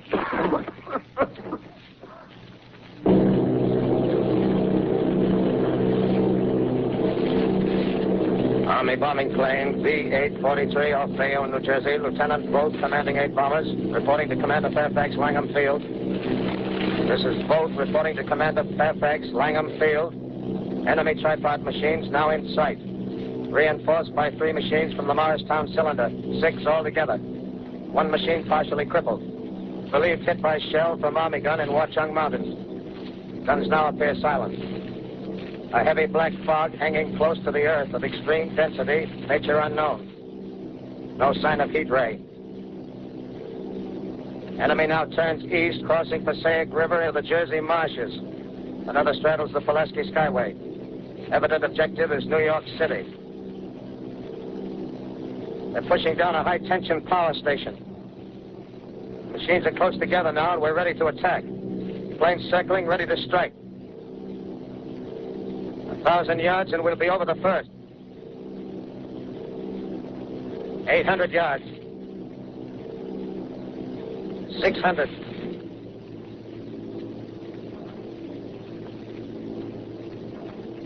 400. 200. There they go. Giant arm raised. Green flash. Spraying us with flame. 2,000 feet. Engines are giving out. No chance to release bombs. Only one thing left. Drop on them, plane and all. We're diving on the first one. Now the engine's gone. 8. This is Bayonne, New Jersey, calling Langham Field. This is Bayonne, New Jersey, calling Langham Field. Come in, please. This is Langham Field. Go ahead. 8 Army bombers in engagement with enemy tripod machines over Jersey Flats. Engines incapacitated by heat ray. All crashed. 1 enemy machine destroyed. Enemy now discharging heavy black smoke in direction of... This is Newark, New Jersey. This is Newark, New Jersey. Warning. Poisonous black smoke pouring in from Jersey marshes. Reaches South Street. Gas masks useless. Urge population to move into open spaces. Automobiles use routes 7, 23, 24. Avoid congested areas. Smoke now spreading over Raymond Boulevard. 2X2L calling CQ. 2X2L calling CQ. 2X2L calling 8X3R. Come in, please.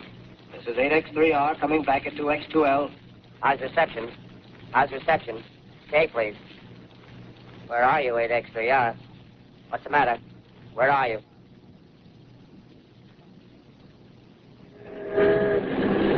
I'm speaking from the roof of Broadcasting Building. I'm speaking from the roof of Broadcasting Building, New York City. The bells you hear are ringing to warn the people to evacuate the city as the Martians approach.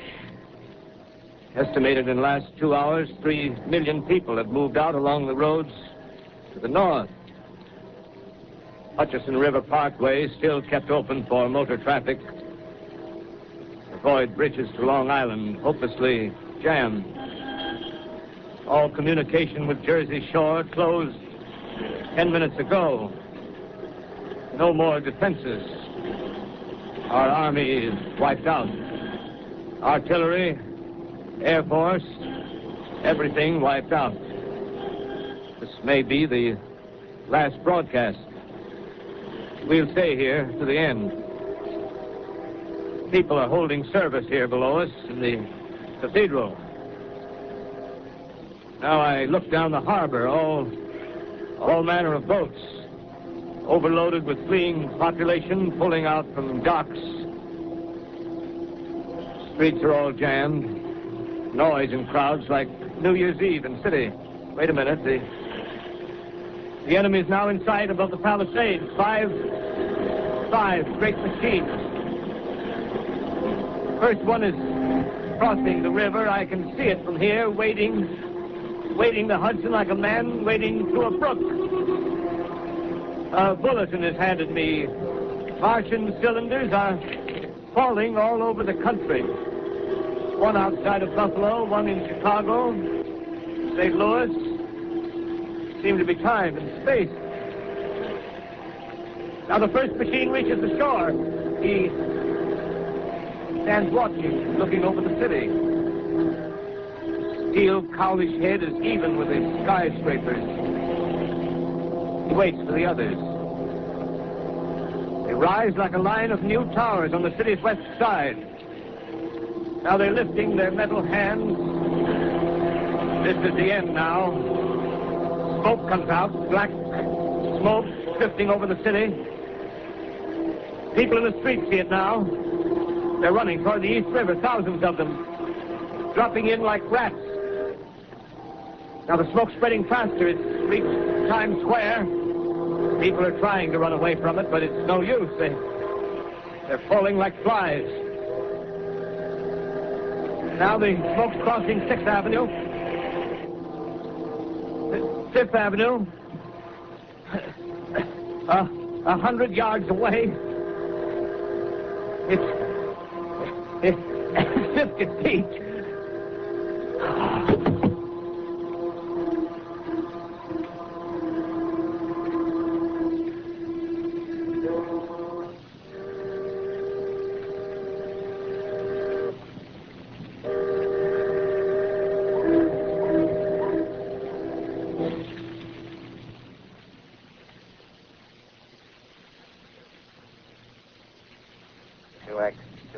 Calling CQ. 2X2L calling CQ. 2X2L calling CQ, New York. Isn't there anyone on the air? Isn't there anyone on the air? Isn't there anyone? 2X2L. You are listening to a CBS presentation of Orson Welles and the Mercury Theater on the Air in an original dramatization of The War of the Worlds by H.G. Wells. The performance will continue after a brief intermission. This is the Columbia Broadcasting System. The War of the Worlds by H.G. Wells, starring Orson Welles and the Mercury Theater on the Air.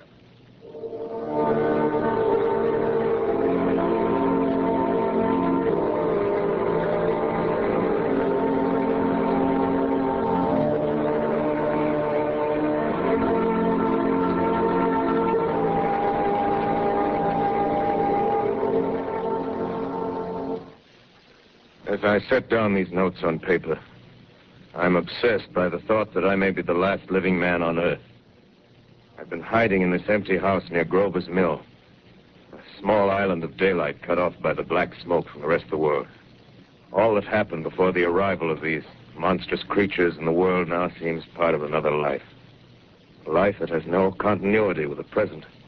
Furtive existence for the lonely derelict who pencils these words on the back of some astronomical notes bearing the signature of Richard Pearson.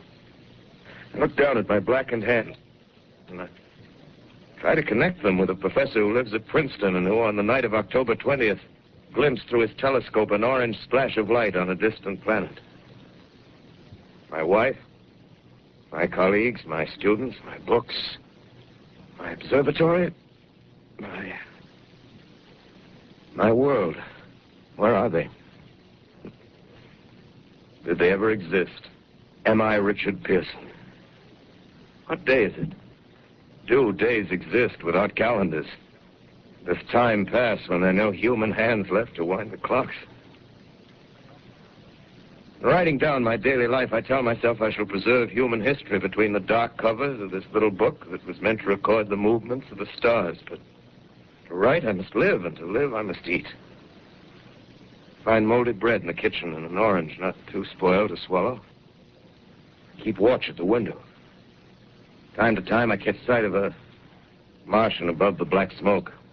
The smoke still holds the house in its black coil, but at length there's a hissing sound, and suddenly I see a Martian mounted on his machine, spraying the air with a jet of steam as if to dissipate the smoke. I watch in a corner as his huge metal legs nearly brush against the house. Exhausted by terror, I fall asleep. Morning. Morning. Sun streams in the window. A black cloud of gas is lifted, and the scorched meadows to the north look as though a black snowstorm had passed over them. I venture from the house. I make my way to a road, no traffic. Here and there, a wrecked car, baggage overturned, a blackened skeleton. Push on north. For some reason, I feel safer trailing these monsters than running away from them. And I keep a careful watch. I've seen the Martians feed. Should one of their machines appear over the top of trees, I'm ready to fling myself flat on the earth. Come to a chestnut tree.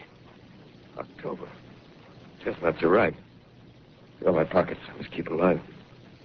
2 days I wander in a vague northerly direction through a desolate world. Finally, I notice a living creature. A small red squirrel in a beech tree. I stare at him and wonder. He stares back at me. I believe at that moment the animal and I shared the same emotion.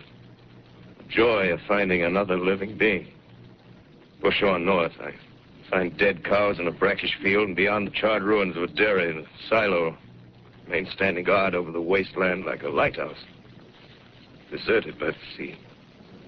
Astride the silo perches a weathercock. The arrow points north. North. Next day, I come to a city. City vaguely familiar in its contours, yet its buildings strangely dwarfed and leveled off as if a giant had sliced off its highest towers with a capricious sweep of his hand. Reached the outskirts, I found Newark. Newark, undemolished but humbled by some whim of the advancing Martians. Presently, with an odd feeling of being watched, I caught sight of something crouching in a doorway. I made a step towards it. It rose up and became a man. A man armed with a large knife. Stop. Where do you come from? Oh, I come from many places. A long time ago, from Princeton. Princeton, huh? That's near Grover's Mill. Yes. Grover's Mill. There's no food here. This is my country. All this end of town down the river. There's only food for one. Which way are you going? I don't know. I guess I'm looking for people. Hey, what was that? Did you hear something just then? No. Only a bird. A live bird. You get to know that birds have shadows these days. Say, we're in the open here. Let's crawl in this doorway here and talk. Have you seen any Martians? No. They're going over to New York. Night, the sky's alive with their lights, just as if people were still living in it. By daylight, you can't see them. 5 days ago, a couple of them carried something big across the flats from the airport. I think they're learning how to fly. Fly? Yeah, fly. Well, it's all over with humanity. Stranger, there's still you and I. 2 of us left. Yeah. They got themselves in solid. They wrecked the greatest country in the world. Those green stars, they're probably falling somewhere every night. They've only lost one machine. There isn't anything to do. We're done. We're licked. Where were you? You're in a uniform. Yeah, what's left of it. I was in the militia. National Guard. That's good. There wasn't any war. Any more than there's war between men and ants. Yes, but we're eatable ants. I found that out. What'll they do to us? I thought it all out.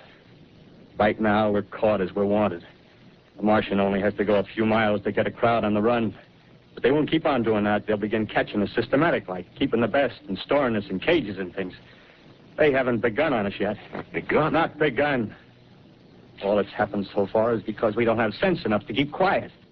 Bothering them with guns and such stuff and losing our heads and rushing off in crowds.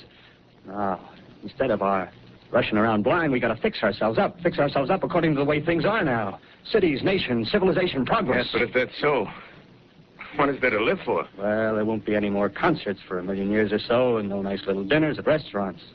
If it's amusement you're after, I guess the game's up. What is there left? Life, that's what. I want to live. Yeah, and so do you. We're not going to be exterminated. And I don't mean to be caught either. Tamed and fattened and bred like an ox. What are you going to do? I'm going on. Right under their feet. I got a plan. We men, as men, we're finished. We don't know enough. We got to learn plenty before we got a chance. We've got to live and keep free while we learn, see? I've thought it all out, see? Well, tell me the rest. Well, it isn't all of us that are made for wild beasts. That's what it got to. That's what it got to be. That's why I watched you. Watched you. All those little office workers that used to live in these houses. They be no good. They haven't any stuff in them. They used to run off to work. I've seen hundreds of them running to catch their commuter's train in the morning, afraid they'd get canned if they didn't. Running back at night, afraid they wouldn't be in time for dinner.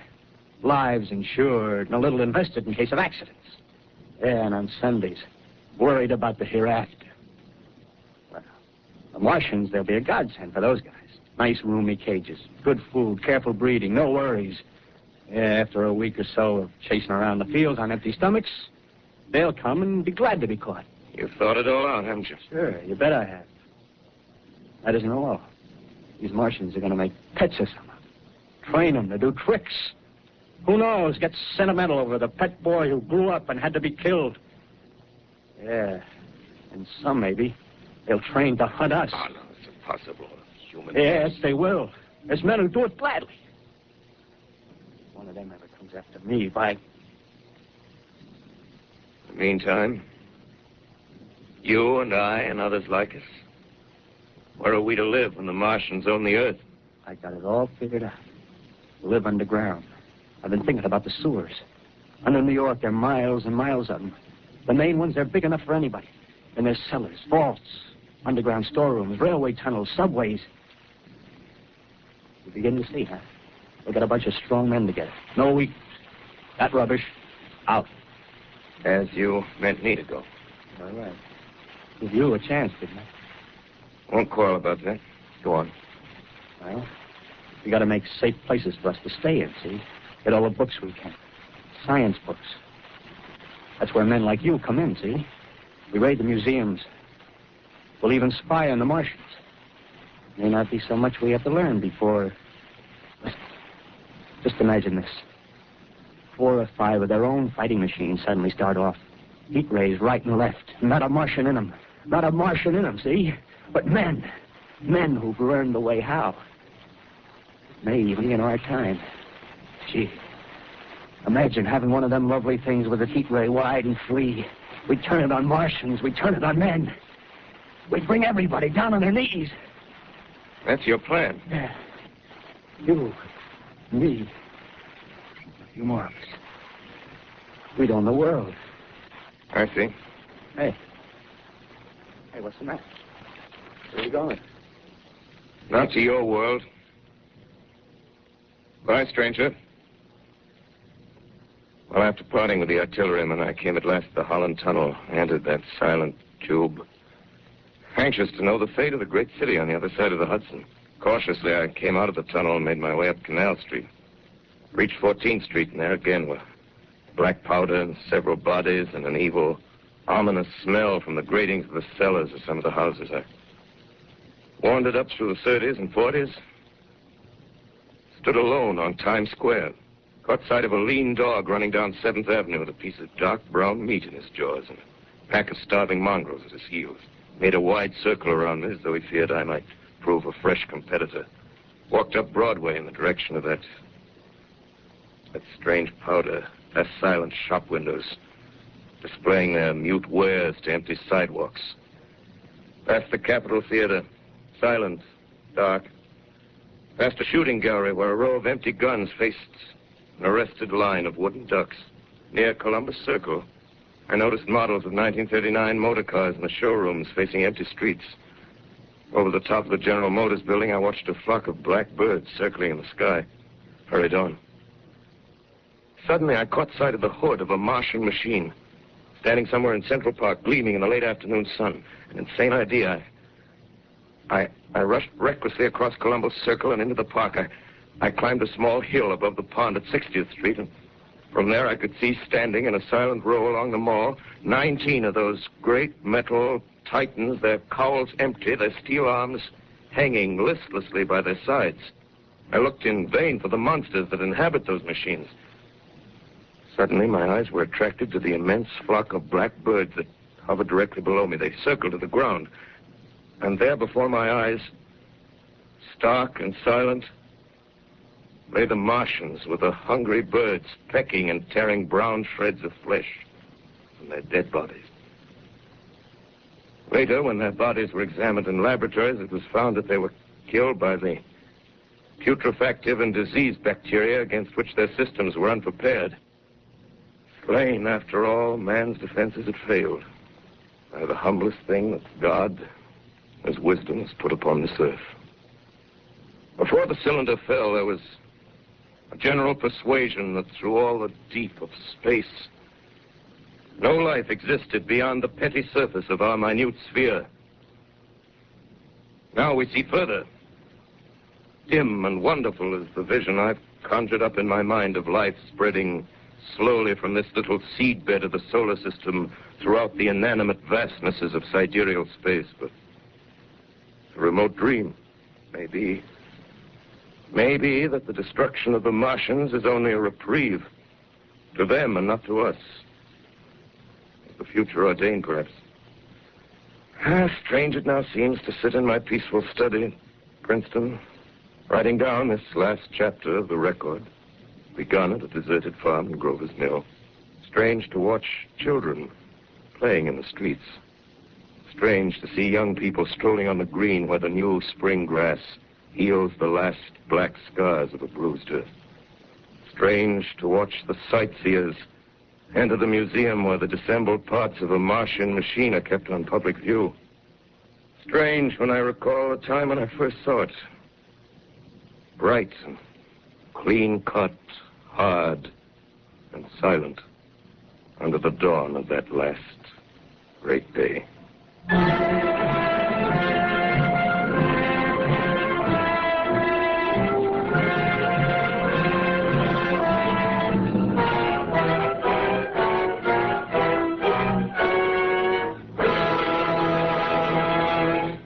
This is Orson Welles, ladies and gentlemen, out of character, to assure you that the War of the Worlds has no further significance than as the holiday offering it was intended to be. The Mercury Theater's own radio version of dressing up in a sheet and jumping out of a bush and saying boo. Starting now, we couldn't soap all your windows and steal all your garden gates by tomorrow night, so we did the best next thing. We annihilated the world before your very ears and utterly destroyed the CBS. You will be relieved, I hope, to learn that we didn't mean it, and that both institutions are still open for business.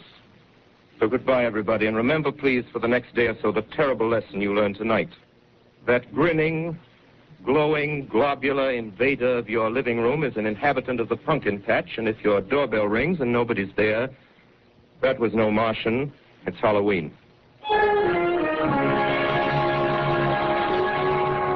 Tonight, the Columbia Broadcasting System and its affiliated stations coast to coast has brought you The War of the World by H.G. Wells, the 17th in its weekly series of dramatic broadcasts featuring Orson Welles and the Mercury Theater on the air. Next week, we present a dramatization of 3 famous short stories.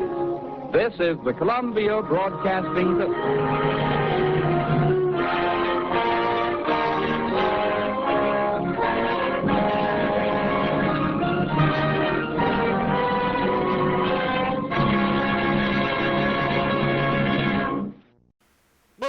Silver, wait those thrilling days of yesteryear with the Lone Ranger up next.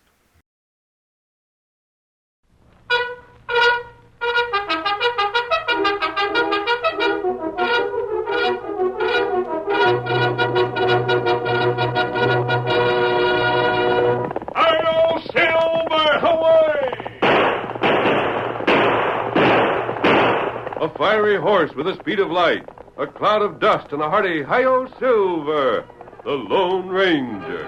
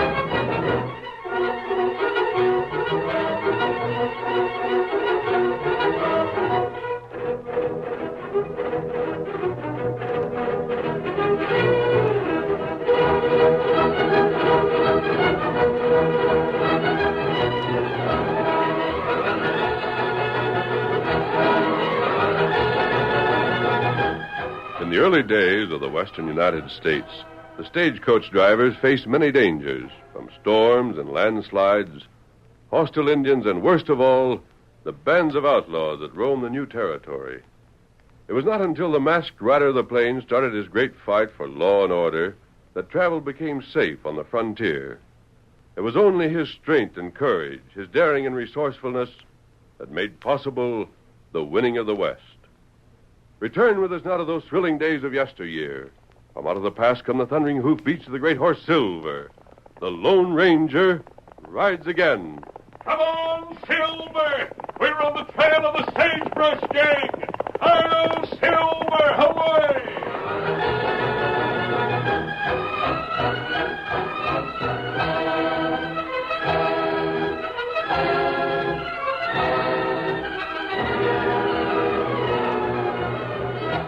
2 middle-aged women were sitting on the front porch of one of the weather-beaten houses that lined the main street of Osage. You know, Cassie, I'll never get over the marvel of these modern times. Well, don't tell me there's something else that's new. I thought the grandest thing I ever heard of was a telegraph they got over to Abilene. Well, my man Jim, being branch manager of the stage line, gets to hear all the latest. I expect he does. Them stage drivers are just plumb filled to boiling over with news from the east. That and the Pony Express. Just so. Oh, my sakes, what's coming next? Wait till you hear. Now, Maggie, don't keep me on tenterhooks. Tell me. Well, Jim had a letter by the Pony Rider no later than yesterday about the next shipment coming through on the stage line. It's silk. Silk? My word of honor. So, That ain't the news, though. who around here could afford to buy silk? Tain't for around here. Tain't? No, 'tisn't. It's for the Gold Coast. Folks out there are fairly rolling and reeking with cash. I expect they pay as high as $500-600 for a silk dress.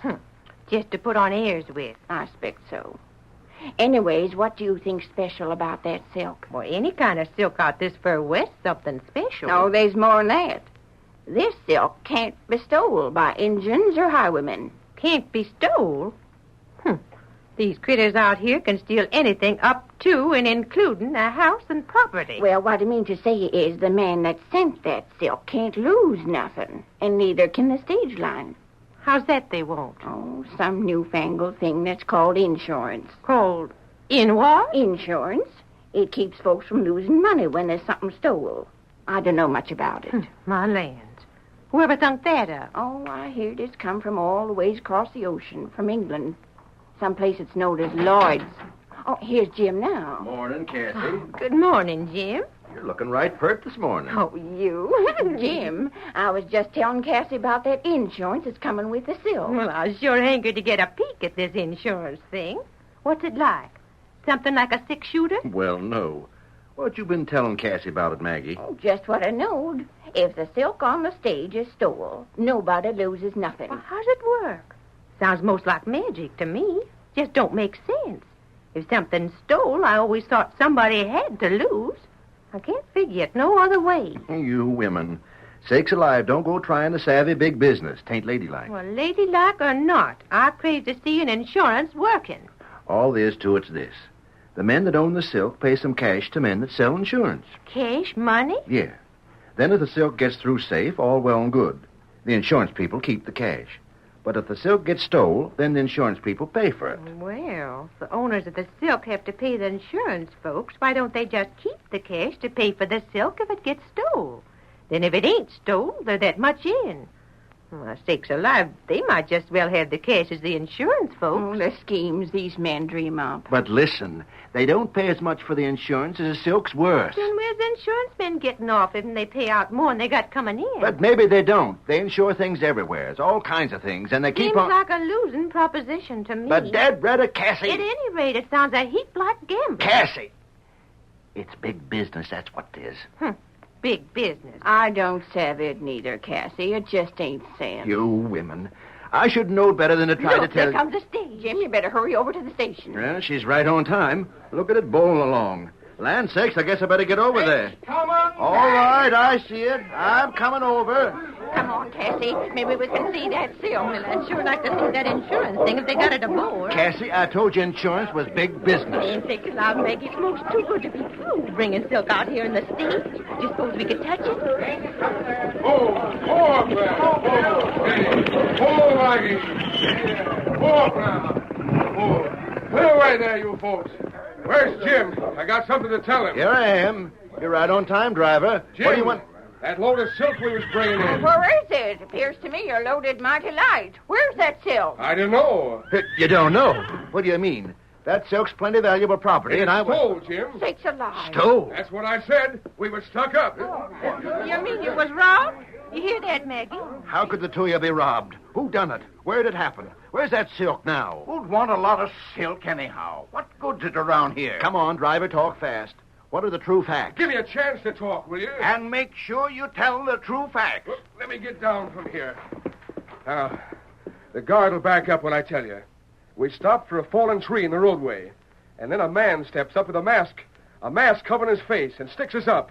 There was at least a dozen others with him. The Sagebrush Gang. Yeah, like as not. The rest was hit on both sides of the trail, squinting at us from over their rifles.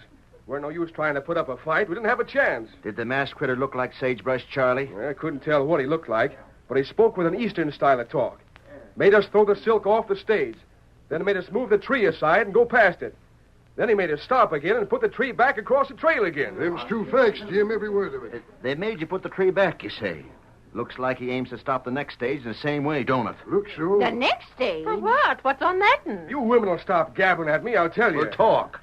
There was so much silk to get on the first stage, Coach, that it couldn't be done. So they had to hold some back to go on the next one. And that one's due to get stuck up, too. Yeah, like as not. They're probably in the same place. And same way. Hey, Jake. Yeah, Jim? Get for Sheriff Brandon. Get him here to get fast. And we'll need a posse. Tell him that. A big one, too. Tell him it's Sagebrush Charlie's gang that robbed us. Jake, never mind. Hank, you take care of the horses. I'll go see the sheriff my own self. We got to get after these highwaymen, the ornery crooks. They steal just for the sake of stealing, that's what. That's the truth. What good would a lot of silk be to them?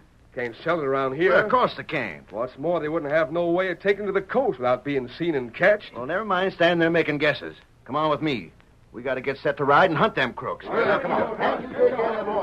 Oh, my sakes alive, Cassie. Ain't it excitement? I don't see where this year insurance thing's worked out. The silk was stole in spite of it.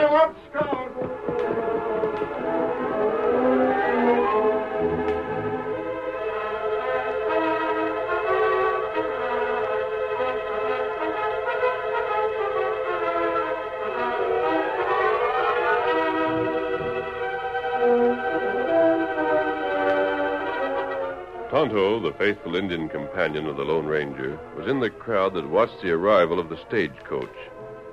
As Jim started for the sheriff's office, he rode away to join the masked man in a small camp a few miles to the east. There, he reported what he had seen and heard. Tonto, let me make sure of a couple of points. There was too much silk to send on one stage, so the next stagecoach will also carry a load. Is that it? That's right. The outlaws made the guard and driver put the tree back on the trail, so the next stage would have to stop? That's right. But they let the driver and guard live to get to town and tell about it. That's why a fella from town ride out. They'll be laying in wait to catch the Sagebrush gang when they stop the next stage. Come on, Tonto. There's no time to lose. Here, Silver. And get my saddle cinched while I pack our things. There are plenty of fellas there already. But the stage won't be held up where those fellows think it will. Not be held up there? No. That was the plan of the outlaws. They'd never have let the driver tell about it. But by making everyone think that was their plan and go there, the robbers will have no trouble stopping the stage somewhere else along the trail. Steady, Silver feller. Steady. Now strap those things behind the saddle. Time to fix it. They won't rob the stage between the scene of the last robbery and town. So we must get beyond the scene of the last robbery. That's right. Tonto, you said the only hold-up man that showed himself spoke like an Easterner? That's what drivers say. All right, Tonto. Get your saddle. Tonto ready. Come on, then. Ho, Silver, away!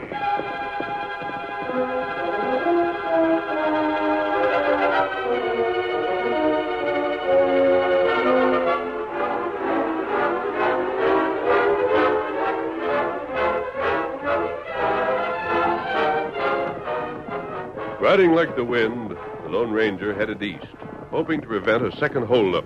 Right ahead is where the tree was put across the road. Tonto see it. That's where the posse is waiting for the robbers. That's right. There they are now. That posse. We don't want them to see us, Tonto. We'll cut south. This way. Come, Scout. Come on, Silver. Tonto, you said there were about a dozen men in the Sagebrush gang? And that's what drivers say. But only one of them spoke. That's right. And he spoke like an Easterner? That's right. Talk some like you. Very well. Come on, Silver. Notice where those men are waiting, Cantor. You may have to ride back there with a message. What message? I'm not sure yet, Kimasabi, but I have an idea that may solve this robbery. We'll see later on. We find out when we find stage, huh? Yes, Tonto. Get him up, Scout.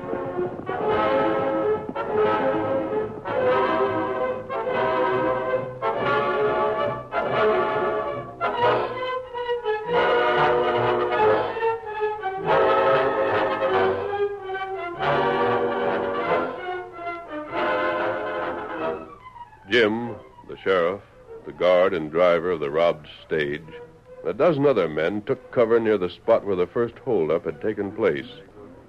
As they waited for the bandits to return, the afternoon slipped by, and they grew more and more impatient. I don't know what's delaying it. It ain't much past you, boys. Maybe it'll be getting inside any minute now. Yeah, and there's so many things that could slow it up.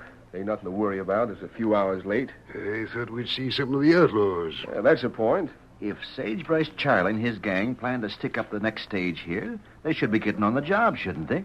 Sounds like good sense. I wonder if they could have knowed we come here and got scared away. Dad ratted, I bet that's exactly what happened. Well, in that case... What if that's the case, driver? If they found out that we was to be here, they'd have had a man in town when we left. Some man in town would have to be a member of the Sagebrush Gang. Hey, there's a man riding down here. Coming fast, too. Hey, that their engine was in town. So he was. I seen him there. Maybe he's one of the gang. Get your guns on him. Stand where you are. Ice your hands. Take him up. We got you covered. Put guns down. Who are you? Speak up and speak fast. Me come tell about outlaw. Say it. Me find out plenty. Well, what'd you learn? Stage get robbed. Tonight. You come. Ride plenty fast. Get 'em up, Scout. Come on, fellas. Let's follow that redskin. Let's get to our horses. Get to the saddle. You heard what I said? Come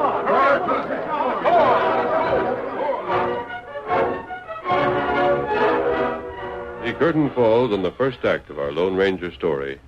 Before the next exciting scenes, please permit us to pause for just a few moments.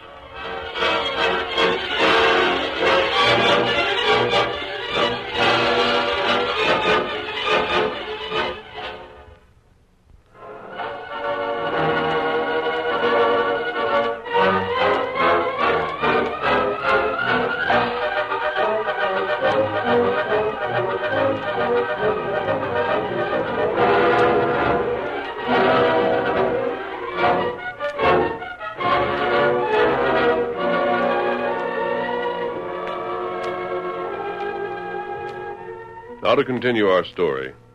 As Tonto led the posse away from the spot where the first stage had been held up, the Lone Ranger was waiting at the side of the trail a few miles farther to the east. Quiet, Silver. This looks like a man coming now. Yes, it's Smith, all right. Come on, boy.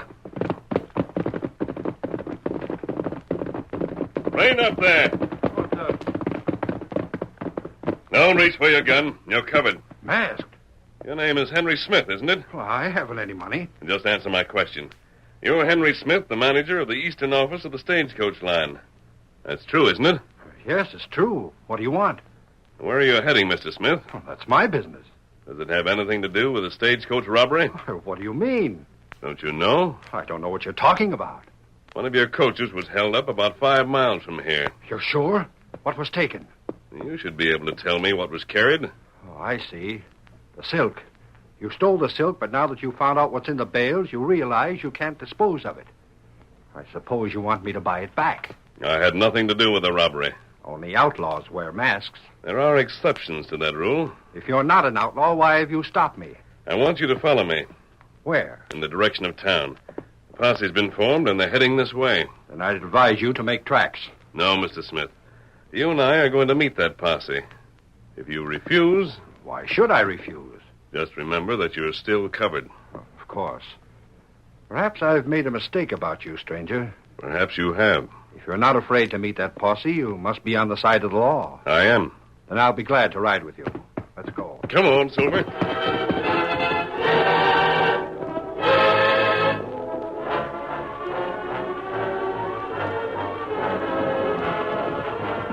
Meanwhile, the posse was following Tonto in close pursuit. Maybe that Indian does know something. Just keep after him, but don't shoot him. I don't aim to shoot him. He's keeping a doggone fast pace. That's some horse he's riding. What do you mean by saying the stage will be robbed tonight? The only way to find out what he meant is to keep after him. It'll soon be dark, too, drat it all. Ain't nothing to lose by keeping on the trail. We'll meet the stage sooner or later. If the stage is on the trail, we'll meet it. Hey, the Redskins stopped. There's the stagecoach. That's the one. It's coming this way. Pull up your horses by the engine. Thank goodness the guard and driver ain't been killed. If the stilk's still aboard, we'll ride alongside it till it's out in the danger zone. Whoa there. Whoa there. Whoa. What'd you mean by saying the stage was to be robbed tonight, Injun? By and by, you find out. Well, I'll hold my hand up, stop the stage. Good idea. Hi there, boys. Have any trouble? No, there ain't no trouble. Who are you? Pete is the division boss. Howdy there. What you doing way out here? The stage ahead of you was robbed. Robbed? Say, that one had a pile of silk in it the same as we got. It did, and that same silk was stole. Ain't that the driver and guard of it with you? Just so. Ain't you had no trouble? Not a bit. There was some mighty heavy going where the roads is a mite bad, but that's all. And the silk's inside the coach, all safe and sound? Sure. What you worried about it for anyhow, boss? This here silk's covered with that new thing they call insurance, ain't it? Yeah. Then the stage line ain't out nothing, even if the silk is stolen. We get a black mark in the books every time we lose a cargo. You know that. Yeah, but that there company in England is the one to lose out when the stuff is stole. Shucks, what difference does it make to us? Anyhow, boss, the load's safe and there ain't nothing to worry about. Now, should we get on into town? Not yet. But this here silk's got to get all the way to Frisco. Well, I'll have a look to make sure it's still there. You're the boss. Take your look and then let's get going. We had a long trip and a bit of grub will sure look good. Let me see. Yep, it's in here all right enough. Why, of course it is. We'd know if it won't. Where's that engine? Me here. Look here, you doggone troublemaking redskin. What'd you tell us the stage was to be robbed tonight for? Me not know. What's that? He says he don't know. He's loco. Talks without knowing what he's talking about. You mean to say you don't know why you told us the stage was going to be robbed? Me want you feller come here, find stage. For what? That what friend tell Cantor do. His friend told him to do it. Who's your friend? You wait here. Him come plenty soon. There's a couple of men coming down the trail from the east right now. Sure enough. 2 men coming. Hey, Jim. One of them's wearing a mask over his face. You see it? Yeah, I see it all right enough. Hello, Silver. That feller tell you why Tonto bring you here. Who is he? Say, maybe this is the robbery. Stand ready with your guns, boys. Don't take no chances. What are you all doing here? What's the meeting for? The main thing we're here for is to ask you two a few questions. Which of you is the division boss? I'm him. Who are you? Well, that needn't concern you. This man with me is named Henry Smith. Who are you, Smith? I mean, what are you doing here? Why, you should know. I'm one of the owners of the line you work for. Sleeping catfish. You're the Henry Smith that's head of the eastern office of the line. I am. I told Smith that the first stage loaded with silk had been robbed. Yeah, and so it was. And it's true? True as can be. So the load of silk was stolen, eh? Well, it was a pretty smart idea of mine to have it insured. The company will get the money back then? Of course. There's more silk on this stage, Mr. Smith. And we had a notion of the Sagebrush Gang and tried to steal that, too. So we come out to protect it. Yes. Yes. But who's the masked man? Get him, boys. He's the man you're looking for. Huh? That's just what I thought. Heist your hand, stranger. Don't be too quick to accuse me. He's a thief. By ginger, he must be. I got a gun on you, stranger. Don't move. I kidded him along until I got help. I had an idea that he was an outlaw. Good work, Mr. Smith. Maybe you're Sagebrush Charlie, stranger. Take off that mask. Do you notice that the guard and driver of this stage here are among the first to hold guns on me? Never mind your talk. Take off that mask. You'll first hear what I have to say. I says for you to I say, take off... listen. This man Smith thought he was being clever and not trying to pull a gun on me. He thought he was persuading me to ride to town so he could have me captured and blamed for the stage robbery. Don't waste time listening to him. Time and make him tell where the stolen silk has been hidden. If he won't tell, shoot him. That's the ticket. Speak up, mister. Where's that stolen silk? Talk fast or I'll plug you. That stage you've been driving has already been robbed, but you and the guard won't admit it. Already been robbed? What do you mean? Exactly what I said. And if you want to capture me, you'll have to catch me. Hey there. Oh, stop him! Shoot him! Drop him! Get him! Take after him! He's got away. Come on, boys. Can't hit him. He's riding too fast. Look at that horse travel. We'll lose him in the dark. Come on, boys. Get moving. Come on.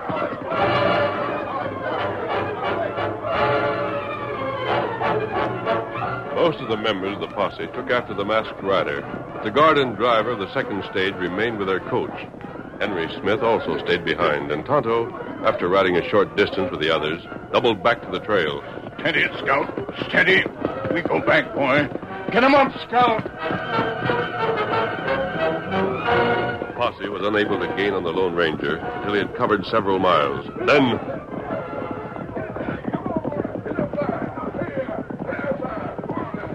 We're gaining on him now. His horse has slowed down a lot. Let's try another shot to get him. Don't nobody kill that man. I hanker to know some more about this thing. But he's not the Is one. he the man that robbed you? Doggone it, no. He's bigger than that fella. All right, then. Capture him, make him talk. Pull up your horse or we'll fire. All right. Keep him covered. Circle him so he can't get away again. Watch him. He's full of tricks. Got away last time like nothing. Now we got you, stranger. Just don't try nothing, that's all. I wanted you to catch me. You what? You wanted us to get you. You mean to say that you... I thought it was mighty funny. That horse of yours slowing up so sudden. What's behind all this? This, Jim, is where you'll find the evidence you'll need to learn the truth of the 2 stage robberies. 2 stage robberies? There was only one robbery. There were 2. Where's this proof you're talking about? Right here. The last time I was here a few hours ago, there was a fire. There were some things burning right there on the ground. If you light another fire, you can see what I managed to rescue from the flames. It's getting terrible dark. Wait a minute here. I'll get a fire going with this brush. Hurry up with that fire. What I can see about them bundles in the ground there looks mighty familiar. There she is. Not big, but it's big enough to have a look-see. Jim, let me have a look at them bundles. Go ahead. You take a look, too, guard. Guard, looky here what that masked man's found. I'm looking, and I'll be doggone if... Jim, these here the bales of silk that were stolen from our stage. Oh, sure they are. And most all burnt up. Come on, Jim, and take a look at that cloth. Feel it. Yeah. Let me see that, guard. Look at this. This bale right here. Why, this ain't... You're right, Jim. That isn't silk. Not silk? No, the cheapest kind of cloth is in those bales. He's right. Anybody can tell that stuff ain't silk. Let me explain everything to you. The first stage was loaded in the east with bales of silk. It was inspected as it was loaded. It was insured against robbery. Yeah, I know about that. What are you getting at? Then a certain man concocted a scheme with the guard and driver of the second coach. The first guard and driver were told that the other bales of silk would follow the first load. That's what we were told, all right. The first load was stolen by the same man that arranged the plot. He mounted a horse and came on ahead of the stage. He held you up and made you throw out the bales of silk. And after he let us go ahead, he made us put the tree back across the road. So all the folks in town would think another robbery might take place there. He didn't want folks hunting for the robber this side of that place. Go on. After the silk was stolen, the stage line would be paid for it by the insurance company. Yeah. The man's problem then was to get the silk west, where it could be sold. That's why he said there was a second load of silk to come. Well, there was. Second load's what we seen. No. Oh, it's back there in the trail right now. The silk in that stage is the silk that was stolen from the first one. The second stage didn't hold silk at all. It was filled with these bales of cheap cloth, which were unloaded here and burned to make room for the silk that was in the first stage. I get it now. I get it. The money for the silk will be paid over, and this schemer still have the silk to sell in the West at a big profit. That's right. Name the schemer in the East. Just name him. Henry Smith. That's what I thought, Dad rat it all. That's just what I thought when you started to talk. But the driver... And the guard did know about it. They did know about it. I saw them helping Smith bring the silk back here. They left the stage and used the horses to do it. That's why I knew they were involved. By Ginger Smith, a crook. But wait a minute. That story don't hold water, stranger. Why? We seen the holdup. We're the ones that was held up. Yes? And there was at least a dozen men with rifles. How many men spoke to you?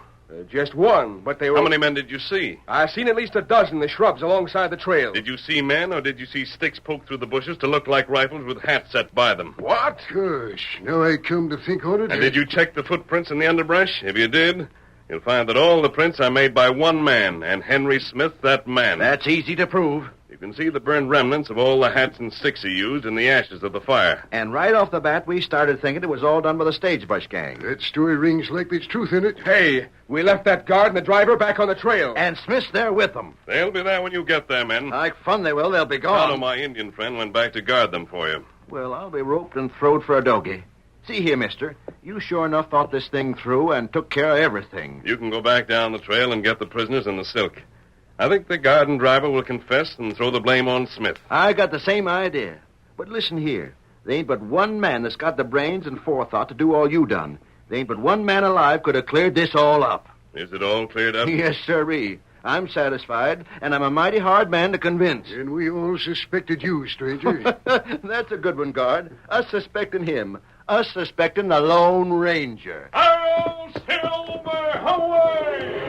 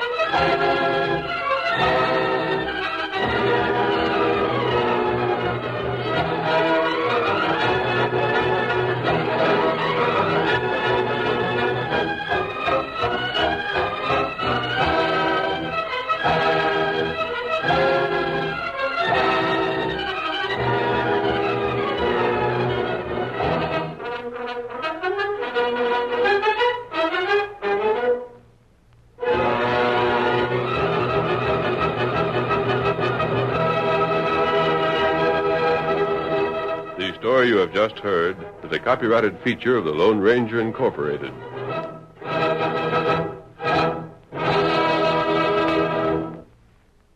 Up next on Nightly Old Time Radio Shows, enjoy the adventures of Nick Carter, Master Detective.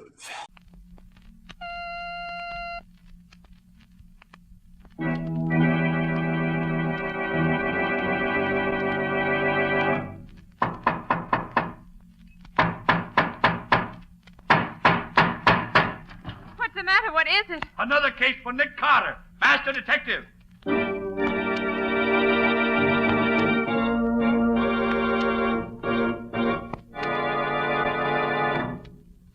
Yes, it's another case for that most famous of all manhunters, the detective whose ability at solving crime is unequaled in the history of detective fiction. Nick Carter, Master Detective. Tonight's curious adventure... Death in the Pines. For Nick Carter and the mystery of the murdered driver.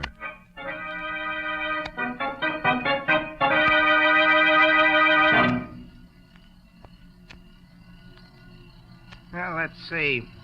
There's a truck coming up the grade now. It ought to be them. Yeah. Just 1:30. That's a tape truck, all right. Now, you guys know what to do. We've done it often enough before. Sure. All right. Get going. When the truck gets close enough, I'll put the searchlight in the driver's face like before. He'll stop fast enough. Here goes, guys. Hey! What the blazes goes on here? What's the big idea? Get those hands up, wise guy, and get down out of that cab. You guys can't get away with Shut this. up. You want to stay alive, get down out of that cab and keep quiet. And bring your helper down with you.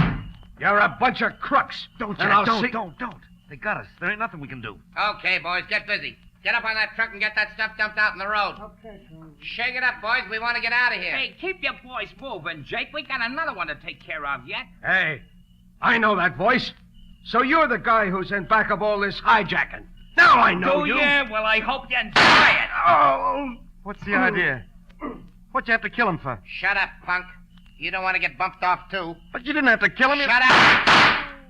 Hey, that changes our plans a little, Jake. Get your men down off the truck. Pick these two stiffs up and put them back in the cab of the truck. Then put a hole in the gas tank and touch a match to it. Okay, boys, come on down. There won't be much left for the cops to work on when they get here, which is all right with me. I don't like to see them get killed, but when they know too much, it's the only way.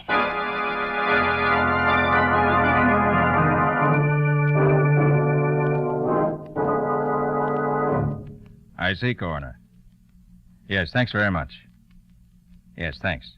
So long. Might as well let me know the worst, Mr. Carter. After what I've been through, a little more or less doesn't matter. Mr. Tate, I'm sorry to have to tell you this, but your driver wasn't burned to death. He was shot, murdered before the truck was set on fire. Yeah, I was afraid of that.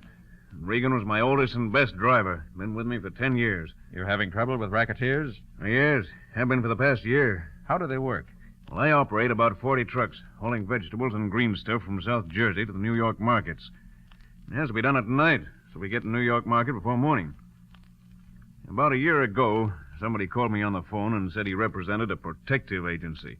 That he'd like to sell me protection at $25 a truck. $25 a truck? Well, that's pretty steep, isn't it? It's exorbitant.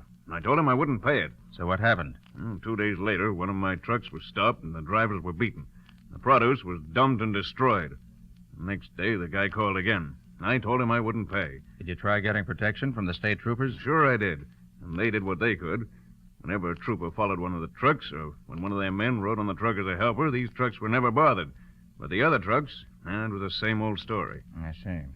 Well, how do you account for the fact that the trucks with the troopers on them were never touched? I don't know. Unless the hijackers had spies at the loading points to watch if the trucks had their regular crews. And what was the outcome this time? In the end, I had to agree to pay the $25. And then, for 6 months, there was no more trouble. But a week ago, this same guy called and said the ante had been raised from $25 to $40 a truck. $40? I told him I couldn't pay that because I didn't make that much. And you know what happened last night. Yes, I know. Well, are you going to try to keep writing the stuff through? If you can help me, I will. I'll do it. And to begin with, I'd like to put my assistant, Patsy Bowen, in your office as a typist. Sure. Maybe she can learn something that will start us off in the right direction.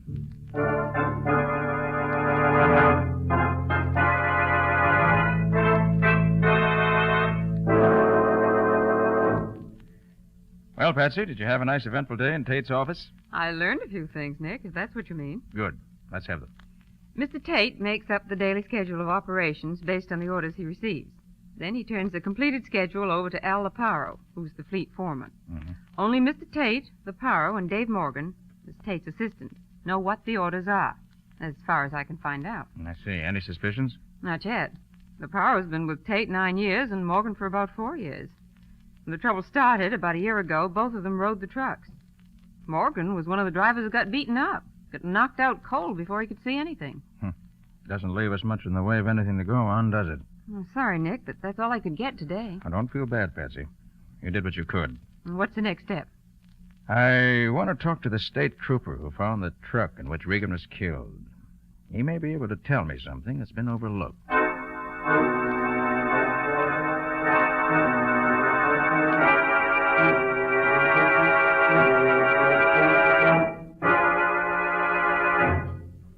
You say you read my report, Mr. Carter.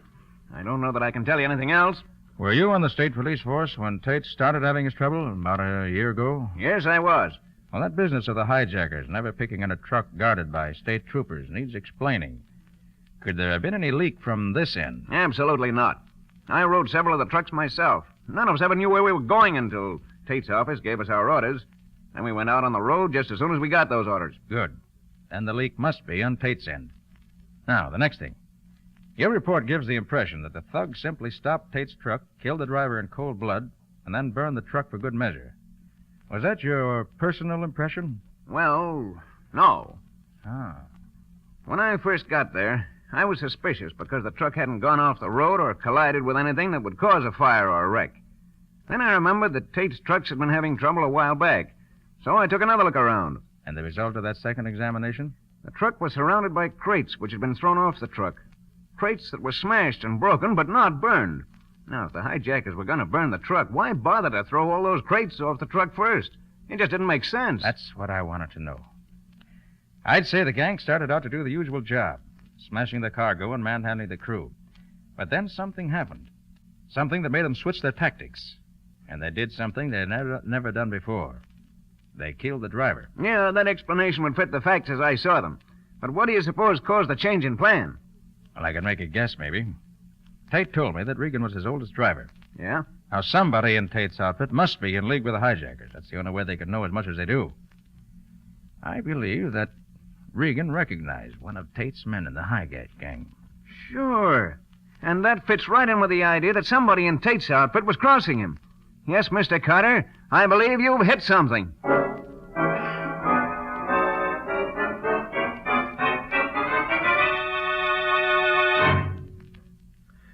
Have you arranged with Mr. Tate for me to go to work for him? Oh, no, Scubby. I haven't said anything to him. I don't want him to know. Well, then how do you know I can get the job? Tate's lost so many men since Regan was killed a couple of nights ago that he'll be glad to hire anybody. Patsy will fix you up with the necessary papers, licenses, references, and so forth. Wear your old clothes and don't wash your neck, and you'll have no trouble getting hired. And what do you want me to look for especially, Nick?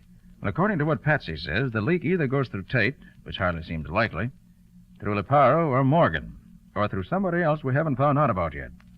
So get a line on things in general, on anyone who may look suspicious. Oh, and if you're riding a truck that gets held up, don't try to shoot it out, Scubby. Just let things ride. We'll see about that when the time comes. It's a 40-to-1 shot against your getting stopped, but just the same, watch your step. These men, whoever they are, have 2 murders on their head, and they won't balk at a couple more.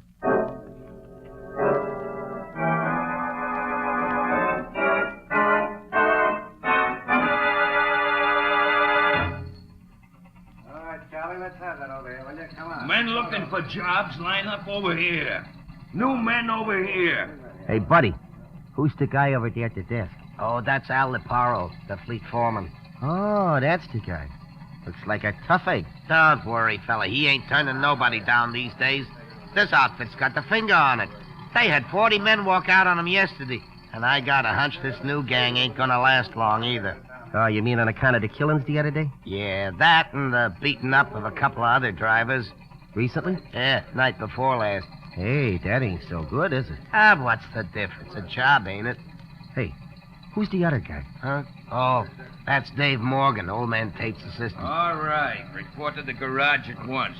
Next? Mike Clausen's the name, Mr. Leparo. Here are me papers. Mm-hmm. You worked here before, ain't you? Sure, I drove for you Yeah, never mind that. You ain't working here no more. Right, Morgan? Right, Leparo. Nothing doing on that guy. Oh, but what's the matter? I got a good record. I ain't never had no trouble. Maybe not, but you ain't wanted here. Get out. Next. Ah, the big farmer. Who's next? Oh, me. The name's Wilson. Where's your papers? Oh, yeah. Here. Mm-hmm. Wilson, huh? Yeah. Okay, you're hired. Report to Matt Steiger on truck number 11. You start as helper at $23 a week. Satisfied? Sure, boss. Okay by me. Tell Steiger he picks up his load tonight at Freeman's Farm down South Jersey. He knows where it is. Get going. Right. Thanks.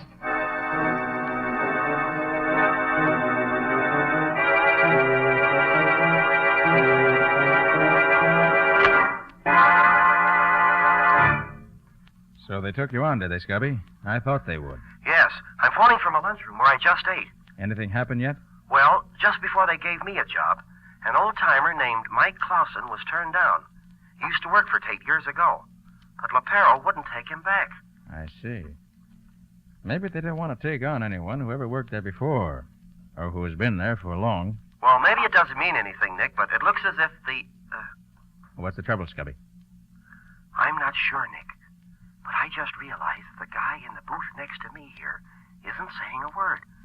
He went into his booth as I came into this one, but he hasn't dialed a number or said anything yet.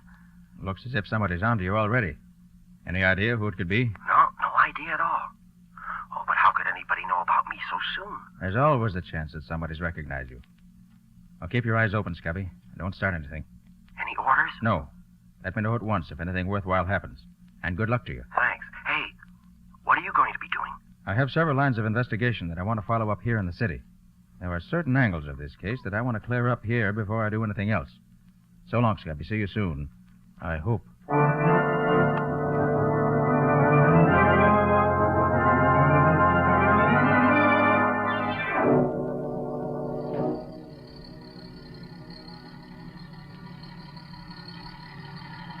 Gosh, Matt, driving one of these trucks is no cinch, is it? How do you mean, kid? Well, I've been driving a truck around in the city, and it ain't been like this at all. We spent the afternoon loading the stuff on the truck. Now we got to spend all night riding it back to town. You don't like it, huh? I'm beginning to think it wasn't such a bright idea, hiring on with this Tate outfit. Especially with a chance of getting beat up throwing in free. Ah, cheer up. You might ride for weeks and never get stopped at all. Gosh, this is a lonely section of the country, ain't it? Nothing but these scrub pines both sides of the road. That's right. Hey, I'm getting tired, Matt. You know, it's been a long time since I done so much weight. Mind if I take a little nap? Ah, go ahead. About 1 o'clock now. I'll drive till 3, then you can take over. We'll be out in the main road by then. Okay. Call me if you need me. Yeah, sure, kid.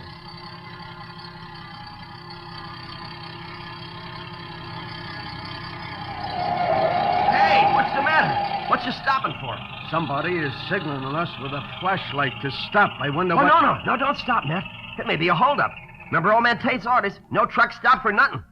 Oh, it's the state troopers. Nothing to worry about. Oh, yeah. Yeah, I can see the uniform now. Okay. I'll get out and see what he wants. Hey, what's the matter, officer? What the... Hey, that's our phony uniform. You're no regular cop. This is the guy, all right. One of you fellas take care of the driver. Look out, Matt! Come down out of that cab, fella, if you know what's good for you. Matt, it's a trap! Shut up, Dick, and don't move. I got you covered. Now, don't try to pull it. No! Hey, quit that. Cut it out. There, that takes care of you, you rat. Now for the other. Here you are, copper. Oh! Matt! Matt! Not out yet. Here. Oh. You won't do no more fighting for a while. Okay, boys, come on.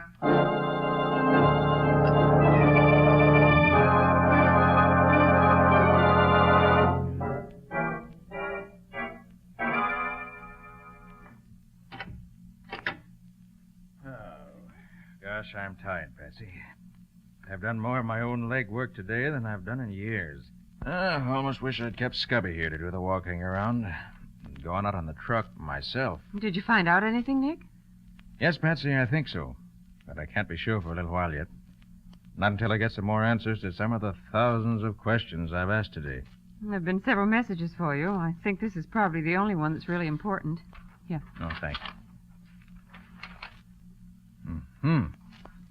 I thought so. He's trying to borrow money. At least all that much of it. Makes me positive I'm on the right track. Any report from the state troopers, Patsy? Yes, they think they've located the place. They're going to call you later this evening when they get the details. Good. That'll give me time to join them before they make the raid. I don't want to miss being in at the kill.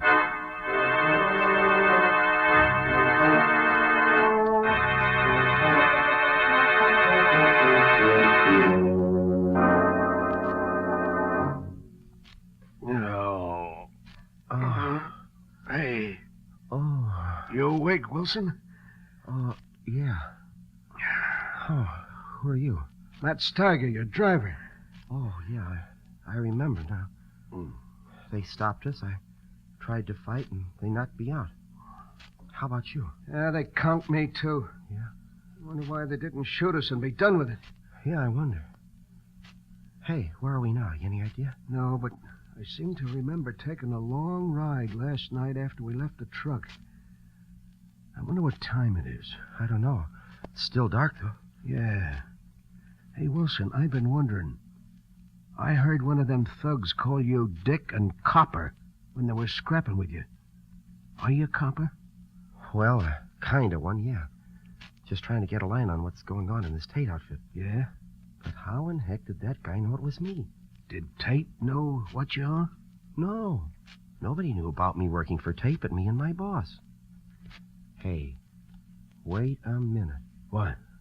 Right after I got the job, I phoned my boss, and somebody in the next phone booth overheard what I told him. Boy, they trapped me neat as you please. They probably was afraid of you. Looks like it. Well, the first thing to do is to get out of here. Well, I've been working at the ropes that I got my hands tied together with, and I can't budge them at all. They're too tight for me. Well, I think maybe I can get mine loose if I have time. I think my boss taught me several tricks to get out of ropes like this. Yeah? Guess you'll have to get us out of this one, then. I can't. Hold it, Matt. Yeah. Somebody's coming. Time we got that red-headed punk waked up. Boss is due any minute now. With pleasure. Come on, you. Leave me assist you to a chair. Sorry you can't walk by yourself tied up like that, but that wouldn't be etiquette. Come on. Cut the comedy. Wake up, you. Come on, copper. Get them eyes open. Oh, hey. Hey, what's the matter? Hey, what you trying to do? There you are, Mike. You want me to soften him up for you? Let's see if he talks first. Maybe he'll talk without any persuading. Well, okay, but I hope he needs some waking over. I enjoy that. All right, punk. You gonna talk? Talk about what? There's no use stalling. We know you're Nick Carter's man. Well, if you know that, what you want me to say? We know you called Carter yesterday before you left New York. What'd you say to him? What'd you tell him? Hey, I know you. Huh? You're the guy who wore the phony state trooper's uniform when you held us up last night. Yeah? Well, knowing that ain't gonna help you none. Ooh! Ow! Come on, spill it. How much do you know? Okay, he ain't gonna talk, Mike. It's gotta be a real job. I gotta go to work on him. Yeah, I guess you're right, Jake. Oh. Go ahead, make it good. Sure. Oh, let me take my coat off first so I don't feel cramped. Let me have it. I'll put it on the back of the chair here. Thanks, Mike. Oh, you better put my gun in the pocket of my coat so it won't get in my way when I really get going. Okay. Now, let's see some action. All right, you red-headed stool pigeon. Now spill it. Spill it all around. What the... Come on, Jake. There's trouble out there. Well, that's a funny one. Matt, do you see what I see? What do you mean? Jake left his coat hanging on the back of that chair there. There's a gun in the pocket of that coat. Oh, boy, what a break if we can only get loose. Just a minute. My hands are almost free. Good. Wait a minute. There. Now, get the feet loose. There. Yeah, that does it. Now the gun. Now let him come back. Hey, what's... Drop that gun, you're covered. Oh, yeah? Well, this'll show you. How you would you? Here. Oh, you killed me. You killed me. You got him, Wilson. Get me loose and I'll give you a hand. They'll be back in here. Right, but the gun is empty. Gee, we're in a spot. He killed the boss. Come on. Yeah, the boss is dead. I'm getting What's out that? of here. Yeah, let's Wait a get minute. going. Listen, Wilson. Listen. They're leaving. Yeah. Wait a minute. There you are, Matt. Oh, gee. Thanks, Wilson. Gosh, am I glad to get out of them ropes. Hey, Matt, this is the screwiest thing I ever heard of. Yeah. Why do you suppose they beat it off like that? You got me. But come on, let's get out of this place.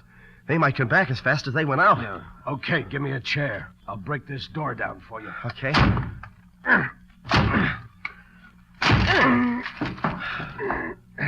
Gosh, Matt. There he is on the floor, the boss. And 2 holes through his forehead. You sure hit him square in the bullseye. Wait till I take off his mask and see if I know... Matt. What? It's Mr. Tate. Who? The owner of the trucking company. Mr. Tate? Yeah. Tate racketeering his own business? Attacking his own trucks? But that doesn't make sense, Matt. Boy, I'll say it doesn't. Why should he want to destroy his own business? And why would he ask Nick to investigate the... Hey, we got to get out of here. Yeah. Or we're going to get our... Maybe some more of them in there. Can you see him? Yeah. Oh, they're state troopers. Oh, It's boy. okay, Matt. Open up in there. Come on with your hands up. Come on, you're surrounded and outnumbered. Don't shoot. We're coming out. Get that door open before they shoot. We surrender. Get your hands up. I got 2 here, men. Watch the back of the house. Right, Sergeant. Oh, gosh, are we glad to see you. Yeah, keep your hands up. Oh, yeah, sure. Look, I'm Scubby Wilson, and this is Matt Steiger. I'm Nick Carter's assistant. You look it. Who's the dead man lying there? Oh, that's Mr. Tate. I just shot him. No, you did. Well, that'll send you to the chair, all right. Oh, no. No, you don't understand. He's the chief of the hijackers. Well, he was holding us prisoners here. That's a good one. Where's the gun you killed him with? Well, it's in the other room. Keep your hands up. But, officer, you don't I suppose you're going to tell me you shot him in self-defense, huh? Yeah. That's just what I did. Well, look, you can ask Matt here. That's right, officer. He was going to kill us both. Yeah. Sure.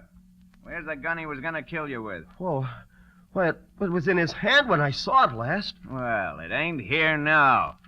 You're a bum liar, feller.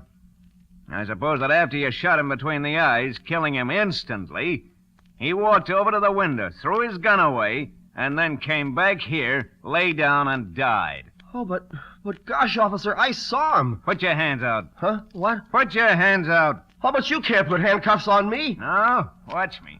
Be sure they're on good and tight, Sergeant. I will, that. Nick! Oh, hello, Scubby. Having a good time? You know this guy, Mr. Carter? Does he know me? Oh, tell him who I am, Nick. Yes, Sergeant, I'm afraid I have to confess that I do know him. He's my assistant, although he hasn't been much of assistance in this case. Shall I let him go, then? Yes, I'll take charge of him. Okay, if you say so. Oh, gosh, Nick, am I glad to see you. Oh, this is Matt Steiger, the guy who was driving the truck I was on. Hello, Mr. Carter. Glad to know you. Hey, look, I heard some shooting a few minutes ago. Did you get some of the gang? Yes, Scubby. Morgan and 4 men. We ran that car off the road and caught them all. Morgan's pretty badly wounded, but he'll pull through. So Morgan was in on it after all. Morgan was the head of the gang. Oh, no. No, Morgan wasn't the head of the gang, Nick. The head of the gang is lying there, dead. And I shot him. Put 2 bullets in him in self-defense. Who is he? You know him? Know him. It's Mr. Tate. Mr. Tate? Why, he had nothing to do with this. He sure did, Nick. Why, he was holding us prisoners here. Sure, Matt can tell you. That's true, Mr. Carter. He tried to kill Wilson, and Wilson shot him. I tell you, Tate had nothing to do with this gang, Scubby. Oh, what makes you so sure, Nick? I did a lot of investigating in town today, and I found that Morgan has been trying to borrow money anywhere and everywhere he could to take advantage of what he called a chance to get going a good business, dirt cheap.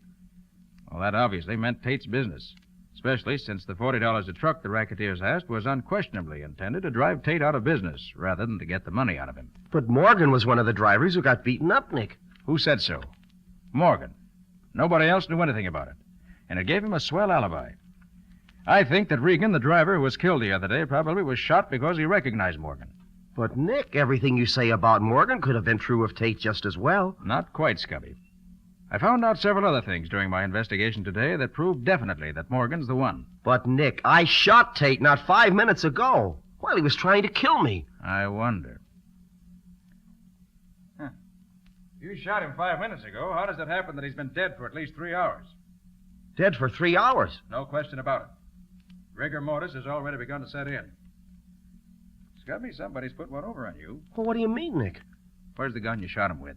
Oh, the trooper took it. Yeah, that's right. Here it is, Mr. Cotter. Thanks. Mm-hmm. Look here. How does it happen that you shot him with blank cartridges? Oh, Nick, now don't tell me... Here are the shells I just took out of that gun you used. 4 of them have been fired previously. And you can see that the other 2, the 2 left for you to fire, have had the bullets pried out of them. Now, you see the mark on the edge of the shell? Yeah.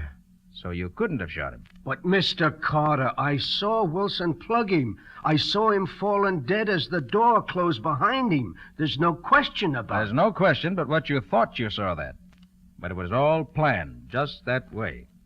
Planned? Certainly. How come you were able to get out of the ropes you were tied up with so fast? How come there was nobody in the room when you got hold of the gun? Why do you suppose that gun was left where you could get your hands on it? That is what happened, isn't it? Yes, Nick. As right as if you'd been here to see it. It couldn't have been any other way. Tate probably had a hunch Morgan was guilty and trailed him here. Morgan caught him, shot him with his gun. Then he wiped his prints off it, and he planted it where you could get at it. Then, at the psychological moment, Morgan, with a mask over his face, opened the door so you could see him and shot at you. Then you shot at him, as he knew you would, using the 2 shells he had left in the gun for you. The 2 shells with no bullets in them. Then he pretended to fall dead, carefully shutting the door as he did so that you couldn't see what happened next. Oh, I see, Nick. And then he put Tate's body there by the door with a mask over his face. Right.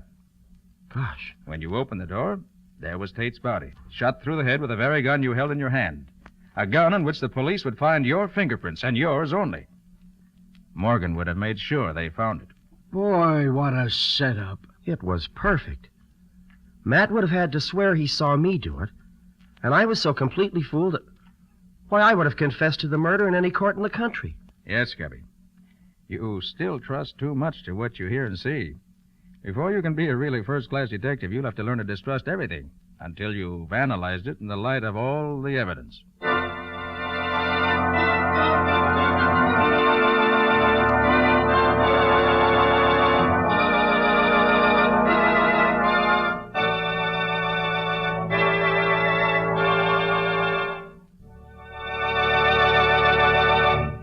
This has been another of the strange adventures of Nick Carter, Master Detective, which are brought to you regularly at this time by WOR Mutual.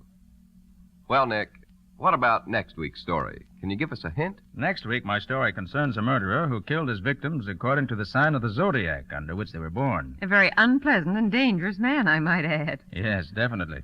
Patsy and I got so close on his trail that he tried 2 different times to get rid of us. But in his attempts to be very clever, he made a bad mistake, and Nick caught him. And caught the murderer, too, I imagine. Quite right. After a chase. I call the story The Horoscope Murders. So long. See you next week. So long. So long to you, Nick and Patsy. In the strange adventure you have just heard, Nick Carter was impersonated by Lon Clark, Patsy by Helen Choate, Scubby by John Kane. Original music was played by Lou White. The entire production was written and directed by Jock McGregor.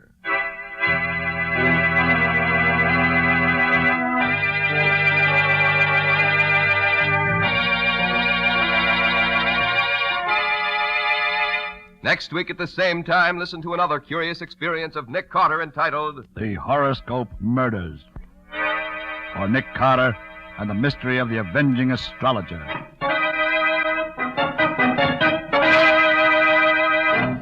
This story is a copyrighted feature of Street and Smith Publications, Incorporated. The Return of Nick Carter is produced in the studios of WOR and is broadcast over most of these stations every Saturday evening at 7 o'clock Eastern War Time. And don't forget that the adventures of Nick Carter's adopted son, Chick Carter, are broadcast over most of these stations Mondays through Fridays at 5:30 p.m. Eastern War Time. This is Mutual.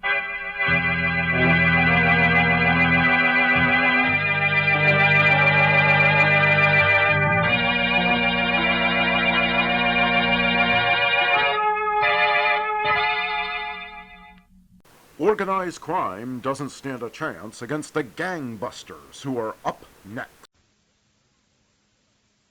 And now, Gangbusters! Gangbusters, presented in cooperation with police and federal law enforcement departments throughout the United States. The only national program that brings you authentic police case histories.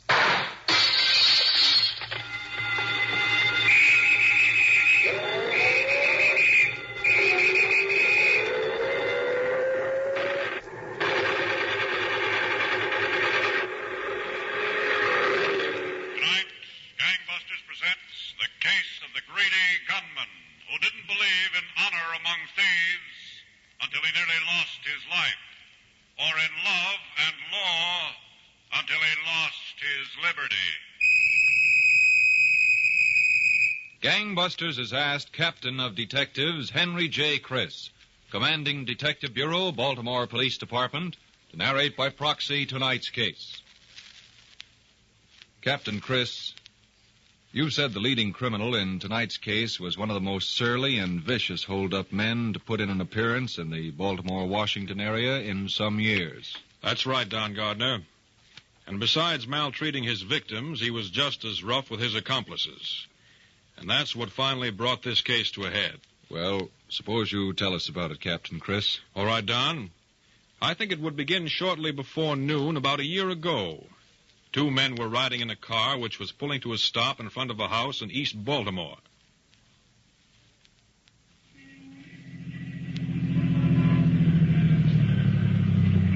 Okay. Listen, Mac. Tell me about it later. Dump the car. But, Mac, we're going to Get rid of the car. We'll talk about it. Don't.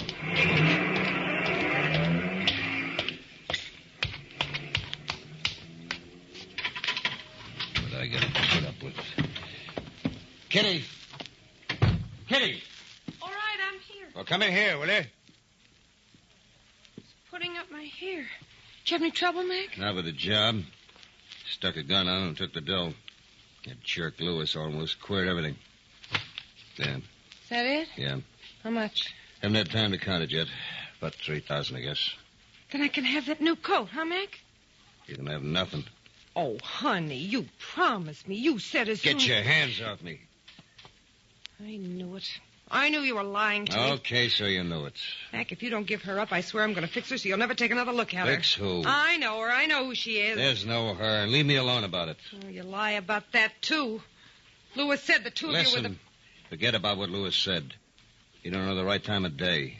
I went in and heisted the joint. All he had to do was sit around and the wheel. He couldn't even do that right. But don't listen to him. She's a blonde, isn't she? You were always a sucker for blondes. No blonde and forget about it. Lewis Look, said... cut it out, will you? You're playing around with some washed-out blonde. You expect me to keep my mouth shut? Yes. Well, nobody's going to beat my time. What's tying you down? Pack up and get out. Listen, Go on, Mac. pack up. Who's stopping you? You make a good score next time? I can have the coat, huh? Maybe. Okay, that's a promise. I said maybe. Now finish that hair. You look like a slob. Who's that? Take it easy. It's Lewis. Okay. Yeah? Me. Get in here. Come on, let's cut the score. I thought I told you to dump the car. What do you think I did? Where? Around the corner? It was in the next block. How much better is the next block? Cops will be swarming around that car in an hour. Well, I figure like this. They'll dope it out we wouldn't drop the car close to home. So they start looking on the other side of town. See? Always got an angle, haven't you? Go on, get in there. You said it. I want my end of the score. Oh, hi, Kitty. Hi. What were you telling her about some blonde? The blonde? Oh, well, It was business, wasn't it? Yeah. That's what it was, business. Didn't I say it was business, Kitty? This little dish works in the joint Mac and me figure on taking soon. Okay. Get going, Kitty. Get that hair fixed. You look like something out of a wrestling match. Business, huh? Get busy, will you? Just wondering what kind of business. Blonde. Why did you have to open up your yap about that blonde? Yeah, we were talking and I just mentioned you. Who asked you to mention anything? No harm was intended, Mac. Hey, is that the score? Yeah. Well, come on, cut it up. Sure, I'll cut it up. 20, 40, 60, 81. 20, 40, 60, 70, 80, 92. 200. Take it. It's yours. What about the rest? You get the 200. Oh, now, Mac, there's $3,000 there at least. Listen, I ought to throw you out the door. I would have been better off flagging a cap. But the deal was... The deal was nothing. I did all the work, and you came near getting me nabbed. Now, take the 200 and be happy with it. Oh, Mac, this ain't right. You know it ain't right. Isn't it? I should have started this after the last Washington job. I can get car pushers a dime a dozen, so consider yourself well paid. But, Mac, I did my job. You want the 2 bills or don't you? Oh, listen. Do you want it? Yeah. Okay. There's a deal you contribute something to, we split.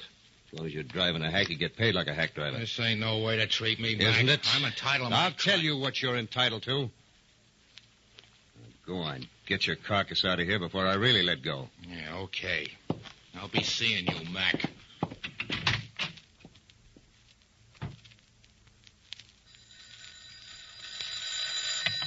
Hello, Lieutenant Kelly. Sergeant Meyer, Lieutenant. I think maybe I got an identification on that stick-up artist. Yeah? Yeah. The guy they want pretty bad down in Washington for payroll robberies at a couple of printing plants. I showed his picture to the victims here. They're pretty sure it's the guy, Mac Wilson Fierst. Mac Wilson Fierce. We've handled him here in Baltimore, haven't we? Yeah, we had him on a stick-up a couple of years ago, Lieutenant. He's got a record as long as your arm. Well, come on in here, Sergeant. We'll see if we can figure out a way to locate him. If he's still in Baltimore.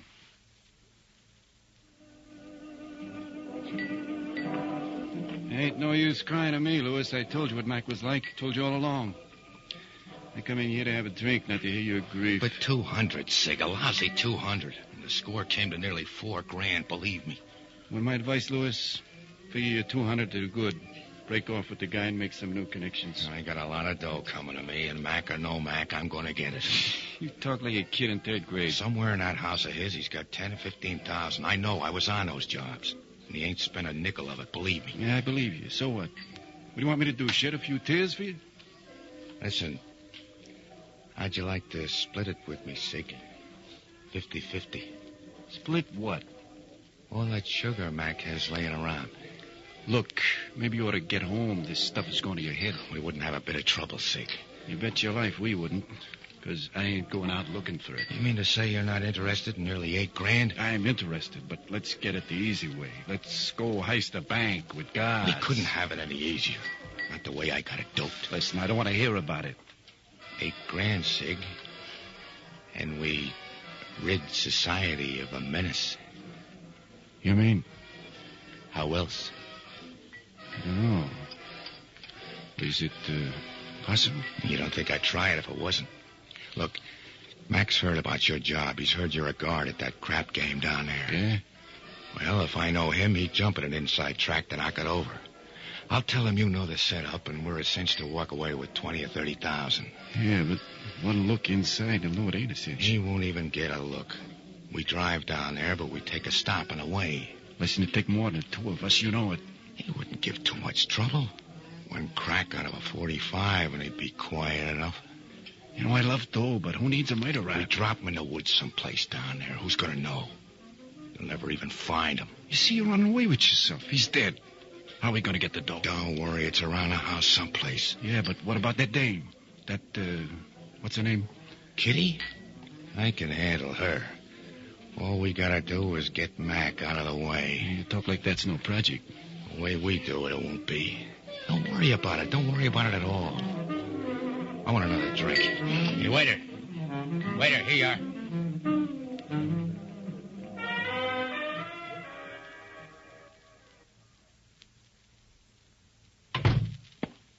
Hello, Lieutenant. Oh, I was just about to put a call into your house, Sergeant. I know the desk man said you wanted to see me. What's doing? Mac Wilson Fierce.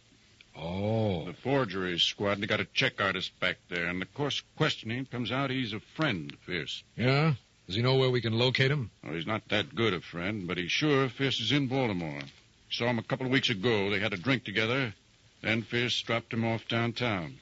You think our boy is staying in Baltimore? That for sure. Maybe something better. The car they rode in, Fierce told the check artist was his, that he had just bought it. Here in Baltimore? Presumably. It's a 1946 Oldsmobile, 4-door, painted gray.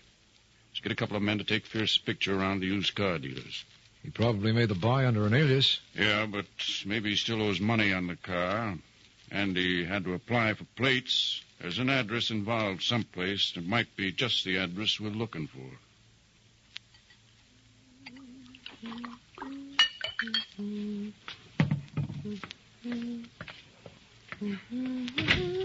It's as easy as that, Mac.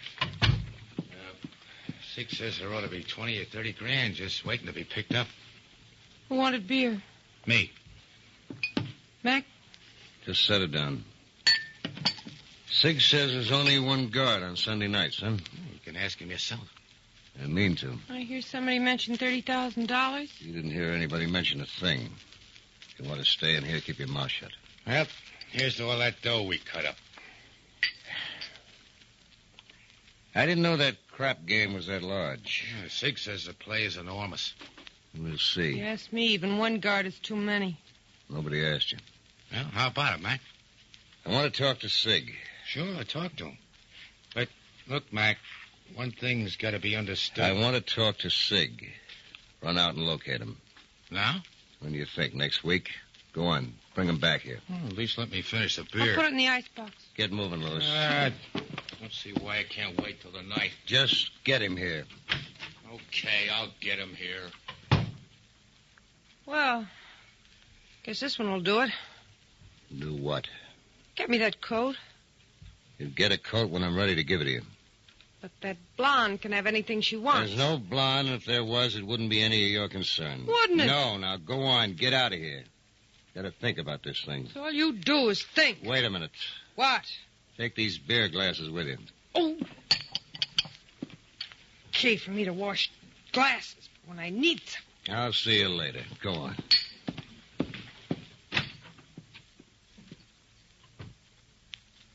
So, Don, as Baltimore detectives were trying to get on the trail of the bandit Mac Wilson Fierce, one of his disgruntled associates planned his murder.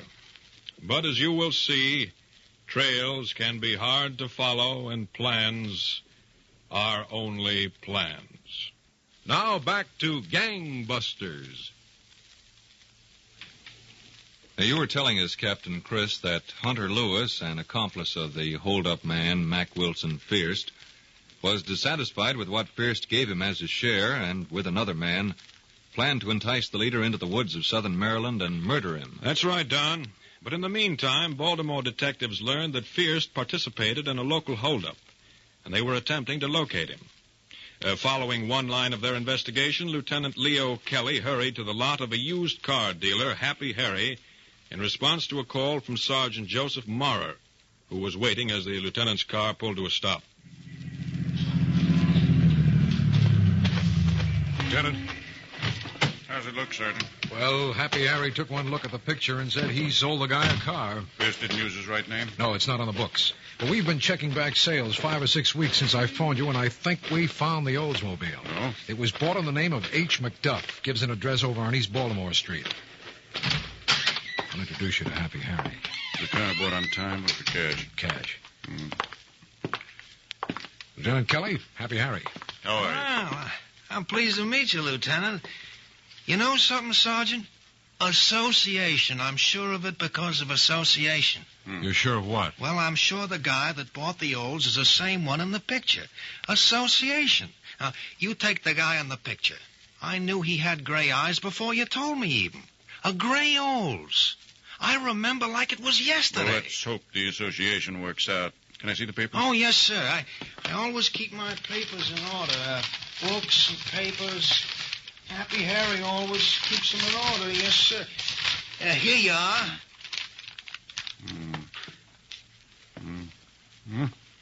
What's the matter? Nothing at all. What do you say, Sergeant? Let's check the address. Right. Thanks a lot, Harry. Don't mention it. If you ever need a good car, don't forget Happy Harry. We won't. Well, Sergeant, looks pretty good. We'll check the State Department of Motor Vehicles and the tag number. What about East Baltimore Street? Sounds like a rooming house. Tell you what, we'll keep our eyes on it a couple of days. If that gray Olds shows up around there, then we know we've got something. If it doesn't, we'll knock on the door and ask some questions on the inside. Come on.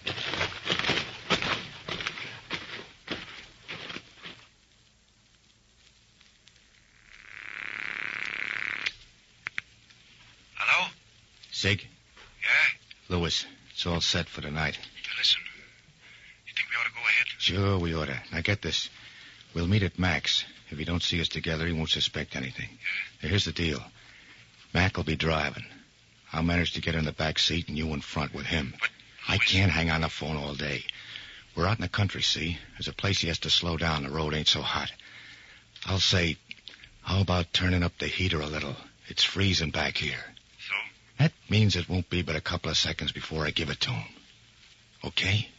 Yeah, I guess so. All right. I'll see you at Mac's. So long.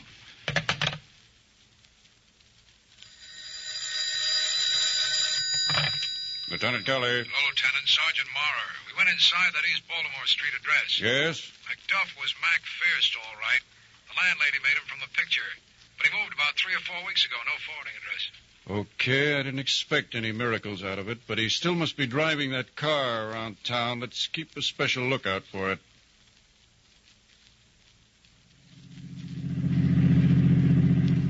Listen, how far is this place?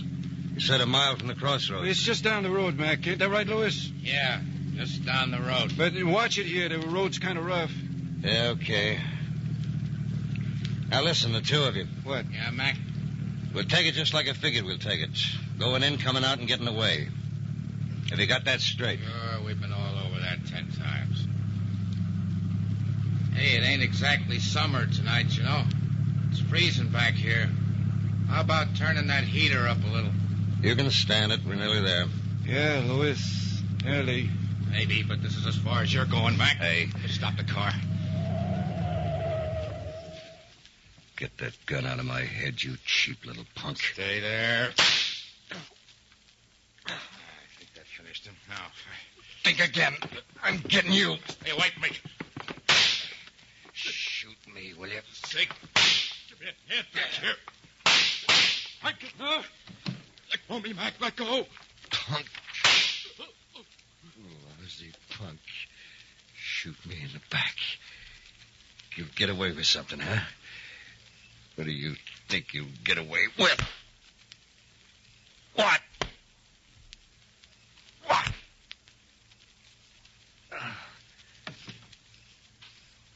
Okay. Get out of here.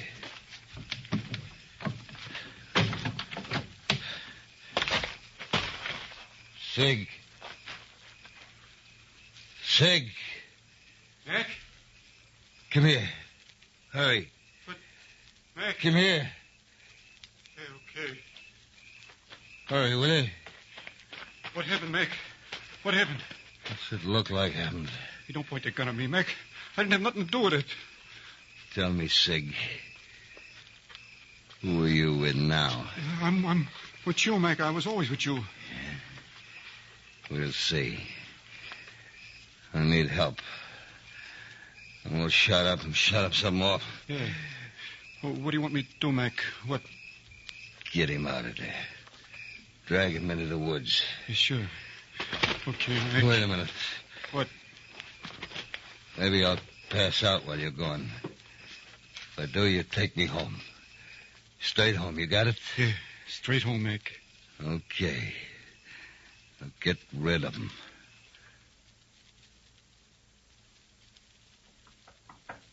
All right, okay.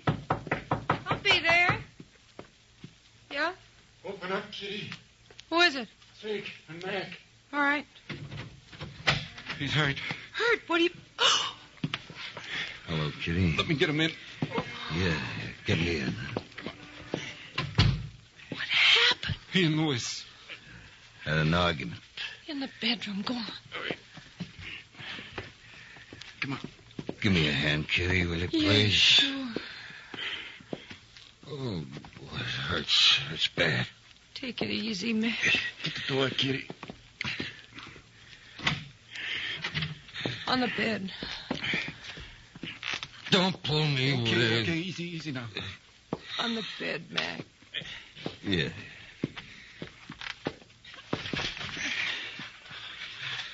Well, I gotta get going. Sig, Yeah, Mac? were you with me or him? I was with you, Mac. I'll bet. I was, honest. Well, I'll be going. Wait a minute. Yeah?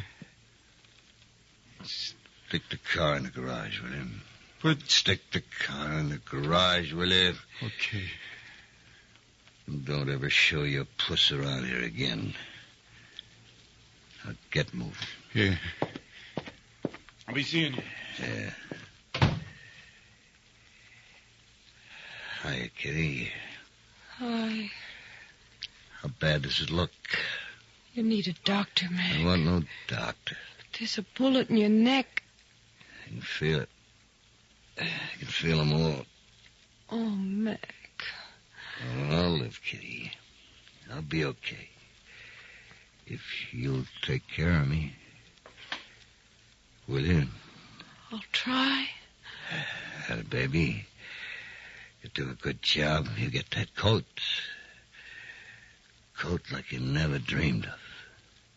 I'll do what I can, Mac. Everything I can. Sergeant Morrow. Yeah, Lieutenant. One of the boys out in Southeastern just called in. He thought he spotted that Oldsmobile of Fierce. No kidding. Yep. Was coming at him down a busy street. By the time he turned his car around, it was gone. Was he sure? It's been 6 weeks since we heard a peep out of Fierce. Well, he was sure of the license number. Come on. Go down in that district and have a look for ourselves.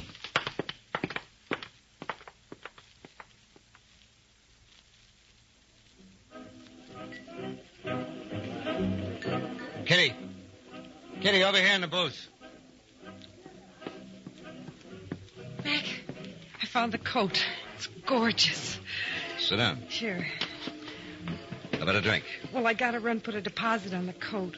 Really, it's what I always wanted. Yeah? How much? The coat? What do you think I'm talking about? Not much. $450. 450. Well, you know how things are these days. Forget about it.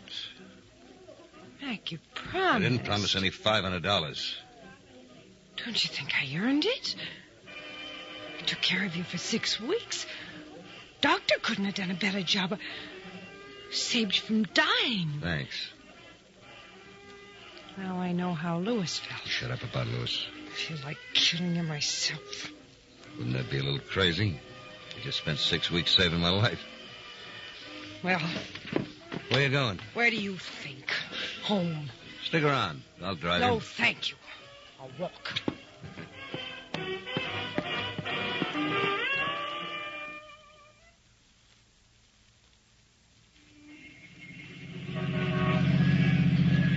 Well, Sergeant, doesn't look like we'll have any luck today.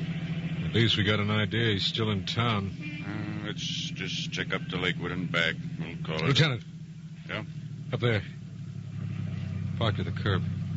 That's the car, all right. There's a parking space past it. Pull in. Yeah. This ought to be a good spot. Now, let's sit here and wait for him. We've been waiting here 3 hours, Sergeant. Yeah. I'm just hoping you didn't suddenly get an idea to abandon the car. Keep your eye on it. I don't know where else I could keep it, Lieutenant. Who's that coming out of the bar? It looks like that guy's really banged up. But he's got the same build as Fierce. Yeah? What's the matter with his face? Got me. He's headed for the car. Yeah. There he goes. Right for it. That's him. Come on, Sergeant. Right with you. Keep him covered. He's a gunman. I'll get the door. All right, fist with police officers. Come out of there. Hey. He said come out. Look, you guys are making a mistake. What's happened to your face? Who shot you up? This is ridiculous. My name is McDuff. I have identification to prove it. Look, Stay out of that pocket. I got him. Go on me. Yeah. Plenty of identification. 45. Okay, Fierce, get moving. Our car's right down there. Now, He listen. said get moving. Now go on.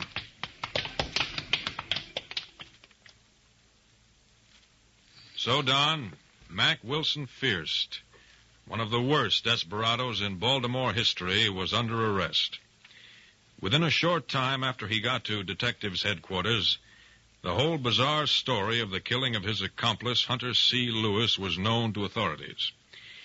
Fierst was placed on trial, and within a little more than a month, he began to serve a 20-year sentence in the Maryland Penitentiary. Well, thank you, Captain of Detectives Henry J. Criss, for this revealing case history.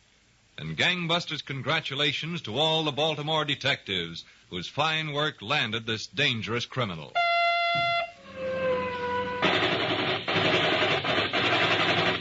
Tonight's case was dramatized by Stanley Niss and directed by William Sweets, with Frank Reddick and Elspeth Eric in leading roles. Don Gardner speaking.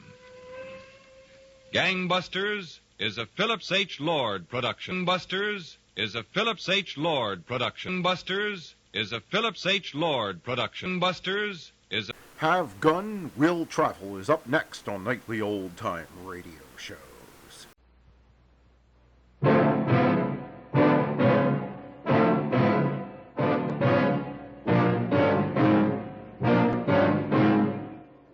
The border is behind us. But if you should try to make a run for it, I'd have to shoot. To kill.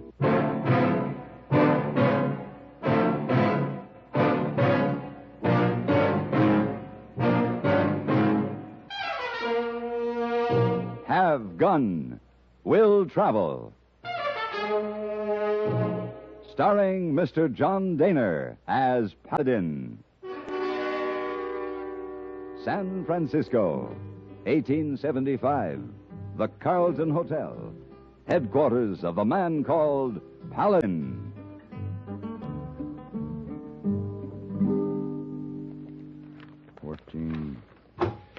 Carry the 1, not 12. Miss Wong. Oui, sir, Mr. Paladin. Miss Wong, I'm leaving for Texas this afternoon, and before I go, I must check over these accounts. Now, cleaning the room seems to be an unusually noisy operation this morning. Oh, so sorry, Mr. Paladin. Let's see. 14. Miss Wong. Yes, sir, Mr. Paladin. It has been my observation that when a lady starts banging things around, she's usually brooding over some slight that generally has to do with some man. Is that the reason for all of this? Oh, no, sir, No? Mr. Paladin, no. Mr. Paladin? Oh, come in, hey boy. Yes, sir. Mr. Paladin, you will excuse me, please? I will come back by and by and clean the room. Ooh. Seems to be a little coolness in the air, hey boy. Oh, Mr. Wong, very angry with Hey Boy. Oh, it's too bad. Mr. Paladin, Hey Boy has come to a most painful conclusion. What's that? Hey Boy does not understand women. Well, that takes a bit of doing. Yes, sir. It's most delicate matter for discussion, but, Mr. Paladin, perhaps you will give Hey Boy profound advice from your great wisdom concerning ladies? That'll take a little more time than I can spare right now, hey boy. I have business in El Paso, Texas. Oh. I'm leaving this afternoon. Maybe when you come back? All right. When I get back, we'll have a little man-to-man talk. Oh, yes, Mr. Paladin.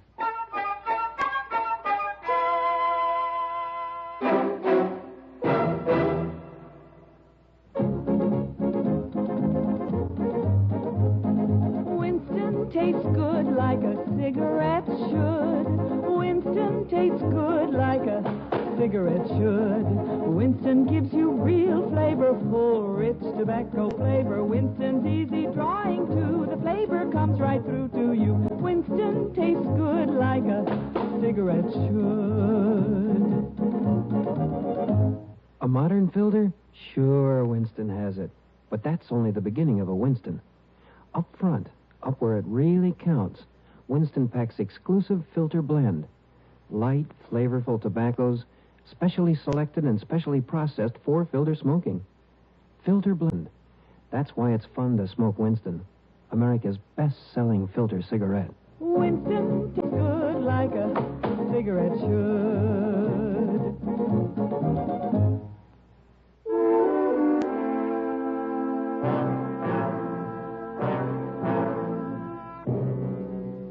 trip to southwest Texas always meant an opportunity for a visit with my old friend Captain Sam Jeffers of the Texas Rangers. So when I finished my business in El Paso, I took the trail to Company D Post, located a few miles east on the Mexican border. This was one of the toughest sections in the country where the lawmen had to deal with the ragtag of two nations.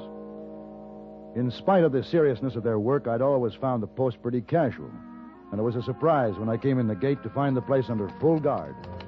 I rode on through Jeffers' office. Ooh.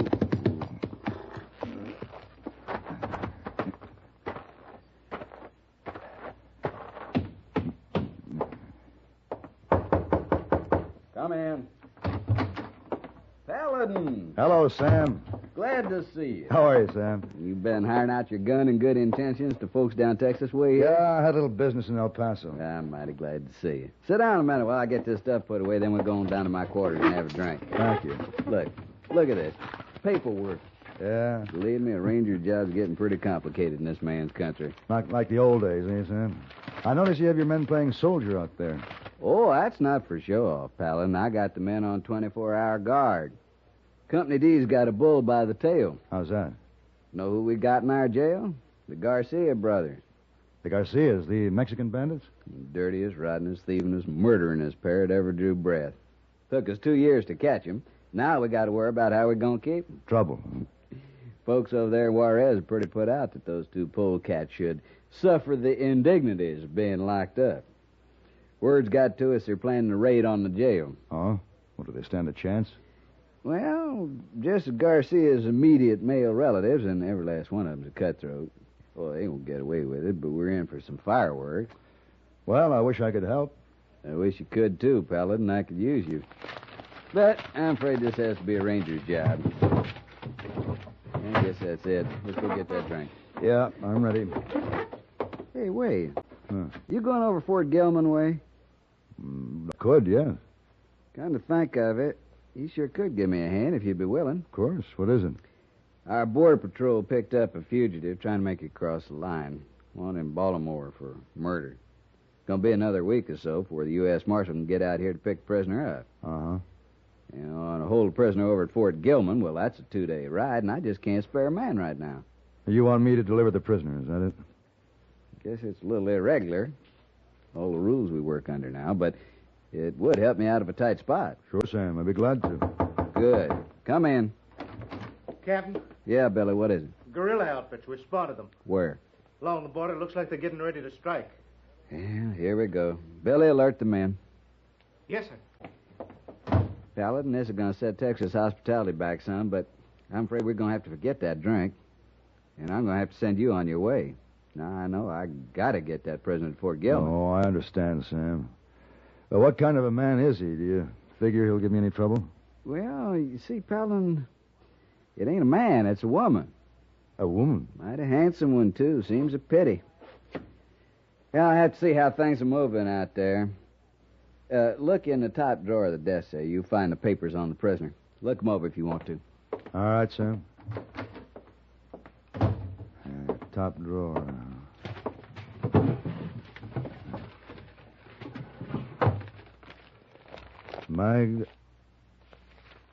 Magda Salvar. Maggie. Small world.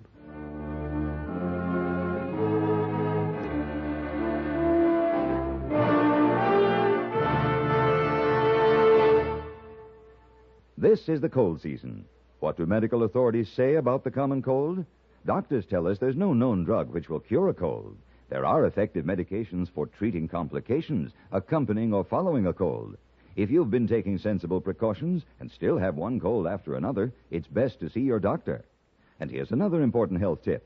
When you have a cold and need a laxative, that's the time to rely on gentle X-Lax. Pleasant-tasting chocolated X-Lax helps you toward your normal regularity gently overnight. X-Lax gets along with any cold remedies you may be taking, and X-Lax works where nature wants, in the lower tract, not the stomach. Taken at bedtime, X-Lax won't disturb sleep, gives you the closest thing to natural action the next morning. You're well on your way toward your normal regularity without upset or discomfort. So when you have a cold and need a laxative, take X-Lax. the laxative you can use with complete confidence. X-Lax helps you toward your normal regularity gently overnight. X-Lax.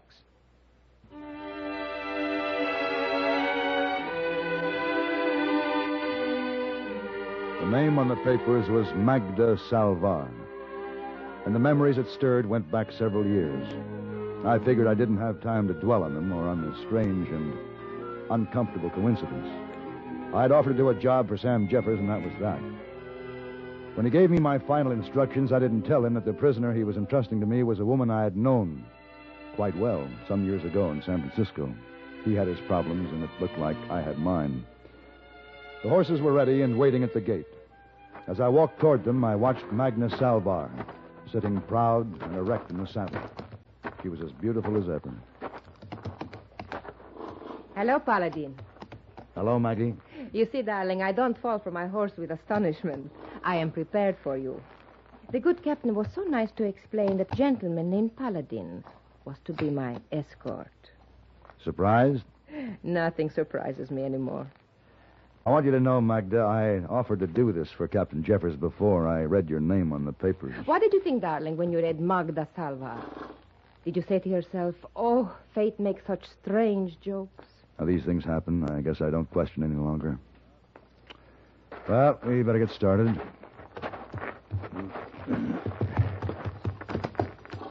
You ride ahead. Wait, no shackles, no handcuffs or chains? No need. There's nothing but miles of desert in every direction. You should try to make a run for it. I'd have to call for you to halt. And if you kept going, Maggie, I'd have to shoot. To kill. I see. Darling, I believe you're serious. Don't try me. Come on, let's go.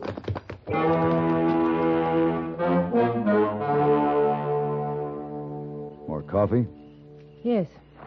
Mm-hmm. Thank you.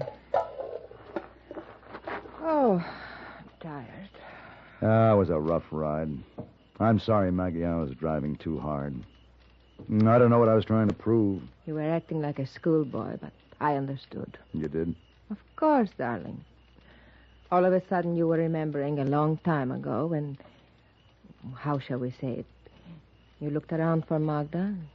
Magda was not there. I guess you're right. That was quite a blow to my male ego. Of course it was. But really, you should be grateful to me. I did you a service to go away from you. Well, now, if you have finished with your coffee, I'll wash up the pans. Yeah, I better gather up some more firewood. You keep looking out that way. What do you expect to see? This close to the border, it pays to keep watch. Some of the Mexicans who live on the line get drunk on mezcal and wander over this way looking for trouble. They'd knife us for the horses. How did you say, darling, this close to the border? Just a long walk that way. But don't get any ideas. I know. You would have to call for me to halt, and if I kept going, you would have to shoot. To kill. Why? Why? Why don't you let me go? Because I told Captain Jeffers I'd see that you got to Fort Gilman. Oh, darling, you always with your childish loyalties and rules to live by. If I can get across the border, there is someone who... Well, I will be taken care of. I can make a new start. Maggie, I'm going to see that you get to Fort Gilman. Then my job is done. After that, if you want, I'll buy you the best lawyers you can find in the country to help you get a new start. They will have to be awfully good, those lawyers. Because I am guilty. Oh, yes? Yes, I killed a man. His name was Stephen, and he was rotten. And he deserved killing. I see. But, darling, they will hang me, and I don't want to hang for killing Stephen. He was bad. Oh. Maggie, you... Just let me take one of the horses while you look the other way. You can explain somehow. I can't do that. Why not? It won't matter to anyone, except that Magda will have a chance to live. Maggie.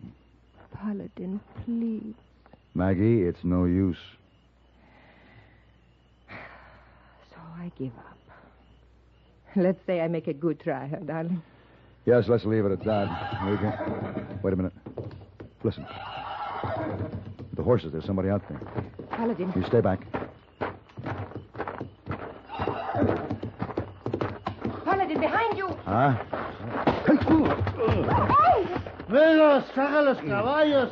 Apúrate, sal de aquí enseguida. ¿Nos encontramos al río? Pues sí, espérame allá. Yo me ocuparé de este tipo.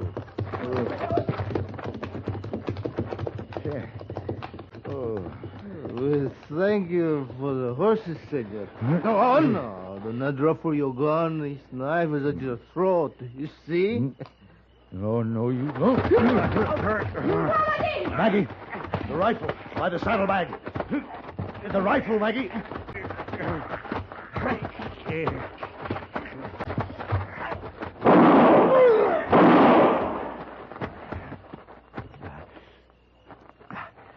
Paladin?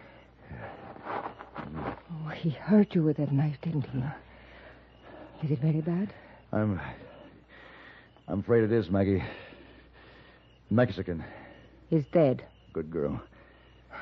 Good girl, yes. Oh, they won't hang me for killing him.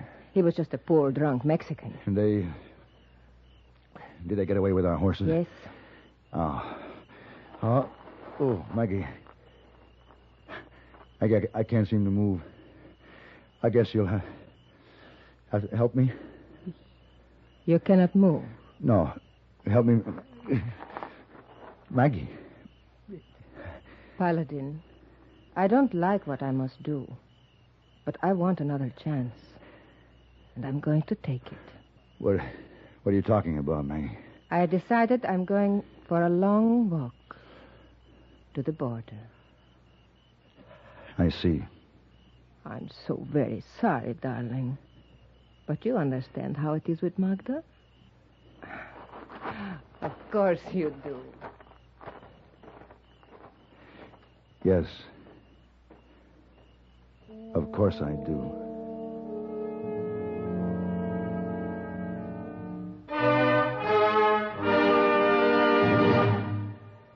If dandruff dulls your hair, leaves your scalp itchy, please listen. You can get rid of annoying dandruff so fast today, no one should suffer any longer. With Fitch Dandruff Remover Shampoo, unsightly dandruff's gone in 3 minutes. It's the quickest, easiest of all leading shampoos. Besides that, using Fitch regularly is guaranteed to keep embarrassing dandruff away. Simply apply in the unique Fitch manner. Before you wet hair, rub in 1 minute. This way, Fitch shampoo penetrates right down to the scalp. Next, add water. Lather 1 minute to wash every trace of dandruff out of your hair. Then rinse 1 minute. All that loosened dandruff goes down the drain. In 3 minutes, with Fitch, 1 rubbing, 1 lathering, 1 rinsing, dandruff's gone. And while removing dandruff, Fitch can also brighten hair up to 35%. To get rid of dandruff problems forever, brighten hair too, use Fitch regularly. Get Fitch Dandruff Remover Shampoo today, only 59 cents. The night was long and full of pain, and I learned that it was better not to try to move, but just to lie still in the warm, sticky puddle and not think. That was the most important thing, not to think. With the daylight, it wasn't so lonely. There was the dead Mexican lying not far from me, and the birds, the 3 birds that kept circling overhead. And of course, when the sun came up, the insects, the thousands of insects.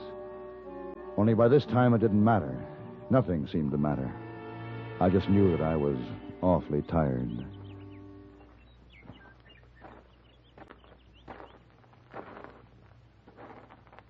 Paladin?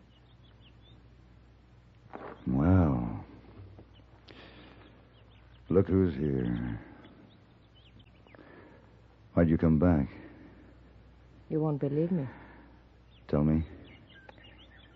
Well, maybe out there somewhere between here and the border, I said to myself, Magda, could it be that Paladin's way is right? Could it be that there are rules to live by? Maybe I said that to myself. Maybe you did. You see, always I have made my own rules. Sometimes you have to. I've just made one. The throat, as pretty as yours, must not have a rope around it. We won't talk about that now. Maggie, that Mexican's knife was as poisonous as a rattlesnake. The fever's catching up with me. I I've got to talk while I can make some kind of sense. No. First, I must build a fire to have hot water to wash your wound. No, wait. When Jeffers finds out we didn't make Fort Gilman, he'll send out a search party. Now, listen to me, Maggie. Don't let them find you here. Take that long walk to the border. Give yourself that new start. Paladin, when the time comes, we will work out things for Magda. But right now, we must take care of you. Maggie, promise me. We'll see. Maggie? Don't worry, darling. Things always work out for Magda. You know that.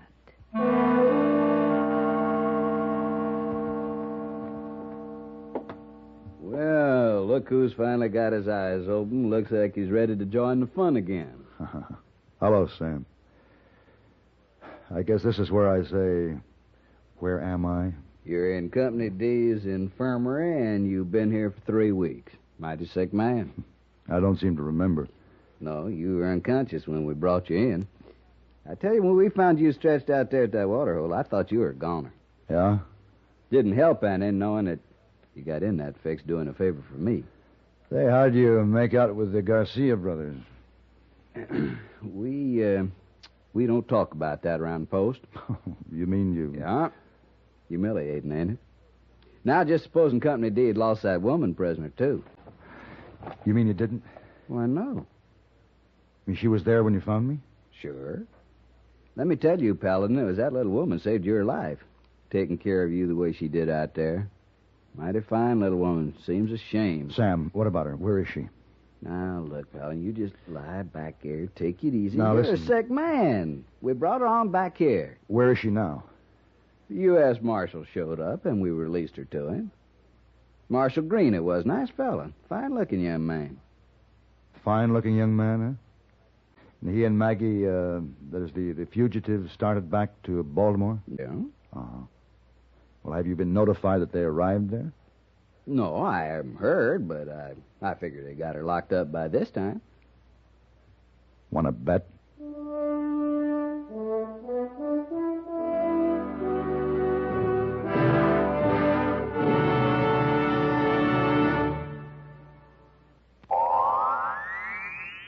Oh, this miserable cold.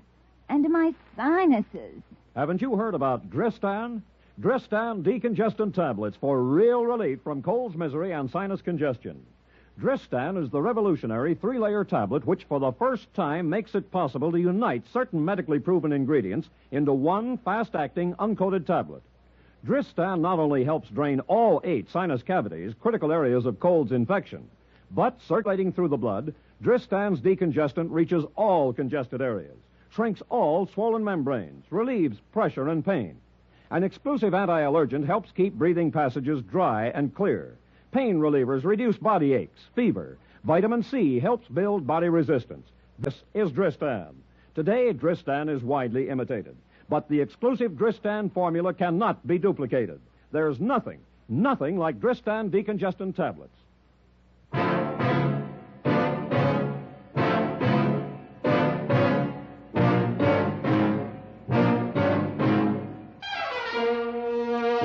Have Gun Will Travel. Created by Herb Meadow and Sam Rolfe, is produced and directed in Hollywood by Frank Paris and stars John Daner as Paladin, with Ben Wright as Hayboy and Virginia Gregg as Miss Wong. Tonight's story was specially written for Have Gun Will Travel by Ann Dowd. Featured in the cast were Harry Bartell, Don Diamond, and Lillian Bayef. This is Hugh Douglas, inviting you to join us again next week when CBS Radio presents Have Gun Will Travel.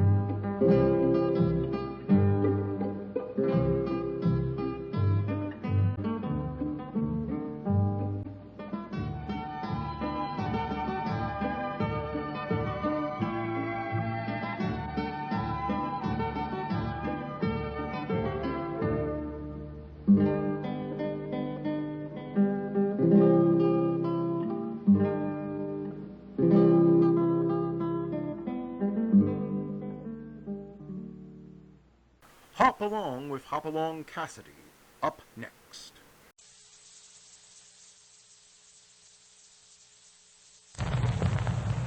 It's Hop Along Cassidy.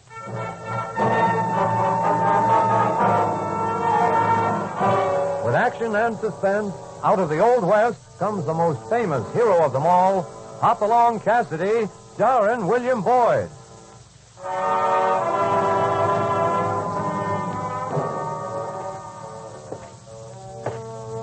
The Ring of the Silver Spurs heralds the most amazing man ever to ride the prairies of the early West, Hop Along Cassidy. This famous hero thrills his 60 million fans with action and dangerous adventure. In the role of Hop Along Cassidy is the popular star of the motion picture series, William Boyd. And now, another exciting story of the early West, The Plague of Parson's Folly.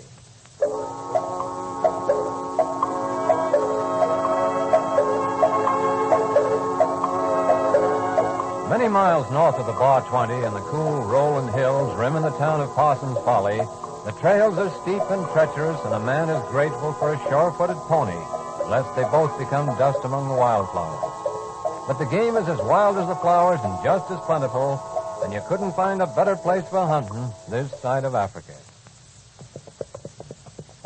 Yeah, we might as well pitch camp here on this little knoll, California. It'll be dark soon. It suits me, Hoppy. Hey, look, ain't that a church down there in the gully? Looks like one.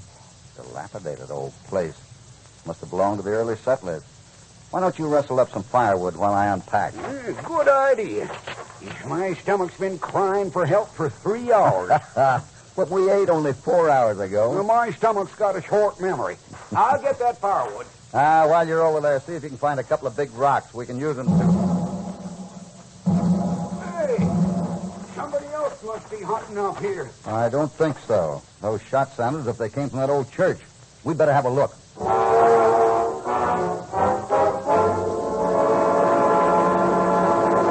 Not a sound in all this time. Guess there's only one way to find who fired those shots. Oh, what do you mean? I'll make a run to the door of the church and you cover me. Yeah, but Hoppy, whoever did the shooting is still inside. We sure ain't seen nobody leave. I'm tired of sitting it out. Yeah, but Hoppy, wait.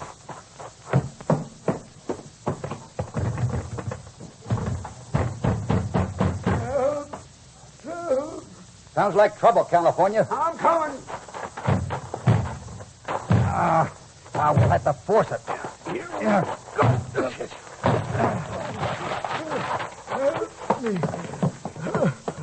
Over here, California. It was awful. Don't try to talk, old-timer. Get me some water, California. Sure. Hey, he must live here from the way he's fixed up. He's in pretty bad shape. Lucky we came when we did. Well, here you are, Hoppy. Hey, he's losing blood fast. Yeah, lean him back. Yeah, easy now. In mine. The man in mine. Well, what's he saying? Shh. He's trying to tell us something. In mine. You follow? What mine, old-timer? What are you trying to say? Rifle. Ben on wall. They go into my... We'd better get him to a doctor right away. Why do you suppose an old fella like this would want to go and shoot himself? I don't think he did, California. Yeah, but Hoppy, he must have. We heard the shots, and we didn't see nobody come out of this church. Well, if the old man did shoot himself, he's the first person I ever saw who shot himself in the back.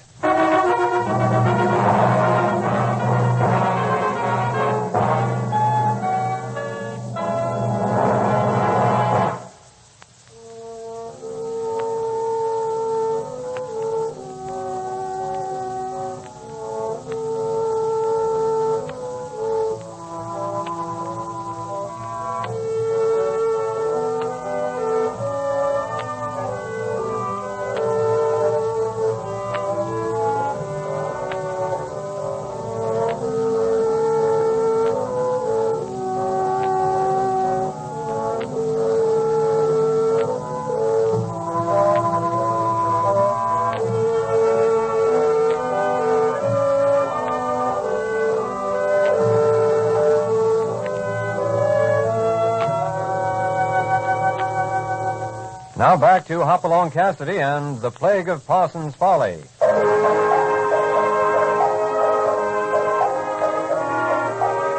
On a hunting trip, Hopalong Cassidy and California Carlson find an old prospector lying wounded in a ramshackle church on the outskirts of Parsons Folly. He's shot through the back, yet Hoppy and California heard the shots and saw no one leave the church. The old-timer mumbled something about a mine, but collapses before he can explain. Hoppy and California carry the wounded men out to their horses and set out for town. This road should take us into Parsons Folly, California. I just hope the old fella can hold out that long. There's a house through that clump of trees. Maybe we could leave him there while one of us went in to fetch a doctor. That's a good idea. See if you can find... Hey, I felt the wind of that. You're right. It's an ambush. Quick, make for those trees.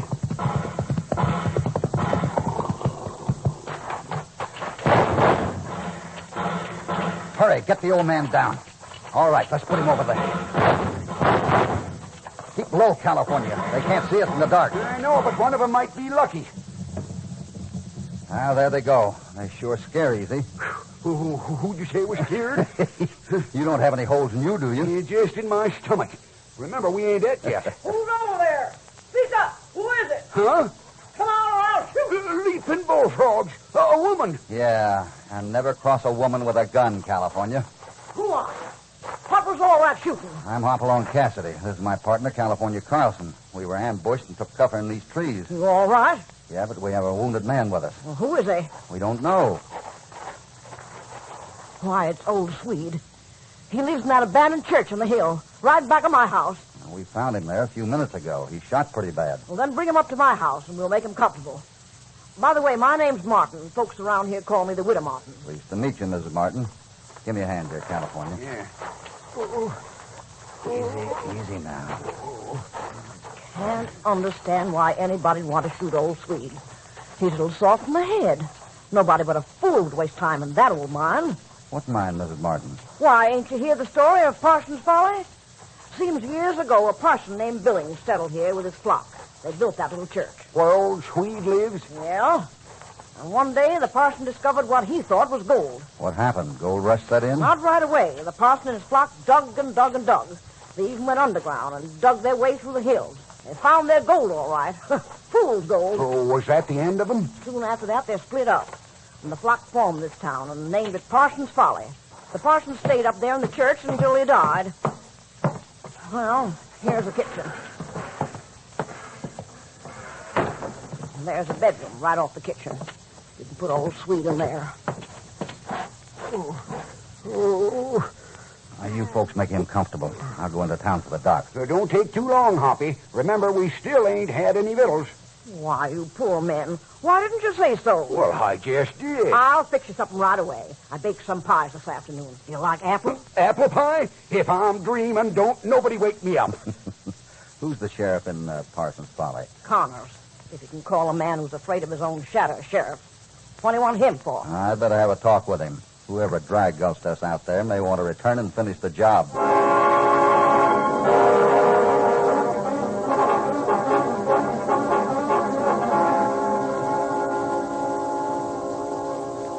So that's the story, Sheriff. We took old Swede into the Widow Martin's house, then I came in for a doctor. He's on his way out there right now. Yeah, dadgummit, why do people have to kick up trouble? Now, this would be a fine job if people wasn't always robbing and killing each other. Seems to me it's a sheriff's job to deal with such people. Well, they elected me before this gang started causing all the trouble. What gang is it? Who knows? They swoop down out of nowheres, robbing banks and stores and innocent people and shooting anybody tries to stop them. We tailed them a couple of times, but they got away from us. Just seemed to vanish into thin air. Into thin air, eh? Well, that's very interesting. Gummit, why didn't they elect some other poor sucker sheriff for this town? Then I could tend to my pigeons and peas. Did you say pigeons? Sheriff Connors? Yes, what is it? It's all right, Sheriff. He's here. Oh, thank goodness. Now, please be brief, dear. I will. Sheriff, my name is Alice Willingham. This is my husband, Timothy. Yeah. Howdy. Meet Mr. Cassidy. How do you do? Mr. Cassidy. We came in on the stage tonight. We've been riding for weeks. We came from Boston, Massachusetts. Oh, beastly ride. Simply beastly. Mr. Willingham isn't used to this sort of thing. He's from England. Well, if you folks will kindly state your business. Oh, of course. Some weeks ago, I received an urgent letter from my uncle, Ben Hanson. He's a prospector here. Said he'd made a strike, a silver strike. Hanson. Don't believe I know of anybody by that name. Oh, dear. The hotel, they said you might be able to help me. You see, Uncle Ben is very old, and as I am his only living relative, he wanted me to share his good fortune. He sent me a map of his mine. See here, it's called Parsons Folly. Excuse me, Sheriff. Mrs. Willingham, do you know if your uncle is known by any other name, a nickname, perhaps? Why, yes. As a matter of fact, he is. You see, the family was Swedish. I believe they call Uncle Ben Old Swede. Old Swede? Yes. Then you do know him, Sheriff. Why, what's the matter? You look so strange. Well, the fact is, ma'am, you tell her, Cassidy. We do know your uncle, Mrs. Willingham. He's had an accident. Quite a bad one. An accident? You may as well have the truth. He was shot. Shot? Oh, how dreadful. I say, who was the blighter who did it? We don't know that, but we hope to find out. I sent a doctor on ahead. We were about to leave when you came in. You'd probably like to come with us. Yes. Yes, we would. Thank you. If you'll just wait outside, we'll be right with you. Come, my dear. Oh, Tim, this is horrible. Poor Uncle Ben. Sheriff, was there a stage that came into Parsons Folly tonight? Oh, of course there was. Didn't you hear Mrs. Willingham say to come in on it? Well, I guess you're telling the truth. Say, what are you hinting at, Cassidy? Nothing, Sheriff. Just asking. Well, if you're ready, let's go out to the Widow Martin's.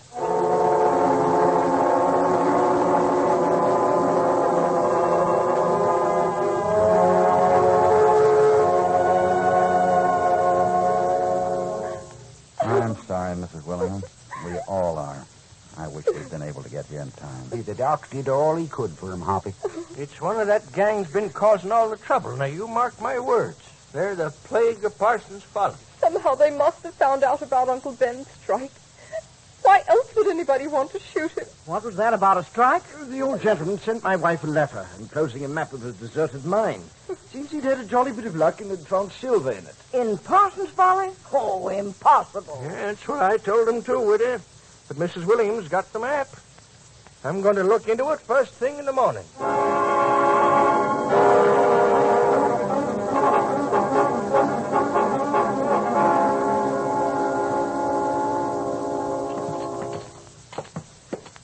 Oh, this here deserted church gives me the heebie-jeebies. What'd we have to come up here for? Just call it a hunch. Oh, you and your hunches. Let's see. Old Swede was lying right about here. Now, do you recall what he said to us? Something about a mine. A banning mine, he said, whatever that means. There was something else, too. Something about a rifle on the wall. You see a rifle on the wall? Rifle? I can't even see the wall. What is it? There it is. Oh. And this feels like a rifle, too. Hand it to me, will you? It's resting on these pegs. Here you be. What's that noise? California, step back. The floor's rising. What in tarnation? See, that whole section there is rising. There must be some kind of a mechanism connected to those pegs on the wall. When you lifted the rifle off, the floor started to come up. Bobby, someone's coming. A whole gang of them. Quick, put that rifle back on those pegs. Yeah. What are we going to do? What the folks usually do in a church. Pray.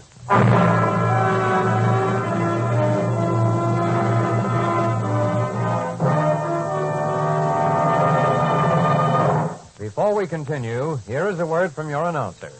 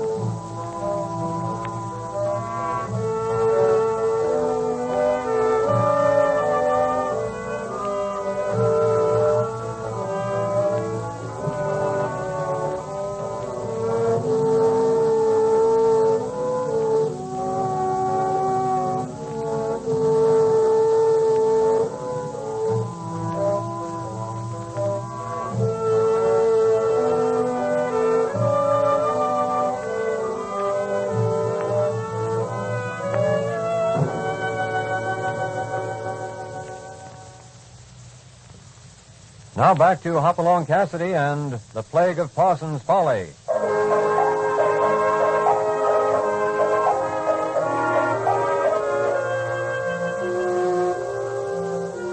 Bright and early the following morning, Hoppy and California ride into Parsons Folly to pay a visit to Sheriff Connors. But I tell you, Sheriff, I'm sure it's the gang that's been causing all the trouble around here. The one that killed old Swede.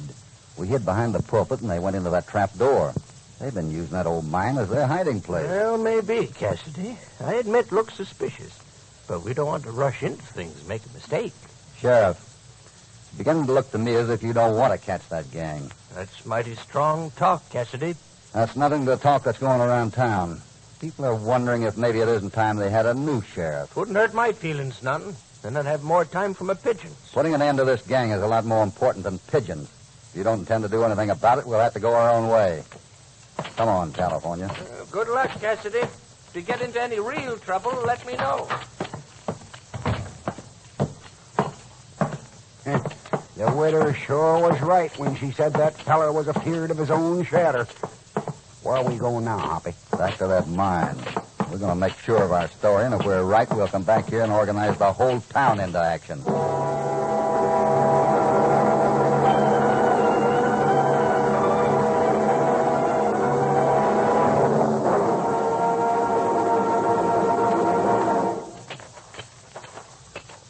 I reckon they've all taken off again, Hoppy.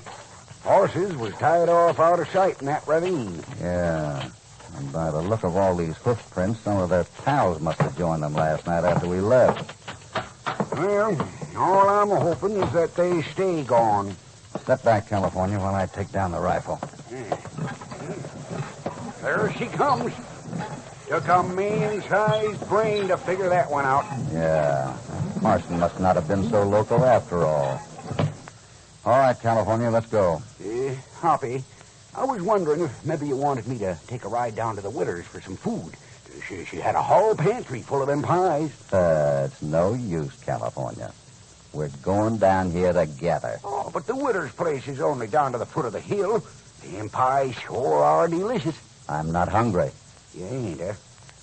I'm sort of losing my appetite, too. Let's go.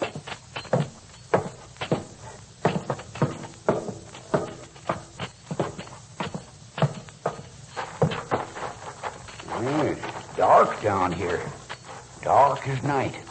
Maybe I should go back for some candles, huh? I brought some. Here, have one. Think of everything, don't you? Yeah. Look at those giant pulleys. That explains how the floor goes up and down.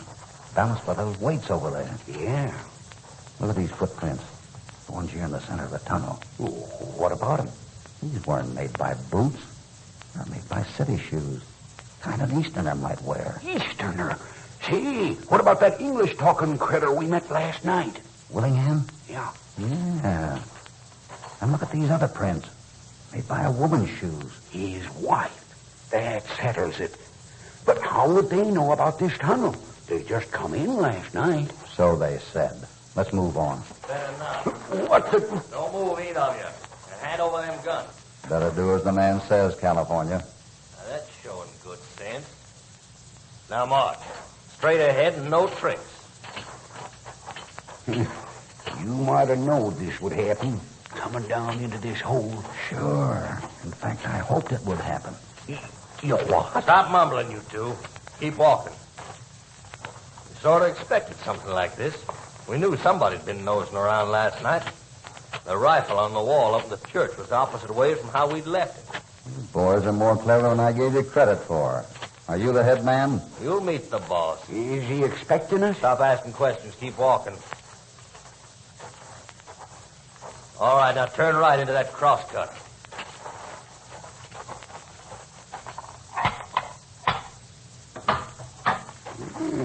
Looks like a room. Gee, Hoppy, look at this, will you?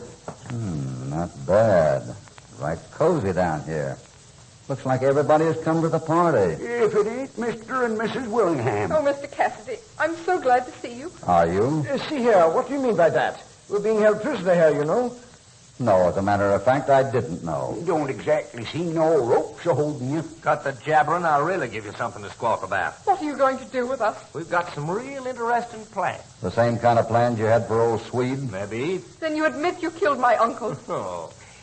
Now, if this ain't a sight, hop along Cassidy looking as stupid as that rabbit-eared pal here. No, see here. Can't figure it, can you, Cassidy? Don't know if this dame and the limey are in on the deal or not. Oh, I've gotten that far, all right.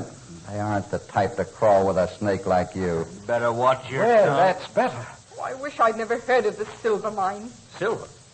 What silver mine? Do they have your map, Mrs. Willingham? Of course they do. They took it from me last night. What are you talking about? I don't know nothing about no map. The man's lying. They took the map first thing. You're crazy. I never even heard of it. Are you sure? Might be a good idea to ask the boss. Yeah, maybe I will. And you're coming along, all of you. We've got plans for you. I don't like the way he keeps us saying that. Now, Cassidy, you and your partner stand over there where I can keep an eye on him. Sure. We wouldn't want to leave now. The party's just getting started. Be quiet. You just let the embassy hear this. My proud fellow. They'll jolly well deal with you. Yeah? Well, I'll run right out and send him an invitation. Now, you two get over there with Cassidy and his partner. We're going calling.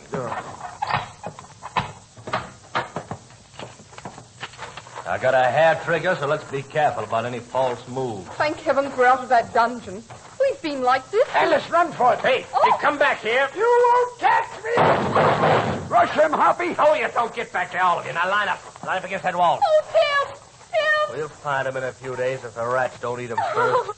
Nobody gets far through these crosscuts. Now, get going through that door. Down that hall. Quite a fancy arrangement. Did the boss plan this? We all planned it. Hey, who is this boss anyhow? When do we meet him? I know who it is. Last night when... Shut up, all of you. Up them stairs. Well, I sure hope we get to where we're going soon. I'm plumb tuckered. Now, through that door. The boss is waiting. If I have to open another door, Hoppy, look. The stairs brought us up into a house. Howdy, folks. This is a pleasant surprise. Surprise, Mrs. Martin? Well, maybe I was expecting guests after all. Fry my hide and snake grease. The widder. It's like I said, California. Never cross a woman with a gun. You should have followed your own advice, Mr. Cassidy. Where's the other one, Fred? You run out, the coward, but he won't get far. Now, I've got one to ask you. Where's the map you took from the girl? Map? What? I don't know what you mean. Oh, no? She said there was a map belonged to the old man. Map of a silver mine. She knows about it. Right after the sheriff left, she turned on us with a gun and snatched away the map. That right, widow? Well, Now, the boys are waiting down by the road for you and me to join them.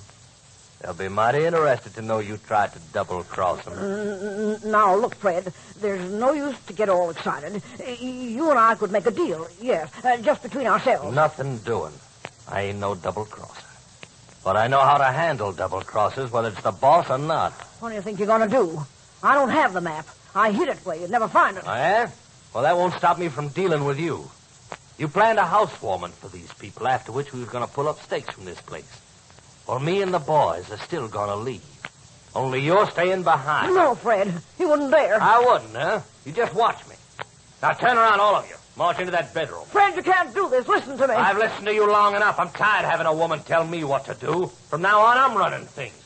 Now, get moving. If it ain't too personal a question, where in tarnation are we going now? Into that bedroom.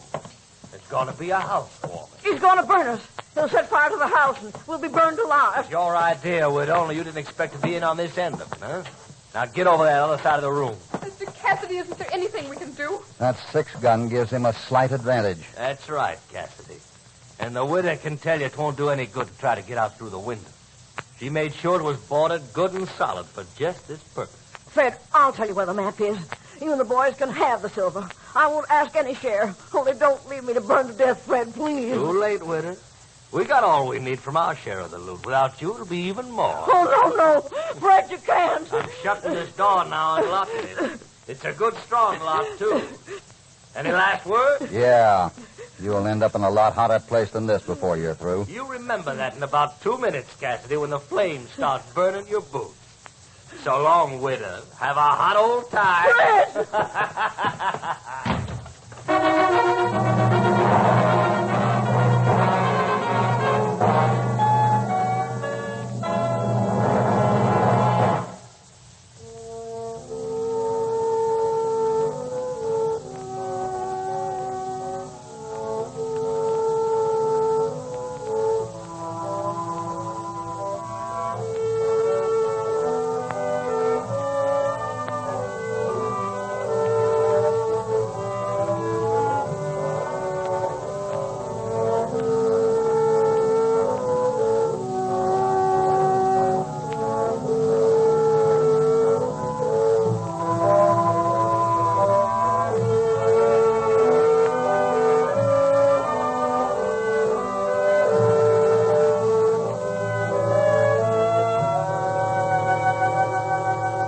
Now back to Hop Along Cassidy.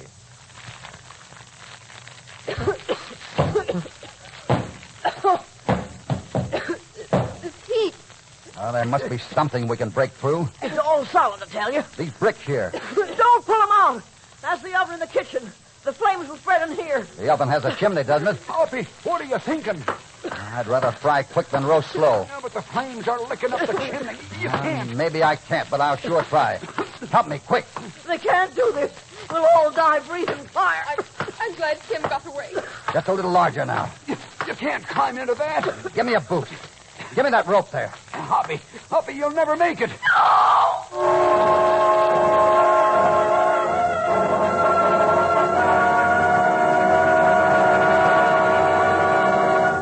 Feel better now, Cassidy? Sure, I'm all right. Gosh darn, you sure had us worried, Hoppy. Thought you'd never come around. I do feel a little like a schoolgirl having to ask, but what happened? Well, you'd pulled Alice up the chimney by the time the sheriff and I rode up. And then you collapsed on the roof. Your pal here carried you down. Well, thanks for saving my neck, California. Oh, and don't say it was nothing. I like my neck. Oh, shucks. I went back into the house for 3 more rescue trips after that. 3 more? Well, there weren't that many people. People, heck. I was rescuing them pies. Tim got Alice, the sheriff took the widder, and I took 3 apple and 2 berry. How about a bite? I say he's lucidly calm in an emergency, what? Polite way of saying you're crazy, California. Well, it was those pies that first made me suspicious of the widow. I couldn't help wondering why she was doing all that baking. Hey, this ain't very good. What's the matter? These apples taste like paper. Let me see that. Why, it's the map. You found it. It was hidden in the pie. Well, I'll be hornswoggled. I'm mighty glad we stopped you, California. Huh? Otherwise, you'd be known as the man who ate a fortune in pies.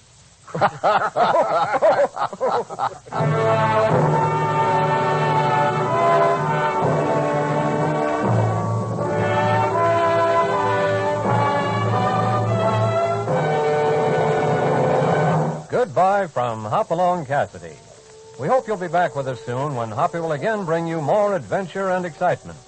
Hop Along Cassidy, starring William Boyd, is transcribed and produced in the West by Walter White, Jr. The Plague of Parsons Folly was written by Howard Swart. All stories are based upon the characters created by Clarence E. Mulford. This is a Commodore production.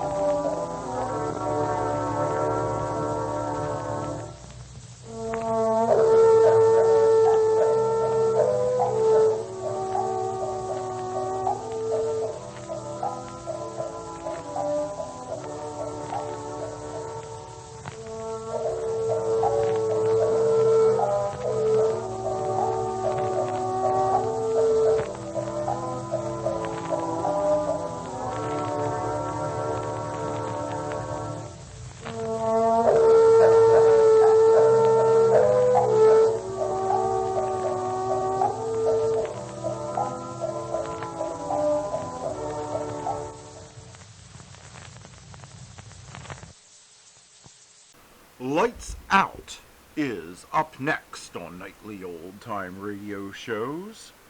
Arch Oboler's Lights Out, everybody.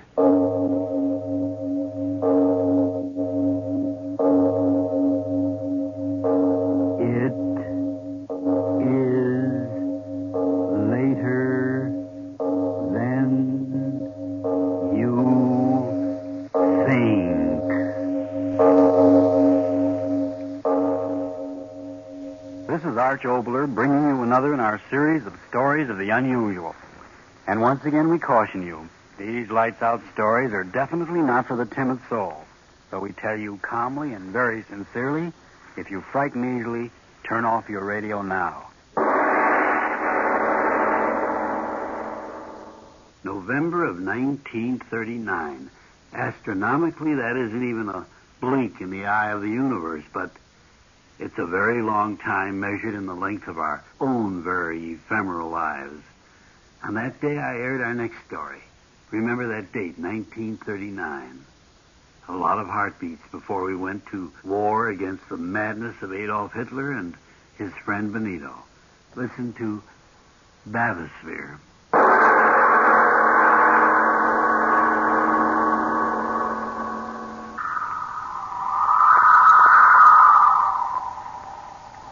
The sea is very quiet. Yes, Your Excellency. Will it be very quiet under the water? No motion, Your Excellency. I'm sure it'll all be very amusing. I hope so, sir. The captain ought to have everything ready by now, sir. If you'll excuse me now, Your Excellency, I'll go see. No, just a moment, Doctor. Yes, Your Excellency?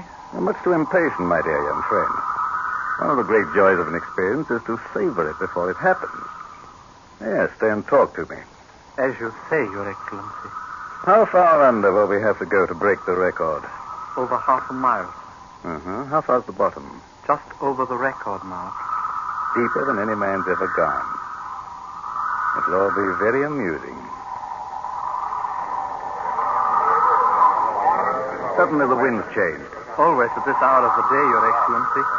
It's time to go. I assure you that the sea will wait for us. But I only thought that... Don't think so much, my young friend. Thinking is an unnecessary pastime. The emotions are much more dependable. My thoughts tell me that this little excursion under the sea will be quite precarious. On the other hand, my emotions tell me that it will be most interesting and amusing. Your Excellency, we are ready. Now, Captain, you too are impatient, huh? I don't know what you mean. That is to say... No, don't splutter. Now, come ahead, my young and impatient friend. We'll go aboard your diving bell and begin our little adventure. Come.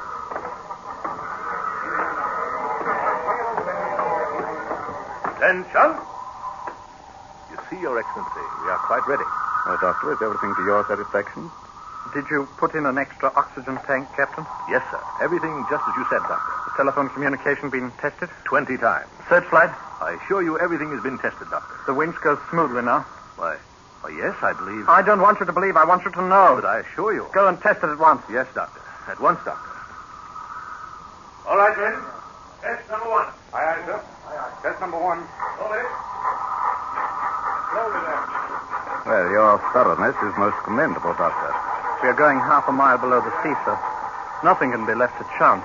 The pressures down there are almost beyond imagination. Yes, I know. Particularly on this dive, everything must be perfection. You mean the record? I mean, Your Excellency, that your life is precious to the state. Yes. The press of the world has known me only as a record breaker in the world of what they so quaintly term power politics. By nightfall, they'll herald me as a record breaker in the world of science, eh, Doctor? If all goes well, Your Excellency. If? You have doubts? No one can predict the ways of the sea. What are you talking about? We'll be quite apart from the sea inside of this steel ball, this bathysphere. Oxygen to breathe, telephones with which to communicate, lights with which to see. Why should there be any question? Question of the human factor, Your Excellency. If you're as cautious as they said, I like that. I, too, am a cautious man. Oh, yes, indeed. My success has been based upon determining that the unpredictable cannot occur before I, shall I say, embark upon my bold adventure. I'm talking quite frankly with you, eh, Doctor? Well, it pleases me to do so. For a few hours, we'll be locked up in that steel ball. There's no reason you shouldn't know a little about your leader, is there? You honor me, sir. For example, I know beyond a shadow of a doubt that the steel cable which will drop us down beneath the ocean has strength enough to hold 50 such steel spheres as the one we'll be in. I know, too, that you've made 30 such descents towards the floor of the ocean without the slightest misadventure. The men on this cruiser, they are specially trained for the work. And with my life in their hands, I'm sure they'll be particularly careful on this descent. Hey, Doctor? There is no doubt of it, sir. All ready now, sir? Shall we go now, Your Excellency? Yes, of course, of course. Careful, Your Excellency. The deck is quite wet here. Well, thank you, Captain. Very thoughtful. Thank you, sir. Attention! No formalities. Let the men go about their business so we can get started. Yes, Your Excellency. At your work, men. Would you like to get into the bathysphere first, Your Excellency? No, after you. Quite a small doorway, isn't it? How fortunate we're both small, lean men, Doctor. Lean men. Caesar once said something about that sort, didn't he? I don't know much about that sort of thing, sir. No, I didn't imagine, sir. Get in, Doctor. I'll follow you. Yes, sir. Head first into the steel wall. Quite without dignity, eh, Captain? Shall I help you, sir? No, I'll make it all right. You ready for me, Doctor? Come ahead, sir. And careful of the bolt end, sir. Careful. That does it. You're all right, sir? Yes, of course I am. Well, what are we waiting for? Captain. Aye, sir. Close her up. Aye, sir. Your ears. Cover your ears, sir. Huh? The bolts and wing bolts that hold the door shut, they have to be tightened by hammering with a sledge. Cover your ears, sir.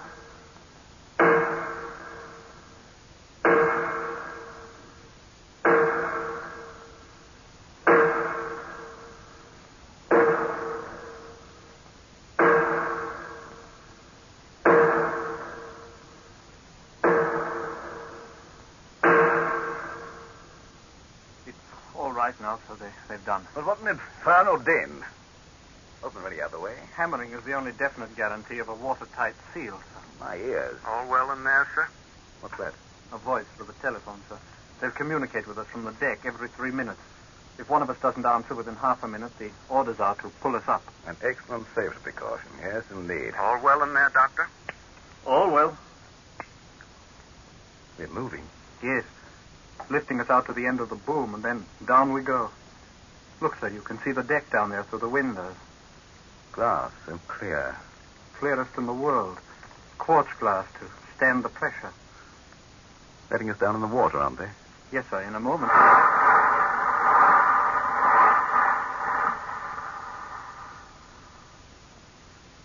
We're under. Yes, I'll turn the oxygen higher.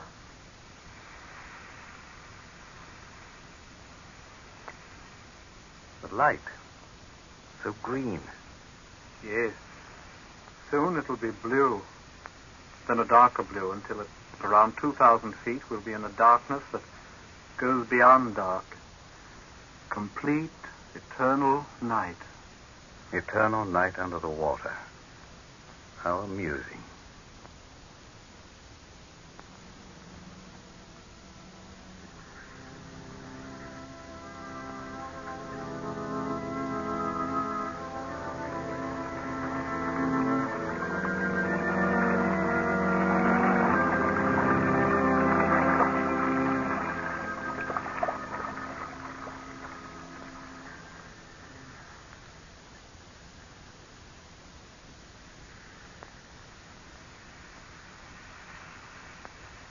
All well down there, sir? All well. How far down are we? About 1,100 feet, sir. It's hard to believe it. There is almost a quarter of a mile of water crushing down upon us. The word crushing is most inappropriate at this time, my young friend. My apologies, Your Excellency. I've been watching the water. You said it would be as night. Yet it isn't black, it's blue. Strangest blue. A few more 100 feet and there will be no more color in the water, sir. The light out there. What? I can't quite make it out, sir. Perhaps some sort of a luminous plankton. It's amusing. The fishes carrying along their own electric plants. The dark's alive with them, sir. Oh, look, sir. What? That small flat fish. You see, even his teeth gleam with the luminous mucus. I've caught that sort in the trawls. They can eat organisms as large as they are. Wait, I'll turn on the searchlight and you'll see. No, never mind. I didn't come under the sea out of any interest in those bits of fish. As you say, sir. They light up like a train in the dark. Over the portholes of the boat be a more appropriate figure of speech. Well, seen one, seen them all. All well down there, sir? All well. How far down now? Ask him. How far? 1,350 feet. Right. You make good time, huh? Yes, sir. They lowered us very quickly, sir. A 6-foot ball containing a very earnest young man and the leader of the state. Headed for... What should we say, Doctor? A new record, sir. Is that as far as your imagination carries you? At the moment, I cannot say, Your Excellency. Perhaps when we reach the end of the cable, we'll discuss life and death very profoundly, eh, my friend? Philosophy under the sea. Yes.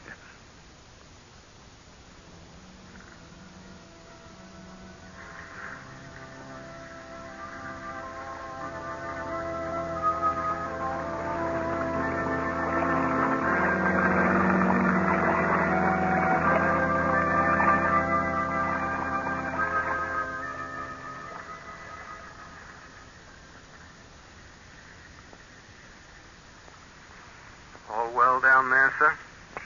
All well. 2,200 feet. Right. How much further? We've 4,000 feet of cable, sir. You were right. There's a darkness out there now that's darker than any night that man has ever seen. It's amusing.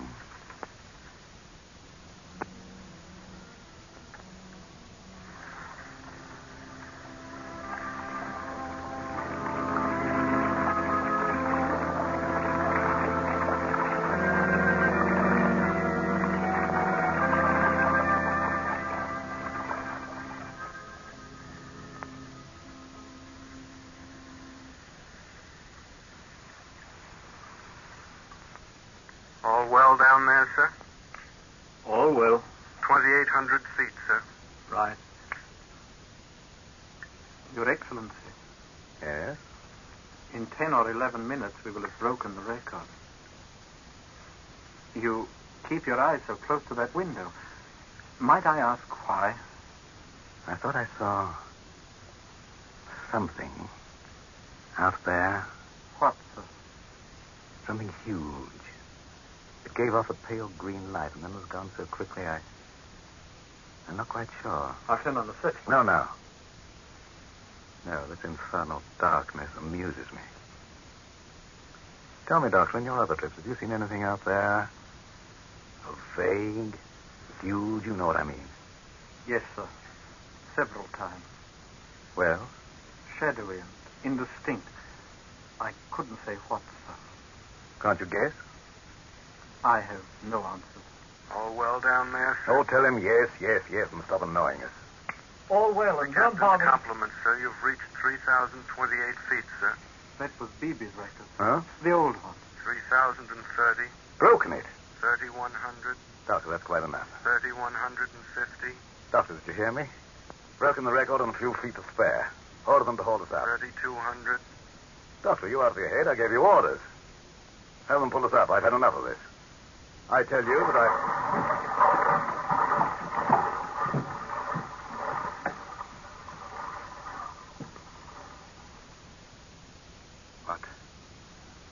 What happened? Happened? We just landed at the bottom of the sea, that's all. Why did you ignore my orders? I said to go up. What are you doing now? What was that lever that you threw? Answer me. Yes, I'll answer. Haven't you forgotten something, Doctor? What? To say, sir, Your Excellency. Excellency? Here at the bottom of the sea? What's happened to you? All of a sudden you... the excitement of creating a new record, a little too much for you, eh, my young friend? Well, it's understandable. Now signal the ship and have them draw us up. Your little adventure is over. Didn't you hear me? I said signal the ship. How? You out of your mind completely. Telephone them. At once, you hear me? The telephone consists of a carbon transmitter, receiver, actuating battery, and connecting wire. We have no telephone. Get to one side. Hello. Hello up there. Hello. Hello, answer me.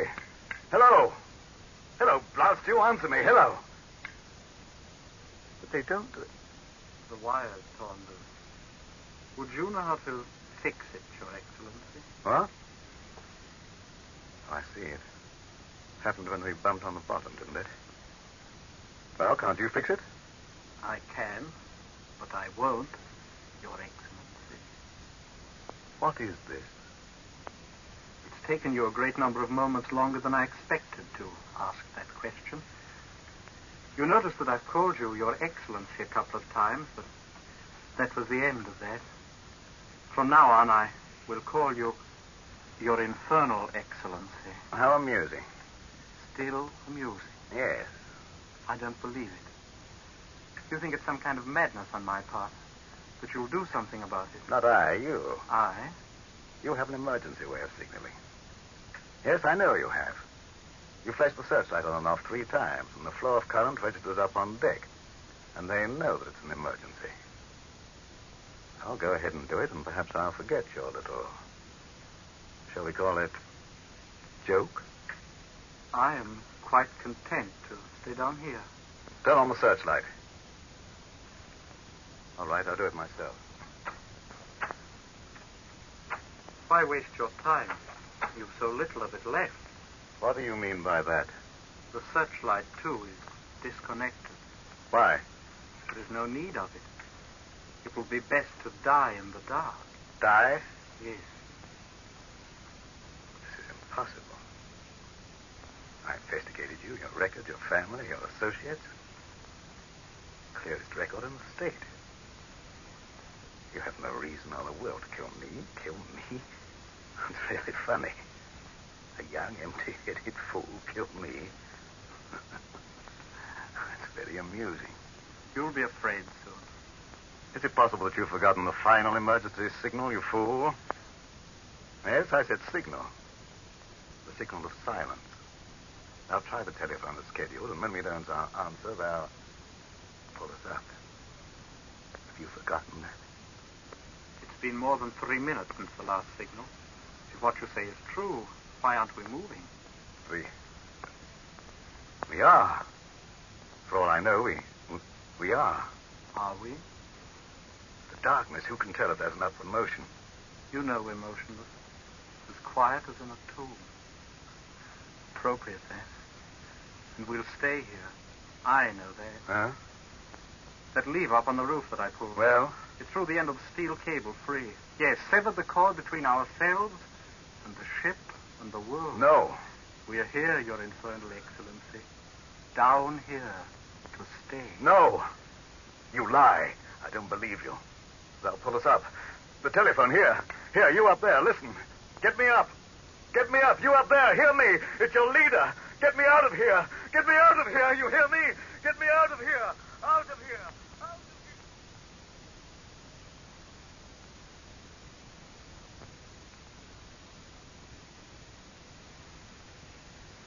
Unbelievable. Oxygen left for another hour, and it takes you 10 precious minutes of your precious life to believe. You do believe you're going to die now, don't you? But I'm sure nothing could happen.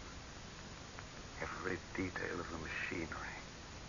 The record of every member of the crew. And I was one of those who was perfectly harmless, eh? Yes, your past. Since a boy trained in the schools of the state.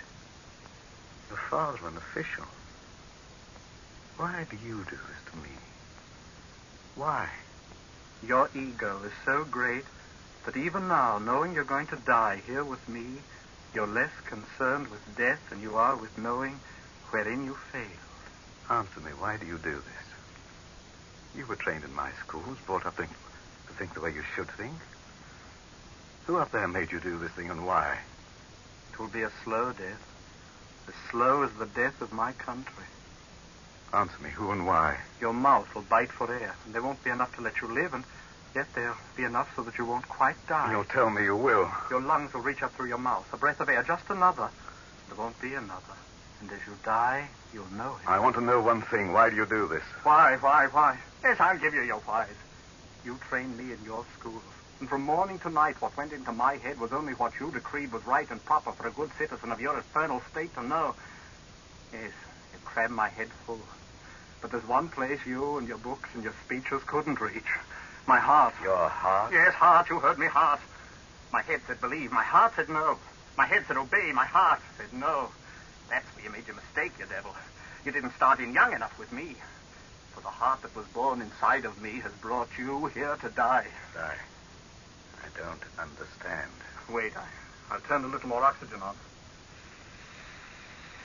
That'll give me a little more strength to keep on telling you you're fired and cut the breath left for you after I'm finished. What was I saying? Yes, that you didn't condition me quite well enough. Should have started with the embryo, for somewhere along the line a little humanity got inside of me that cried out against what you were doing. It grew and grew until it said you had to die. And you will die. Yes, here in the black under the sea. And they won't roll drums for you, march for you. Ended here. What have you to say to that? You Fool? Is that all you answer? Yes, fool. You think I'm a fool to die here with you? You call me a fool when I know that ending here I give a new beginning to those up there. Yes, such a fool. Oh, stop saying that. They won't say it back in the cities when they know that they're free. You fool. You think the freeing them of me will make them free? Yes, of course it will. I call you fool again.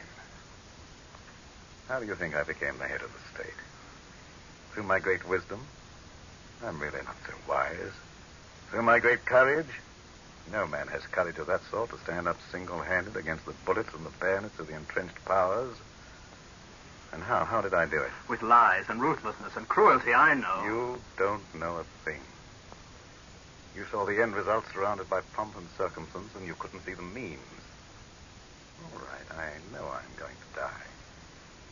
When a man is expected to die as long as I have, the actuality isn't quite as frightening as you might think. Since I am going to die, I'll have the one small satisfaction of showing you that you're an empty-headed fool. Stop saying that. Oh, you too have an ego. Apparently it's lived for weeks on how you'd make me plead and beg and squirm down on my knees. I had a few moments of hysteria, didn't I? You like that. But you don't like this. My sitting in the dark so calmly telling you that you're a fool. I haven't failed. You're here. You failed because if you're killing me and yourself to give them back their freedom, whatever that word means, you're dying quite in vain. You're saying that because you think... No, don't talk. Listen to me. I'll tell you where you failed.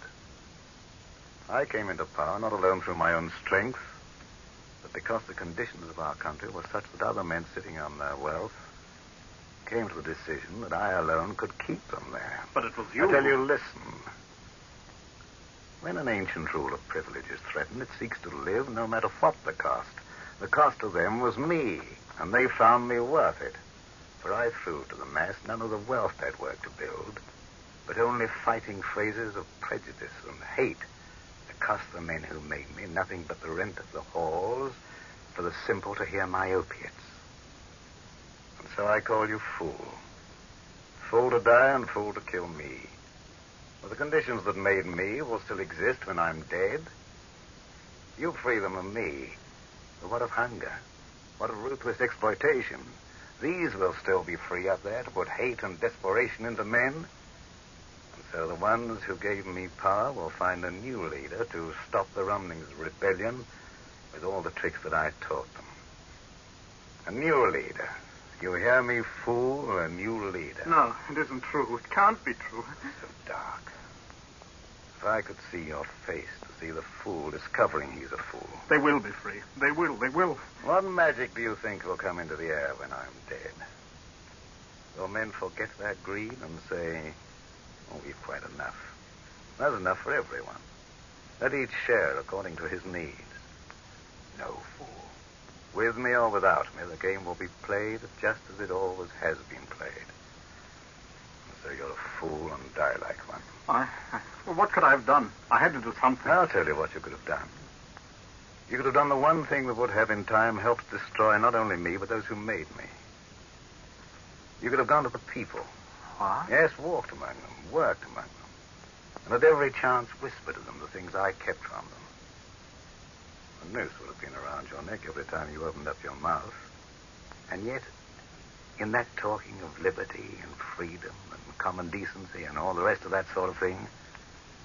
But there's been far more meaning in this futile murdering of me. I've had them hunted down and shot, each of those who dare to whisper among the people.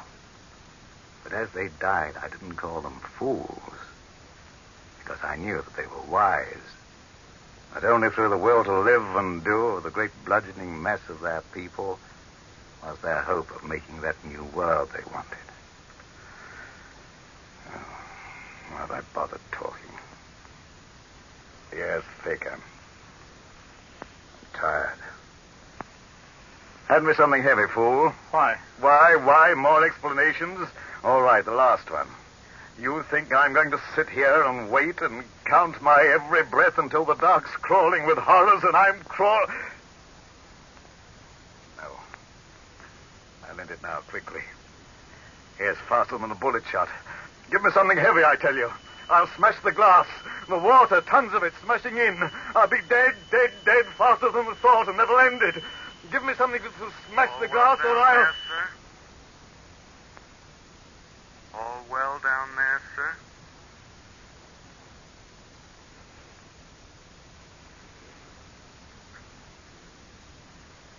Voice. Telephone. All well. Take us up. We're moving. There's water on the glass. We're moving. Doctor, the cable. I lied. But all this time, why? My orders to the crew were to leave us alone on the bottom as soon as the slackening of the wire showed them we'd hit the bottom. Telephone. I reconnected it while you talked. Then, you didn't really mean to kill me. Kill you? Yes, I meant to kill you. Had it all planned out. Tell you what I told you, and then you'd go quite crazy with fear. And after that, I'd kill you. 2,900 feet. All well down there, sir? All well. And yet you didn't. The lights of the creatures out there. Blinking of stars on a cold night. Why didn't you kill me? I want to know. What would have been the good of it? A fool and a figurehead die together. No good of it. So you believed me?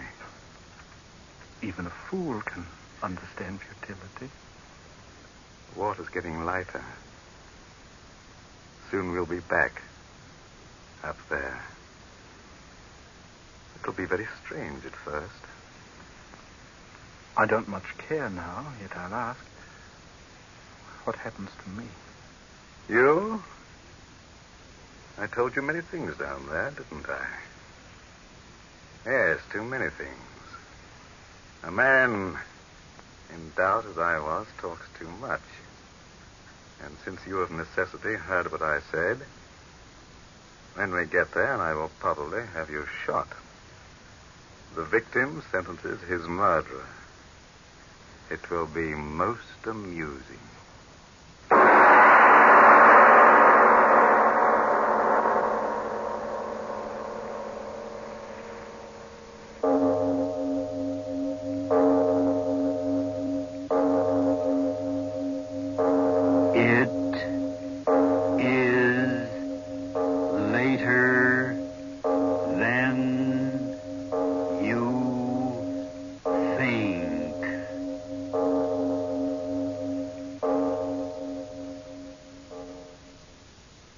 The character first introduced in The Third Man is up next with The Lives of Harry Lime.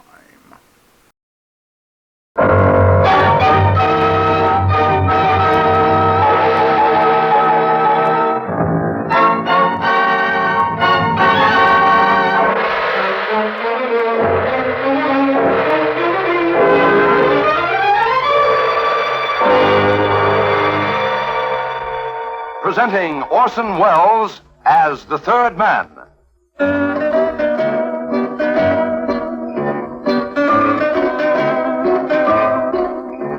The Lives of Harry Lime. The fabulous stories of the immortal character, originally created in the story The Third Man, with zither music by Anton Karas. You know, I've tried everything in my time. Just about everything. Confidence rackets, smuggling, black market. Once, believe it or not, I even tried going straight. Here's the story of what happened to me then. It's called The Hard Way. Stick around.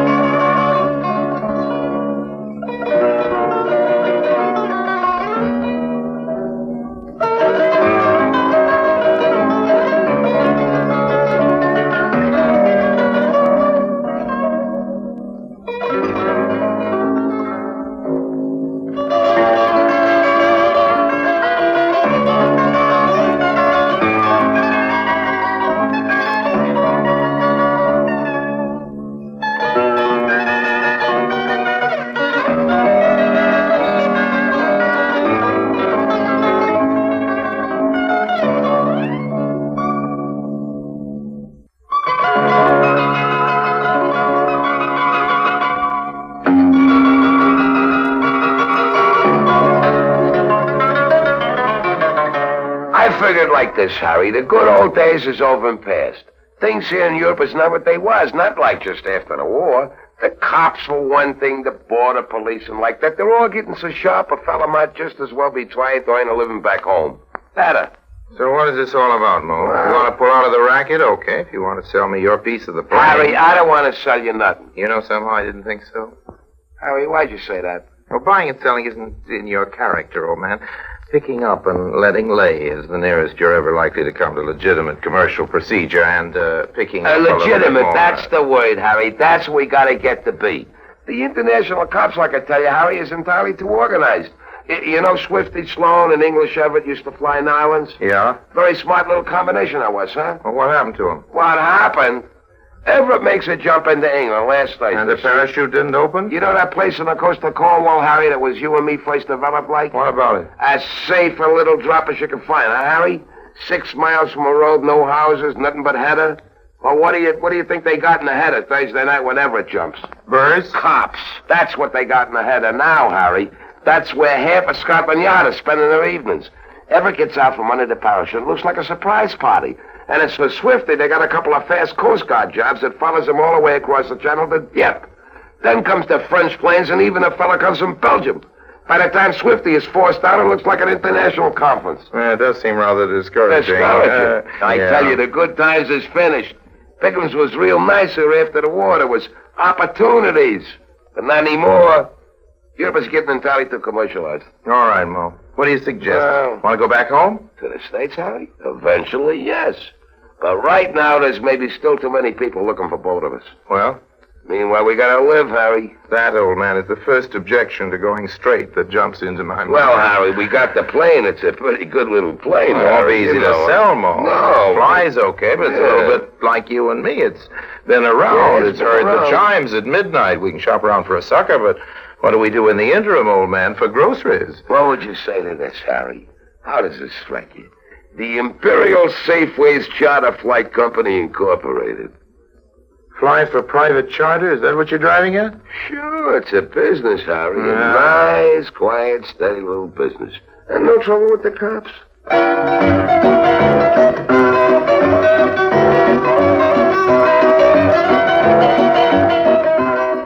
A nice, quiet, steady little business, and no trouble. Little did we know. Well, anyway, that's how Safeways Plane Charter Incorporated was born.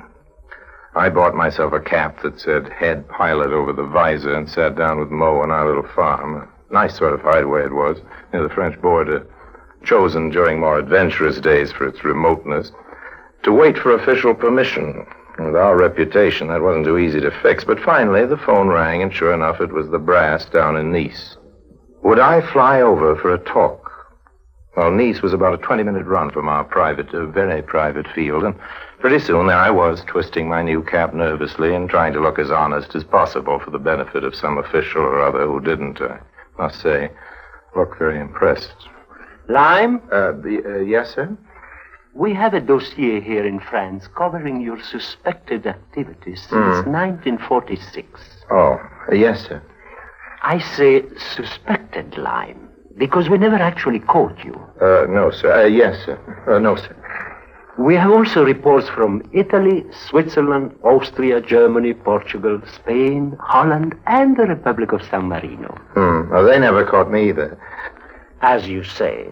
Well, here is how I figure out the situation. Yes, sir?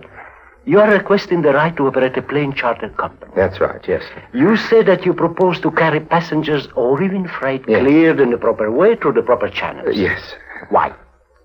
I beg your pardon? I ask you, why? Well, it's a business. It's a nice, steady little business. Not as good as smuggling cigarettes, however.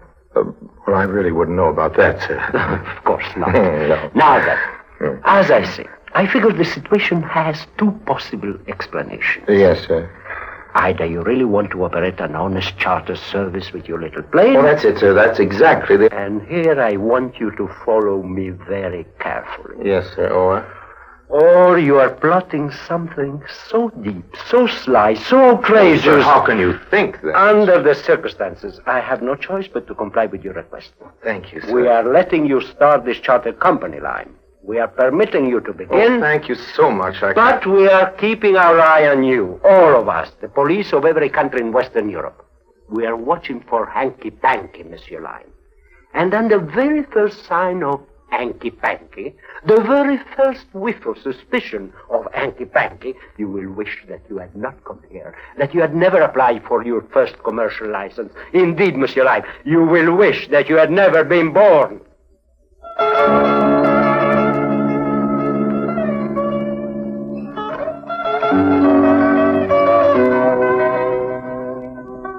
Oh, man. Yeah, chum. I don't like it. I don't All like right, it. what, Harry? You got I your don't like papers it. and all like that. What's so great? I don't like the official attitude as regards this little caper, Mo. All we got to do is break one routine little regulation, and we've had it. Don't be such a pessimist. It's true, old man. It's absolutely true. One little slip. That's all they're waiting for. Don't forget they know us, and they're just waiting now for the chance to crack down on us for everything we got away with before. Start reading the fine print and all the rules and regulations, my old friend of my youth. Somewhere there's a little joker about tipping your right wing to Matterhorn or flying south on the first Sunday after Michaelmas, something like that, on which the vigilant police of Europe will manage to fulfill their fondest dream and send us off to break stones on that work farm in Sardinia. Harry, I tell you, Mo, we never should have gone straight. Quitting the racket, that's okay. But we should have retired, not gone into legitimate business. It's too dangerous.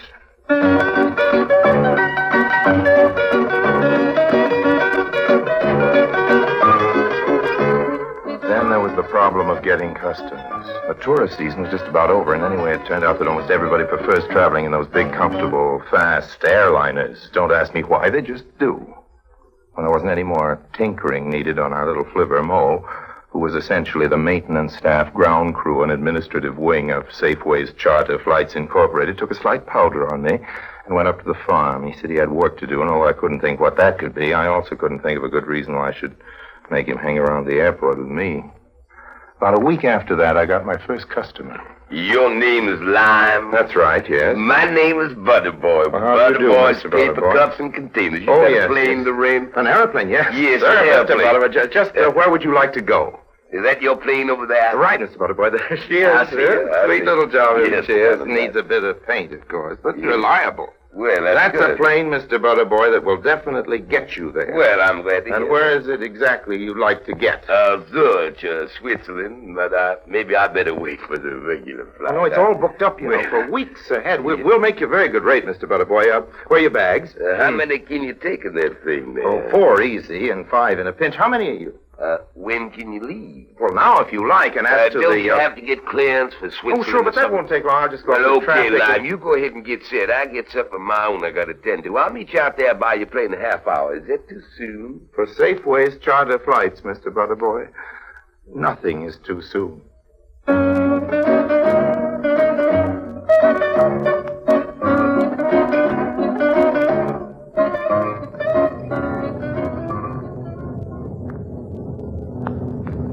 I got my international clearance and was all fixed up with traffic right on schedule. There was some kind of excitement going on in the passengers' waiting room, but I didn't investigate. If only I had. Well, too late now. An attendant came up with a message. Monsieur Lyon? Yes, what is it? You're the plane Monsieur Butterball has chartered. Butter boy. Yes, this is the plane he chartered. What of it? He wants you to go on ahead without him. What do you mean, go on without him? If he's chartering the plane... I know, but this Butterball is very eccentric. We've had some dealings with him before. You must just do as he says. So he wants to charter the plane, not to take him to Zurich. Well, when do I get paid? He told me to give you this. Thanks. And what do I do when I get to Zurich? Not take him back? No, you go only as far as Paris and wait. He'll meet you there tomorrow. What? Well, what do you mean? What's wrong, Monsieur Lyon? Well, nothing. You just gave me $1,000. Is it too little? Too little? It's almost twice what I expect in an ordinary... I told you, monsieur, this Butterball is eccentric in extreme. Yes, you are to leave right away. That is a condition. If you leave within the next 2 minutes, there will be another 1,000 waiting for you in Paris.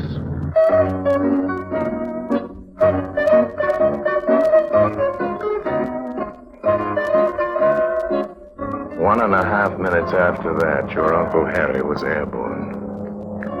Nice evening. Clear, still, full moon.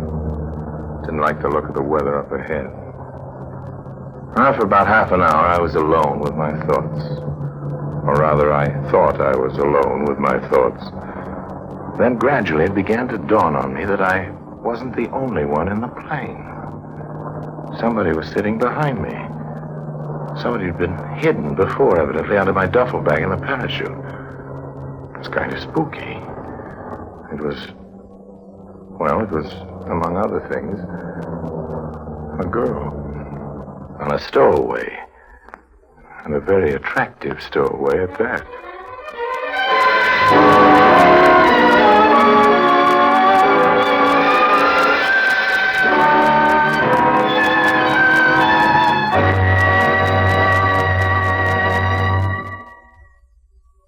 In a moment, Orson Welles returns as Harry Lime, the third man.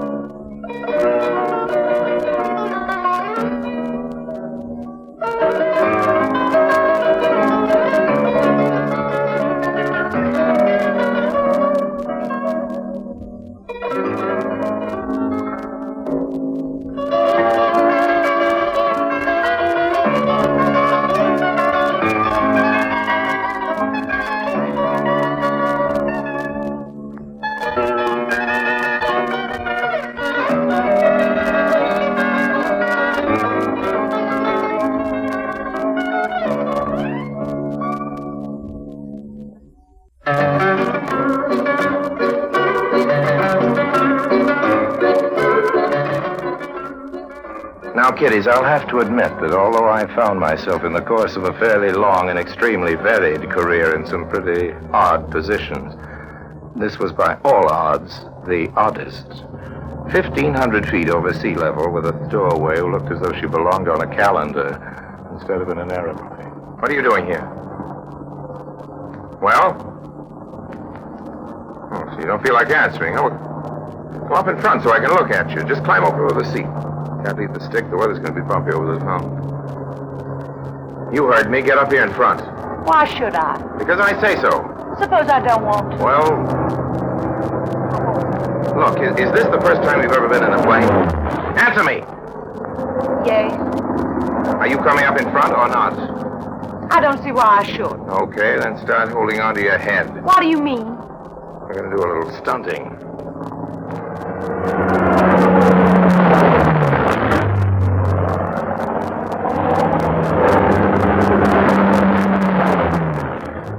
Did you have enough? Oh, I didn't kill you the last time. You almost did. Sometimes seems that way, doesn't it? Thinking you're not used to it. All right, come up in front. I want to look at you. No, I'd rather sit back here. Okay, here we go again. No. No what? Don't stop that awful diving again. I'll obey you. I'll do anything you Just say. climb up over the seat, honey. Sit down next to me. It isn't often I get a stowaway on this airline. Besides, I like to see who I'm talking to. All right. Here I come. You asked for it. Ouch! What's wrong? I bumped my head. Well, just slide down in the seat. That's right. Just a second. What are you doing? Don't worry, I'm not going to take another dive. I'm just taking off my coat. What for? Oh, thanks. Well, don't just put it around your shoulders. Put it on. Not going to get any warmer. We've got to make altitude over those mountains. You're not so bad at that. What do you mean at that? Well, as they say, I mean. You're not so bad as they say. Who says I'm bad? Everybody. Oh. What do they say about you? Oh, I'm not notorious like you. Oh, well, maybe not, honey, but I never stowed away in a private plane. It strikes me it's a good way to start building up a reputation. Well, it's not my fault. It just happened that way. Amnesia? What's that? Amnesia, loss of memory. I don't understand. I'm asking you if you lost your memory. Well, why should I do that? Oh, I don't know. It happens. People lose things, you know. What kind of a girl do you think I am? You want an absolutely frank and candid answer to that question? What do you mean? What do you mean, what do I mean? You have a very complicated way of talking. I merely asked you if you wanted me to answer your question truthfully. What question? You asked it. You asked yes, the but question. I can't remember what it was. Amnesia. No doubt of it. Amnesia. There you go again with those big words. You asked me what kind of a girl did I think you were, and I asked you if you wanted me to give you an answer to that question which was truthful or merely polite. Honey, I haven't formed any definite opinion, but... How long before we're going to get into the next town? What do you mean the next town, the next country? Well? A couple of hours, that is if all goes well. What do you mean by that? Well, I don't like the look of the sky up there over the mountains. We're going to be running into some nasty weather. You mean we'll all be killed? Oh, let's hope not, kid. We're kind of a strange couple, you and I, if they ever bother to sift through the wreckage. No, I just mean we might be late. I might have to fly around on the outside of that storm. But by the way, what's your name? Why should I tell you? Well, why shouldn't you? Why should I? Young lady, this is without any question the most insane, the most inane, the most meaningless, the most idiotic conversation I've ever held with a human being 1,500 feet over sea level or anywhere else. Oh, now you're cross. I knew you'd get cross. Shut up. Why? Because I'm tired of talking to you, that's why. All right. That's your attitude. One thing I don't understand is how you ever managed to get into the plane to begin with. Well, it was dark. Nobody was looking. Evidently not. But how did you know that this was my plane? They pointed it out to us when we came to the airport. They said this was the plane of Harry Lime, the famous smuggler that nobody'd ever been able to erase. Oh, they did. And that's why you picked this plane instead of one of the big airlines. If I was a smuggler, you figured I could just well be smuggling you. Is that it? Now what are you doing? Not doing anything, just flying a plane. Perfectly normal flight. Man gives me $1,000 not to take him to Paris, not to take him to Zurich, or wherever it is. Yeah, but you're turning it around or something, aren't you? I don't like that weather up ahead. Also, I don't like what the boys at the airport in Paris are likely to do to me when they find you in the plane. What are they likely to do? I don't know, but it won't be too pleasant for me. I'm trying to build up a good reputation, trying to prove that I've reformed. Look what's happened to me on my first legitimate flight. Well, there's no law against me, is there? Maybe not, but there ought to be. So, where are we going instead of Paris? What do you think? Not back where we started. You got some other country in mind? No, but what's the use of going back where we started? That's no fun. And besides, I'll get into trouble. You'll get into trouble. What about me? Listen, when you were a smuggler, didn't you have a place of your own where you kept your own plane? I still do. It's a farm. A friend and I live on it, but up to now we never paid much attention to the crops. Oh, you mean? Obviously, that's the best place to take me, don't you think? Yes, obviously. And then what? Oh, I don't know. Then we'll see. Well, you got some ideas, kid. I don't. Well, I don't belong in that girl's school. That's one thing sure. I don't belong there, and I'm not going. But about those ideas. What school? Don't tell me you're still young enough to be going to school. A minor yet, aren't you? Now I know I'm going to jail. Not if we're careful. Now, about this idea. I don't suppose you've got a passport concealed anywhere on your person. Oh, don't be silly. Now, about this We'll idea. take up the new ideas later. Now, let's examine some of the old ones. Getting in this plane, for instance. The reason I got in the plane was so that I wouldn't have to go to this awful finishing school where everybody speaks French and By the German. way, what is your Who name? wants to speak French and German? Not me. I want to get married. Well, kid, you'll make somebody a lovely wife. Now, that's what he says. My fiancé, I mean. We're secretly engaged because my uncle doesn't approve. You see, my uncle's very old-fashioned. Now, about this idea, Your uncle, we're getting somewhere, maybe. Finally, I can identify you at least. Tell me about your uncle. There's nothing to tell. He's just an uncle. He's the one who wanted to take me off to that school in Zurich. The school in Zurich? Wait a minute. Don't tell me your uncle is... Warfield Butterboy, the paper cup kid. But he gave me $1,000 to... No, that was me gave you the $1,000. You? I tipped the attendant in the airport to bring it to you with that message. Now, about my... Where did you get the $1,000? Oh, I just borrowed it while he wasn't looking. Well, who wasn't looking? Warfield Butterboy, the paper cup king. I told you that already. He's awful rich, my Uncle Warfield is. That's why I thought you ought to kidnap me. What? And kidnap me? You know, on that farm of yours. Uncle Warfield would pay almost anything to get me to that girls' school, and you could refuse to hand me over without getting $1 million or something. You know how that works. Holding for ransom, they call it. Then I'd have the money to marry Albert. Marry Albert. Well, what's wrong now? Nothing. Nothing at all. Go on. Go right on. Well, Albert is my fiancé. Oh. He won't marry me if I don't have any money. Oh. But he isn't a bit unreasonable. I'm sure he'll let you keep some of the ransom money for yourself. Shut up and fasten your seatbelt. We're coming down. Down where? Oh, you mean to the ground? That's right, honey. To the ground. To the farm where I'm going to be kidnapped. Of course, if we go down, we're going to the ground. What's wrong? You think I'm stupid?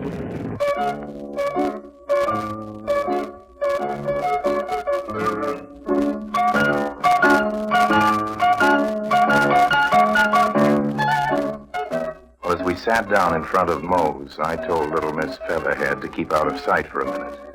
I knew Moe. I wanted to break things to him gently. A fine friend you are. I must say, listen, nothing. You promised me, Harry. Yes, you did, Harry. You gave me a promise. You was going straight, Harry. You was going to keep us strictly out of trouble. And now look at you, what you went and did. I don't know what you're talking about. You know what, but the worst is yet. You don't know what I'm talking about, huh, Harry? I'm surprised that you opened that plane. Yes, Mo, but... Okay, open it, I say. There. Now then, come on out, little girl. Little girl? What do you know about a little girl? You went and put the snatch on some poor little child back at the airport. Now, wait a minute, Don't try to lie about it. They phone me. Come on out, honey. I'll protect you. This... Hey. Wait a minute. This is a dame.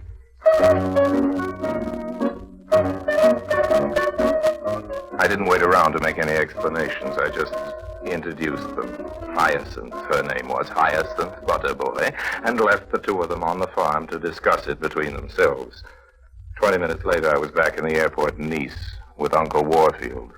Well, all I can see is, Lime, you have my sympathy. That niece of mine is really a caution. Yes, she's quite an original young lady, no doubt of that. I came back to assure you, Mr. Butterboy. You need to assure me anything. When she gave me the slip, and the attendant here told me about that phony message, I knew she'd stowed away, and you in for some trouble. Knew what happened while you were flying back from that farm of yours? No. What happened now? She phoned up the airport here and said she was being held for ransom. Said she'd settle for $500,000. Tried to disguise her voice, but it's a teeny bit hard with her southern accent. I knew, and I said I'd pay her $500,000 if she'd stay away. But, of course, I was just joking. Promised her mother I'd get her packed off safe to that finishing school, and I will, too. Even if it finishes me. Now then, let's get started. Started? Where to, Mr. Butterboy? Started for where? Well, we gotta go and pick up little Hyacinth, don't we? Well, you do, Mr. Butterboy. You're her uncle. I'm not related to her, and I don't want to Now, be... look here. I'll pay you small. No, sir. Thank you very much, Mr. Butterboy. Yeah, but whatever your price is, it isn't enough. That's being legitimate the hard but, way. Mr. Lime, No buts, Mr. Butterboy.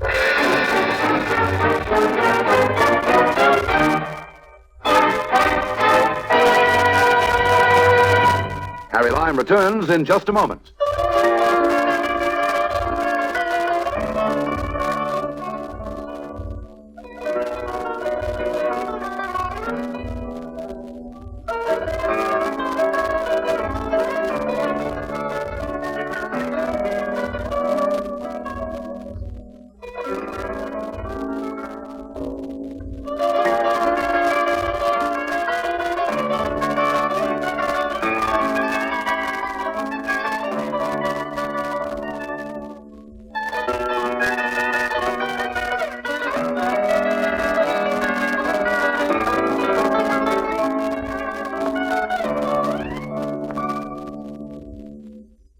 Now, Harry Lime.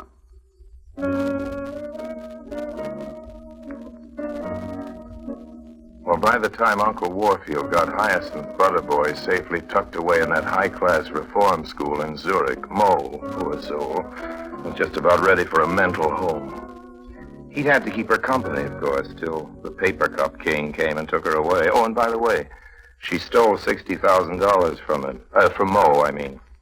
That's what he'd been doing up there in the farm, printing it.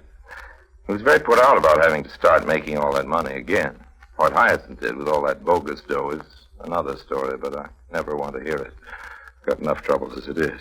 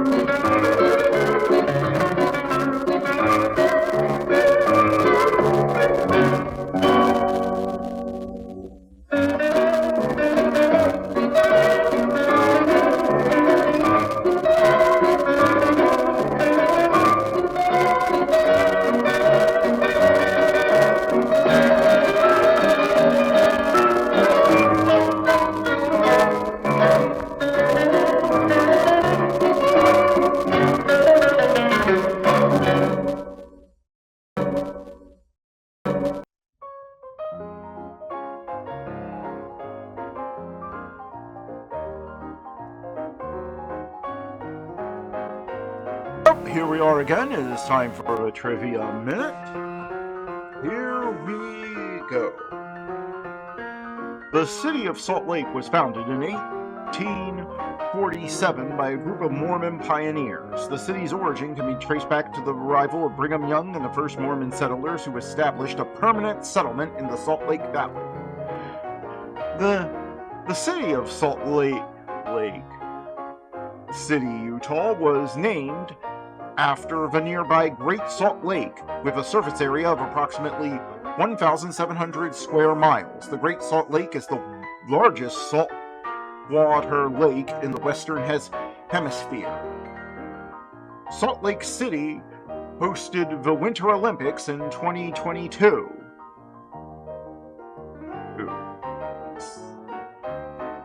The city is known for its breathtaking outdoor recreational opportunities, from skiing and snowboarding in winter to hiking, biking, and fishing in the summer. Salt Lake City offers endless possibilities for outdoor enthusiasts. Salt Lake City has a unique grid system. The city's streets are laid out in a simple grid pattern, making it easy to navigate and explore. And that was the Trivia Minute. I hope you enjoyed this stream, and until I see you next time, have a great day, and God bless.